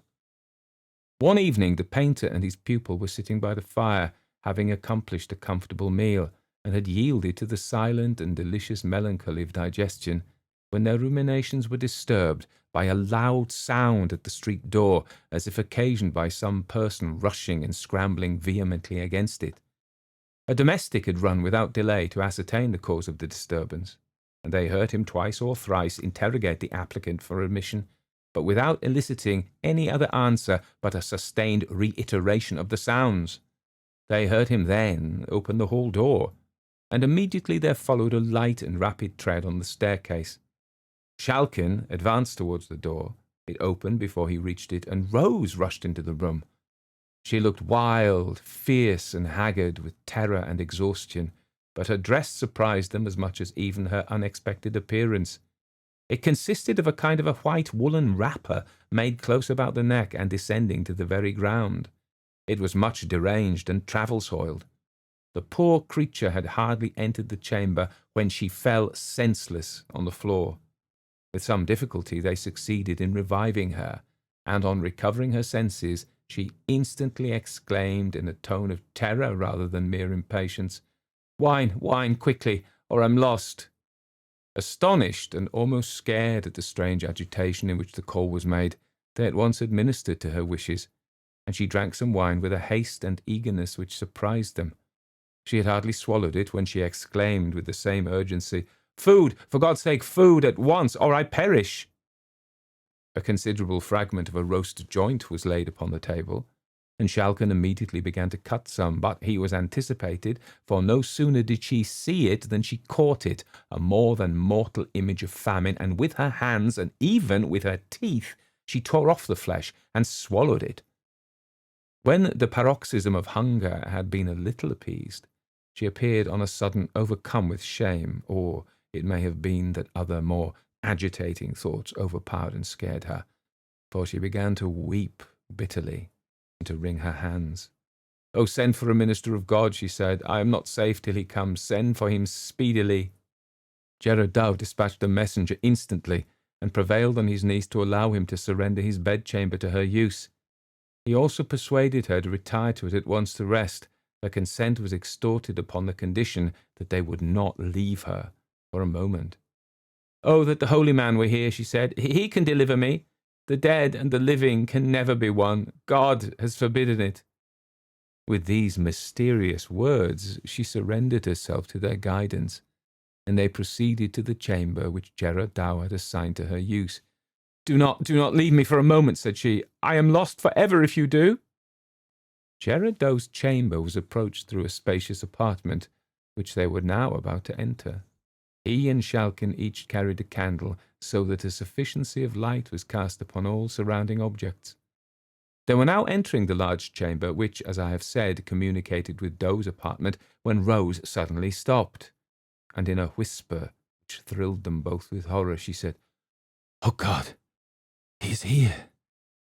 He is here! See! See! There he goes!" She pointed towards the door of the inner room, and Shalkin thought he saw a shadowy and ill-defined form gliding into that apartment. He drew his sword, and raising the candle so as to throw its light with increased distinctness upon the objects in the room, he entered the chamber into which the shadow had glided. No figure was there, nothing but the furniture which belonged to the room, and yet he could not be deceived as to the fact that something had moved before them into the chamber. A sickening dread came upon him, and the cold perspiration broke out in heavy drops upon his forehead. Nor was he more composed when he heard the increased urgency and agony of entreaty with which Rose implored them not to leave her for a moment. "I saw him," said she. "He's here. I cannot be deceived. I know him. He's by me. He's with me. He's in the room. Then, for God's sake, as you would save me, do not stir from beside me." They at length prevailed upon her to lie down upon the bed, where she continued to urge them to stay by her. She frequently uttered incoherent sentences, repeating again and again, "The dead and the living cannot be one. God has forbidden it." Then again, "Rest to the wakeful, sleep to the sleepwalkers." These and other such mysterious and broken sentences she continued to utter until the clergyman arrived. Gerard Dow began to fear, naturally enough, that terror or ill-treatment had unsettled the poor girl's intellect, and he half suspected, by the suddenness of her appearance, the unseasonableness of the hour, and above all from the wildness and terror of her manner, that she had made her escape from some place of confinement for lunatics, and was in imminent fear of pursuit. He resolved to summon medical advice as soon as the mind of his niece had been in some measure set at rest by the offices of the clergyman whose attendance she had so earnestly desired. And until this object had been attained, he did not venture to put any questions to her, which might possibly, by reviving painful or horrible recollections, increase her agitation. The clergyman soon arrived, a man of ascetic countenance and venerable age, one whom Gerard Doe respected very much, forasmuch as he was a veteran polemic, though one perhaps more dreaded as a combatant than beloved as a Christian, of pure morality, subtle brain, and frozen heart. He entered the chamber which communicated with that in which Rose reclined, and immediately on his arrival she requested him to pray for her, as for one who lay in the hands of Satan, and who could hope for deliverance only from heaven. That you may distinctly understand all the circumstances of the event which I am going to describe, it is necessary to state the relative position of the parties who were engaged in it. The old clergyman and Shalkin were in the ante-room of which I have already spoken. Rose lay in the inner chamber, the door of which was open, and by the side of the bed, at her urgent desire, stood her guardian. A candle burned in the bedchamber, and 3 were lighted in the outer apartment. The old man now cleared his voice, as if about to commence, but before he had time to begin, a sudden gust of air blew out the candle which served to illuminate the room in which the poor girl lay, and she, with hurried alarm, exclaimed, "Godfrey, bring in another candle! The darkness is unsafe!" Gerard Doe, forgetting for the moment her repeated injunctions in the immediate impulse, stepped from the bedchamber into the other in order to supply what she desired. "Oh God, do not go, dear uncle!" shrieked the unhappy girl. And at the same time she sprung from the bed and darted after him, in order by her grasp to detain him. But the warning came too late, for scarcely had he passed the threshold, and hardly had his niece had time to utter the startling exclamation, when the door which divided the 2 rooms closed violently after him, as if swung by a strong blast of wind. Shalkin and he both rushed to the door, but their united and desperate efforts could not avail so much as to shake it.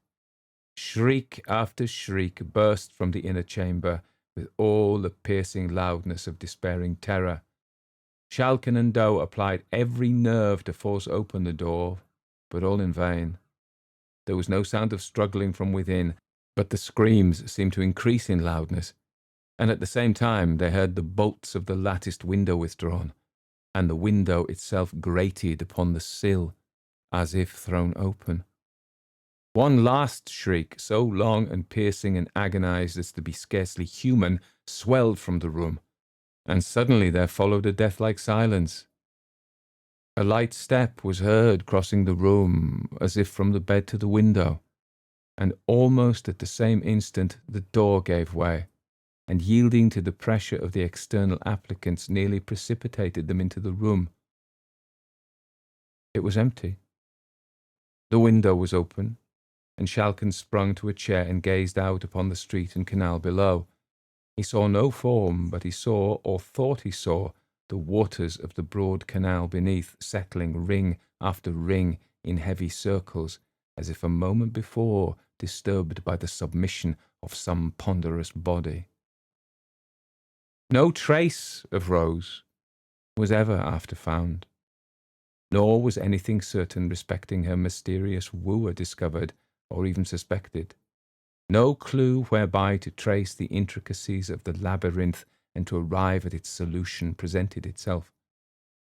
But an incident occurred which, though it will not be received by our rational readers in lieu of evidence, produced nevertheless a strong and a lasting impression upon the mind of Shalkin.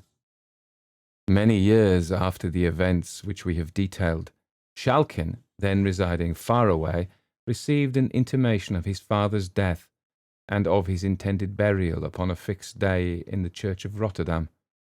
It was necessary that a very considerable journey should be performed by the funeral procession, which, as it will be readily believed, was not very numerously attended.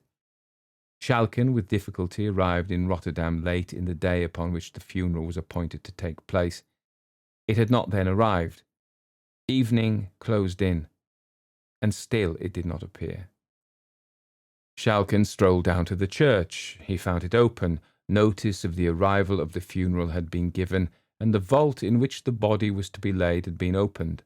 The sexton, on seeing a well-dressed gentleman whose object was to attend the expected obsequies, pacing the aisle of the church, hospitably invited him to share with him the comforts of a blazing fire, which, as was his custom in winter-time upon such occasions, he had kindled in the hearth of a chamber in which he was accustomed to await the arrival of such grisly guests, and which communicated by a flight of steps with the vault below. In this chamber Shalkin and his entertainer seated themselves, and the sexton, after some fruitless attempts to engage his guest in conversation, was obliged to apply himself to his tobacco pipe and can to solace his solitude. In spite of his grief and cares, the fatigues of a rapid journey of nearly 40 hours gradually overcame the mind and body of Godfrey Shalkin, and he sank into a deep sleep, from which he awakened by someone shaking him gently by the shoulder. He first thought that the old sexton had called him, but he was no longer in the room.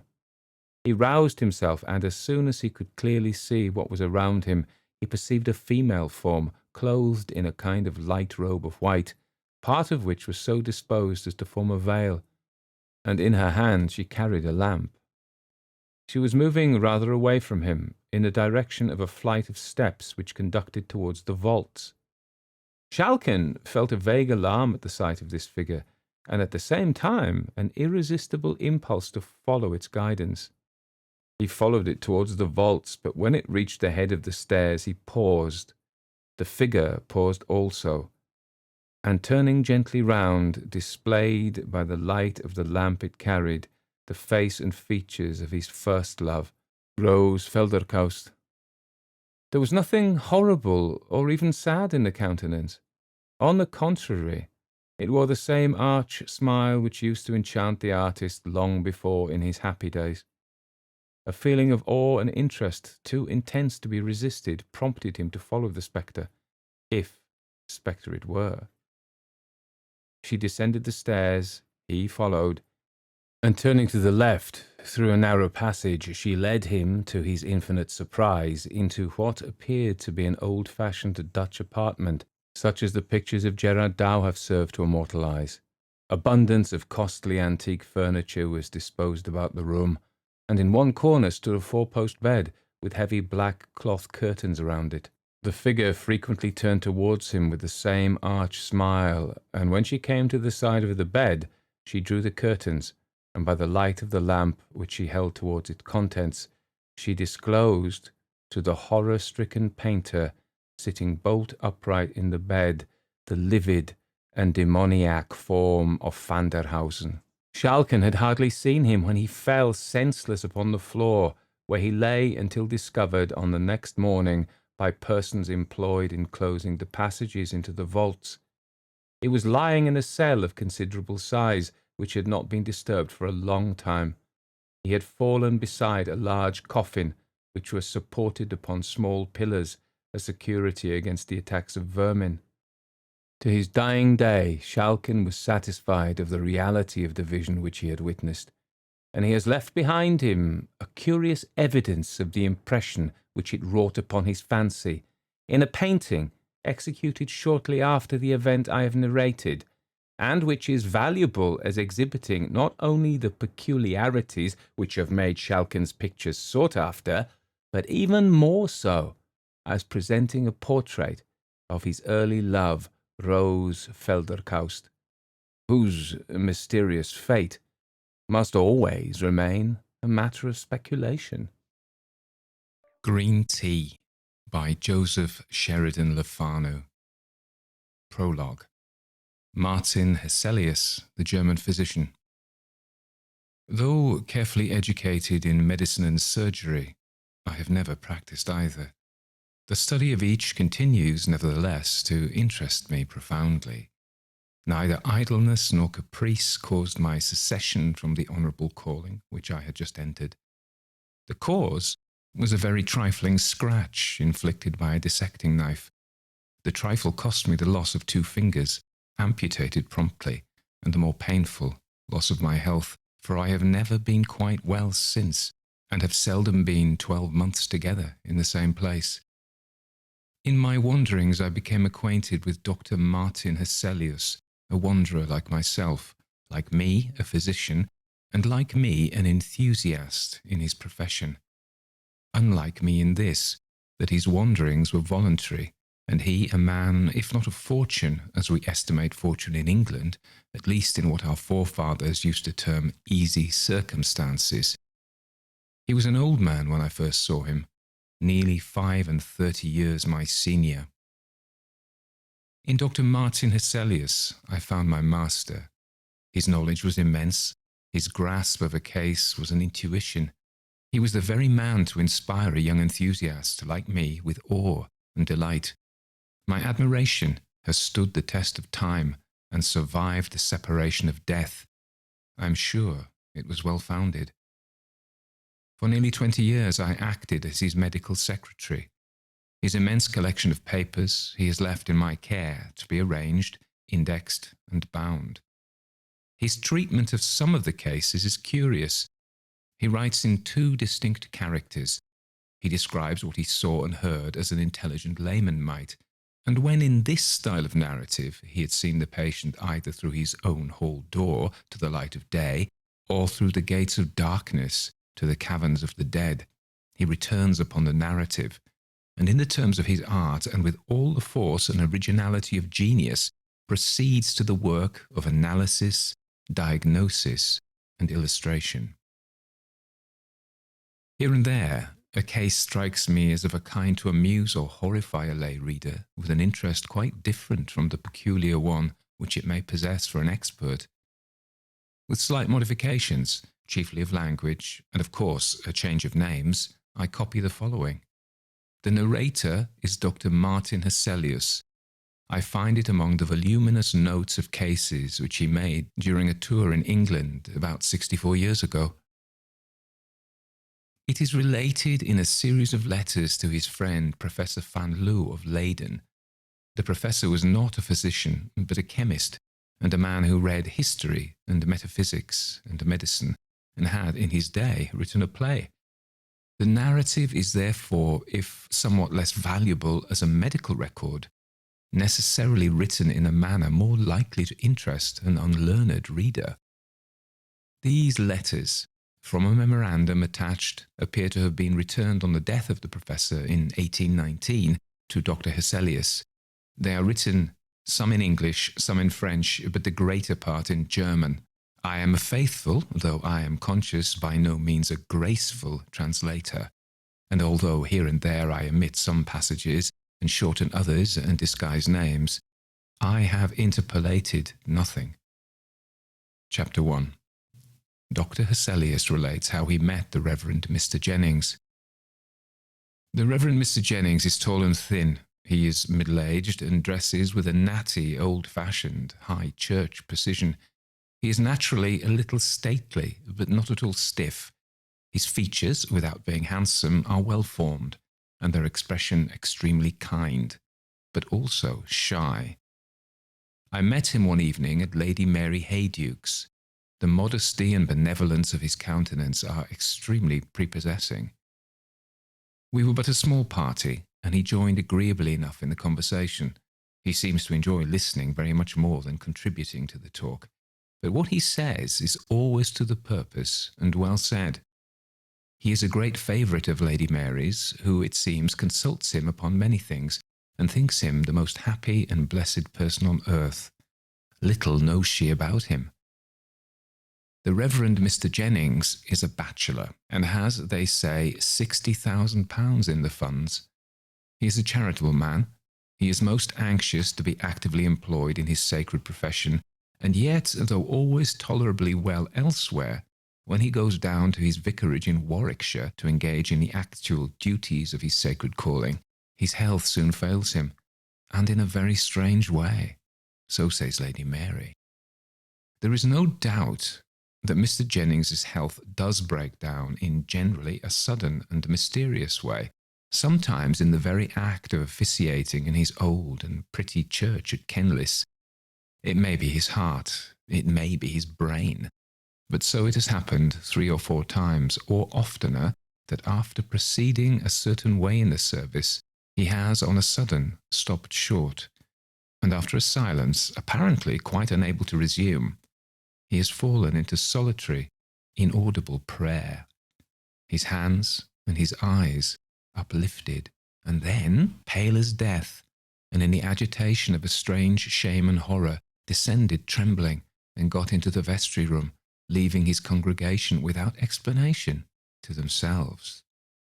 This occurred when his curate was absent.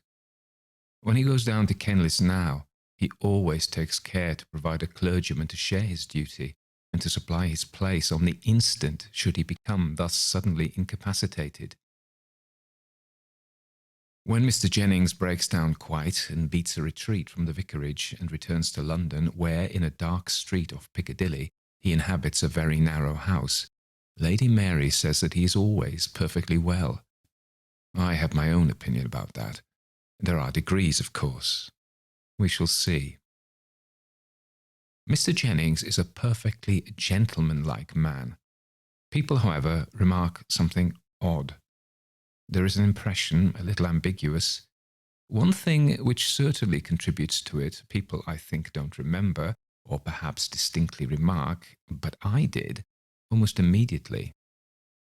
Mr. Jennings has a way of looking sidelong upon the carpet, as if his eye followed the movements of something there. This, of course, is not always, it occurs now and then, but often enough to give a certain oddity, as I have said, to his manner, and in this glance travelling along the floor, there is something both shy and anxious.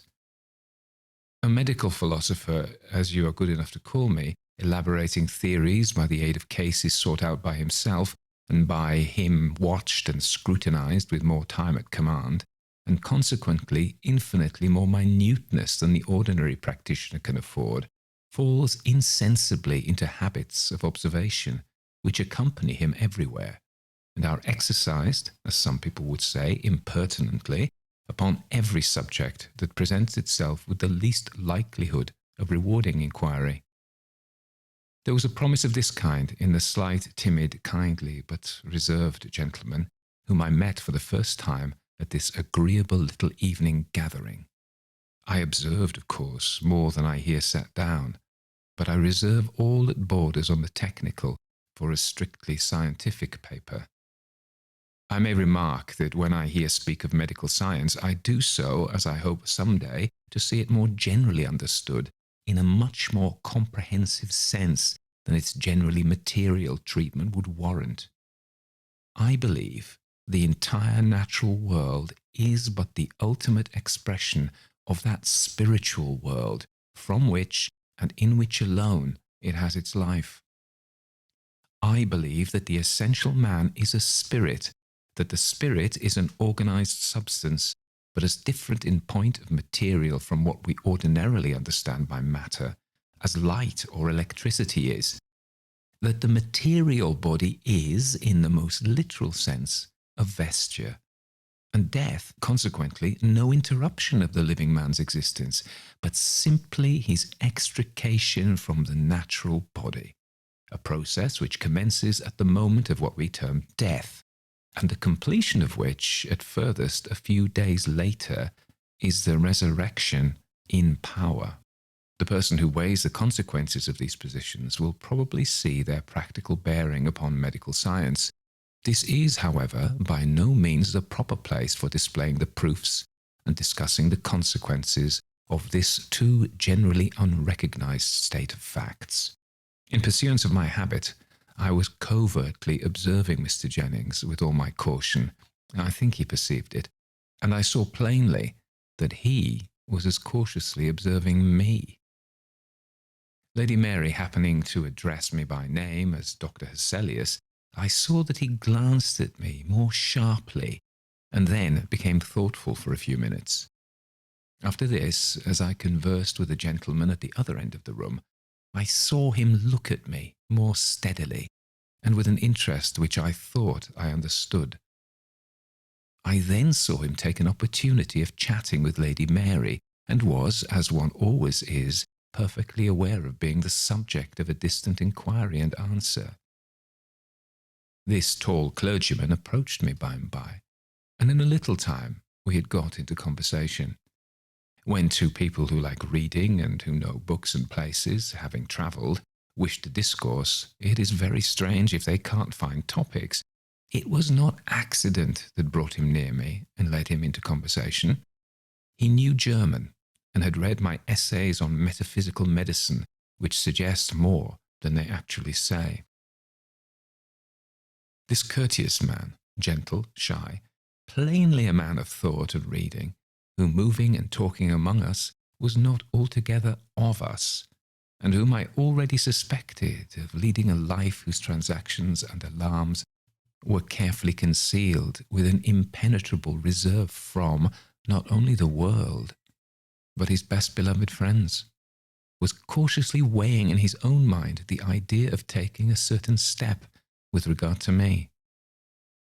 I penetrated his thoughts without his being aware of it, and was careful to say nothing which could betray to his sensitive vigilance my suspicions respecting his position, or my surmises about his plans respecting myself. We chatted upon indifferent subjects for a time, but at last he said, "I was very much interested by some papers of yours, Dr. Hesselius, upon what you term metaphysical medicine. I read them in German 10 or 12 years ago. Have they been translated?" "No, I'm sure they haven't. I should have heard. They would have asked my leave, I would think." "I asked the publishers here a few months ago to get the book for me in the original German, but they tell me it's out of print. So it is, and has been for some years. But it flatters me as an author to find that you have not forgotten my little book, although," I added, laughing, 10 or 12 years is a considerable time to have managed without it. "But I suppose you have been turning the subject over again in your mind, or something has happened lately to revive your interest in it." At this remark, accompanied by a glance of inquiry, a sudden embarrassment disturbed Mr. Jennings, analogous to that which makes a young lady blush and look foolish. He dropped his eyes and folded his hands together uneasily, and looked oddly, and you would have said, guiltily, for a moment. I helped him out of his awkwardness in the best way, by appearing not to observe it and going straight on. I said, those revivals of interest in a subject happen to me often. One book suggests another, and often sends me back a wild goose chase over an interval of 20 years. But if you still care to possess a copy, I shall be only too happy to provide you. I've still got 2 or 3 by me, and if you allow me to present one, I shall be very much honoured. You are very good indeed, he said, quite at his ease again in a moment. Pray don't say a word. The thing is really so little worth that I am only ashamed of having offered it. And if you thank me any more, I shall throw it into the fire in a fit of modesty. Mr. Jennings laughed. He inquired where I was staying in London, and after a little more conversation on a variety of subjects, he took his departure. Chapter 2. The Doctor questions Lady Mary, and she answers. I like your vicar so much, Lady Mary, said I, as soon as he was gone. He has read, travelled, and thought, and having also suffered, he ought to be an accomplished companion. So he is, and better still, he is a really good man, said she. His advice is invaluable about my schools, and all my little undertakings at Dawlbridge, and he's so painstaking. He takes so much trouble, you have no idea, wherever he thinks he can be of use. He's so good-natured and sensible. It's pleasant to hear so good an account of his neighbourly virtues. I can only testify to his being an agreeable and gentle companion, and in addition to what you have told me, I think I can tell you 2 or 3 things about him, said I. Really? Yes. To begin with, he's unmarried. Yes, that's right. Go on. He has been writing. That is, he was, but for 2 or 3 years perhaps he has not gone on with his work, and the book was upon some rather abstract subject, perhaps theology. Well, he was writing a book, as you say. I'm not quite sure what it was about, but only that it was nothing that I cared for. Very likely you're right, and he certainly did stop, yes. And although he only drank a little coffee here tonight, he likes tea, at least, did like it extravagantly. Yes, that's quite true. He drank green tea a good deal, didn't he? I pursued. Well, that's very odd. Green tea was a subject on which we used almost to quarrel. But he has quite given that up, said I. So he has. And now, one more fact. His mother or his father, did you know them? Yes, sir, both. His father is only 10 years dead, and their place is near Dawlbridge. We knew them very well, she answered. Well, either his mother or his father, I should rather think his father, saw a ghost, said I. Well, you really are a conjurer, Dr. Hesselius. Conjurer or no, haven't I said right? I answered merrily. You certainly have, and it was his father. He was a silent, whimsical man, and he used to bore my father about his dreams, and at last he told him a story about a ghost he had seen and talked with, and a very odd story it was. I remember it particularly because I was so afraid of him. This story was long before he died, when I was quite a child, and his ways were so silent and moping, and he used to drop in sometimes in the dusk when I was alone in the drawing-room, and I used to fancy there were ghosts about him. I smiled and nodded. And now, having established my character as a conjurer, I think I must say good night, said I. But how did you find it out? By the planets, of course, as the gypsies do, I answered, and so gaily we said good night. The next morning, I sent the little book he had been inquiring after and a note to Mr. Jennings, and on returning later that evening, I found that he had called at my lodgings and left his card. He asked whether I was at home, and asked at what hour he would be most likely to find me. Does he intend opening his case and consulting me professionally, as they say? I hope so. I have already conceived a theory about him. It is supported by Lady Mary's answers to my parting questions. I should like much to ascertain from his own lips. But what can I do consistently with good breeding to invite a confession? Nothing. I rather think he meditates one. At all events, my dear Van L., I shan't make myself difficult of access. I mean to return his visit tomorrow. It will be only civil in return for his politeness to ask to see him. Perhaps something may come of it. Whether much, little, or nothing, my dear Van L., you shall hear. Chapter 3. Dr. Hesselius picks up something in Latin books. Well, I have called at Blank Street. On inquiring at the door, the servant told me that Mr. Jennings was engaged very particularly with a gentleman, a clergyman from Kenlis, his parish in the country.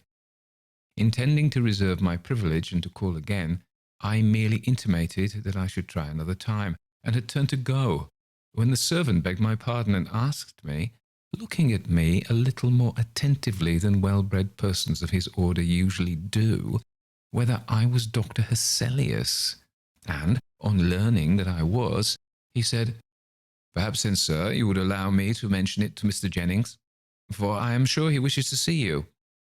The servant returned in a moment with a message from Mr. Jennings, asking me to go to his study, which was in effect his back drawing-room, promising to be with me in a very few minutes. This was really a study, almost a library. The room was lofty, with 2 tall, slender windows and rich, dark curtains. It was much larger than I had expected, and stored with books on every side, from the floor to the ceiling. The upper carpet, for to my trade it felt that there were 2 or 3, was a Turkey carpet. My steps fell noiselessly. The bookcases standing out placed the windows, particularly narrow ones, in deep recesses. The effect of the room was, although extremely comfortable and even luxurious, decidedly gloomy, and aided by the silence, almost oppressive. Perhaps, however, I ought to have allowed something for association. My mind had connected peculiar ideas with Mr. Jennings. I stepped into this perfectly silent room of a very silent house with a peculiar foreboding, and its darkness and solemn clothing of books, for except where 2 narrow looking-glasses were set in the wall, they were everywhere, helped this sombre feeling. While awaiting Mr. Jennings' arrival, I amused myself by looking into some of the books with which his shelves were laden. Not among these, but immediately under them, with their backs upward on the floor, I lighted upon a complete set of Swedenborg's Arcana Caelestia, in the original Latin, a very fine folio set, bound in natty livery, which theology affects, pure vellum, namely gold letters, and carmine edges. There were paper markers in several of these volumes. I raised and placed them, one after the other, upon the table, and opening where these papers were placed, I read in the solemn Latin phraseology a series of sentences, indicated by a penciled line at the margin.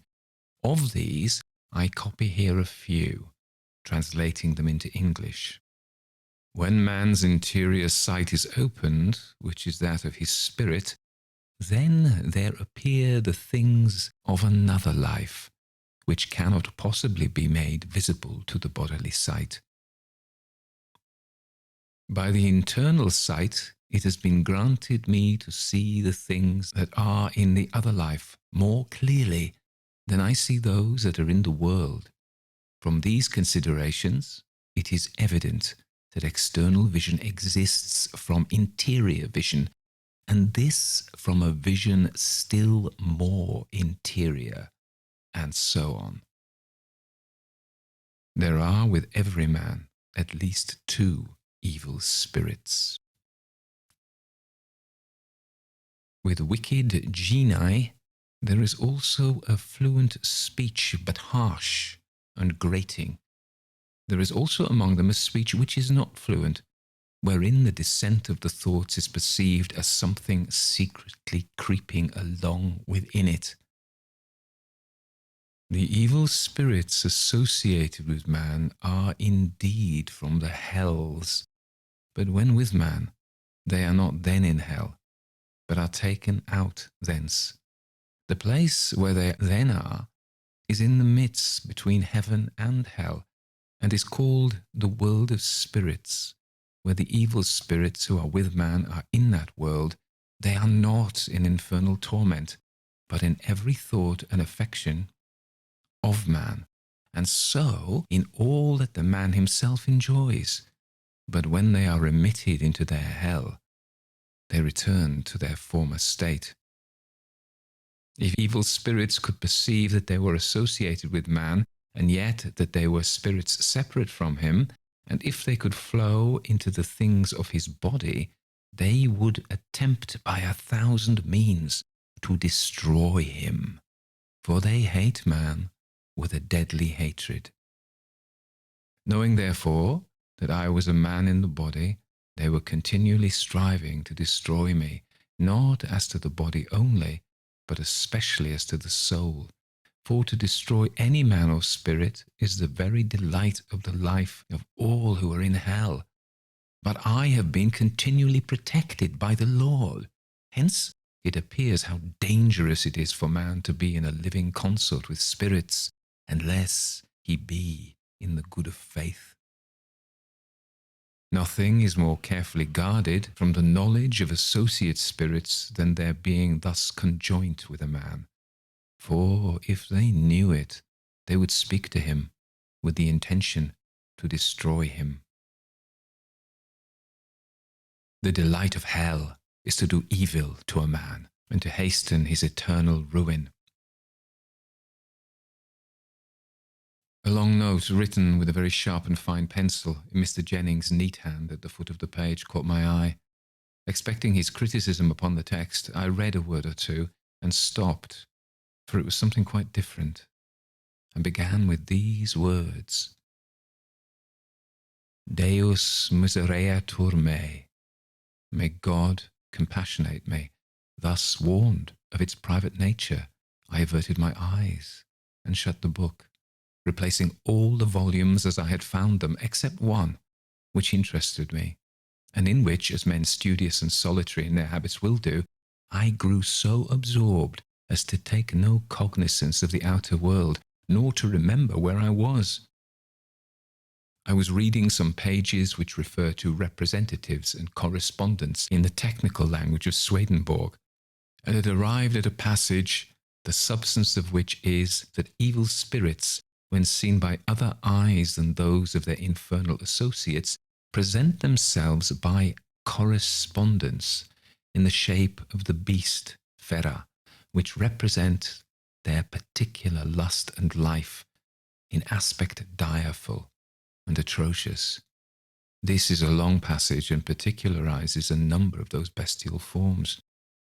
Chapter 4. 4 eyes were reading the passage. I was running the head of my pencil case along the line as I read it, and something caused me to raise my eyes. Directly before me was one of the mirrors I have mentioned, in which I saw reflected the tall shape of my friend Mr. Jennings, leaning over my shoulder and reading the page at which I was busy, and with a face so dark and wild that I should hardly have known him. I turned and rose. He stood erect also, and with an effort laughed a little, saying, I came in and asked you how you did, but without succeeding in awaking you from your book. So I couldn't restrain my curiosity, and very impertinently, I'm afraid, peeped over your shoulder. This is not your first time of looking into those pages. You have looked into Swedenborg, no doubt, long ago. Oh dear, yes, I owe Swedenborg a great deal. You'll discover traces of him in the little book on metaphysical medicine which you were so good as to remember. Although my friend affected a gaiety of manner, there was a slight flush in his face, and I could perceive that he was inwardly much perturbed. I'm scarcely yet qualified. I know so little of Swedenborg. I've only had them a fortnight, he answered. And I think they're rather likely to make a solitary man nervous. That is, judging from the very little I've read. I don't say that they have made me so, he laughed, and I'm so very much obliged for the book. I hope you got my note. I made all proper acknowledgments and modest disclaimers. I never read a book that I go with so entirely as that of yours, he continued. I saw at once there is more in it than is quite unfolded. Do you know Dr. Harley? He asked, rather abruptly. In passing, the editor remarks that the physician here named was one of the most eminent who had ever practised in England. I did, having had letters to him, and had experienced from him great courtesy and considerable assistance during my visit to England. I think that man one of the very greatest fools I ever met in my life, said Mr. Jennings. This was the first time I had ever heard him say a sharp thing of anybody, and such a term applied to so high a name a little startled me. Really? And in what way? I asked. In his profession, he answered. I smiled. I mean this, he said. He seems to me one half blind. One half of all he looks at is dark. Preternaturally bright and vivid all the rest, and the worst of it is, it seems willful. I can't get him. He won't. I've had some experience of him as a physician, but I look on him as, in that sense, no better than a paralytic mind, an intellect half dead. I'll tell you, I know I shall sometime, all about it, he said, with a little agitation. You stay some months longer in England. If I should be out of town during your stay for a little time, would you allow me to trouble you with a letter? But I should be only too happy, I assured him. Very good of you. I am so utterly dissatisfied with Harley. A little leaning to the materialistic school, I said. A mere materialist, he corrected me. You can't think how that sort of thing worries one who knows better. You won't tell anyone, any of my friends you know, that I am hippish now, for instance.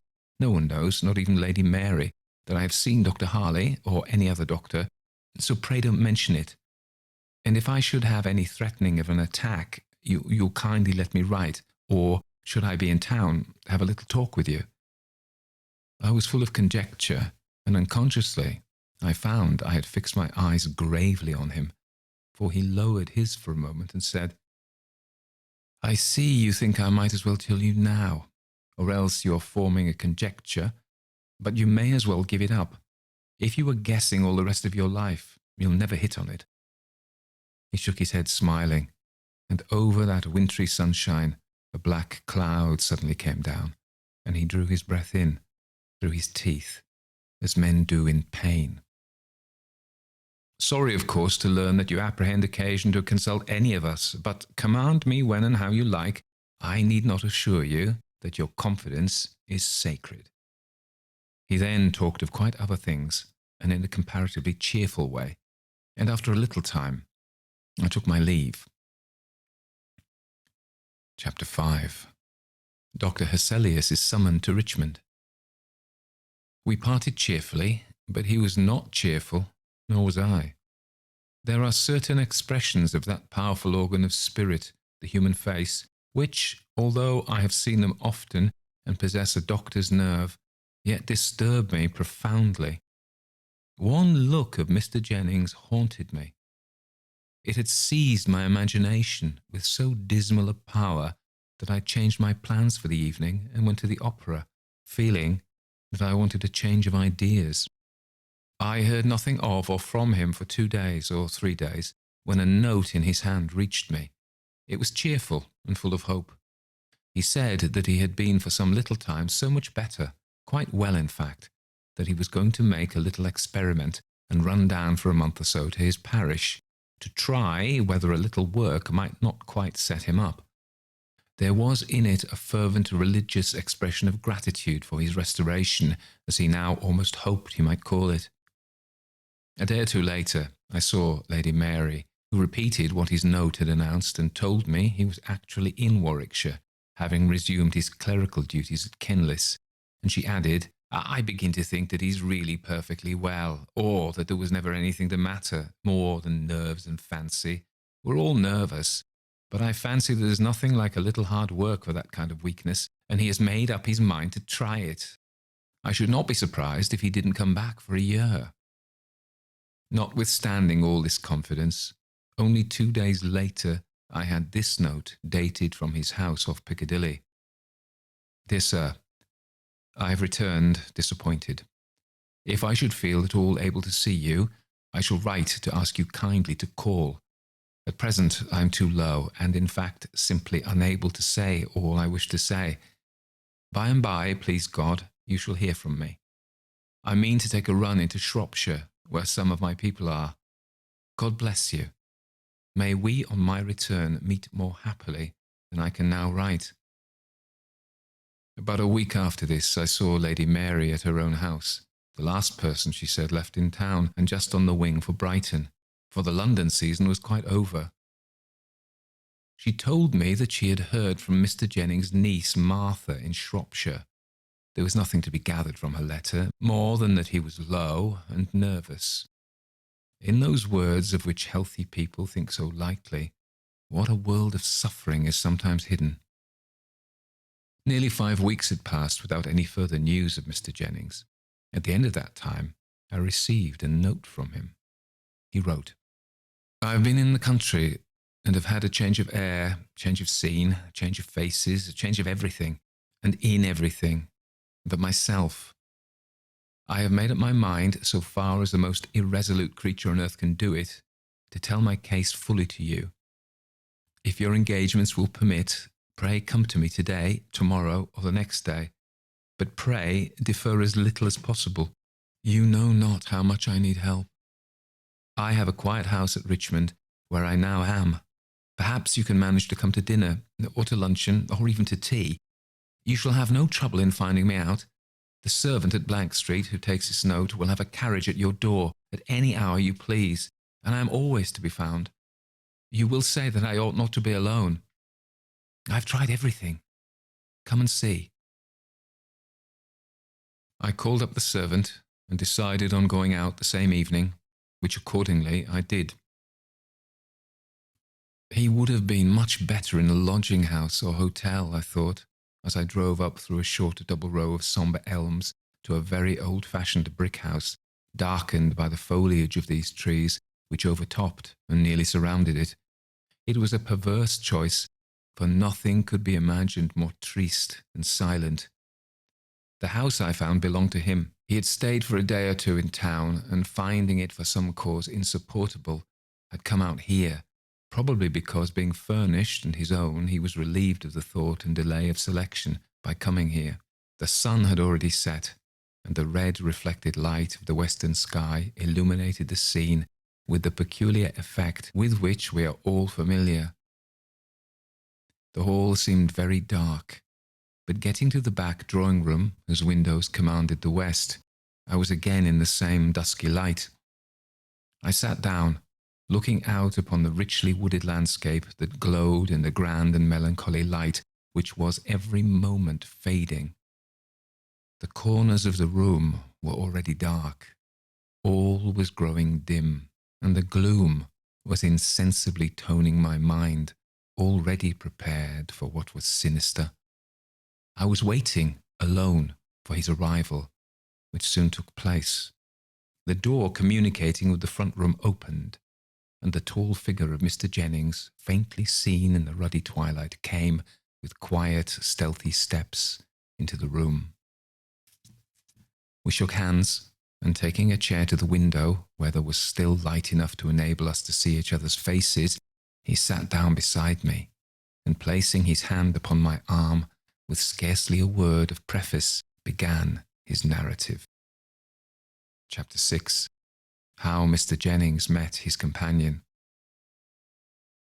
The faint glow of the west, the pomp of the then lonely woods of Richmond were before us, behind and about us the darkening room, and on the stony face of the sufferer, for the character of his face, though still gentle and sweet, was changed, rested that dim, odd glow which seems to descend and produce, where it touches, lights, sudden though faint, which are lost, almost without gradation, in darkness.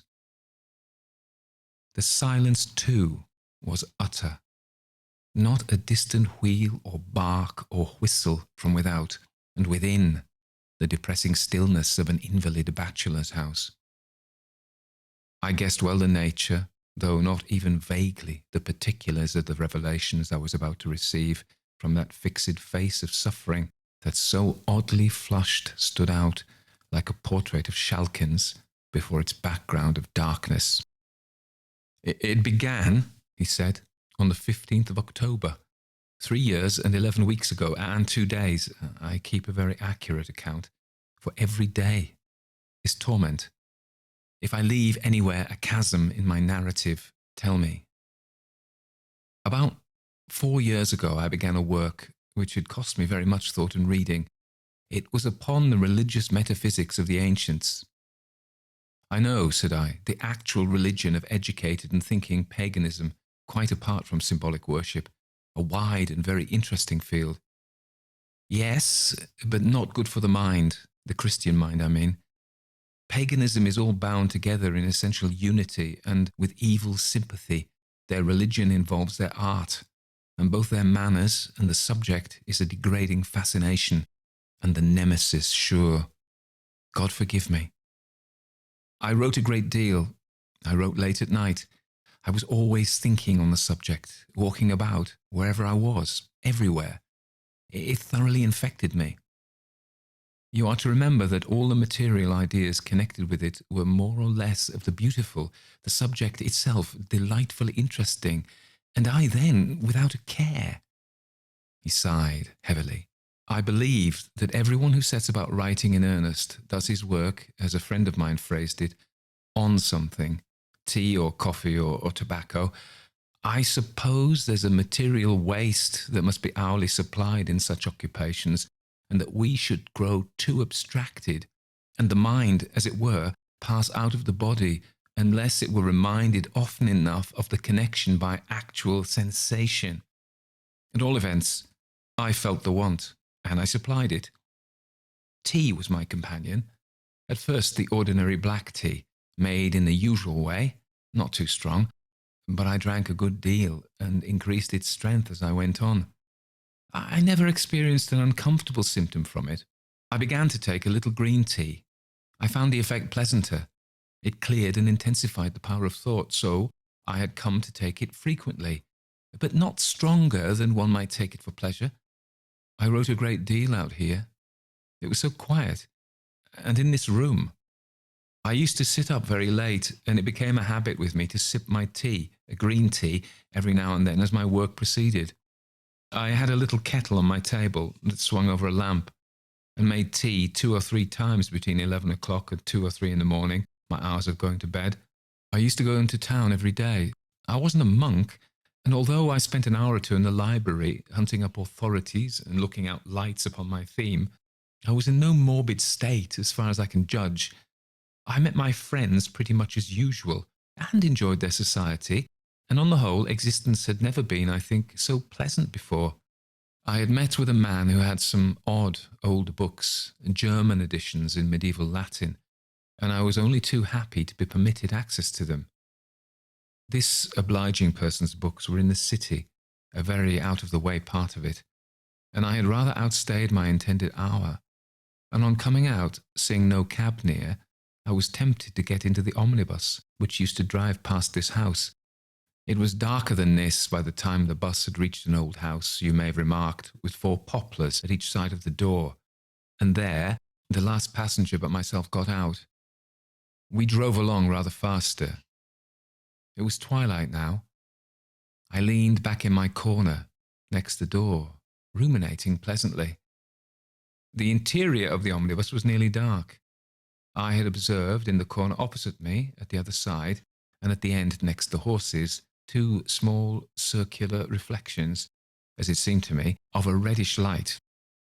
They were about 2 inches apart, and about the size of those small brass buttons that yachting men used to put on their jackets. I began to speculate, as listless men will, upon this trifle, as it seemed. From what centre did that faint but deep red light come? And from what, glass beads, buttons, toy decorations, was it reflected? We were lumbering along gently, having nearly a mile still to go. I hadn't solved the puzzle, and it became in another minute more odd, for these 2 luminous points, with a sudden jerk, descended nearer and nearer the floor, keeping still their relative distance and horizontal position And then, as suddenly, they rose to the level of the seat on which I was sitting, and I saw them no more. My curiosity was now really excited, and before I had time to think, I saw again these two dull lamps again together near the floor. Again they disappeared, and again in their old corner I saw them. So, keeping my eyes upon them, I edged quietly up my own side towards the end at which I saw these tiny discs of red. There was very little light in the bus. It was nearly dark. I leaned forward to aid my endeavour to discover what these little circles really were. They shifted position a little as I did so. I began now to perceive an outline of something black, and I soon saw with tolerable distinctness the outline of a small black monkey, pushing its face forward in mimicry to meet mine. Those were its eyes, and I now dimly saw its teeth grinning at me. I drew back, not knowing whether it might not meditate a spring. I fancied that one of the passengers had forgot this ugly pet, and wishing to ascertain something of its temper, though not caring to trust my fingers to it, I poked my umbrella swiftly towards it. It remained immovable, up to it, through it. For through it and back and forward it passed, without the slightest resistance. I can't in the least convey to you the kind of horror that I felt. When I had ascertained that the thing was an illusion, as I then supposed, there came a misgiving about myself, and a terror that fascinated me in impotence to remove my gaze from the eyes of the brute for some moments.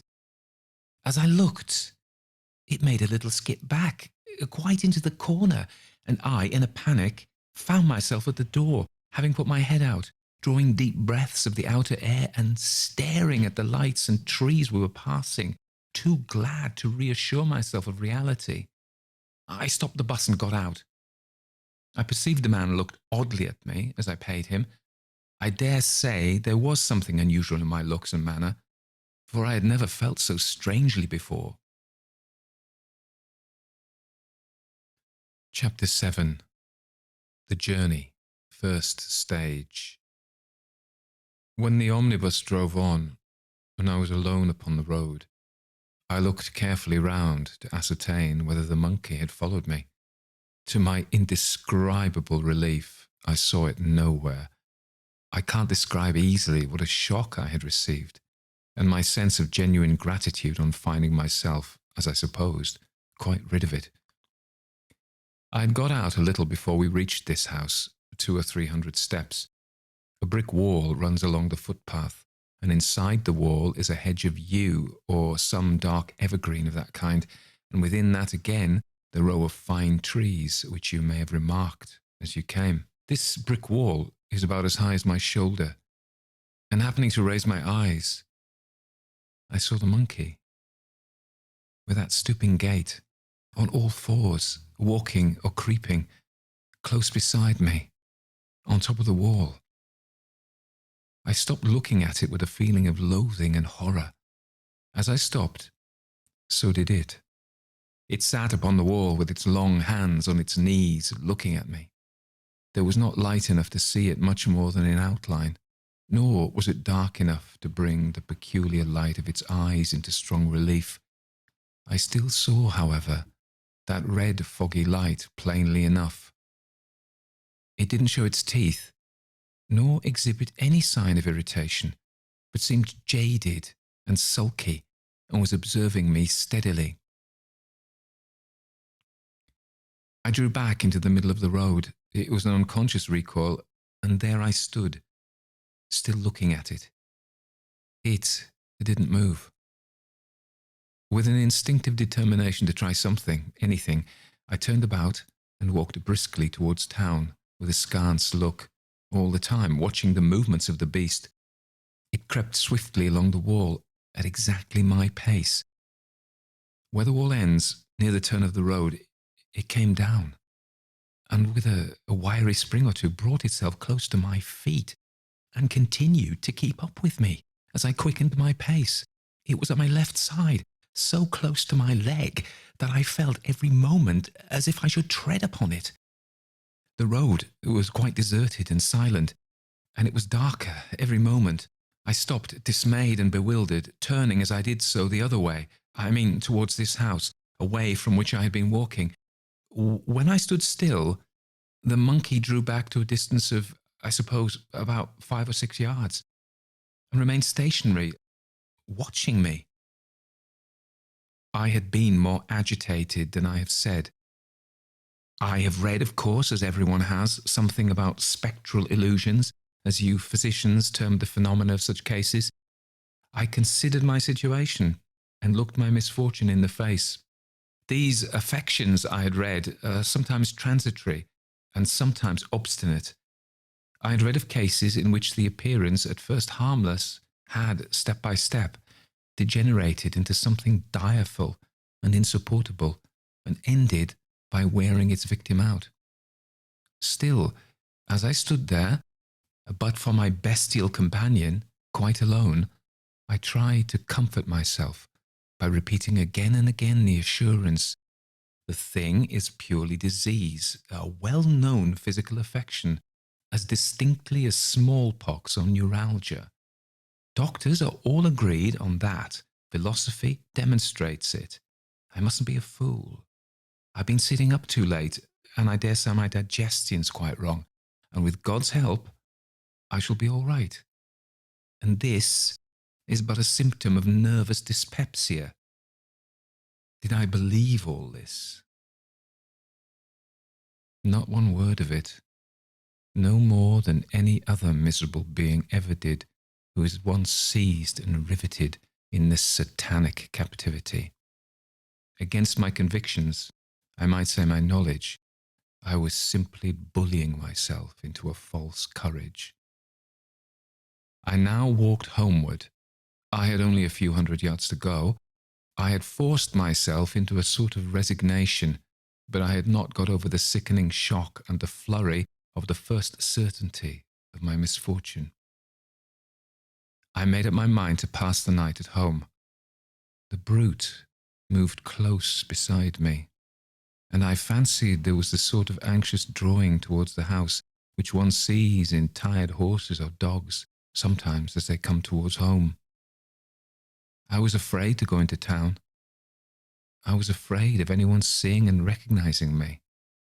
I was conscious of an irrepressible agitation in my manner. Also, I was afraid of any violent change in my habits, such as going to a place of amusement or walking from home in order to fatigue myself. At the hall door it waited till I mounted the steps, and when the door was opened, entered with me. I drank no tea that night. I got cigars and some brandy and water. My idea was that I should act upon my material system, and by living for a while in sensation apart from thought, send myself forcibly, as it were, into a new groove. I came up here, to this drawing room.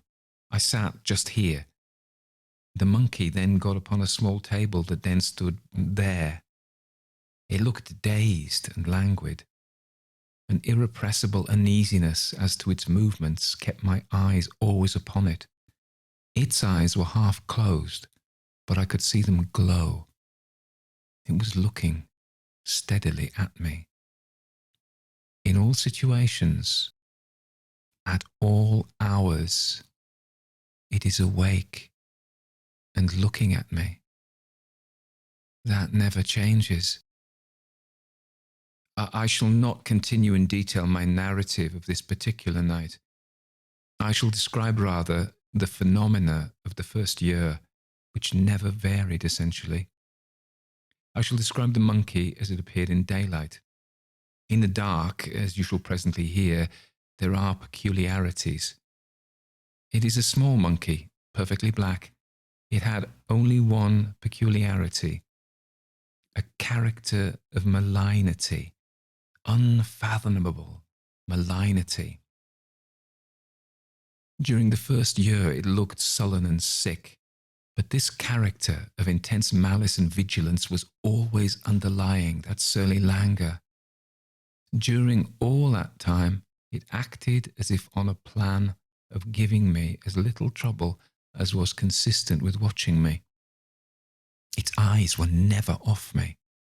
I have never lost sight of it, except in my sleep, light or dark, day or night, since it came here, except when it withdraws for some weeks at a time, unaccountably. In total dark, it is visible as in daylight. I do not mean merely its eyes. It is all visible distinctly in a halo that resembles a glow of red embers and which accompanies it in all its movements. When it leaves me for a time, it's always at night, in the dark, and in the same way. It grows at first uneasy, and then furious, and then advances towards me, grinning and shaking, its paws clenched, and at the same time there comes the appearance of fire in the grate. I never have any fire. I can't sleep in the room when there is any, and it draws nearer and nearer to the chimney, quivering, it seems, with rage, and when its fury rises to the highest pitch, it springs into the grate and up the chimney, and I see it no more. When this first happened, I thought I was released. I was now a new man. A day passed, a night, and no return. And a blessed week, another week. I was always on my knees, Dr. Hesselius, always thanking God and praying. A whole month passed of liberty, but on a sudden, it was with me again.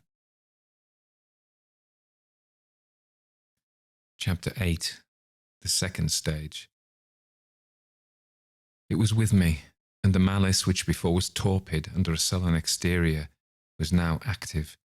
It was perfectly unchanged in every other respect. This new energy was apparent in its activity and its looks, and soon in other ways. For a time, you will understand, the change was shown only in an increased vivacity and an air of menace, as if it were always brooding over some atrocious plan. Its eyes, as before, were never off me. "Is it here now?" I asked. "No," he replied. "It has been absent exactly a fortnight and a day, 15 days. It has sometimes been away so long as nearly 2 months, once for 3.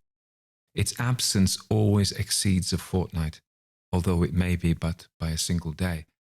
15 days having passed since I saw it last, it may return now at any moment." "Is its return," I asked, "accompanied by any peculiar manifestation?" "Nothing, no," he said. It is simply with me again. On lifting my eyes from a book or turning my head, I see it, as usual, looking at me. And then it remains, as before, for its appointed time.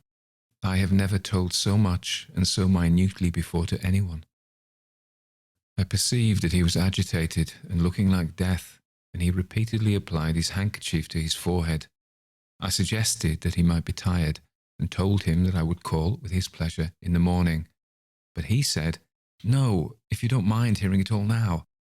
I have got so far, and I should prefer making one effort of it. When I spoke to Dr. Harley, I had nothing like so much to tell.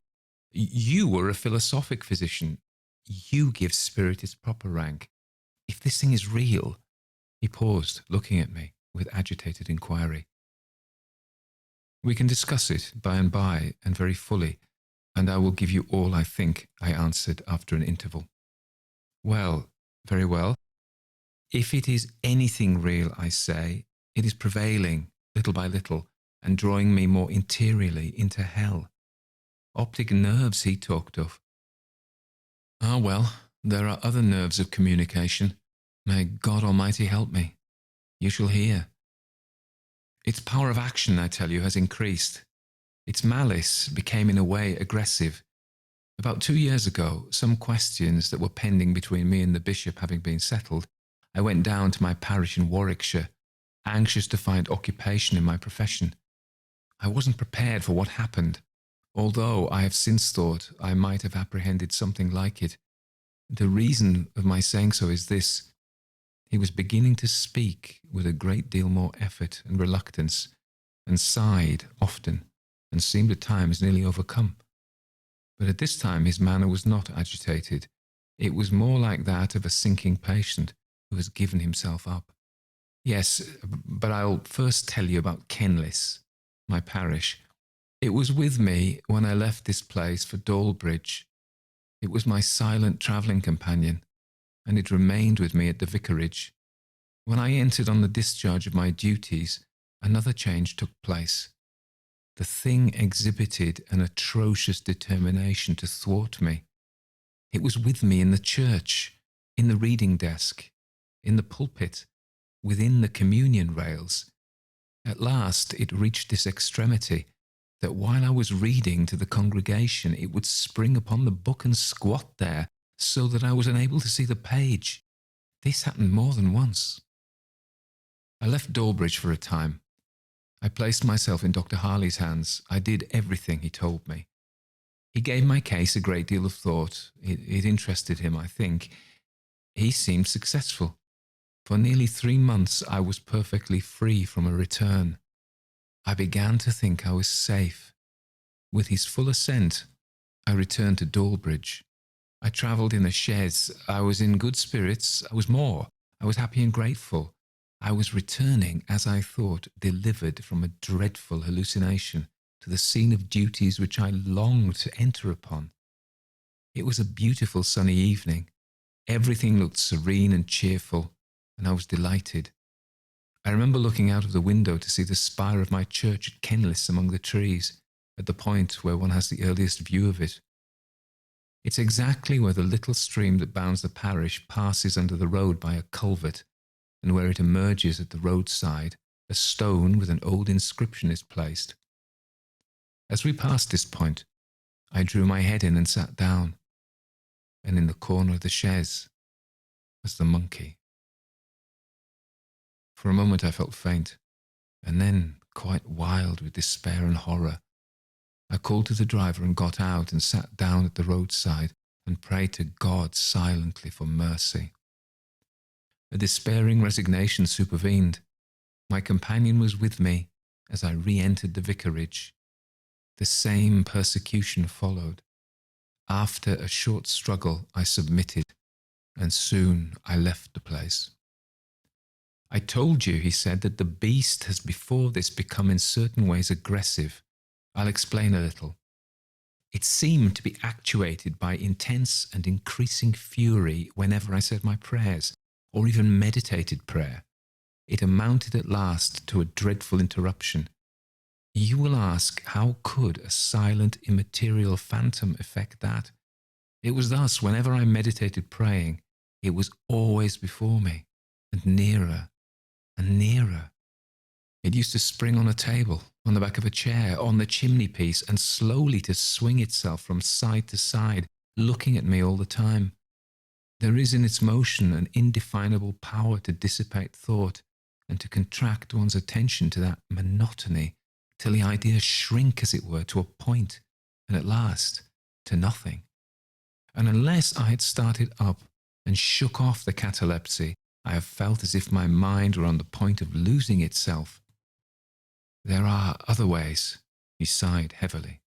Thus, for instance, when I pray with my eyes closed, it comes closer and closer, and I see it.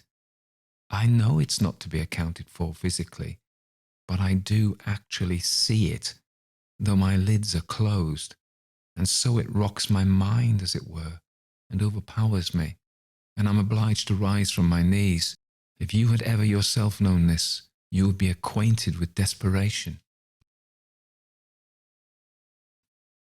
Chapter 9. The Third Stage.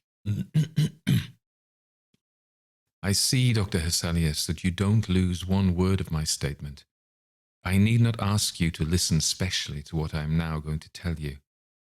They talk of the optic nerves and of spectral illusions, as if the organ of sight was the only point assailable by the influences that have fastened upon me. I know better. For 2 years in my direful case that limitation prevailed. But as food is taken in softly at the lips and then brought under the teeth, as the tip of the little finger caught in a mill crank will draw in the hand, and the arm, and the whole body.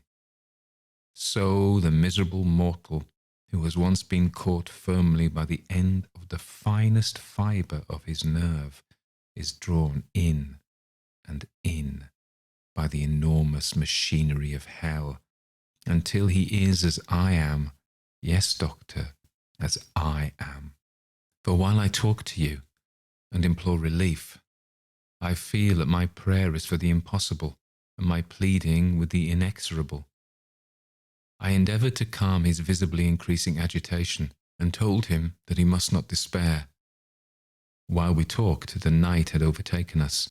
The filmy moonlight was wide over the scene which the window commanded, and I said, "Perhaps you'd prefer having candles. This light, you know, is odd. I should wish you as much as possible under your usual conditions while I make my diagnosis, shall I call it. Otherwise, I don't care." "All lights are the same to me," he said, "except when I read or write. I care not if night were perpetual. And I'm going to tell you what happened about a year ago. The thing began to speak to me." "Speak? How do you mean? Speak as a man does, do you mean?"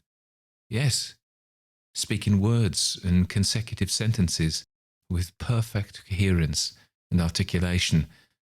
But there is a peculiarity. It's not like the tone of a human voice. It's not by my ears it reaches me. It comes like a singing through my head. This faculty, the power of speaking to me, will be my undoing. It won't let me pray.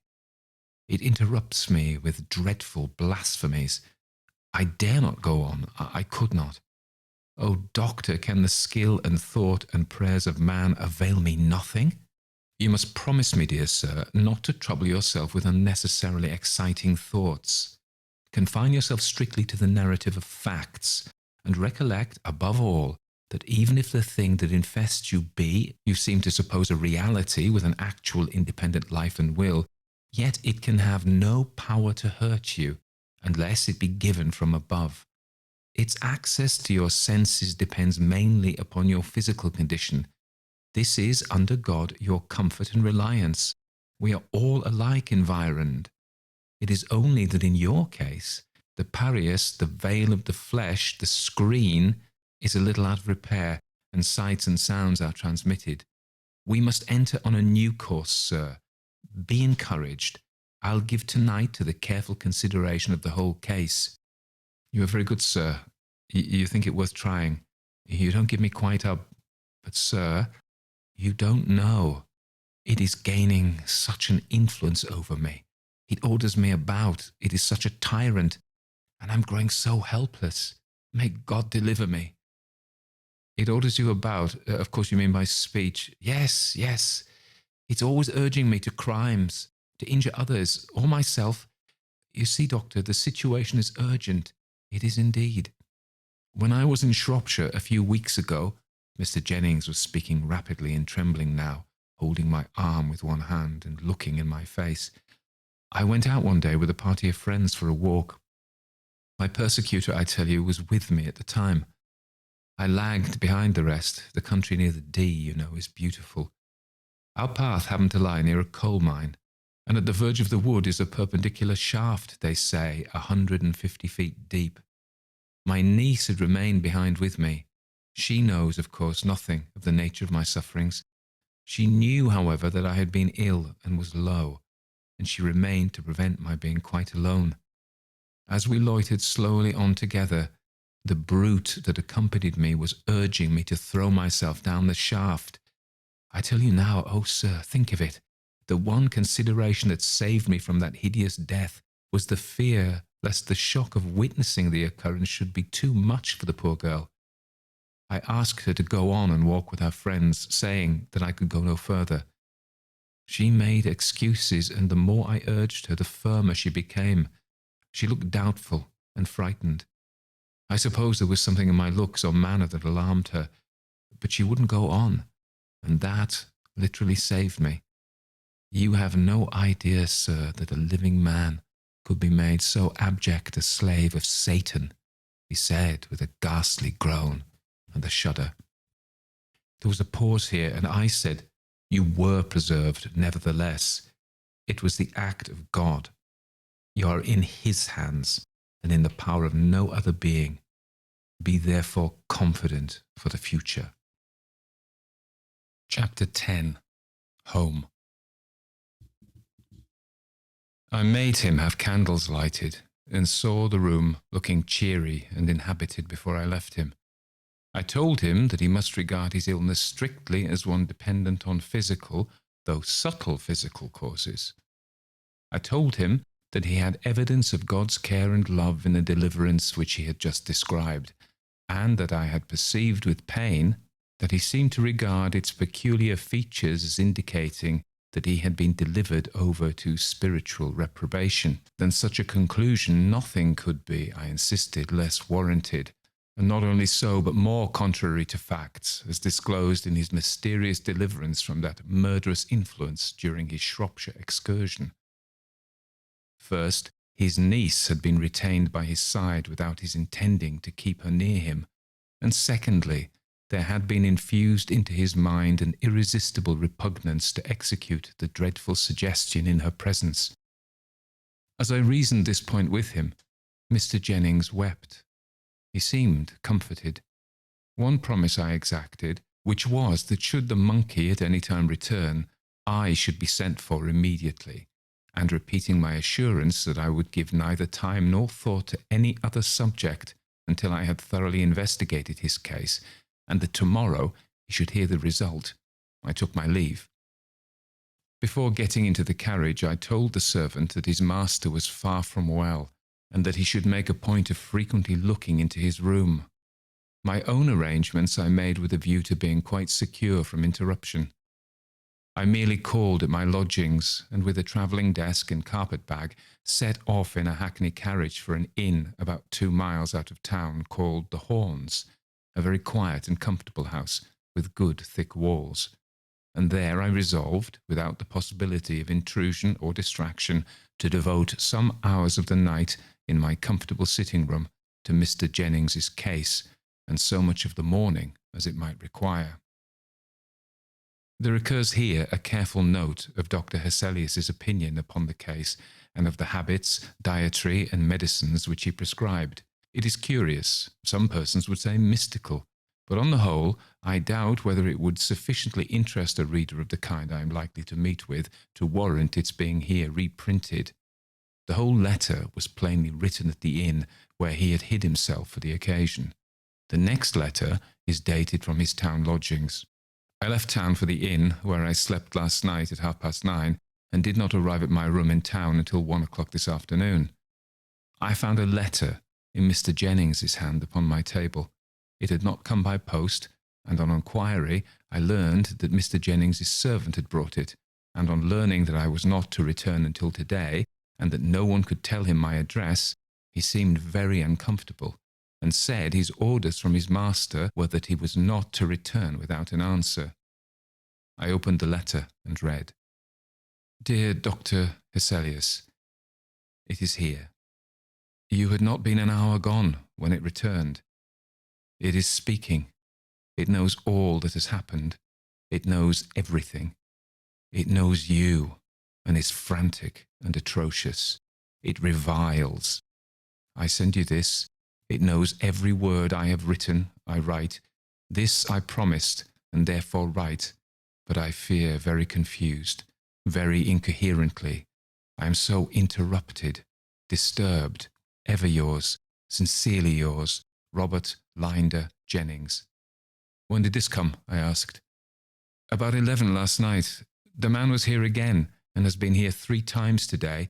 The last time is about an hour since." Thus answered, and with the notes I had made upon his case in my pocket, I was in a few minutes driving towards Richmond to see Mr. Jennings. I by no means, as you perceive, despaired of Mr. Jennings's case. He had himself remembered and applied, though quite in a mistaken way, the principle which I lay down in my metaphysical medicine, and which governs all such cases. I was about to apply it in earnest. I was profoundly interested and very anxious to see and examine him, while the enemy was actually present. I drove up to the sombre house and ran up the steps and knocked. The door in a little time was opened by a tall woman in black silk. She looked ill and as if she had been crying. She curtsied and heard my question, but she did not answer. She turned her face away, extending her hand towards two men who were coming downstairs, and thus having, as it were, tacitly made me over to them, she passed through a side door hastily and shut it. The man who was nearest the hall I at once accosted, but being now close to him, I was shocked to see that both his hands were covered with blood. I drew back a little, and the man, passing downstairs, merely said in a low tone, "Here's the servant, sir." The servant had stopped on the stairs, confounded and dumb at seeing me. He was rubbing his hands in a handkerchief, and it was steeped in blood. "Jones, what is it? What's happened?" I asked, while a sickening suspicion overpowered me. The man asked me to come up to the lobby. I was beside him in a moment, and frowning and pallid, with contracted eyes, he told me the horror which I already half guessed. His master had made away with himself. I went upstairs with him to the room. What I saw there I won't tell you. He had cut his throat with his razor. It was a frightful gash. The two men had laid him on the bed and composed his limbs. It had happened, as the immense pool of blood on the floor declared, at some distance between the bed and the window. There was carpet round his bed, and a carpet under his dressing table, but none on the rest of the floor, for the man said he did not like a carpet on his bedroom. In this sombre and now terrible room, one of the great elms that darkened the house was slowly moving the shadow of one of its great boughs upon this dreadful floor. I beckoned to the servant, and we went downstairs together. I turned off the hall into an old-fashioned panelled room, and there standing, I heard all the servant had to tell. It was not a great deal. "I concluded, sir, from your words and looks, sir, as you left last night, that you thought my master was seriously ill. I thought it might be that you were afraid of a fit or something, so I attended very close to your directions. He sat up late, till past 3 o'clock. He wasn't writing or reading. He was talking a great deal to himself, but that was nothing unusual. At about that hour, I assisted him to undress, and left him in his slippers and dressing gown. I went back softly in about half an hour. He was in his bed, quite undressed, and a pair of candles lighted on the table beside his bed. He was leaning on his elbow and looking out at the other side of the bed when I came in. I asked him if he wanted anything, but he said no. I don't know whether it was what you said to me, sir, or something a little unusual about him, but I was uneasy, uncommon uneasy about him last night. In another half hour, or it might be a little more, I went up again. I didn't hear him talking as before. I opened the door a little. The candles were both out, which was not usual. I had a bedroom candle, and I let the light in a little bit, looking softly round. I saw him sitting in that chair beside the dressing table, with his clothes on again. He turned round and looked at me. I thought it strange he should get up and dress and put out the candles to sit in the dark that way. But I only asked him again if I could do anything for him. He said no, rather sharp, I thought. I asked him if I might light the candles, and he said, "Do as you like, Jones." So I lighted them, and I lingered about the room. And he said, "Tell me the truth, Jones. Why did you come again? You didn't hear anyone cursing." "No, sir," I said, wondering what he could mean. "No," he said after me. "Of course, no." And I said to him, "Wouldn't it be well, sir, you went to bed? It's just 5 o'clock. And he said nothing, but, "Very likely. Good night, Jones." So I went, sir. But in less than an hour I came again. The door was fast, and he heard me, and called, as I thought, from the bed to know what I wanted, and he desired me not to disturb him again. I lay down and slept for a little. It must have been between 6 and 7 when I went up again. The door was still fast, and he made no answer, so I didn't like to disturb him, and thinking he was asleep, I left him till 9. It was his custom to ring when he wished me to come, and I had no particular hour for calling him. I tapped very gently, and getting no answer, I stayed away a good while, supposing he was getting some rest then. It wasn't till 11 o'clock I grew really uncomfortable about him, for at the latest he was never, that I could remember, later than 10:30. I got no answer. I knocked and called, and still no answer. So, not being able to force the door, I called Thomas from the stables, and together we forced it, and found him in the shocking way you saw. Jones had no more to tell. Poor Mr. Jennings was very gentle and very kind. All his people were very fond of him. I could see that the servant was very much moved. So, dejected and agitated, I passed from that terrible house and its dark canopy of elms, and I hope I shall never see it more. While I write to you, I feel like a man who has but half waked from a frightful and monotonous dream. My memory rejects the picture with incredulity and horror, yet I know it is true. It is the story of the process of a poison which excites the reciprocal action of spirit and nerve, and paralyzes the tissue that separates those cognate functions of the senses, the external and the interior. Thus we find strange bedfellows, and the mortal and immortal prematurely make acquaintance. Conclusion. A word for those who suffer. My dear Van L., you have suffered from an affection similar to that which I have just described. You twice complained of a return of it. Who under God cured you? Your humble servant Martin Hesselius. Let me rather adopt the more emphasized piety of a certain good old French surgeon of 300 years ago. I treated, and God cured you. Come, my friend, you are not to be hippish. Let me tell you a fact. I have met with and treated, as my book shows, 57 cases of this kind of vision, which I term indifferently sublimated, precocious, and interior. There is another class of affections which are truly termed, though commonly confounded with those which I describe, spectral illusions. These latter I look upon as being no less simply curable than a cold in the head or a trifling dyspepsia. It is those which rank in the first category that test our promptitude of thought. 57 such cases have I encountered, neither more nor less. And in how many of those cases have I failed? In no one single instance. There is no one affliction of mortality more easily and certainly reducible with a little patience and a rational confidence in the physician. With these simple conditions, I look upon the cure as absolutely certain. You are to remember that I had not even commenced to treat Mr. Jennings's case. I have not any doubt that I should have cured him perfectly in 18 months, or possibly it might have extended to 2 years. Some cases are very rapidly curable, others extremely tedious. Every intelligent physician who will give thought and diligence to the task will effect a cure. You know my tract on the cardinal functions of the brain. I there, by the evidence of innumerable facts, prove, as I think, the high probability of a circulation arterial and venous in its mechanism through the nerves.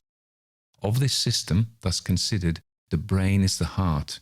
The fluid, which is propagated hence through one class of nerves, returns in an altered state through another, and the nature of that fluid is spiritual, though not immaterial, any more than, as I before remarked, light or electricity are so.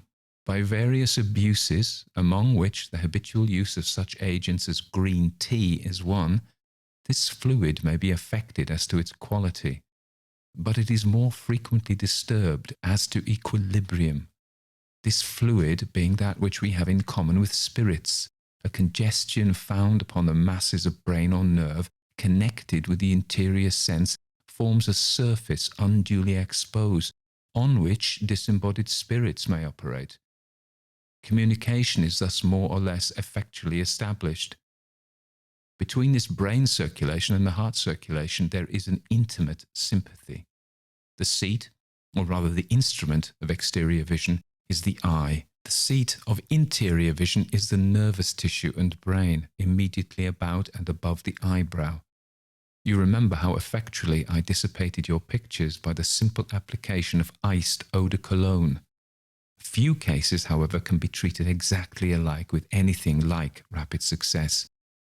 Cold acts powerfully as a repellent of the nervous fluid. Long enough continued, it will even produce that permanent insensibility which we call numbness, and a little longer, muscular as well as sensational paralysis.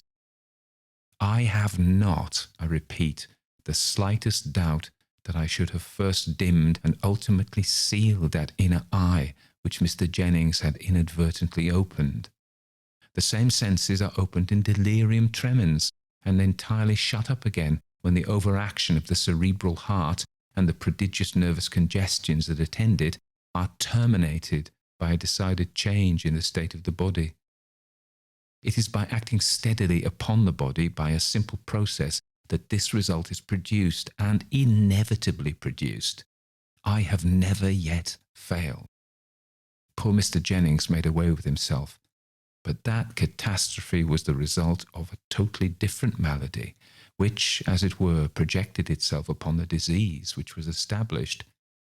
His case was in a distinctive manner a complication, and the complaint under which he really succumbed was hereditary suicidal mania. Poor Mr. Jennings, I cannot call a patient of mine, for I had not even begun to treat his case, and he had not yet given me, I am convinced, his full and unreserved confidence. If the patient do not array himself on the side of the disease, his cure is certain. Madame Crowell's Ghost. Sheridan Le Fanu. I'm an old woman now, and I was but 13, my last birthday, the night I came to Applewell House. My aunt was the housekeeper there, and the sort of one-horse carriage was down at Lexhall waiting to take me and my box up to Applewell. I was a bit frightened by the time I got to Lexhall, and when I saw the carriage and horse, I wished myself back again with my mother at Hazelden. I was crying when I got into the shay, that's what we used to call it, and old John Mulberry that drove it, and was a good-natured fellow. Bought me a handful of apples at the Golden Lion to cheer me up a bit, and he told me that there was a currant cake and tea and pork chops waiting for me, all hot, in my aunt's room in the great house. It was a fine moonlight night, and I ate the apples, looking out of the shay window. It's a shame for gentlemen to frighten a poor foolish child like I was. I sometimes think it might be tricks. There was two of them on the top of the coach beside me, and they began to question me after nightfall, when the moon rose, where I was going to. Well, I told them it was to wait on Dame Arabella Crowell of Applewell House, nearby Lexhall. Oh, then, says one of them, you'll not be long there. And I looked at him as much as to say, why not, for I had spoken out when I told them where I was going, as if 'twas something clever I had to say. Because, says he, and don't you for the life tell no one, only watch her and see. She's possessed by the devil, and one half a ghost. Have you got a Bible? Yes, sir, says I, for my mother put my little Bible in my box, and I knew it was there. And by the same token, though the print's too small for me old eyes, I have it in my press to this hour. As I looked up at him, saying, yes, sir, I thought I saw him winking at his friend, but I couldn't be sure. Well, says he, be sure you put it under your bolster every night. It'll keep the old girl's claws off you. And I got such a fright when he said that, you wouldn't fancy. And I'd like to ask him a lot about the old lady, but I was too shy. And he and his friend began talking together about their own concerns, and dowly enough, I got down, as I told you, at Lexhall. My heart sank as I drove into the dark avenue. The trees stand very thick and big, as old as the old house almost, and four people with their arms out and their fingers touching barely gourds round some of them. Well, my neck was stretched out to the winds, looking for the first view of the great house, and all at once we pulled up in front of it. A great white and black house it is, with great black beams across and right up to it. and gables looking out as white as a sheet to the moon, and the shadows of the trees, 2 or 3 up and down in front. You could count the leaves on them, and all the little diamond-shaped window panes glimmering on the great hall window, and great shutters in the old fashion, hinged on the wall outside, bolted across the rest of the windows in front, for there was but 3 or 4 servants, and the old lady in the house, and mastered rooms was locked up. Me heart was in me mouth when I seed the journey was over, and this the great house afore me. And I saw near me aunt that I never seed till now, and Dame Crowell that I was come to wait upon, and was afeard on already. Me aunt kissed me in the hall and brought me to her room. She was tall and thin, with a pale face and black eyes, and long thin hands with black mittens on. She was past 50, and her word was short, but her word was law. I have no complaints to make of her, but she was a hard woman, and I think she would have been kinder to me if I had been a sister's child in place of a brother's. But all that's nae consequence now. The squire, his name was Mr. Chevenix Crowell. He was Dame Crowell's grandson, come down there by way of seeing that the old lady was well treated about 2 or 3 in a year. I seed him but 2 all the time I was at Applewell House. I can't say but she was well taken care of, notwithstanding, but that was because my aunt and Meg Wiven, that was a maid, had a conscience and did their duty by her. Mrs. Wiven, Meg Wiven, my aunt, called her to herself, and Mrs. Wiven to me, was a fat, jolly lass of 50, a good height and a good breadth, always good-humoured, and walked slow. She had fine wages, but she was a bit stingy, and kept all her fine clothes under lock and key, and wore mostly a twilled chocolate cotton with red and yellow and green sprigs and bars on it, and it lasted wonderful.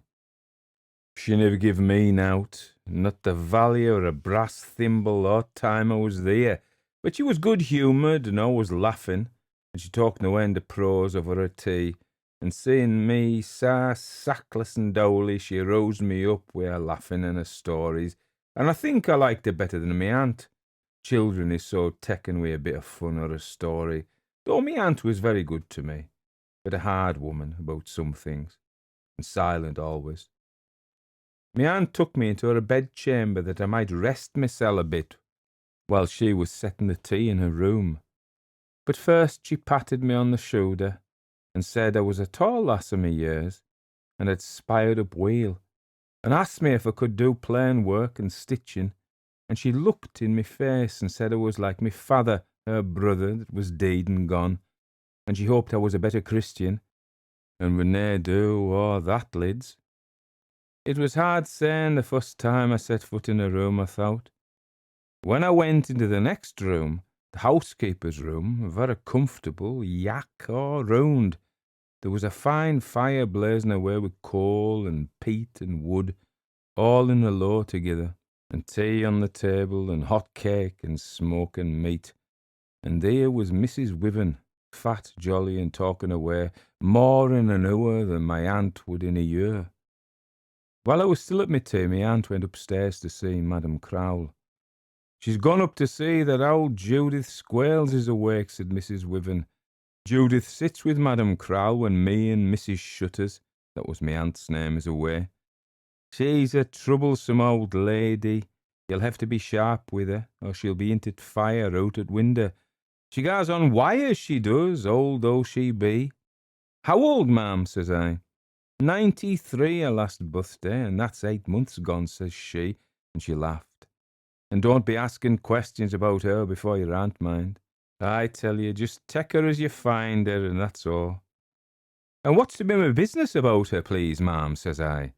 About the old lady? Well, says she, your aunt, Mrs. Shutters, will tell you that.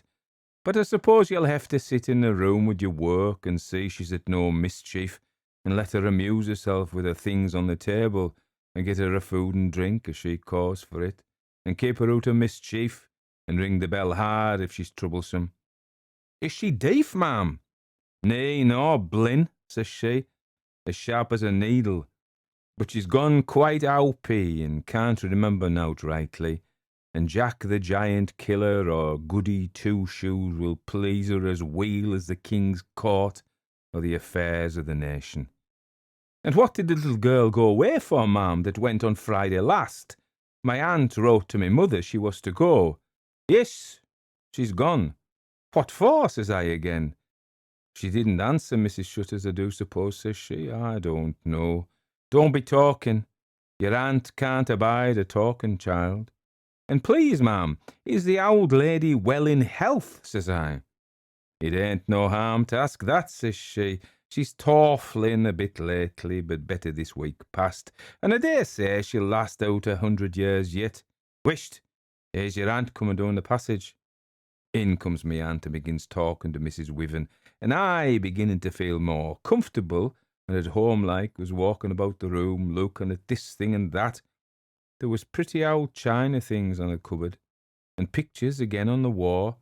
There was a door up on it wainscot, and I sees a queer old leathern jacket with straps and buckles to it, and sleeves as lang as the bedpost hanging up inside.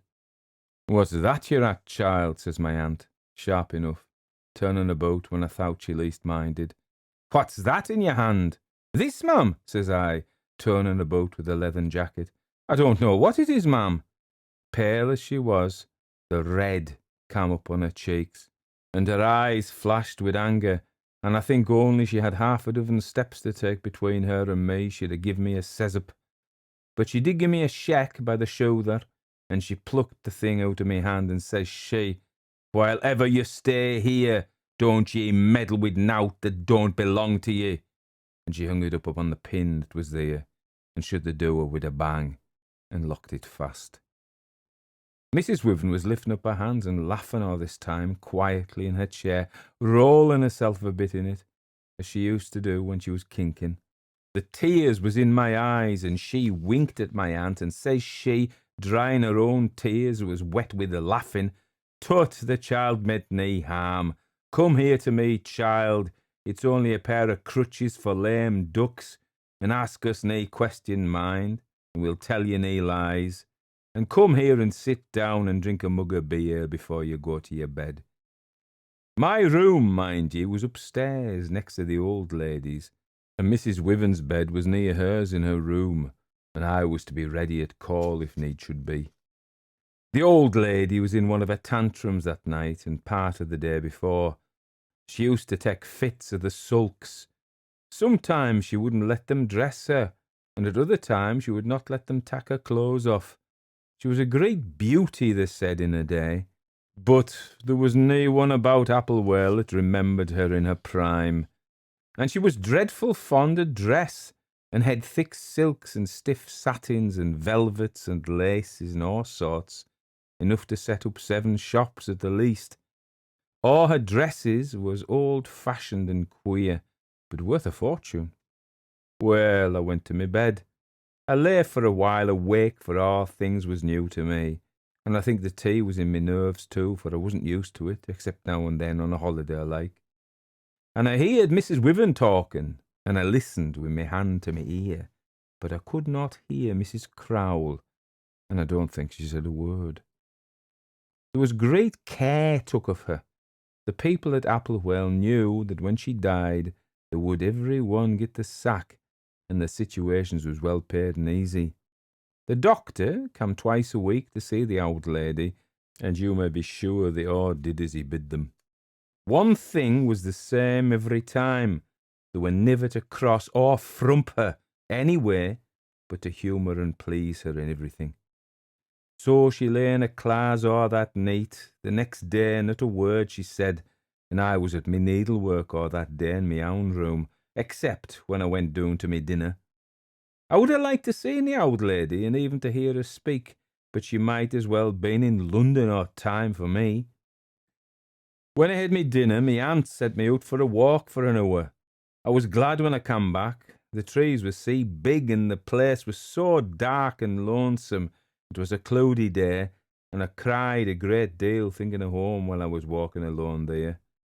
That evening, the candles being alight, I was sitting in my room. and the door was open into Madam Crowell's chamber where me aunt was. It was then, for the first time, I heard what I suppose was the old lady talking. It was a queer noise, like. I couldn't well say which, a bird or a beast, only it had a bleating sound in it, and was very small.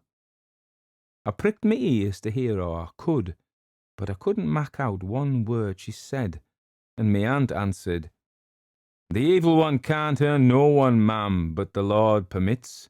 Then the same queer voice from the bed says something more that I couldn't make head nor tail on. And me aunt made answer again, "Let them pull faces, ma'am, and say what they will. If the Lord be for us, who can be against us?" I kept listening, with me ear turned to the door, holding me breath, but not another word or sound came in from the room.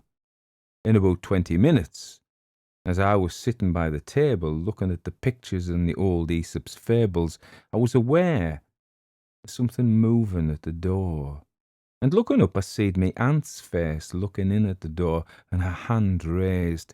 "Whisht," she say, very soft, and comes over to me on tiptoe, and she says in a whisper, "Thank God she's asleep at last, and don't ye make no noise till I come back, for I'm going down to take me cup of tea, and my back in now, me and Mrs. Wiven, and she'll be sleeping in the room, and you can run down when we come up, and Judith will give you your supper in my room."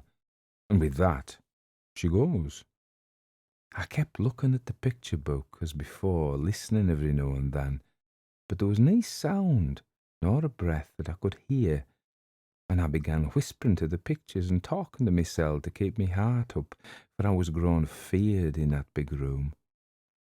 And at last up I got and began walking about the room, looking at this and peeping at that, to amuse me mind, you'll understand. And at last, what should I do but peeps into Madam Crowell's bedchamber. A grand chamber it was, with a great fower poster with fluid silk curtains as tall as the ceiling and folding down to the floor, and drawn close all around. There was a looking glass, the biggest I ever seed before, and the room was a blaze of light. I counted 22 wax candles all lit. Such was her fancy, and no one dared say her nay. I listened at the door and gaped and wondered all around. When I heard there was not a breath, and did not see so much as a stir in the curtains, I took heart, and walked into the room on tiptoe, and looked around again. Then I takes a keek at mysel in the big glass, and at last it came into me head, why couldn't I ha' a keek at the old lady hersel in the bed? You'd think me a fool if you knew half how I longed to see Dame Crowell, and I thought to mysel if I didn't peep now, I might wait many a day before I got so good a chance again. Well, my dear, I come to the side of the bed, the curtains being closed, and my heart almost failed me. But I took courage, and I slips my finger in between the thick curtains, and then my hand. So I waits a bit, but all was as still as death. So softly, softly, I draws the curtain, and there, sure enough, I seed before me, stretched out, like the painted lady on the tombstone in Lexhor Church, the famous Dame Crowell of Applewell House. There she was, dressed out. You never seed the like in their days. Satin and silk, and scarlet and green, and gold and pint lace by Jen. 'Twas her seat, a big powdered wig, half as high as hersel, was the top of her head, and wow, was ever such wrinkles, and her old baggy throat all powdered white, and her cheeks rouged, and mouse skin eyebrows that Mrs. Wiven used to stick on. And there she lay, proud and stark, with a pair of clocked silk hose on, and heels to her shoon as tall as 9 pins. Lauk! But her nose was crooked and thin, and half the whites of her eyes was open. She used to stand, dressed as she was, giggling and dribbling before the looking-glass, with a fan in her hand and a big nosegay in her bodice. Her wrinkled little hands were stretched down by her sides, and such long nails all cut into points I never seed in me days. Could it even have been the fashion for great folk to wear their fingernails so? Well, I think you'd have been frightened yourself if you'd seed such a sight. I couldn't let go the curtain, nor move an inch, nor take me eyes off her. My very heart stood still, and in an instant she opens her eyes, and up she sits and spins herself round, and down with a clack on her 2 tall heels on the floor, facing me, ogling in me face with her 2 great glassy eyes, and a wicked simper with her wrinkled lips and lang false teeth. Well, a corpse is a natural thing, but this was the dreadfulest sight I ever seed. She had her fingers straight out pointing at me, and her back was crooked, round again with age.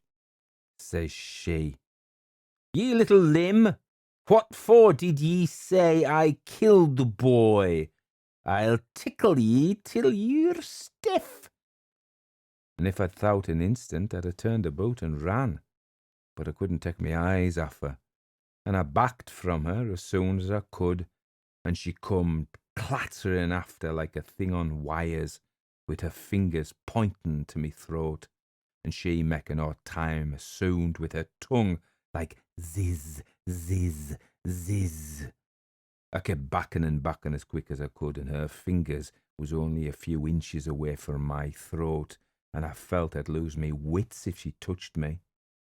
I went back this way, right into the corner, and I give a yellock. You'd think soul and body was parting, and that minute me aunt from the door calls out with a blare, and the old lady turns round on her, and I turns about and ran through me room and down stairs as hard as me legs would carry me. I cried hearty, I can tell you, when I got down to the housekeeper's room. Mrs. Wiven laughed a deal when I telled her what had happened, but she changed her key when she heard the old lady's words. "Say them again," says she. So I telled her. "Ye little limb, for what did ye say I killed the boy? I'll tickle ye till you're stiff." "And did she say she killed the boy?" says she. "Not I, ma'am," says I. Judith was always up with me after that. When the 2 elder women was away from her, I would have jumped out the window rather than stay alone in the same room with her. It was about a week after, as well as I can remember, Mrs. Wiven, yard day when me and her was alone, telled me a thing about Madam Croll that I didn't know before. She, being young and a great beauty, full 70 year before, had married Squire Croll of Applewell, but he was a widower and had a son about 9 years old. There never was tale nor tidings of this boy after one morning. No one could say where he went to. He was allowed too much liberty, and used to be off in the morning, one day to the keeper's cottage, and breakfast with him, and away to the warren, and not home mayhap till evening, and another time down to the lake and bathe there, and spend the day fishing there, or paddling about in the boat. Well, no one could say what was gone with him, only this, that his hat was found by the lake, under the hawthorn that grows there to this day, and 'twas thought he was drowned bathing. And the squire's son, by his second marriage with this Madam Crowle that lived, say, dreadful lang, came in for the estates. It was his son, the old lady's grandson, Squire Chevenix Crowle, that owned the estates at the time I come to Applewell.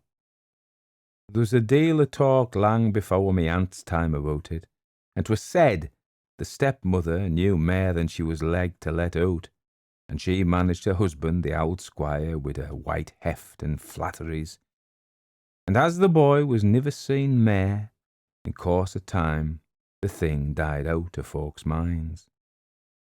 I'm going to tell ye now about what I seed with me own een. I was not there 6 months, and it was winter time, when the old lady took her last sickness. The doctor was afeard she might have took a fit of madness, as she did 15 year before, and was buckled up many a time in a strait waistcoat which was the very leathern jacket I seed in the closet off my aunt's room. Well, she didn't. She pined and winded and went aff, torflin quiet enough, till a day or two before her flitting. Then she took to rabbling and sometimes skirling in the bed. You'd think a robber had a knife to her throat. And she used to work out of the bed, and not being strong enough then to walk or stand, she'd fall onto the floor with her old wizened hands stretched before her face and skirling still for mercy.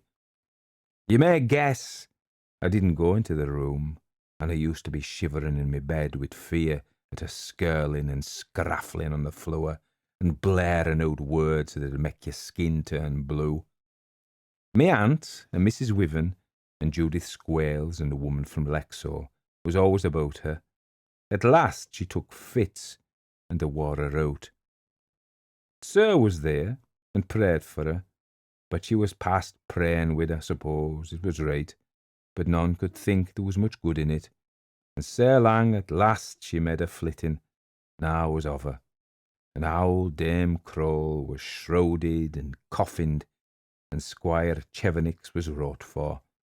But he was away in France, and the delay was so lang that Sir and Doctor both agreed it would not do to keep her langer out of her place, and no one cared but just them two, and me aunt and the rest of us from Applewell to go to the burying. So t' old lady of Applewell was laid in the vault under Lexhor Church, and we lived up at the great house till such a time as the squire should come to tell his will about us, and pay off such as he chose to discharge. I was put into another room, 2 doors away from what was Dame Crowell's chamber after her death, and this thing happened the night before Squire Chevenix came to Applewell. The room I was in now was a large square chamber, covered with yak panels, but unfurnished except for my bed, which had neat curtains to it, and a chair and a chabble or so that looked nothing at all in such a big room, and the big looking-glass that the old lady used to keek intil and admire herself from head to heel. Now that there was nae mair of that work, was put out of the way, and stood against the wall in my room, for there was shifting of many things in the chamber, you may suppose, when she came to be coffined. The news had come that day that the squire was to be down next morning at Applewell, and not sorry was I, for I thought I was sure to be sent home again to my mother, and right glad was I, and I was thinking of all at home, and my sister Janet, and the kitten, and the pie mag, and Trim of the tyke and all the rest, and I got so fidgety I couldn't sleep, and the clock struck 12, and me wide awake, and the room as dark as pick. My back was turned to the door, and my eyes toward the wall opposite. Well, it couldn't be a full 12:15 when I sees a lighting on the wall before me, as if something took fire behint, and the shadows of the bed and the chair and my gown that was hanging from the wall was dancing up and down on the ceiling beams and the yak panels, and I turns me head out my shoulder quick, thinking something must have gone afire. And what should I see, by Jen, but the likeness of the old beldam, bedizened out in her satins and velvets, on her deed body simpering, with her eyes as wide as saucers, and her face like the fiend hissel. 'Twas a red light that rose about her in a fuff and low, as if her dress round her feet was blazing. She was driving on right for me with her old shrivel hands crooked as if she was gonna claw me. I couldn't stir, but she passed me straight by with a blast of cold air, and I seed her at the war in the alcove, as me aunt used to call it, which was a recess where the state bed used to stand in old times, with a door wide open, and her hands groping in at summit was there. I never seed that door before, and she turned round to me like a thing on a pivot, flying, and all at once the room was dark, and I standing at the far side of the bed. I don't know how I got there, and I found me tongue at last, and if I didn't a blare a yellock renning down the gallery, and almost pulled Mrs. Wiven's door off hooks, and frightened her half out of her wits. You may guess I didn't sleep that night, and with first light down with me to me aunt, as fast as me 2 legs could carry me. Well, me aunt didn't frump nor flight me as I thought she would, but she held me by the hand, and looked hard in me face all time, and she telled me not to be feared, and says she, "Had the appearance a key in its hand?" "Yes," says I, bringing it to mind, "a big key in a queer brass handle." "Stop a bit," says she, letting go me hand and opening cupboard door. "Was it like this?" says she, taking yan out in her fingers and showing it to me with a dark look in me face. "That was it," says I, quick enough. "Are you sure?" she says, turning it round. "Sat," says I, and I felt like I was going to faint when I seed it. "Well, that'll do, child," says she, softly thinking, and she locked it up again. "The squire hissel will be here today before 12 o'clock, and you must tell him all about it," says she, thinking, "and I suppose I'll be leaving soon, and so the best thing for the present is that you should go home this afternoon, and I'll look out another place for you when I can." Fain was I, you may guess, at that word. Me aunt packed up me things for me, and the £3 that I was due to me to bring home, and Squire Crowle hissel came down to Applethwaite that day, a handsome man, about 30 years old. It was the second time I seed him, but this was the first time he spoke to me. Me aunt talked with him in the housekeeper's room, and I don't know what they said. I was a bit afeard on the squire, he being a Greek gentleman down in Lexor, and I daren't go near till I was called. And says he, smiling, "What's all this wi' ye, sen, child? It mun be a dream, for you know there's nae sic a thing as a boo or a freet in our world. But whatever it was, my little maid, sit ye down, and tell us all about it, from first to last." Well, so soon as I made an end, he thought a bit, and says he to me aunt, "I mind the place well. In old Sir Oliver's time, Lame Windle telt me there was a door in that recess to the left, where the lassie dreamed she saw me grandmother up in it. He was past 80 when he telt me that, and I but a boy. It's 20 years sin. The plate and jewels used to be kept there long ago, before the iron closet was made in the arras chamber. And he telt me the key had a brass handle, and this, ye say, was found in the bottom of the kist where she kept her old fans. No, would not it be a queer thing if we found some spoons or diamonds forget there? You must come up with us, lassie, and point to the very spot." Loth was I, and me heart in me mouth, and fast I held by me aunt's hand as I stepped into that awesome room, and showed them beath how she came and passed me by, and the spot where she stood, and where the door seemed to open.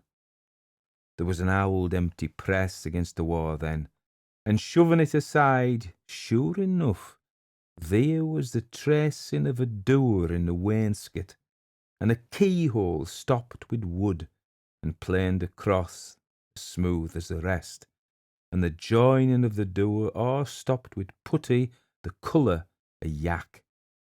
but for the hinges that showed a bit where the press was shoved aside, ye would not consait there was a door there at all. Ha! Says he with a queer smile. This looks like it. It took some minutes with a small chisel and hammer to pick the bit of wood out of the keyhole. The key fitted, sure enough, and with a strong twist and a long skreek, the bolt went back, and he pulled door open. There was another door inside, stronger than the first, but the locks was gone, and it opened easy. Inside was a narrow floor, and walls and vault of brick. We could not see what was in it, for 'twas dark as pick. When me aunt had lighted candle, the squire held it up and stepped in. Me aunt stood on tiptoe, trying to look over his shoulder, and I didn't see nowt. Ha ha, says the squire, stepping backward. What's that? Give me the poker, quick, says he to me aunt. And as she went to the hearth, I peeps beside his arm, and I seed, squat down in the far corner, a monkey or a flame on the chest, or else the maist shrivelled up, wizened old wife that ever was seen on earth. By Jen, says me aunt, was putting poker in his hand. She keeked by his shoulder, and seed the ill-favoured thing. "Ha care, sir, what ye doing? Back wi' ye, and shut to the door." But in place of that, he steps in softly with the poker pointed like a sword, and he gives it a poke, and down it tumbles together, heed and all, in a heap of bjans and dust, little mair than a hatful. 'Twas bjans of a child. All the rest went to dust at a touch. They said nowt for a while, but he turns round skull as it lay on the floor. Young as I was, I consated I knew well enough what they was thinking on. "The deed cat," says he, pushing back and blowing out candle and shutting door. "We'll come back, you and me, Mrs. Shutters, and look on the shelves by and by. I've other matters for us to speak to ye about. And this little girl's gone yam, you say. She has her wages, and I must mak her a present," says he, patting me shoulder with his hand.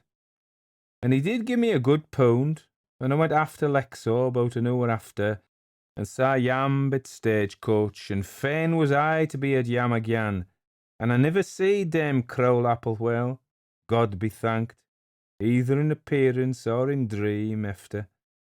But when I was grown to be a woman, me aunt spent a day with me at Littleham, and she telled me there was nae doubt it was poor old boy that was missing so lang sen, that was shut up to die there in dark by that wicked beldam, where his skulls or his prayers or his thumping couldn't be heard, and his hat was left by the water's edge, whoever did it, to mak belief he was drowned.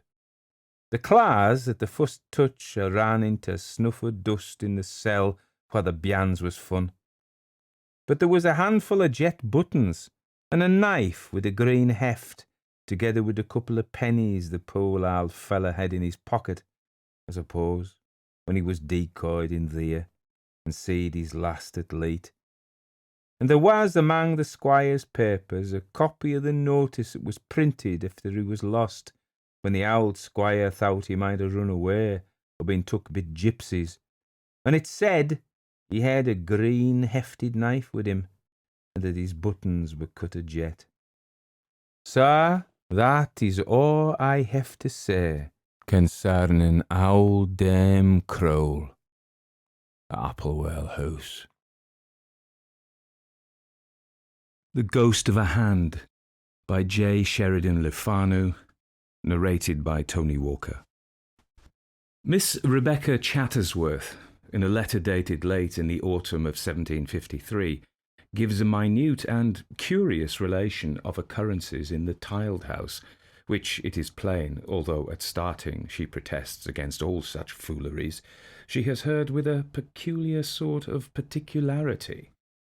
I was for printing the entire letter, which is really very singular as well as characteristic, but my publisher meets me with his veto, and I believe he is right.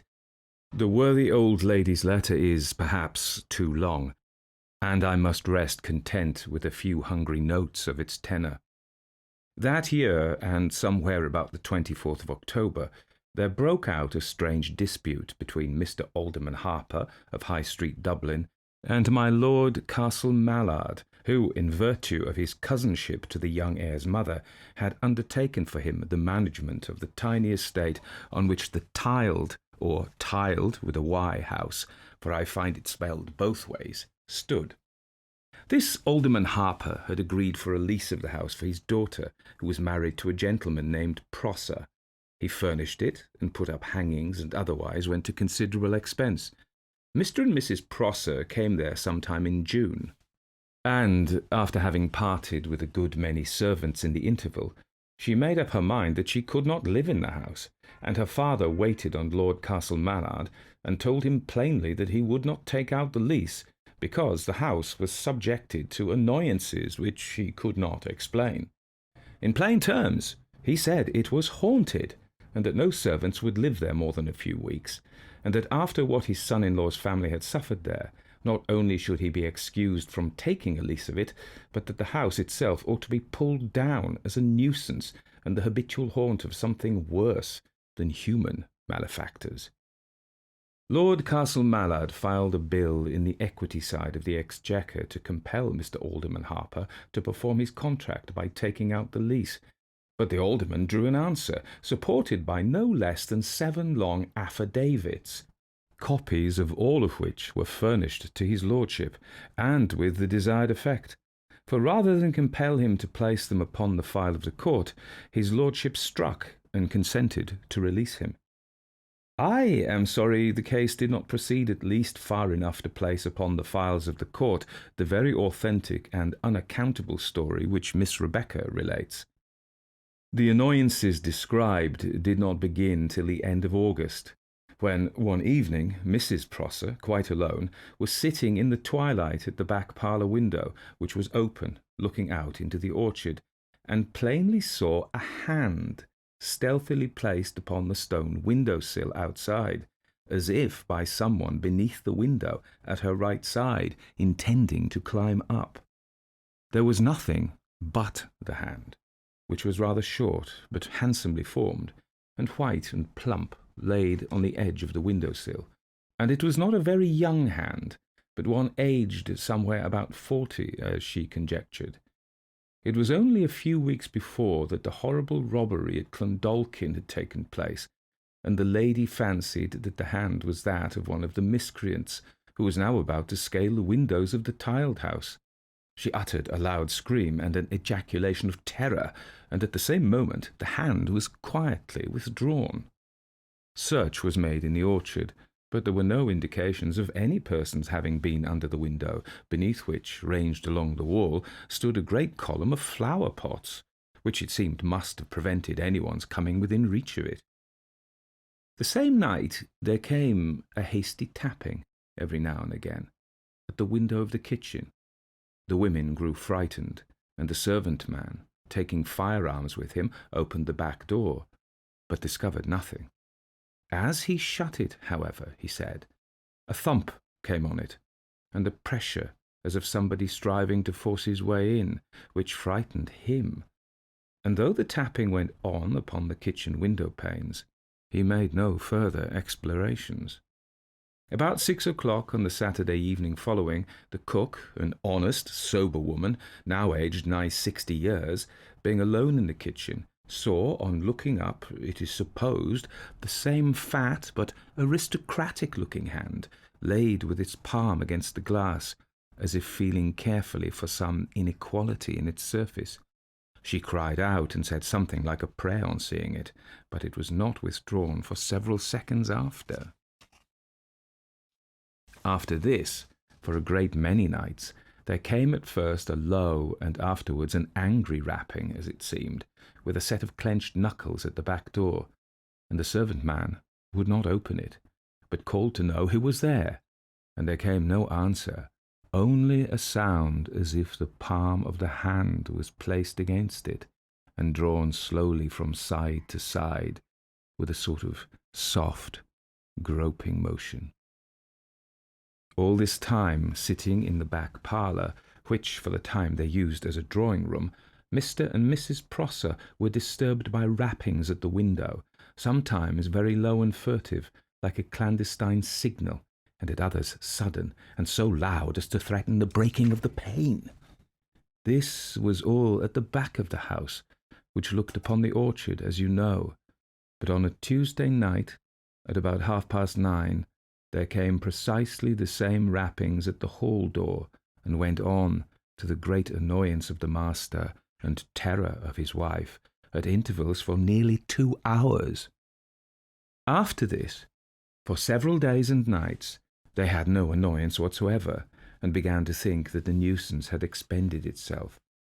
But on the night of the 13th September, Jane Easterbrook, an English maid, having gone into the pantry for the small silver bowl in which her mistress's posset was served, happening to look up at the little window of only 4 panes, observed, through an auger hole which was drilled through the window frame for the admission of a bolt to secure the shutter, a white, pudgy finger.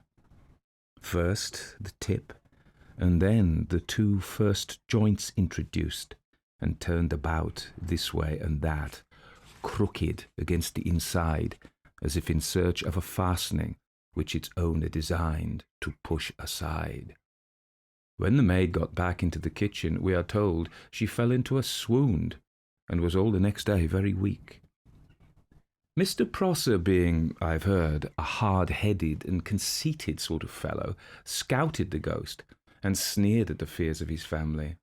He was privately of the opinion that the whole affair was a practical joke or a fraud, and waited an opportunity of catching the rogue, flagrante delicto. He did not long keep this theory to himself, but let it out by degrees with no stint of oaths and threats, believing that some domestic traitor held the thread of the conspiracy. Indeed, it was time something were done, for not only his servants, but good Mrs. Prosser herself had grown to look unhappy and anxious. They kept at home from the hour of sunset, and would not venture about the house after nightfall, except in couples. The knocking had ceased for about a week, when one night Mrs. Prosser, being in the nursery, her husband, who was in the parlour, heard it begin, very softly, at the hall door. The air was quite still, which favoured his hearing distinctly. This was the first time there had been any disturbance at that side of the house, and the character of the summons was changed. Mr. Prosser, leaving the parlour door open, it seems, went quietly into the hall. The sound was that of beating on the outside of the stout door, softly and regularly, with the flat of the hand. He was going to open it suddenly, but changed his mind, and went back very quietly, and on to the head of the kitchen stair, where there was a strong closet over the pantry, in which he kept his firearms, swords, and canes. Here he called his manservant, whom he believed to be honest, and with a pair of loaded pistols in his own coat pockets, and giving another pair to him, he went as lightly as he could, followed by the man, and with a stout walking cane in his hand, forward to the door. Everything went as Mr. Prosser wished. The besieger of his house, so far from taking fright at their approach, grew more impatient, and the sort of patting which had aroused his attention at first assumed the rhythm and emphasis of a series of double knocks. Mr. Prosser, angry, opened the door with his right arm across, cane in hand. Looking, he saw nothing, but his arm was jerked up oddly, as it might be with the hollow of a hand, and something passed under it with a kind of gentle squeeze. The servant neither saw nor felt anything, and did not know why his master looked back so hastily, cutting with his cane, and shutting the door with so sudden a slam. From that time Mr. Prosser discontinued his angry talk and swearing about it, and seemed nearly as averse from the subject as the rest of his family. He grew, in fact, very uncomfortable, feeling an inward persuasion that when in answer to the summons he had opened the hall door, he had actually given admission to the besieger. He said nothing to Mrs. Prosser, but went up earlier to his bedroom, where he read a while in his Bible and said his prayers. I hope the particular relation of this circumstance does not indicate its singularity. He lay awake for a good while, it appears, and as he supposed, about 12:15 he heard the soft palm of a hand patting on the outside of the bedroom door, and then brushed slowly along it. Up bounced Mr. Prosser, very much frightened, and locked the door, crying, "Who's there?" but receiving no answer, but the same brushing sound of a soft hand drawn over the panels, which he knew only too well. In the morning, the housemaid was terrified by the impression of a hand in the dust of the little parlour table where they had been unpacking delft and other things the day before. The print of the naked foot in the sea sand did not frighten Robinson Crusoe half so much. They were by this time all nervous, and some of them half crazed about the hand. Mr. Prosser went to examine the mark and made light of it, but as he swore afterwards, rather to quiet his servants than from any comfortable feeling about it in his own mind. However, he had them all, one by one, into the room, and made each place his or her hand palm downward on the same table, thus taking a similar impression from every person in the house, including himself and his wife. And his affidavit deposed that the formation of the hand so impressed differed altogether from those of the living inhabitants of the house, and corresponded with that of the hand seen by Mrs. Prosser and by the cook. Whoever or whatever the owner of that hand might be, they all felt this subtle demonstration to mean that it was declared he was no longer out of doors, but had established himself in the house. And now Mrs. Prosser began to be troubled with strange and horrible dreams, some of which, as set out in detail in Aunt Rebecca's long letter, are really very appalling nightmares. But one night, as Mr. Prosser closed his bedchamber door, he was struck somewhat by the utter silence of the room, there being no sound of breathing, which seemed unaccountable to him, as he knew his wife was in bed, and his ears were particularly sharp. There was a candle burning on a small table at the foot of the bed, besides the one he held in one hand, a heavy ledger connected with his father-in-law's business being under his arm. He drew the curtain at the side of the bed, and saw Mrs. Prosser lying, as for a few seconds he mortally feared, dead, her face being motionless, white, and covered with a cold dew, and on the pillow close beside her head, and just within the curtains, was, as he first thought, a toad, but really the same fattish hand, the wrist resting on the pillow, and the fingers extending towards her temple. Mr. Prosser, with a horrified jerk, pitched the ledger right at the curtains, behind which the owner of the hand might be supposed to stand. The hand was instantaneously and smoothly snatched away. The curtains made a great wave, and Mr. Prosser got round the bed in time to see the closet door, which was at the other side, pulled to by the same white, puffy hand, as he believed. He drew the door open with a fling and stared in.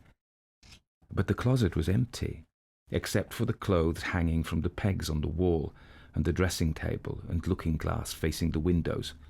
He shut it sharply and locked it, and felt for a minute, he says, as if he were like to lose his wits. Then, ringing at the bell, he brought the servants, and with much ado they recovered Mrs. Prosser from a sort of trance, in which, he says, from her looks, she seemed to have suffered the pains of death.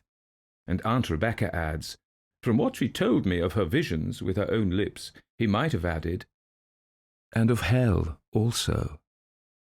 But the occurrence which seems to have determined the crisis was the strange sickness of their eldest child, a little boy aged between 2 and 3 years. He lay awake seemingly in paroxysms of terror, and the doctors who were called in set down the symptoms to incipient water on the brain. Mrs. Prosser used to sit up with the nurse by the nursery fire, much troubled in mind about the condition of her child. His bed was placed sideways along the wall, with its head against the door of a press or cupboard, which, however, did not shut quite close. There was a little valance about a foot deep round the top of the child's bed, and this descended within some 10 or 12 inches of the pillow on which it lay. They observed that the little creature was quieter whenever they took it up and held it in their laps. They had just replaced him, as he seemed to have grown quite sleepy and tranquil. But he was not 5 minutes in his bed when he began to scream in one of his frenzies of terror.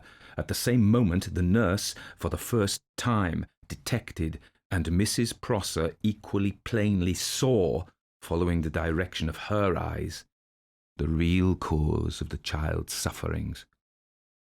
Protruding through the aperture of the press, and shrouded in the shade of the valance, they plainly saw the white, fat hand, palm downwards, presented towards the head of the child.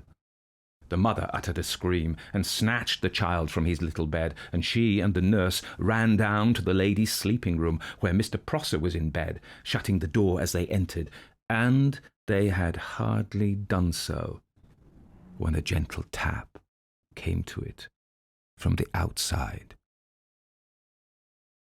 There is a great deal more, but this will suffice. The singularity of the narrative seems to me to be this, that it describes the ghost of a hand, and no more.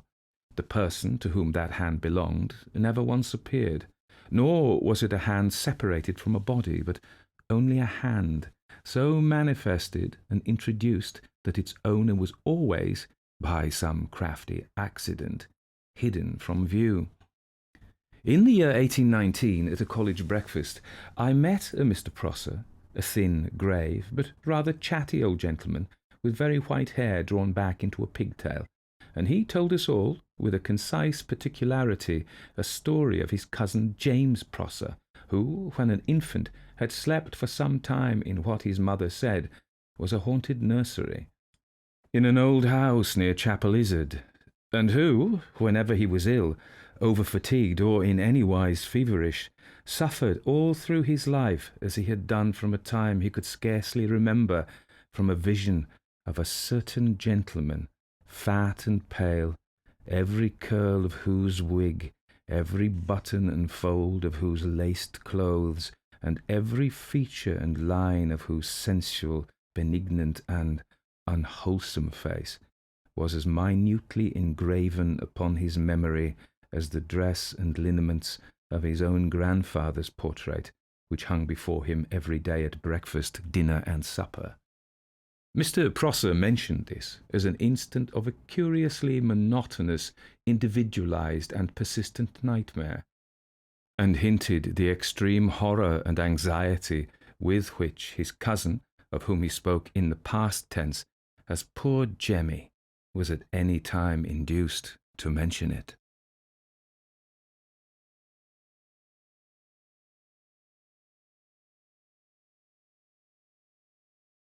And it's this one here, Laura Silverbell.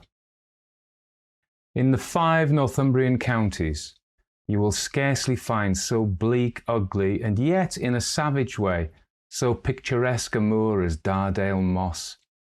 The moor itself spreads north, south, east, and west, a great undulating sea of black peat and heath.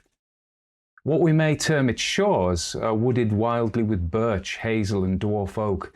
No towering mountains surround it, but here and there you have a rocky knoll rising among the trees, and many a wooded promontory of the same pretty, because utterly wild, forest running out into its dark level. Habitations are thinly scattered in this barren territory, and a full mile away from the meanest was the stone cottage of Mother Carke. Let not my southern reader, who associates ideas of comfort with the term cottage, mistake. This thing is built of shingle with low walls. Its thatch is hollow, The peat smoke curls stingingly from its stunted chimney. It is worthy of its savage surroundings. The primitive neighbours remark that no rowan tree grows near, no holly, no bracken, and no horseshoe is nailed on the door. Not far from the birches and hazels that straggle about the rude wall of the little enclosure, on the contrary, they say, you may discover the broom and the ragwort in which witches mysteriously delight. But this is perhaps a scandal. Mal Cark was for many a year the sage femme of this wild domain. She has renounced practice, however, for some years, and now, under the rose, she dabbles. It is thought, in the black art, in which he has always been secretly skilled, tells fortunes, practices charms, and in popular esteem is little better than a witch. Mother Cark has been away to the town of Willarden to sell knit stockings and is returning to her rude dwelling by Dardale Moss. To her right, as far away as the eye can reach, the moor stretches.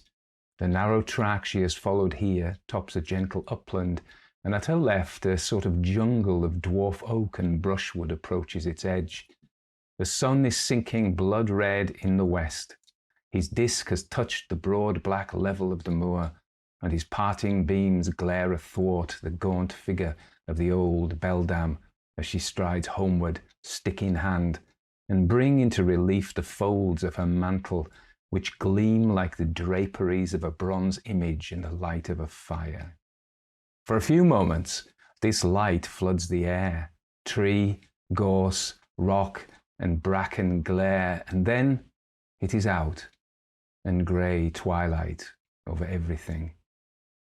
All is still and sombre. At this hour, the simple traffic of the thinly peopled country is over, and nothing can be more solitary.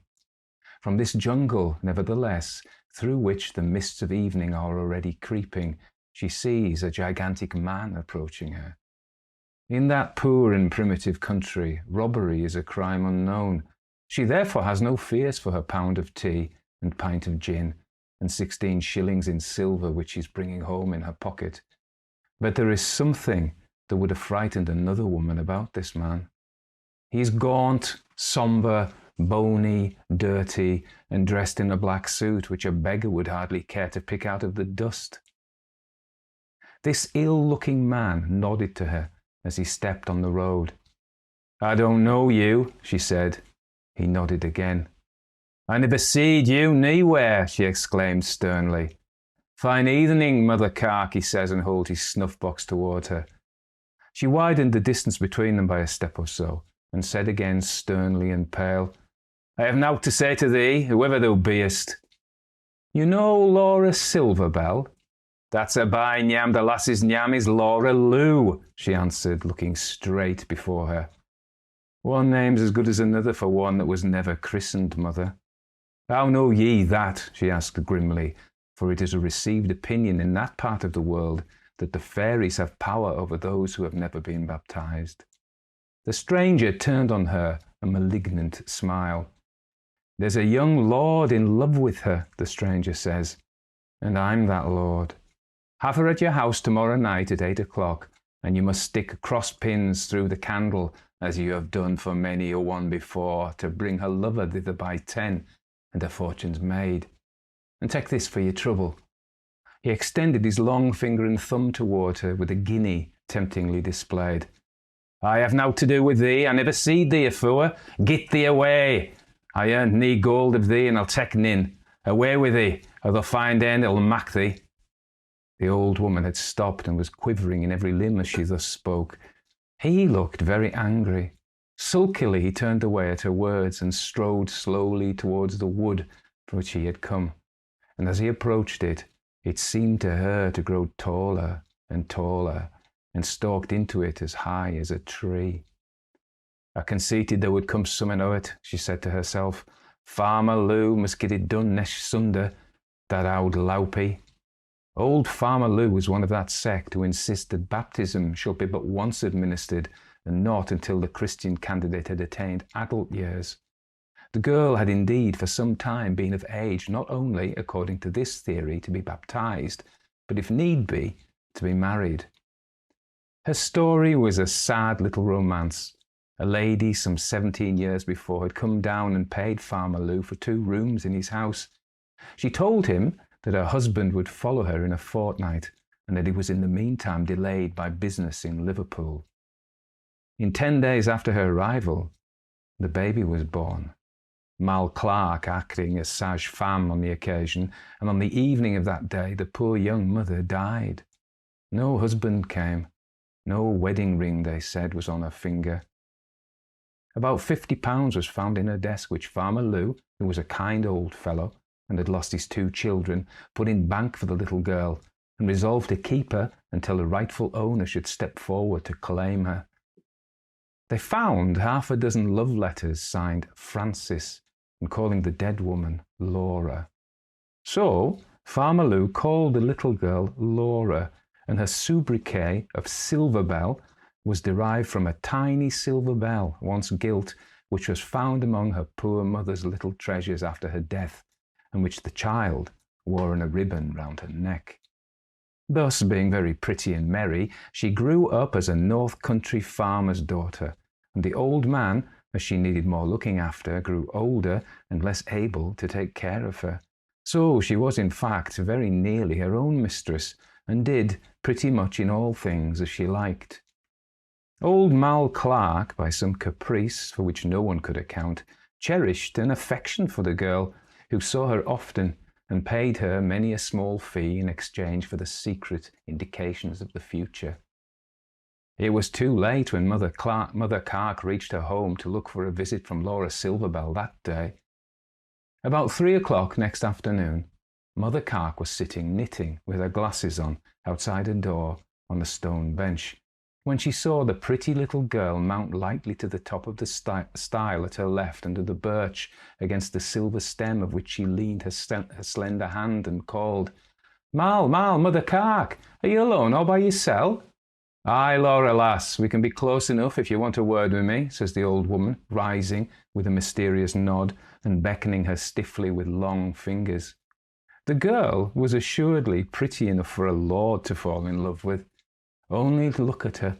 A profusion of brown rippling hair parted low in the middle of her forehead almost touched her eyebrows, and made the pretty oval of her face by the breadth of that rich line more marked. What a pretty little nose! What scarlet lips! And large, dark, long-fringed eyes. Her face is transparently tinged with those clear Murillo tints which appear in deeper dyes on her wrists and on the backs of her hands. These are the beautiful gypsy tints with which the sun dyes young skins so richly. The old woman eyes all this, and her pretty finger, so round and slender, and her shapely little feet, cased in the thick shoes that can't hide their comely proportions, as she stands on the top of the stile. But it is with a dark and saturnine aspect. "Come, lass, what stand ye for atop at wall, where folk may chance to see thee? I have a thing to tell thee, lass." She beckoned her again. "And I have a thing to tell thee, Mal." "Come hither," says the old woman peremptorily. "But you munna give me that creeping. I winna look again in the glass of water, mind ye." The old woman smiled grimly and changed her tone. "Now, honey, get thee down and let me see the canny fias," and she beckoned her again. Laura Silverbell did get down and stepped lightly toward the door of the old woman's dwelling. "Take this," said the girl, unfolding a piece of bacon from her apron, "and I have a silver sixpence to give thee when I'm going away yam." They entered the dark kitchen of the cottage, and the old woman stood by the door lest their conference should be lighted on by surprise. "Afore you begin," said Mother Clark, I softened her patois, "I must tell you there's ill folk watching ye. What's old Farmer Lou about? He doesn't get the sir, the clergyman, to baptise thee. If he lets Sunday next pass, I'm afeard you'll never be sprinkled nor signed with the cross while there's a sky above us." "Agoy!" exclaims the girl. "Who's looking after me?" "A big black feller as high as the Kipples came out of the wood near Dead Man's Grike just after the sun went down yesterday evening. I know well what he was, for his feet never touched the road while he made as if he walked beside me. And he wanted to give me snuff first, and I wouldn't have that. And then he offered me a golden guinea, but I was no sick orpy, and to bring you here tonight and cross the candle with pins to call your lover in. And he said he's a great lord, and in love with thee. And you refused him. Well for thee I did, lass, says Mother Carke. Why, it's every word true, cries the girl vehemently, starting to her feet, for she had seated herself on the great oak chest. True, lass? Come, say what you mean, demanded Mal Carke with a dark and searching gaze. Last night I was coming yam from the wake with old Farmer Dykes and his wife and his daughter Nell, and when we came to the stile I bid them good night and we parted. And you came by the path alone in the night time, did you? Exclaimed old Mal Carke sternly. I wasn't afeard. I don't know why. The path yam leads down by the waters of old Haworth Castle. I know it will, and a dowly path it is. You'll keep indoors o' nights for a while, or you'll rue it. What saw ye? No freetin', mother, nowt I was feared on. You heard a voice calling your name. I heard nowt that was dow but the hully-hoo in the old castle waste, answered the pretty girl. I heard nor seed nowt that's dow, but mickle it's canny and gladsome. I heard singing and laughing a long way off. I consated and I stopped a bit to listen. Then I walked on a step or two, and there, sure enough, in the pie-mag field, under the castle walls, not 20 steps away, I seed a grand company, silks and satins, and men with velvet coats with gold lace striped over them, and ladies with necklaces that would dazzle ye, and fans as big as griddles, and powdered footmen, like what the shirra had behind his coach, only these was 10 times as grand. It was full moon last night, said the old woman. So bright it would blind you to look at it, said the girl. Never an ill sight but the devil finds a light, quoth the old woman. There's a running brook there. You were at this side, and they at that. And did they try to make you cross over? Agoy did they. Nowt but civility and kindness, though, and you must let me tell it my own way. There was talking and laughing and eating and drinking out of long glasses and gold cups, seated on the grass, and music was playing, and I keeking behind a bush at all the grand doings, and up they gets to dance, and says a tall fella I hadn't seen before, you must step across and dance with a young lord that's fallen in love with thee, and that's myself. And sure enough I keeked at him under my lashes, and a canny lad he is, and to my taste, though he be dressed in black, with sword and sash, velvet twice as fine as the sells in the shop at Golden Friars, and keeking at me again for the corners of his eyes. And the same fella telt me he was mad in love with me, and his father was there, and his sister, and they came all the way from Catstean Castle to see me that night, and that's the other side of Golden Friars. Come, lass, you know Mafflin, tell me true. What was he like? Was his face grimed with soot, a tall fellow with wild shoulders and looked like an ill thing, with black clothes, maced in rags? His face was long, but well favoured, and darker than a gypsy, and his clothes were black and grand and made of velvet, and he said he was the young lord himself, and he looked like it. That'll be the same fella I seed at Deadman's Grike, said Mal Carke, with an anxious frown. Hoot, mother, how could that be? Cried the lass, with a toss of her pretty head and a smile of scorn. But the fortune-teller made no answer, and the girl went on with her story. When they began to dance, continued Laura Silverbell, he urged me again, but I wouldn't step over. 'Twas partly pride, because I wasn't dressed fine enough, and partly contrariness or something, but gar I wouldn't, not a foot. No, but I more than half wished it at the time. Well for thee, thou didn't cross the brook. Hoity-toity, why not? Keep at home after nightfall, and don't you be walking by yourself by daylight on any light, lang, lonesome ways till after you're baptized, said Mal Carke. I'm like to be married first. Take care that marriage won't hang in the bell rope, said Mother Carke. Leave me alone for that. The young lord said he was maist daft in love with me. He wanted to give me a canny ring with a beautiful stone in it, but drat it, I was sick and orping, I wouldn't tack it, and he a young lord. Lord, indeed, are you daft or dreaming? Those fine folk, what were they? I'll tell you. Dobbies and fairies. And if you don't do as you bid, they'll take ye, and you'll never get out of their hands again while grass grows, said the old woman grimly. Odd whited, replies the girl impatiently. Who's daft or dreaming now? I'd been dead with fear if it was any such thing. It couldn't be. All was so lovesome and bonny and shapely. Well, and what do you want of me, lass? asked the old woman sharply. I want to know, here's a sixpence, what I should do, said the young lass. 'Twould be a pity to lose such a marrow, eh? Say your prayers, lass. I can't help you, says the old woman darkly. If you go with the people, you'll never come back. You mustn't talk with them, nor eat with them, nor drink with them, nor take a pin's worth by way of gift for them. Mark well what I say, or you're lost. The girl looked down, plainly much vexed. The old woman stared at her with a mysterious frown steadily for a few seconds. Tell me, lass, and tell me true, are you in love with that lad? What for should I, said the girl with a careless toss of her head and blushing up to her very temples. I see how it is, said the old woman with a groan, and repeated the words, sadly thinking, and walked out of the wood, out of the door a step or two, and looked jealously round. The lass is witched, the lass is witched. Did you see him since? asked Mother Carke, returning. The girl was still embarrassed, and now she spoke in a lower tone and seemed subdued.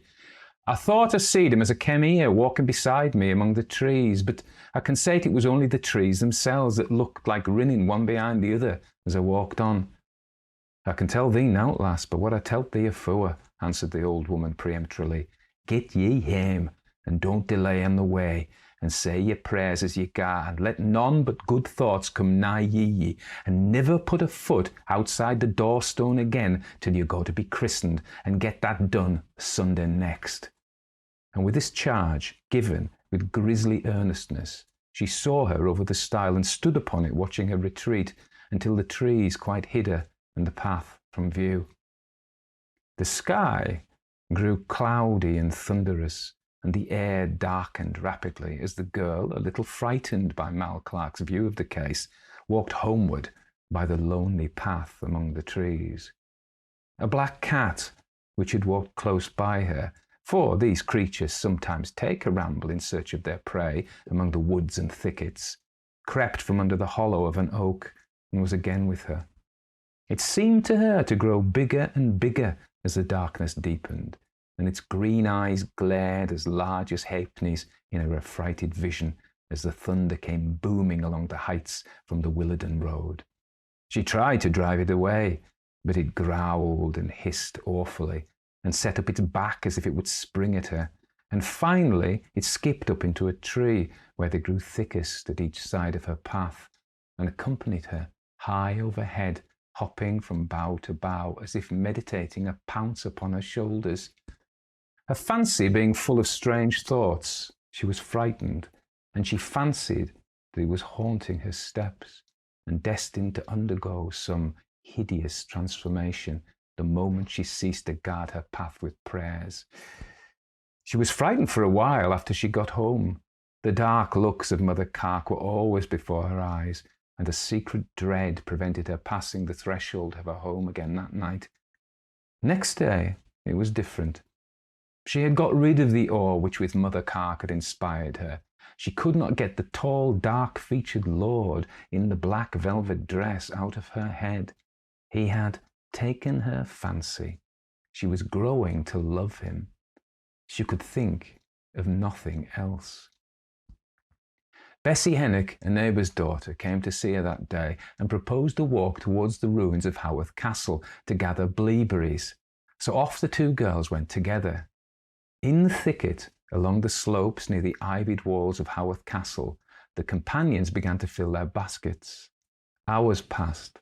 The sun was sinking near the west, and Laura Silverbell had not come home.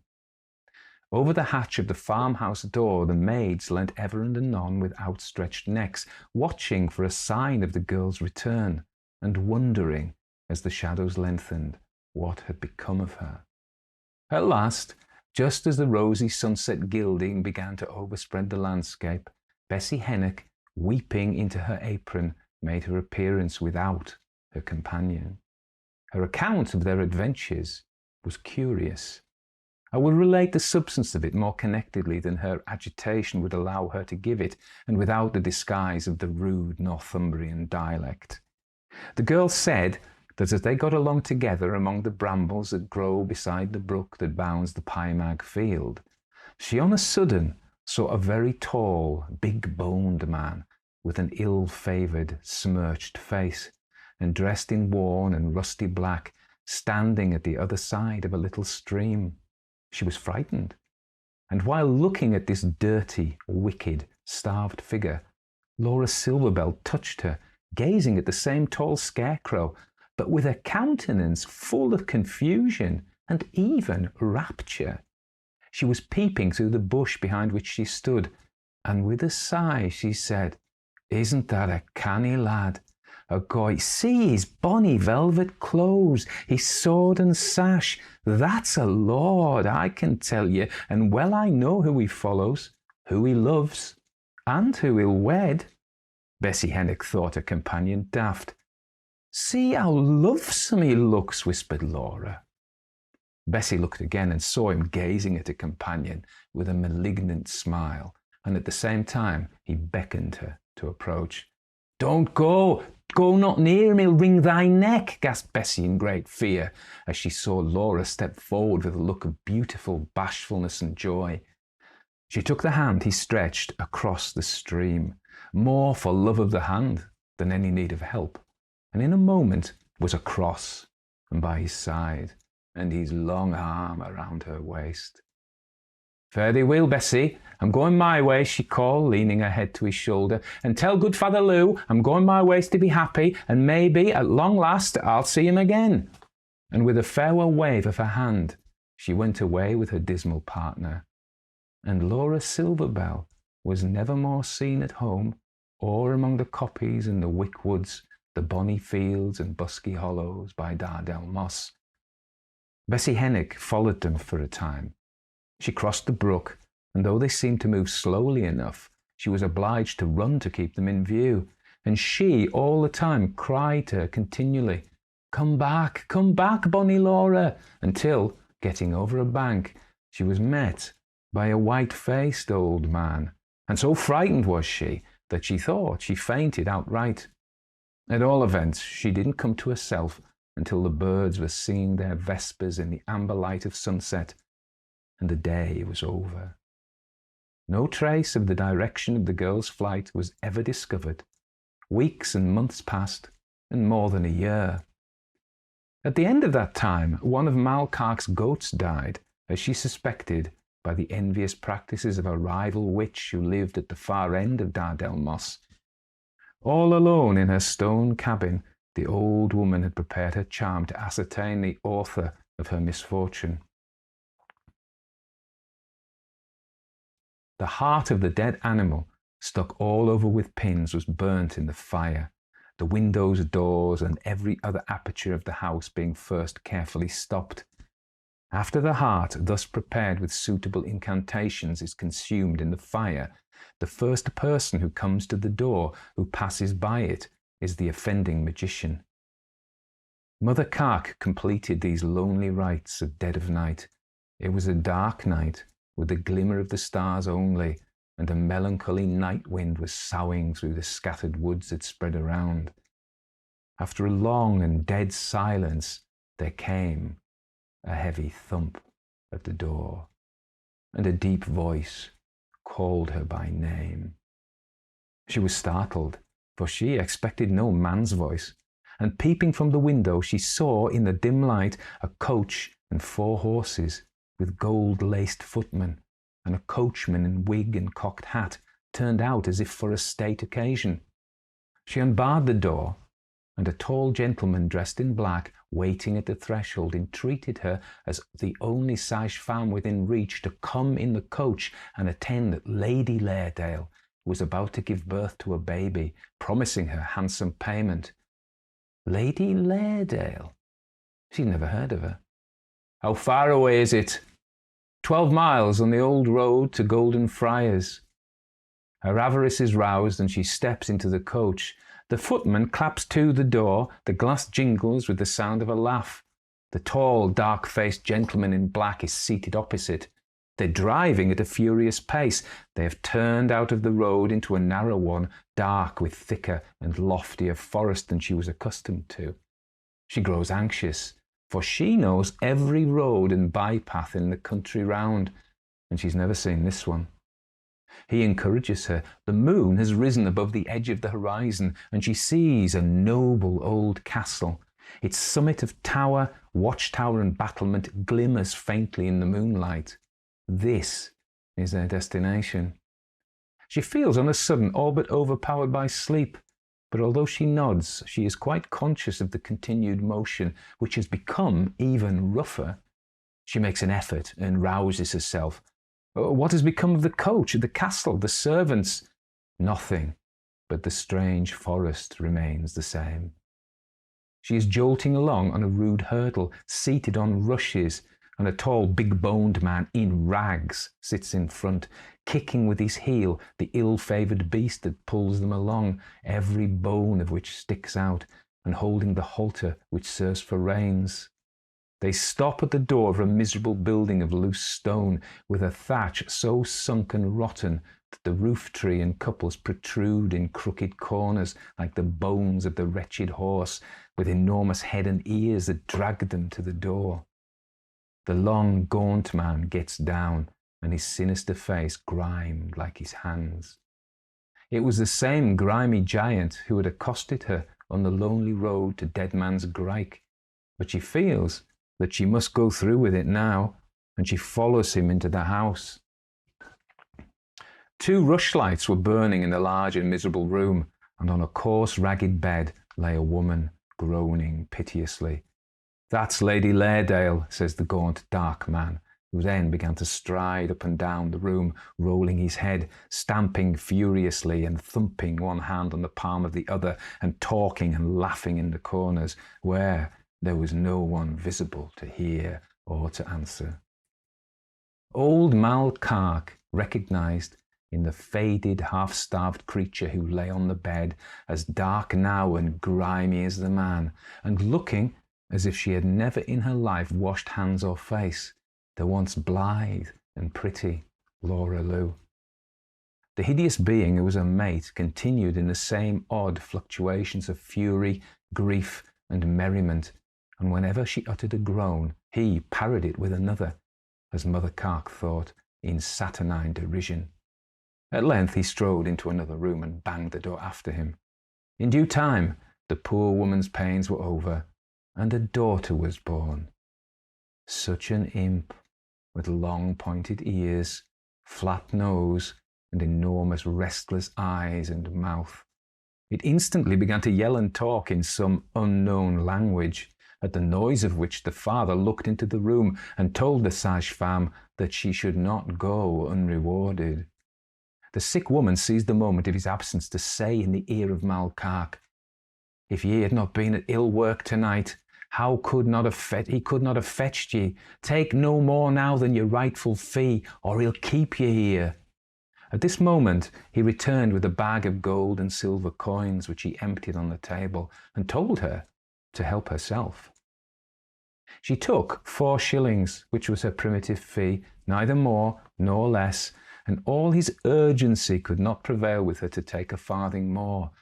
He looked so terrible at her refusal that she rushed out of the house. He ran after her. "You'll take your money with you," he roared, snatching up the bag still half full, and flung it after her. It lighted on her shoulder, and partly from the blow, partly from terror, she fell to the ground, and when she came to herself, it was morning, and she was lying across her own doorstone.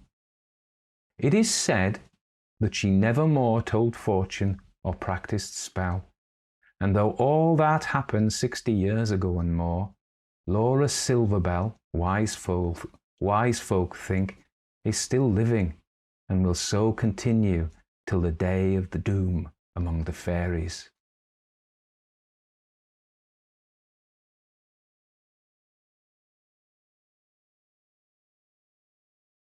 The Sandwalker by Fergus Hume. I make no endeavour to explain this experience. Explanation of it is impossible.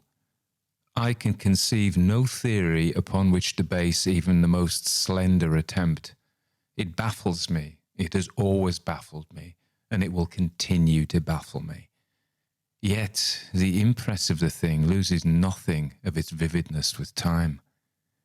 It's as clear before me now as it was within a few hours of its event. I believe I heard a ghost knocking. I am certain I saw a ghost moving. Indigestion, fancy, an overwrought and distorted brain, you will say, no doubt. I wish I could think it was. But it wasn't. The sequel to that glimpse of the dead was too terrible, the cause too pertinent to the effect to permit for one moment of any attribution to disorder, mental or elementary. No, what I saw was actual, self-existent. I will set down the facts for you as they occurred, and you shall explain them away, if you can. Then, if you remain unconvinced, go to Gartham, by the German Ocean, and hear what the folk there have to say. They are a stodgy people, incapable utterly of the most insignificant hyperbole. They will tell you this tale plainly as I tell it to you. They believe as I believe. It was in the summer of '96. I was travelling in woollens for the great Huddersfield firm of Carberry and Crank. Furnished with a gig and a fast-trotting mare, it was my duty to exploit the more scattered parts of the country, where the railroad was still unknown, and civilization, as we use the term, tarried a while. Gartham is the name given to a certain wide, low-lying plain shut in from the North Sea by mile upon mile of sandhills. They are heaped up like hummocks along the coast. It was along a kind of causeway, running straight through many miles of grain, that I drove that hot July. I'd never been in these parts, and I rejoiced at such ample evidence of fertility. It argued prosperity for those around, hence good business for myself and my employers. I made up my mind to remain there for at least a month. I left in less than half that time. As if the plain itself were not sufficiently damp and low-lying, the village of Gartham had been built in a kind of central depression, immediately beside the river. In other respects it differed but slightly from the ordinary English village, save that there was no inn. Close by the tower of the rubble-built church there was a pothouse, licensed for the sale of liquor to be drunk on the premises. But I failed there to get sleeping room either for myself or Tilly, my weary mare. Darkness was close upon us, and I was worn out with my day's drive. There seemed little prospect of comfort, even had I gained admittance to this miserable hovel, but that was denied me. The landlord, a bulky, monumental lump of indolence, stood in the doorway and effectually blocked all entrance. A dozen or so of idlers collected to admire Tilly and amuse themselves at my expense, and I realised that there were worse fates than that of being cast upon an uninhabited island, even in this England of ours at the close of the 19th century.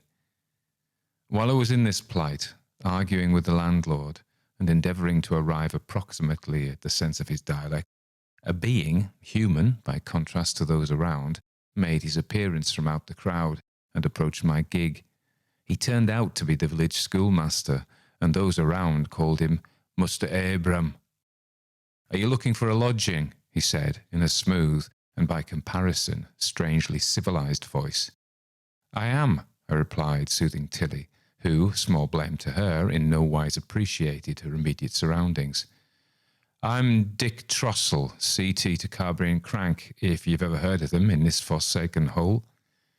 "CT?" repeated Master Abraham interrogatively, cocking his one eye, he'd lost the other, which was as bright as any robin's. "A commercial traveller," said I in explanation, "or bagman, if you like it better. You don't comprehend Queen's English, I see, in these parts. Hardly, when so abbreviated. But if it really be board and lodging you seek, you can get that only from Mrs. Jarzel at the beach farm. There was a murmur from those at hand as he said the name, and I thought a somewhat dubious expression upon the faces of one or two. I didn't, on the whole, feel drawn towards Mrs. Jarzel and her farm, and I looked at the schoolmaster inquiringly. Utterly ignoring this, and vouchsafing me no reply, he proceeded straightway to climb into my gig, without so much as by your leave. There was neither modesty nor undue hesitancy about Master Abraham. "We will get on then to Mrs. Jarzel's farm," said I. A touch from the whip, and Tilly was off at a good spanking trot in the direction Master Abraham had indicated. In a few moments we were out of the sight of the hangers-on and driving through the street into another causeway similar to the first. In the distance we could see the house lying under the lee of the sandhills. A dismal sort of place it seemed, and wholly solitary. "Yes, yonder is the beach farm," said the schoolmaster, "and Mrs. Jarzel." He stopped suddenly so that I turned to look at him. "What on earth is the matter with this Mrs. Jarzel?" Nothing. I was merely wondering, not so much if she could, as whether she would accommodate you. You see, Mrs. Jarzel had some trouble with her last lodger. He was a botanist. He called himself Amber, Samuel Amber. Some 2 years ago it was. He boarded at the beach farm, then suddenly he disappeared. Disappeared? Good Lord, what do you mean? Exactly what I say. He walked out of yonder house one night and never returned. We were close to the house now. It loomed up suddenly in the mist which lay thick and heavy over the sandhills. I felt horribly depressed. Apart from the intense gloominess of the surroundings, the damp and darkness and desolation, all of which had perhaps more than their due effect upon my jaded nerves, I was conscious of an indefinite sense of uneasiness. This one-eyed creature at my elbow made me decidedly uncomfortable. I haven't a robust nervous system at the best of times, and he, with his sinister innuendos, was fast gaining a hold upon me. "There was a daughter, you see," he went on before I could speak. "Oh, there was a daughter, was there?" I repeated, somewhat relieved. It might be, after all, that he was nothing more than a mere scandal-monger. I fervently hoped so. "Yes, and Mr. Amber made love to her, at least, so it's supposed. At all events, she disappeared too." "At the same time as the man?" "Lottie was her name," continued Master Abraham, utterly heedless of my query, "and a pretty pink and white creature she was, with the loveliest golden hair. I used to call her Venus of the Fen. She was at the farm when Amber first arrived. After a while he left, and she with him. He didn't return for a 12-month, and then only to disappear."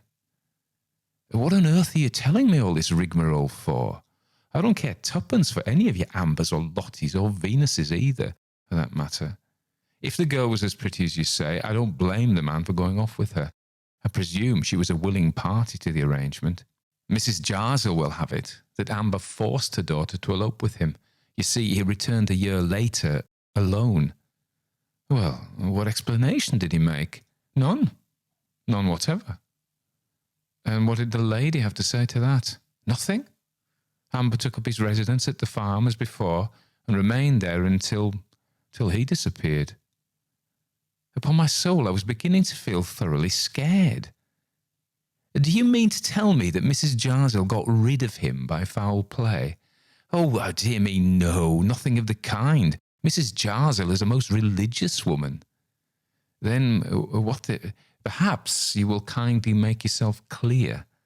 For what reason do you retell to me this parcel of rubbish?" "Only this." He laid his skinny hand upon my arm. We were turning into the drive which led up to the house. He pointed with the other hand towards the sand ridge. "Only what?" The man nodded.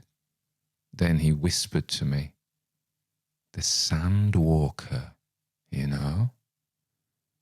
An elderly woman had come to the door and was standing there. The chief thing I noticed about her was her determinedly masculine appearance.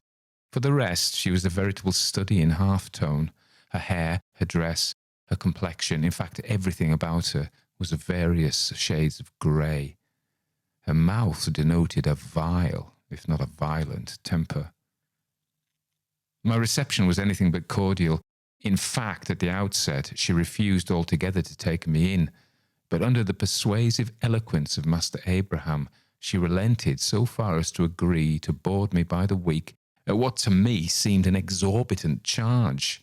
She was evidently grasping as well as religious, a highly unpleasant combination, I thought. But in the circumstances, I had no option but to accept the inevitable. It was a case of any port in a storm. As I proceeded to drive round to the stable to put up Tilly, a thing which I invariably attended to myself, Master Abraham accompanied me. And somehow I was glad even of his company.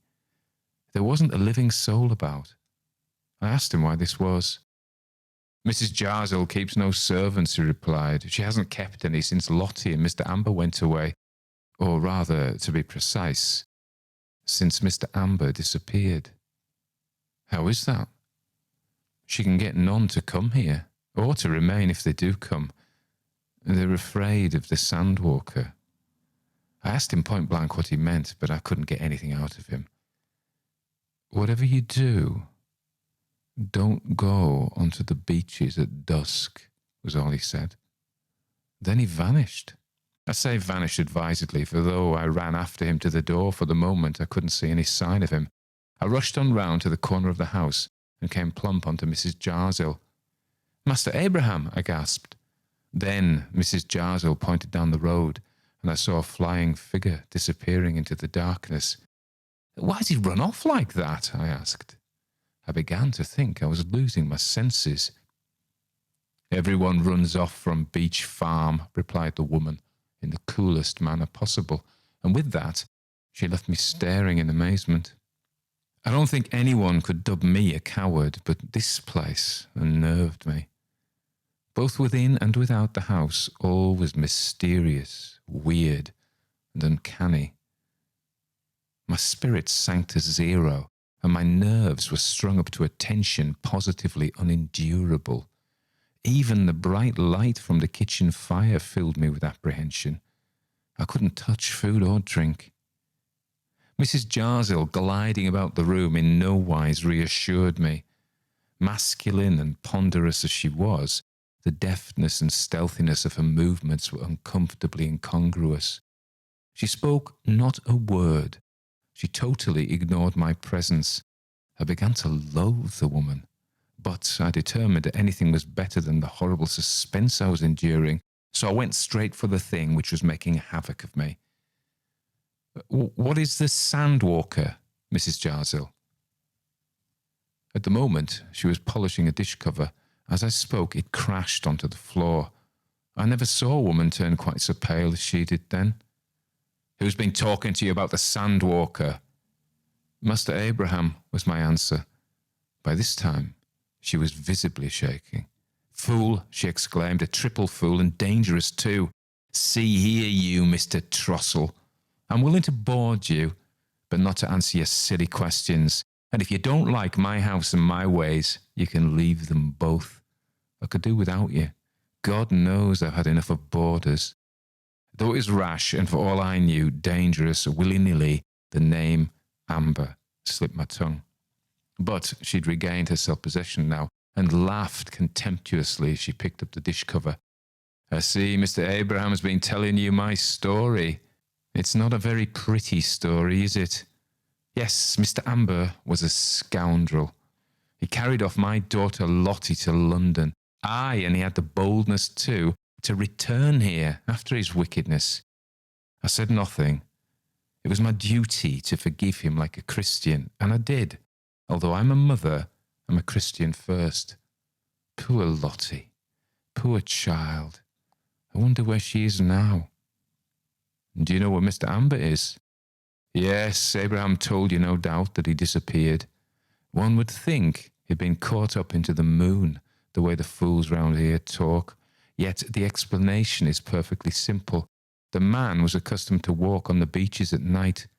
There are quicksands there, and he fell into one. How do you know that? I found his hat by one of the worst of them. He'd sunk.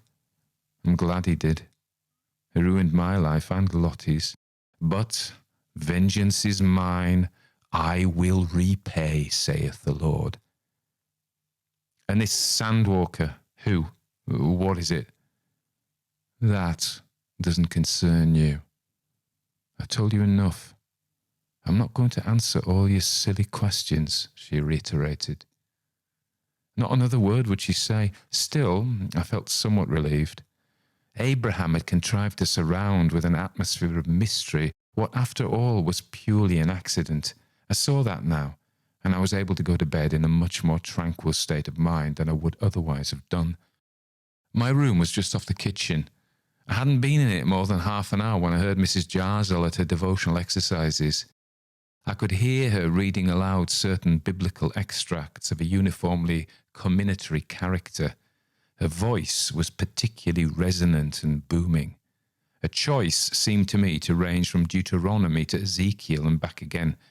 And thine eye shall not pity, but life shall go for life, eye for eye, tooth for tooth, hand for hand, foot for foot. And the earth opened her mouth and swallowed them up. They and all that appertained to them went down alive into the pit, and the earth closed upon them. The wicked are overthrown and are not. So, for half an hour or more she went on until I was in a cold perspiration. Then she knelt down and prayed. I was in hopes she'd unbosomed herself for the night at all events. But then followed such a prayer as I've never heard. The ban of Jeremiah was a blessing to it. She cursed Amber, dead though he was. She cursed her daughter, and called down upon her unfortunate head such visitations that I confess I shuddered. The woman was raving, yet all the time I could hear her sobbing bitterly. The whole thing was ghastly, revolting. I would have given anything to get away. At last she ceased, and I presume went to bed, though how she could sleep after such an indulgence was a marvel to me. But perhaps now she'd so assuaged her wrath, exhaustion, if not relief, would follow. I hoped so. At all events, she was quiet. After a while I got up to make sure that my door was securely fastened. Then I scrambled back to bed and fell into an uneasy, fitful doze. So I got through the long night. I never once slept soundly, and when I awoke in the morning I felt but little refreshed. With the light came the sense of shame. I was inclined to deal severely with myself for my, as they now appeared to me, absurd apprehensions of the previous night. I made up my mind then and there that I should be a downright coward if I carried out my determination to leave the place. My room was comfortable and the food was good, and I rated myself roundly for being such an impressionable booby. Besides, I knew enough to make me curious to know more. Albeit as silent as ever, I found Mrs. Jarsell civil and composed enough at breakfast. So, although I hadn't succeeded in getting rid wholly of my aversion to the place, I started off in quest of business, saying that I would return about 5 o'clock. I soon found out that so far as business went, at all events, I had fallen on my feet. The very excellent woolen goods of Messrs. Carberry and Crank appealed to these fen dwellers. They were a rheumatic lot. But that was more the fault of the locality than them themselves. At any rate, the local dealers seized upon my samples with avidity, and I booked more orders in a day than I was accustomed to in a week in some places. I returned, therefore, that evening to the beach farm in the best of spirits, but at the gate I encountered Master Abraham. He soon reduced them to a normal level. "Well, how did you sleep?" he said, I thought, with a twinkle in his eye. "Like a top, of course. I always do." "You heard nothing at your window?" "Of course not. What should I hear?" "Then you didn't go onto the beaches?" "Certainly not. I was only too glad to get to bed. Besides, were you not at particular pains to advise me against going there?" Yes, perhaps I was. And I repeat my advice. If you do, it'll come to you. At the window. What in heaven's name do you mean, ma'am? I mean the sandwalker. At that moment, Tilly made a bound forward. She hates standing, and there was nothing for it but to let her go. The schoolmaster took himself off, and I drove up to the door. But I silently swore at that skinny Abraham for bringing back to me the uneasy feelings of the previous night. His warning still rang in my ears. I couldn't get rid of it. I was determined I wouldn't pass the night in ignorance. I resolved to take the bull by the horns and face whatever there was to face, then and there. After a high tea, that was between 6 and 7 o'clock, I mentioned casually to Mrs. Jarsill that I was going for a stroll. She neither bid me go nor stay, so over the sandhills at the back of the house I scrambled until I found myself on the seashore. The beach was very dreary.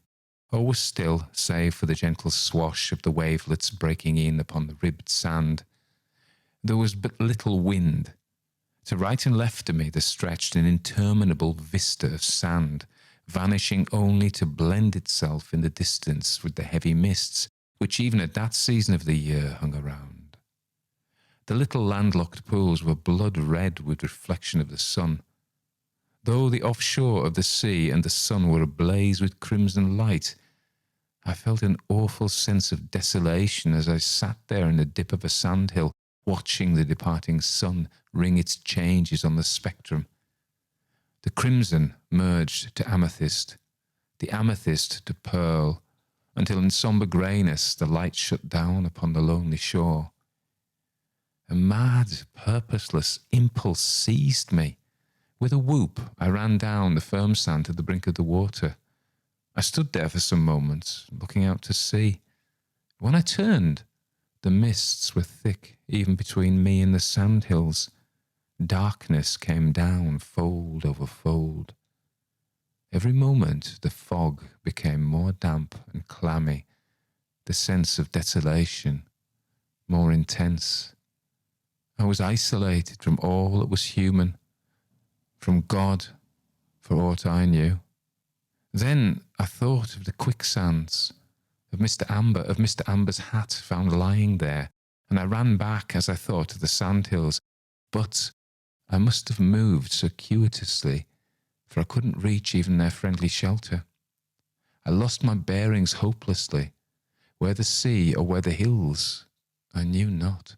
I rushed first this way and then that, heedless and without design, intent only on escaping from the enshrouding mists, from the awesome desolation. Suddenly, the sands quaked under me. I stopped. The fate of Korah and his brethren flashed through my mind. My heart drummed loudly in the stillness. The mists grew thicker, the night darker. Then it was. I saw it beside me. At first I thought it was mortal, human, for its shape was that of a man. With an exclamation of thankfulness I endeavoured to approach it, but try as I might, I couldn't get near it. It didn't walk, it didn't glide, it didn't fly. It simply melted in the mist, yet always visible, always retreating. That was the horror of the thing. My flesh creeped. I felt an icy cold through every pore of my skin. With awful insistence it was borne in upon me. I was in the presence of the dead. Yet I was powerless. I could utter no cry. I couldn't even stop myself. On I went, following that melting, receding thing, until suddenly my foot stumbled on a sandhill. Then it became mist with the mist, and I saw it no more. I scrambled up the hill and wept like a child. How I reached the beach farm I can't tell. I stumbled, blind with terror, into the lamplight of the kitchen. I almost fell into Mrs. Jarsill's arms. She uttered no word of surprise, but sat there staring at my terror-stricken face and quivering limbs, silent and unsympathetic. At last she spoke. "You've seen the Sandwalker. In God's name, what is it?" "God has nothing to do with the Sandwalker," she replied. "It is wholly of hell." I could speak no more that night. By help of some raw spirit, I managed to pull myself together sufficiently to scramble into bed. The very sheets were a comfort to me. At all events, they were between me and it. I was utterly exhausted, and for a few hours I slept. I woke suddenly, with every nerve on the stretch, every sense acute, almost beyond bearing. Mrs. Jarsel was vociferating in the kitchen and sobbing between whiles. Then, as surely as I am a man and a Christian, I heard 3 loud knocks upon the windowpane. Mrs. Jarsel turned her imprecations into prayer. In her deep voice she boomed out verses from the Psalms. "Hear my cry, O God, attend unto my prayer." I could stand it no longer. I flung myself out of the bed, wrapped a coverlet around me and rushed into the kitchen. Mrs. Jarsel was kneeling, her face poured with perspiration. She paused as I appeared. There were 3 loud knocks at the door. "What, oh God, what is it?" I cried. "The Sandwalker." Then she prayed again. "I will abide in thy tabernacle forever. I will trust in the cover of thy wings." I made for the door, but Mrs. Jarsel seized me by the arm. "Don't let him in, don't let him in. He wants me. It's Amber, I tell you, it's Amber." "Amber? The Sandwalker?" Yes, he's the Sandwalker. He wants me, down on the beaches. If you open the door, I am bound to go. He draws me, he compels me, but the Lord is my strength and shall prevail against the powers of hell. I had to prevent her from unbarring the door. She flung herself upon it and fumbled with the lock in a frenzy. I dragged her back, fearful lest she should admit the thing outside. Gradually, she grew more calm until at last she stood before me with a composure almost as terrible to behold as had been her frenzy. "I have resisted the devil, and he has fled," she said. "You can go to bed now, Mr. Trossel. You'll be disturbed no more. There'll be no more knocking, no more knocking." She caught up the candle to go. I detained her till I took a light from it. Then I went to bed. I kept the light burning all night, but there was no more knocking. Next morning, not a word passed between us about what had occurred. I ate my breakfast and drove off to my business. In the main street, I met Abraham. I hailed him. "Is there no other place where I can find a lodging?" I asked him. "Ah, so you've been on the beaches?" "Yes, I was there yesterday evening." "You've seen the Sandwalker?" "For God's sake, don't speak of it," I said, for it terrified me, even in the open day, here with the sunshine hot upon me. "And you've heard the knocking?" "Yes, I've heard everything, seen everything. Let that suffice. Can I find another lodging, I ask you?" "No. There's none other in the district. But why need you fear? It's she, not you, the Sandwalker wants. Aye, and he'll get her one night. You know this Sandwalker, as you call him, is Amber. All Gartham knows that. He's been walking for a year past now on the beaches. No one would go there now for any money you could offer them, at least not after sundown. I warned you, you remember.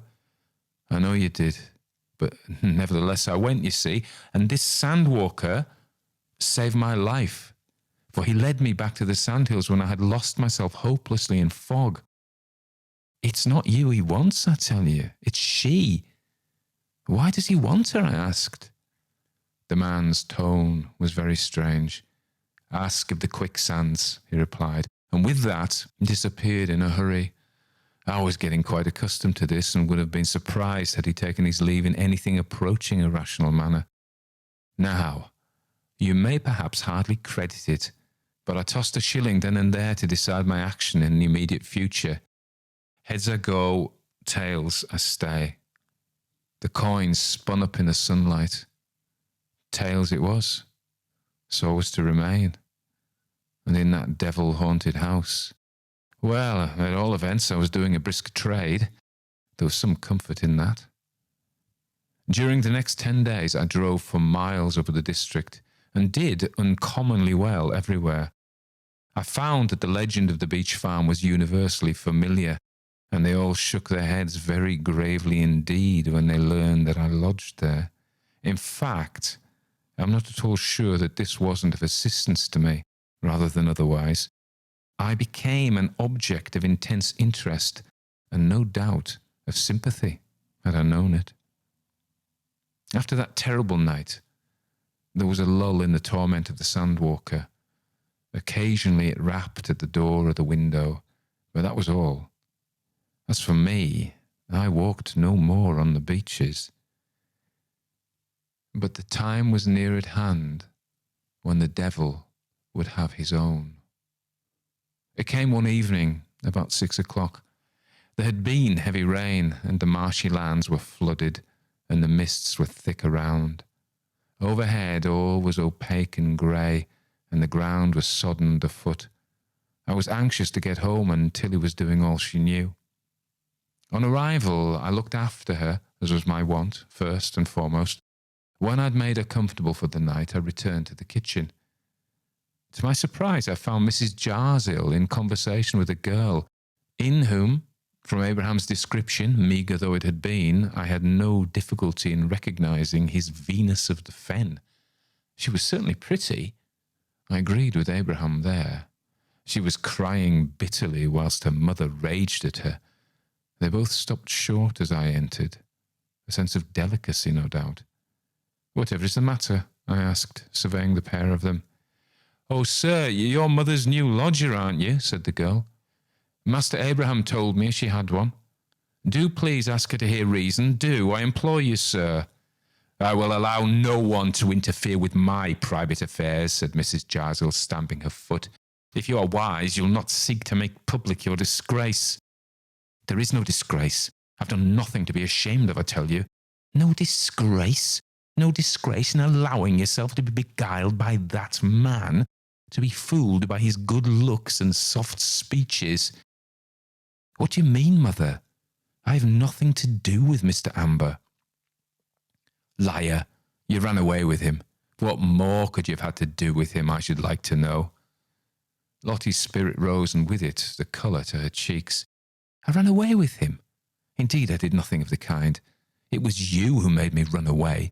You treated me so cruelly that I determined to go into service in London. I was sick to death of your scolding, and your preaching, and your praying, and this dismal house, and these horrible mists, and never a soul to speak of. Sick to death of it, I tell you. That's why I went. Mr. Amber, indeed." This with a toss of her head.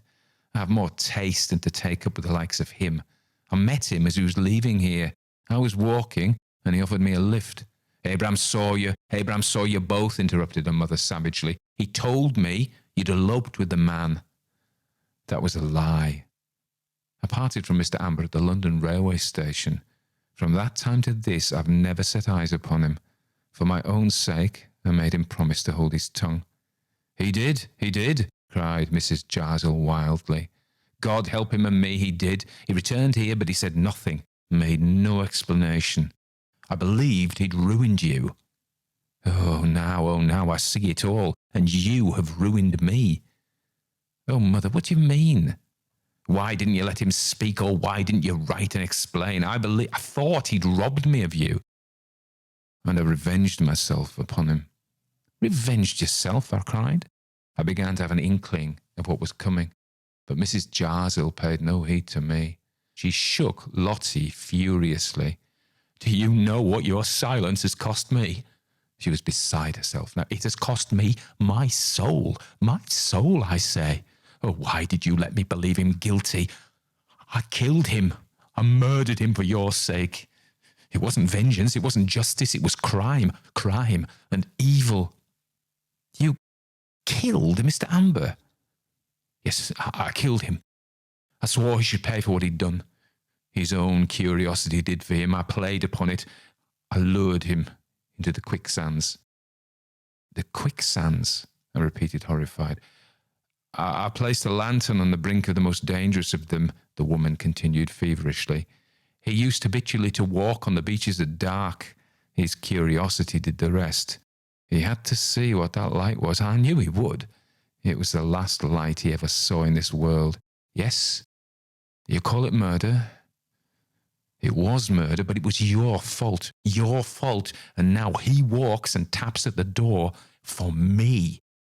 He wants me. He wants me. I thought I had justice on my side, that I was avenging your disgrace, and I fought with my soul. Oh, how I fought. But now, I see he's right. It's I who must now be punished. I must go. I must go. Oh, God, be merciful to me, a sinner. Lottie lay stretched on the floor. She'd fainted. I placed myself between her mother and the door. I daredn't let her out. Where would you go? I cried, seizing her by the arm and frustrating a desperate attempt to get away. She was fairly demented and seemed possessed of strength, almost demoniacal. To the beaches, to my death. Let me go. Let me go. An eye for an eye, I say, a tooth for a tooth. That's the law of God. Hark, listen. He calls me. I could hear nothing but the howling of the wind. I must go. I must go. I must. She was too quick for me. Before I had time to stop her, she was away into the desolate night. I rushed after her. In her present condition, there was no knowing what she might do. Clearly, her mind was unhinged. I could hardly see for the rain. It was nearly dark too, but on through the mire and the mist I went. I jostled up against a man. It was Abraham. I remembered it was he who had caused all of this, and with the thought I lost control of myself. I gripped him by the throat. You dog, you liar. Lottie, the girl, has come back. I know, he gasped. I was coming up to see her. Leave me alone. What do you mean by this? You deserve it and more, you villain. You know well the girl didn't go with Amber. You lied to her mother and you made her think so. You're in love with her yourself. The man's death lies at your door more than at hers. She's gone to the beaches, to her death, I tell you, unless she's stopped. Then I realised I was wasting time. I hastened on, regretting deeply that my feelings had so got the better of me just then. It was blowing a gale, but it was not till I'd crossed the sandhills that I realised it. Then the full blast of the wind struck me. It was as much as I could do to keep my feet. I couldn't see the woman anywhere, though I peered into the gloom until my head swam. Not a sign of her or any living creature could I see. There was nothing but the roar of the wind and the sea, and the swish of the driving rain. Then I thought I heard a cry, a faint cry. I ploughed my way down in the direction whence I fancied it came. I became aware that Abraham had followed me. He was close behind me. Together we groped blindly on. He'll get her this time, shouted the man. Come on, I roared at him. Yonder she is. And yonder the sandwalker. The wretch hung back. Then a gust of wind, more concentrated and more fierce than before, seemed to rend an opening in the fog. Two shadows could be seen fluttering along. One, a man of unusual height. The other, a woman, reeling and swaying. She followed the thing. As we gazed, a light appeared in the distance, radiant as a star. Its brilliance grew and spread far and wide through the fog.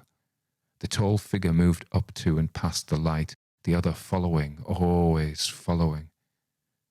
She staggered and flung up her arms, and a wild and despairing cry rang out above the elements, and the light gradually died away, and the wind howled on, driving the mists across the sinking figure. Slowly she sank into the sand, deeper and deeper. One last terrible moan reached us where we were. Then she disappeared. For the moment, the storm seemed to hush. Then all was darkness.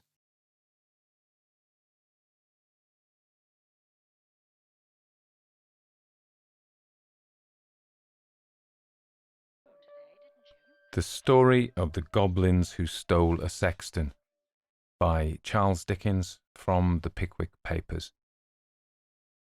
In an old abbey town, down in this part of the country, a long, long while ago, so long that the story must be a true one, because our great-grandfathers implicitly believed it, there officiated as sexton and gravedigger in the churchyard one Gabriel Grubb.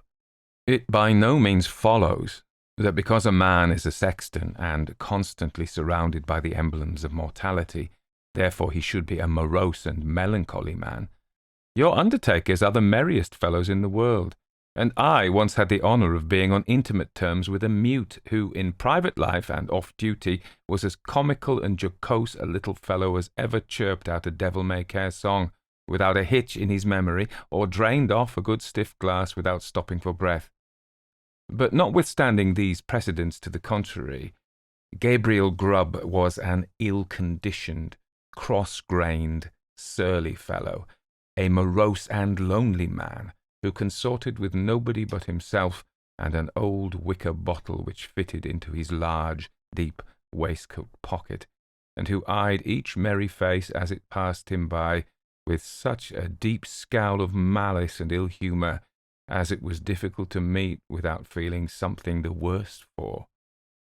A little before twilight one Christmas Eve, Gabriel shouldered his spade, lighted his lantern, and betook himself towards the old churchyard, for he had got a grave to finish by next morning, and feeling very low, he thought it might raise his spirits, perhaps, if he went on with his work at once. As he went his way up the ancient street, he saw the cheerful light of the blazing fires gleam through the old casements, and heard the loud laugh and the cheerful shouts of those who were assembled around them. He marked the bustling preparations for the next day's cheer, and smelt the numerous savoury odours consequent thereupon, as they steamed up from the kitchen windows in clouds. All this was gall and wormwood to the heart of Gabriel Grubb. And when groups of children bounded out of the houses, tripped across the road, and were met before they could knock at the opposite door by half a dozen curly-headed little rascals who crowded round them as they flocked upstairs to spend the evening in their Christmas games, Gabriel smiled grimly and clutched the handle of his spade with a firmer grasp as he thought of measles, scarlet fever, thrush, whooping cough, and a good many other sources of consolation besides. In this happy frame of mind, Gabriel strode along, returning a short, sullen growl to the good-humoured greetings of such of his neighbours as now and then passed him, until he turned into the dark lane which led to the churchyard. Now, Gabriel had been looking forward to reaching the dark lane, because it was, generally speaking, a nice, gloomy, mournful place, into which the townspeople did not much care to go, except in broad daylight, and when the sun was shining. Consequently, he was not a little indignant to hear a young urchin roaring out some jolly song about Merry Christmas in this very sanctuary which had been called Coffin Lane ever since the days of the old abbey and the time of the shaven-headed monks. As Gabriel walked on and the voice drew nearer, he found it proceeded from a small boy who was hurrying along to join one of the little parties in the old street, and who, partly to keep himself company, and partly to prepare himself for the occasion, was shouting out the song at the highest pitch of his lungs. So Gabriel waited until the boy came up, and then dodged him into a corner and rapped him over the head with his lantern 5 or 6 times, just to teach him to modulate his voice. And as the boy hurried away with his hand to his head, singing quite a different sort of tune, Gabriel Grubb chuckled very heartily to himself, and entered the churchyard, locking the gate behind him. He took off his coat, set down his lantern, and getting into the unfinished grave, worked at it for an hour or so with right good will. But the earth was hardened with the frost, and it was no very easy matter to break it up and shovel it out. And although there was a moon, it was a very young one, and shed little light upon the grave, which was in the shadow of the church. At any other time these obstacles would have made Gabriel Grubb very moody and miserable, But he was so well pleased with having stopped the small boy's singing that he took little heed of the scanty progress he had made, and looked down into the grave when he had finished work for the night with grim satisfaction, murmuring as he gathered up his things, "Brave lodgings for one, brave lodgings for one, a few feet of cold earth when life is done, a stone at the head, a stone at the feet, a rich juicy meal for the worms to eat, rank grass overhead and damp clay around, brave lodgings for one these, in holy ground." "Ha, ha!" laughed Gabriel Grubb, as he sat himself down on a flat tombstone, which was a favourite resting place of his, and drew forth his wicker bottle. "A coffin at Christmas, a Christmas box! Ha, ho, ho! Ho, ho, ho!" repeated a voice which sounded close behind him. Gabriel paused in some alarm in the act of raising the wicker bottle to his lips, and looked around. The bottom of the oldest grave about him was not more still and quiet than the churchyard in the pale moonlight. The cold hoarfrost glistened on the tombstones and sparkled like rows of gems among the stone carvings of the old church. The snow lay hard and crisp upon the ground, and spread over the thickly strewn mounds of earth, so white and smooth a cover that it seemed as if corpses lay there, hidden only by their winding sheets. Not the faintest rustle broke the profound tranquillity of the solemn scene. Sound itself appeared to be frozen up. All was so cold and still. "Was the echoes?" said Gabriel Grubb, raising the bottle to his lips again. "It was not," said a deep voice. Gabriel started up and stood rooted to the spot with astonishment and terror, for his eyes rested on a form that made his blood run cold.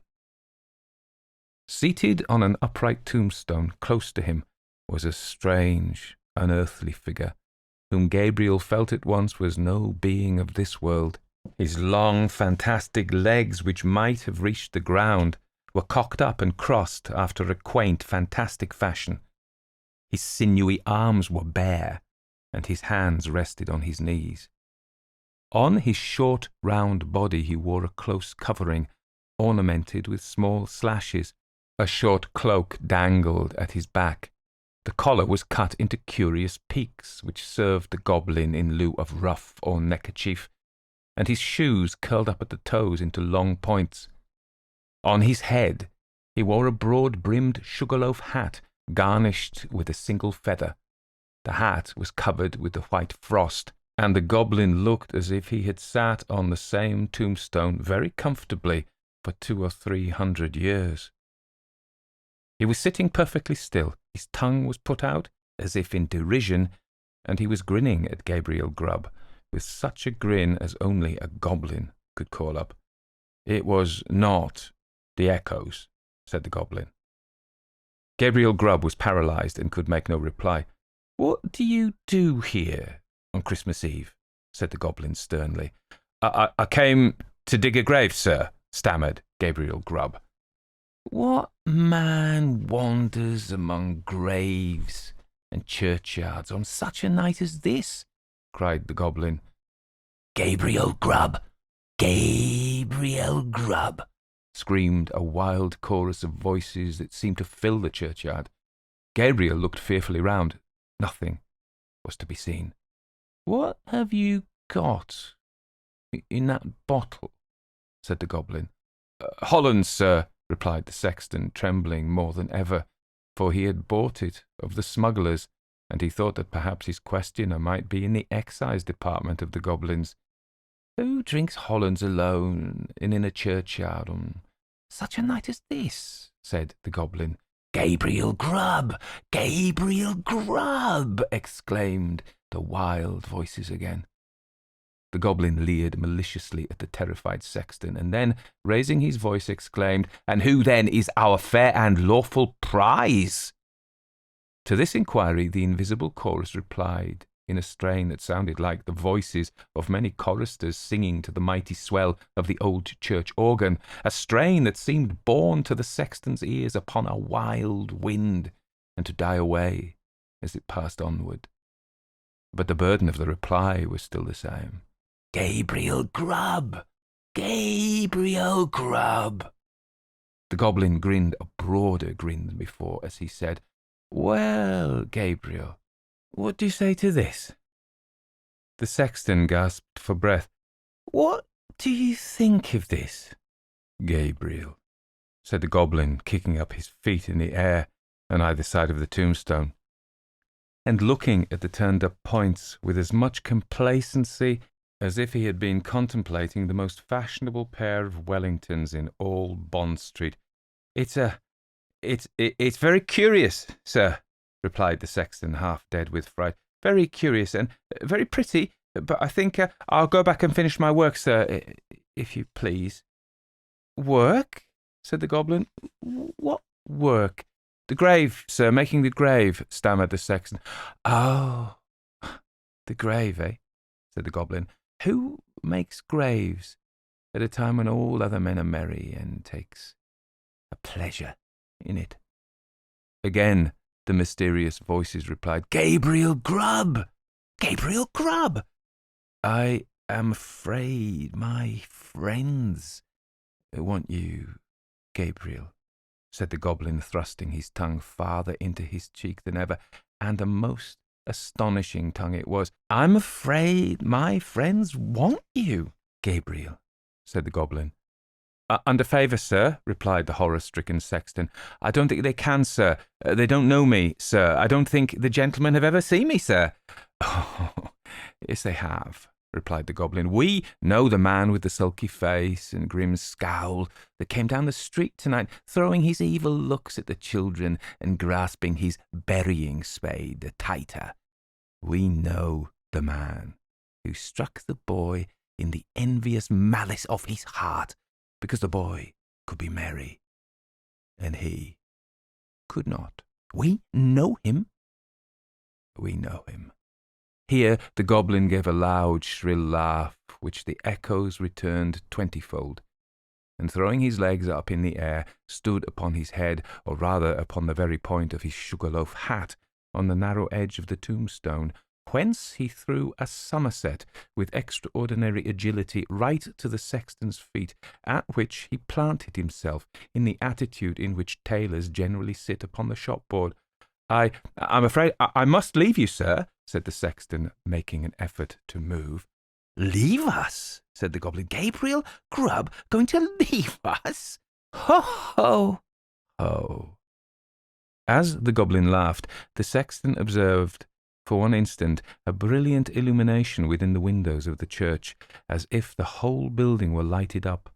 It disappeared, the organ pealed forth a lively air, and whole troops of goblins, the very counterpart of the first one, poured into the churchyard and began playing at leapfrog with the tombstones, never stopping for an instant to take breath, but overing the highest among them, one after the other, with the most marvellous dexterity.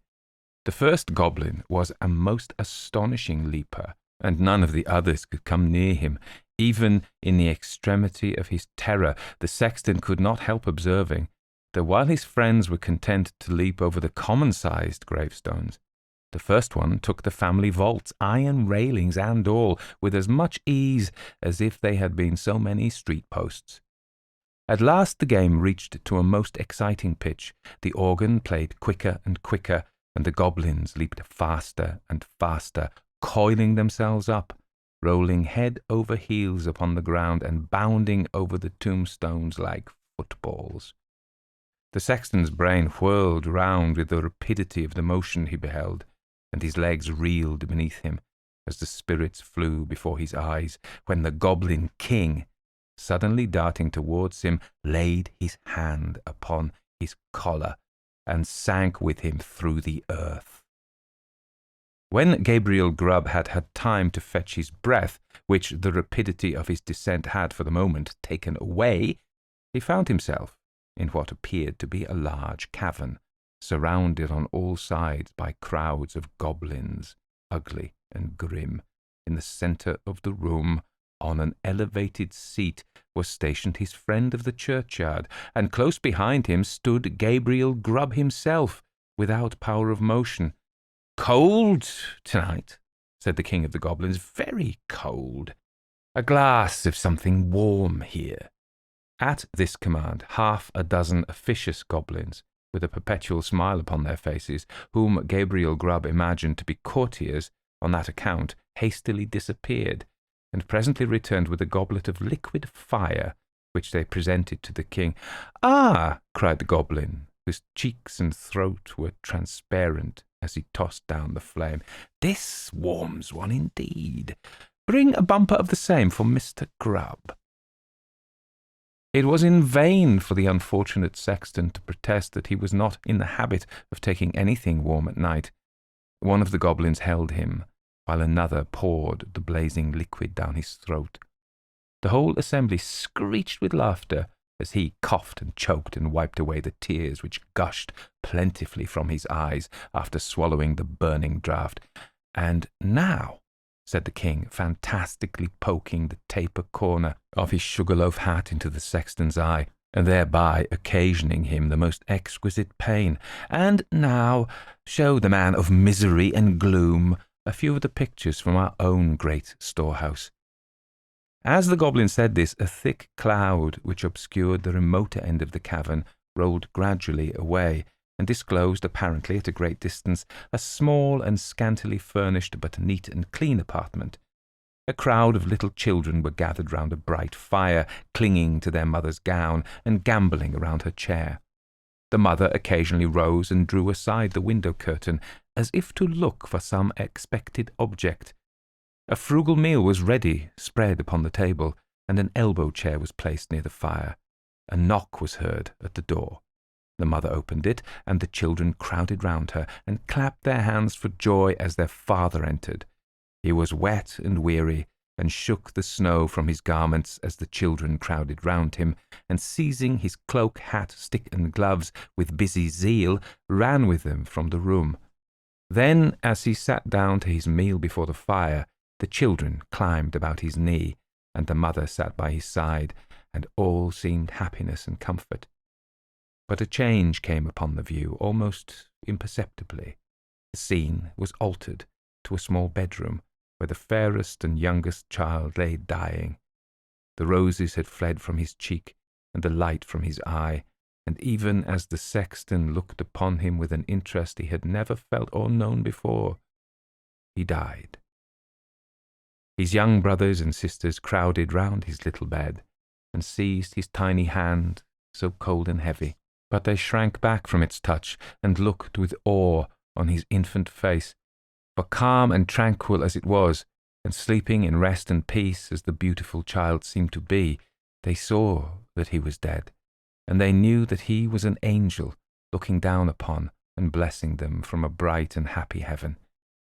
Again the light cloud passed across the picture, and again the subject changed. The father and mother were old and helpless now, and the number of those about them was diminished more than half, but content and cheerfulness sat on every face, and beamed in every eye as they crowded round the fireside, and told and listened to old stories of earlier and bygone days. Slowly and peacefully the father sank into the grave, and soon after the sharer of all his cares and troubles followed him to a place of rest. The few who yet survived them kneeled by their tomb, and watered the green turf which covered it with their tears, then rose and turned away sadly and mournfully, but not with bitter cries or despairing lamentations, for they knew that they should one day meet again, and once more they mixed with the busy world, and their content and cheerfulness were restored. The cloud settled upon the picture, and concealed it from the sexton's view. "What do you think of that?" said the goblin, turning his large face towards Gabriel Grubb. Gabriel murmured out something about its being very pretty, and looked somewhat ashamed as the goblin bent his fiery eyes upon him.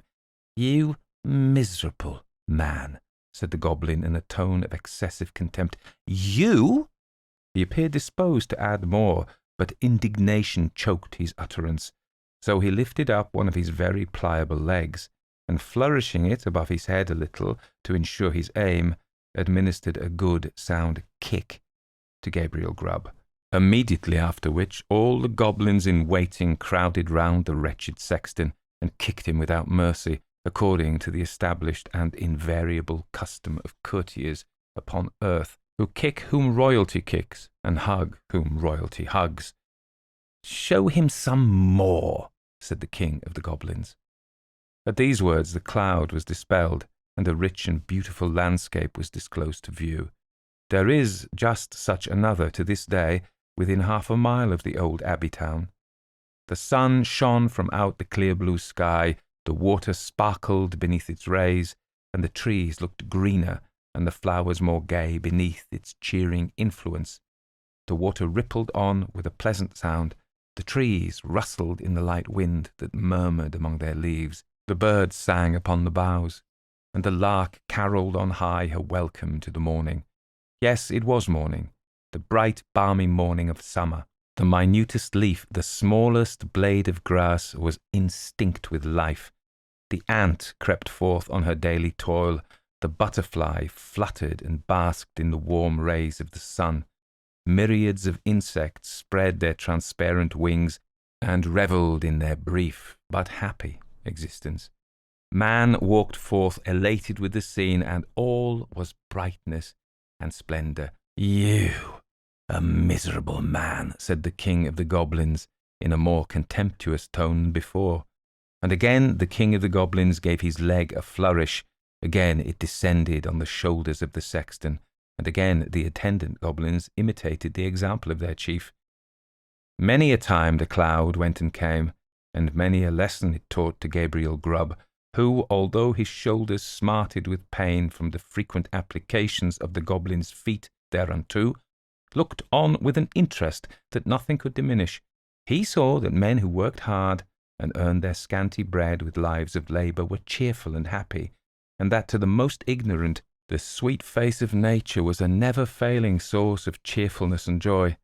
He saw those who had been delicately nurtured and tenderly brought up, cheerful under privations and superior to suffering that would have crushed many of a rougher grain, because they bore within their own bosoms the materials of happiness, contentment, and peace.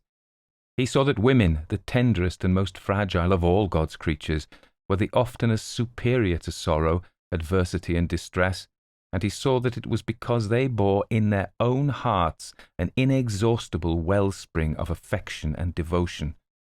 Above all, he saw that men like himself, who snarled at the mirth and cheerfulness of others, were the foulest weeds on the fair surface of the earth, and setting all the good of the world against the evil, he came to the conclusion that it was a very decent and respectable sort of world after all. No sooner had he formed it than the cloud which had closed over the last picture seemed to settle on his senses and lull him to repose. One by one the goblins faded from his sight, and, as the last one disappeared, he sank to sleep. The day had broken when Gabriel Grubb awoke and found himself lying at full length on the flat gravestone in the churchyard, with the wicker bottle lying empty by his side, and his coat, spade, and lantern, all well whitened by the last night's frost, scattered on the ground. The stone on which he had first seen the goblins seated stood bolt upright before him, and the grave at which he had worked the night before was not far off. At first he began to doubt the reality of his adventures, but the acute pain in his shoulders when he attempted to rise assured him that the kicking of the goblins was certainly not ideal. He was staggered again by observing no traces of footsteps in the snow on which the goblins had played at leapfrog with the gravestones, but he speedily accounted for this circumstance when he remembered that, being spirits, they would leave no visible impressions behind them. So Gabriel Grubb got on his feet as well he could for the pain in his back, and brushing the frost off his coat, put it on and turned his face towards the town. But it was an altered man, and he could not bear the thought of returning to a place where his repentance would be scoffed at, and his reformation disbelieved. He hesitated for a few moments, and then turned away to wander where he might, and seek his bread elsewhere. The lantern, the spade, and the wicker bottle were found that day in the churchyard. There were a great many speculations about the sexton's fate at first, but it was speedily determined that he had been carried away by the goblins, and there were not wanting some very credible witnesses who had distinctly seen him whisked through the air on the back of a chestnut horse, blind of one eye, with the hind quarters of a lion and the tail of a bear. At length all this was devoutly believed, and the new sexton used to exhibit to the curious, for a trifling emolument, a good-sized piece of the church weathercock which had been accidentally kicked off by the aforesaid horse in its aerial flight, and picked up by himself in the churchyard a year or two afterwards. Unfortunately, these stories were somewhat disturbed by the unlooked-for reappearance of Gabriel Grubb himself, some 10 years afterwards, a ragged, contented, rheumatic old man. He told his story to the clergyman and also to the mayor, and in course of time it began to be received as a matter of history, in which form it has continued down to this very day. The believers in the weathercock tale, having misplaced their confidence once, were not easily prevailed upon to part with it again, so they looked as wise as they could, shrugged their shoulders, touched their foreheads, and murmured something about Gabriel Grubb having drunk all the Hollands and then fallen asleep on the flat tombstone, and they affected to explain what he supposed he had witnessed in the goblin's cavern by saying that he had seen the world and grown wiser. But this opinion, which was by no means a popular one at any time, gradually died off, and be the matter how it may, as Gabriel Grubb was afflicted with rheumatism to the end of his days, this story has at least one moral, if it teach no better one, and that is, that if a man turns sulky and drink by himself at Christmas time, he may make up his mind to be not a bit the better for it, let the spirits be never so good, or let them be even as many degrees beyond proof as those which Gabriel Grubb saw in the goblin's cavern.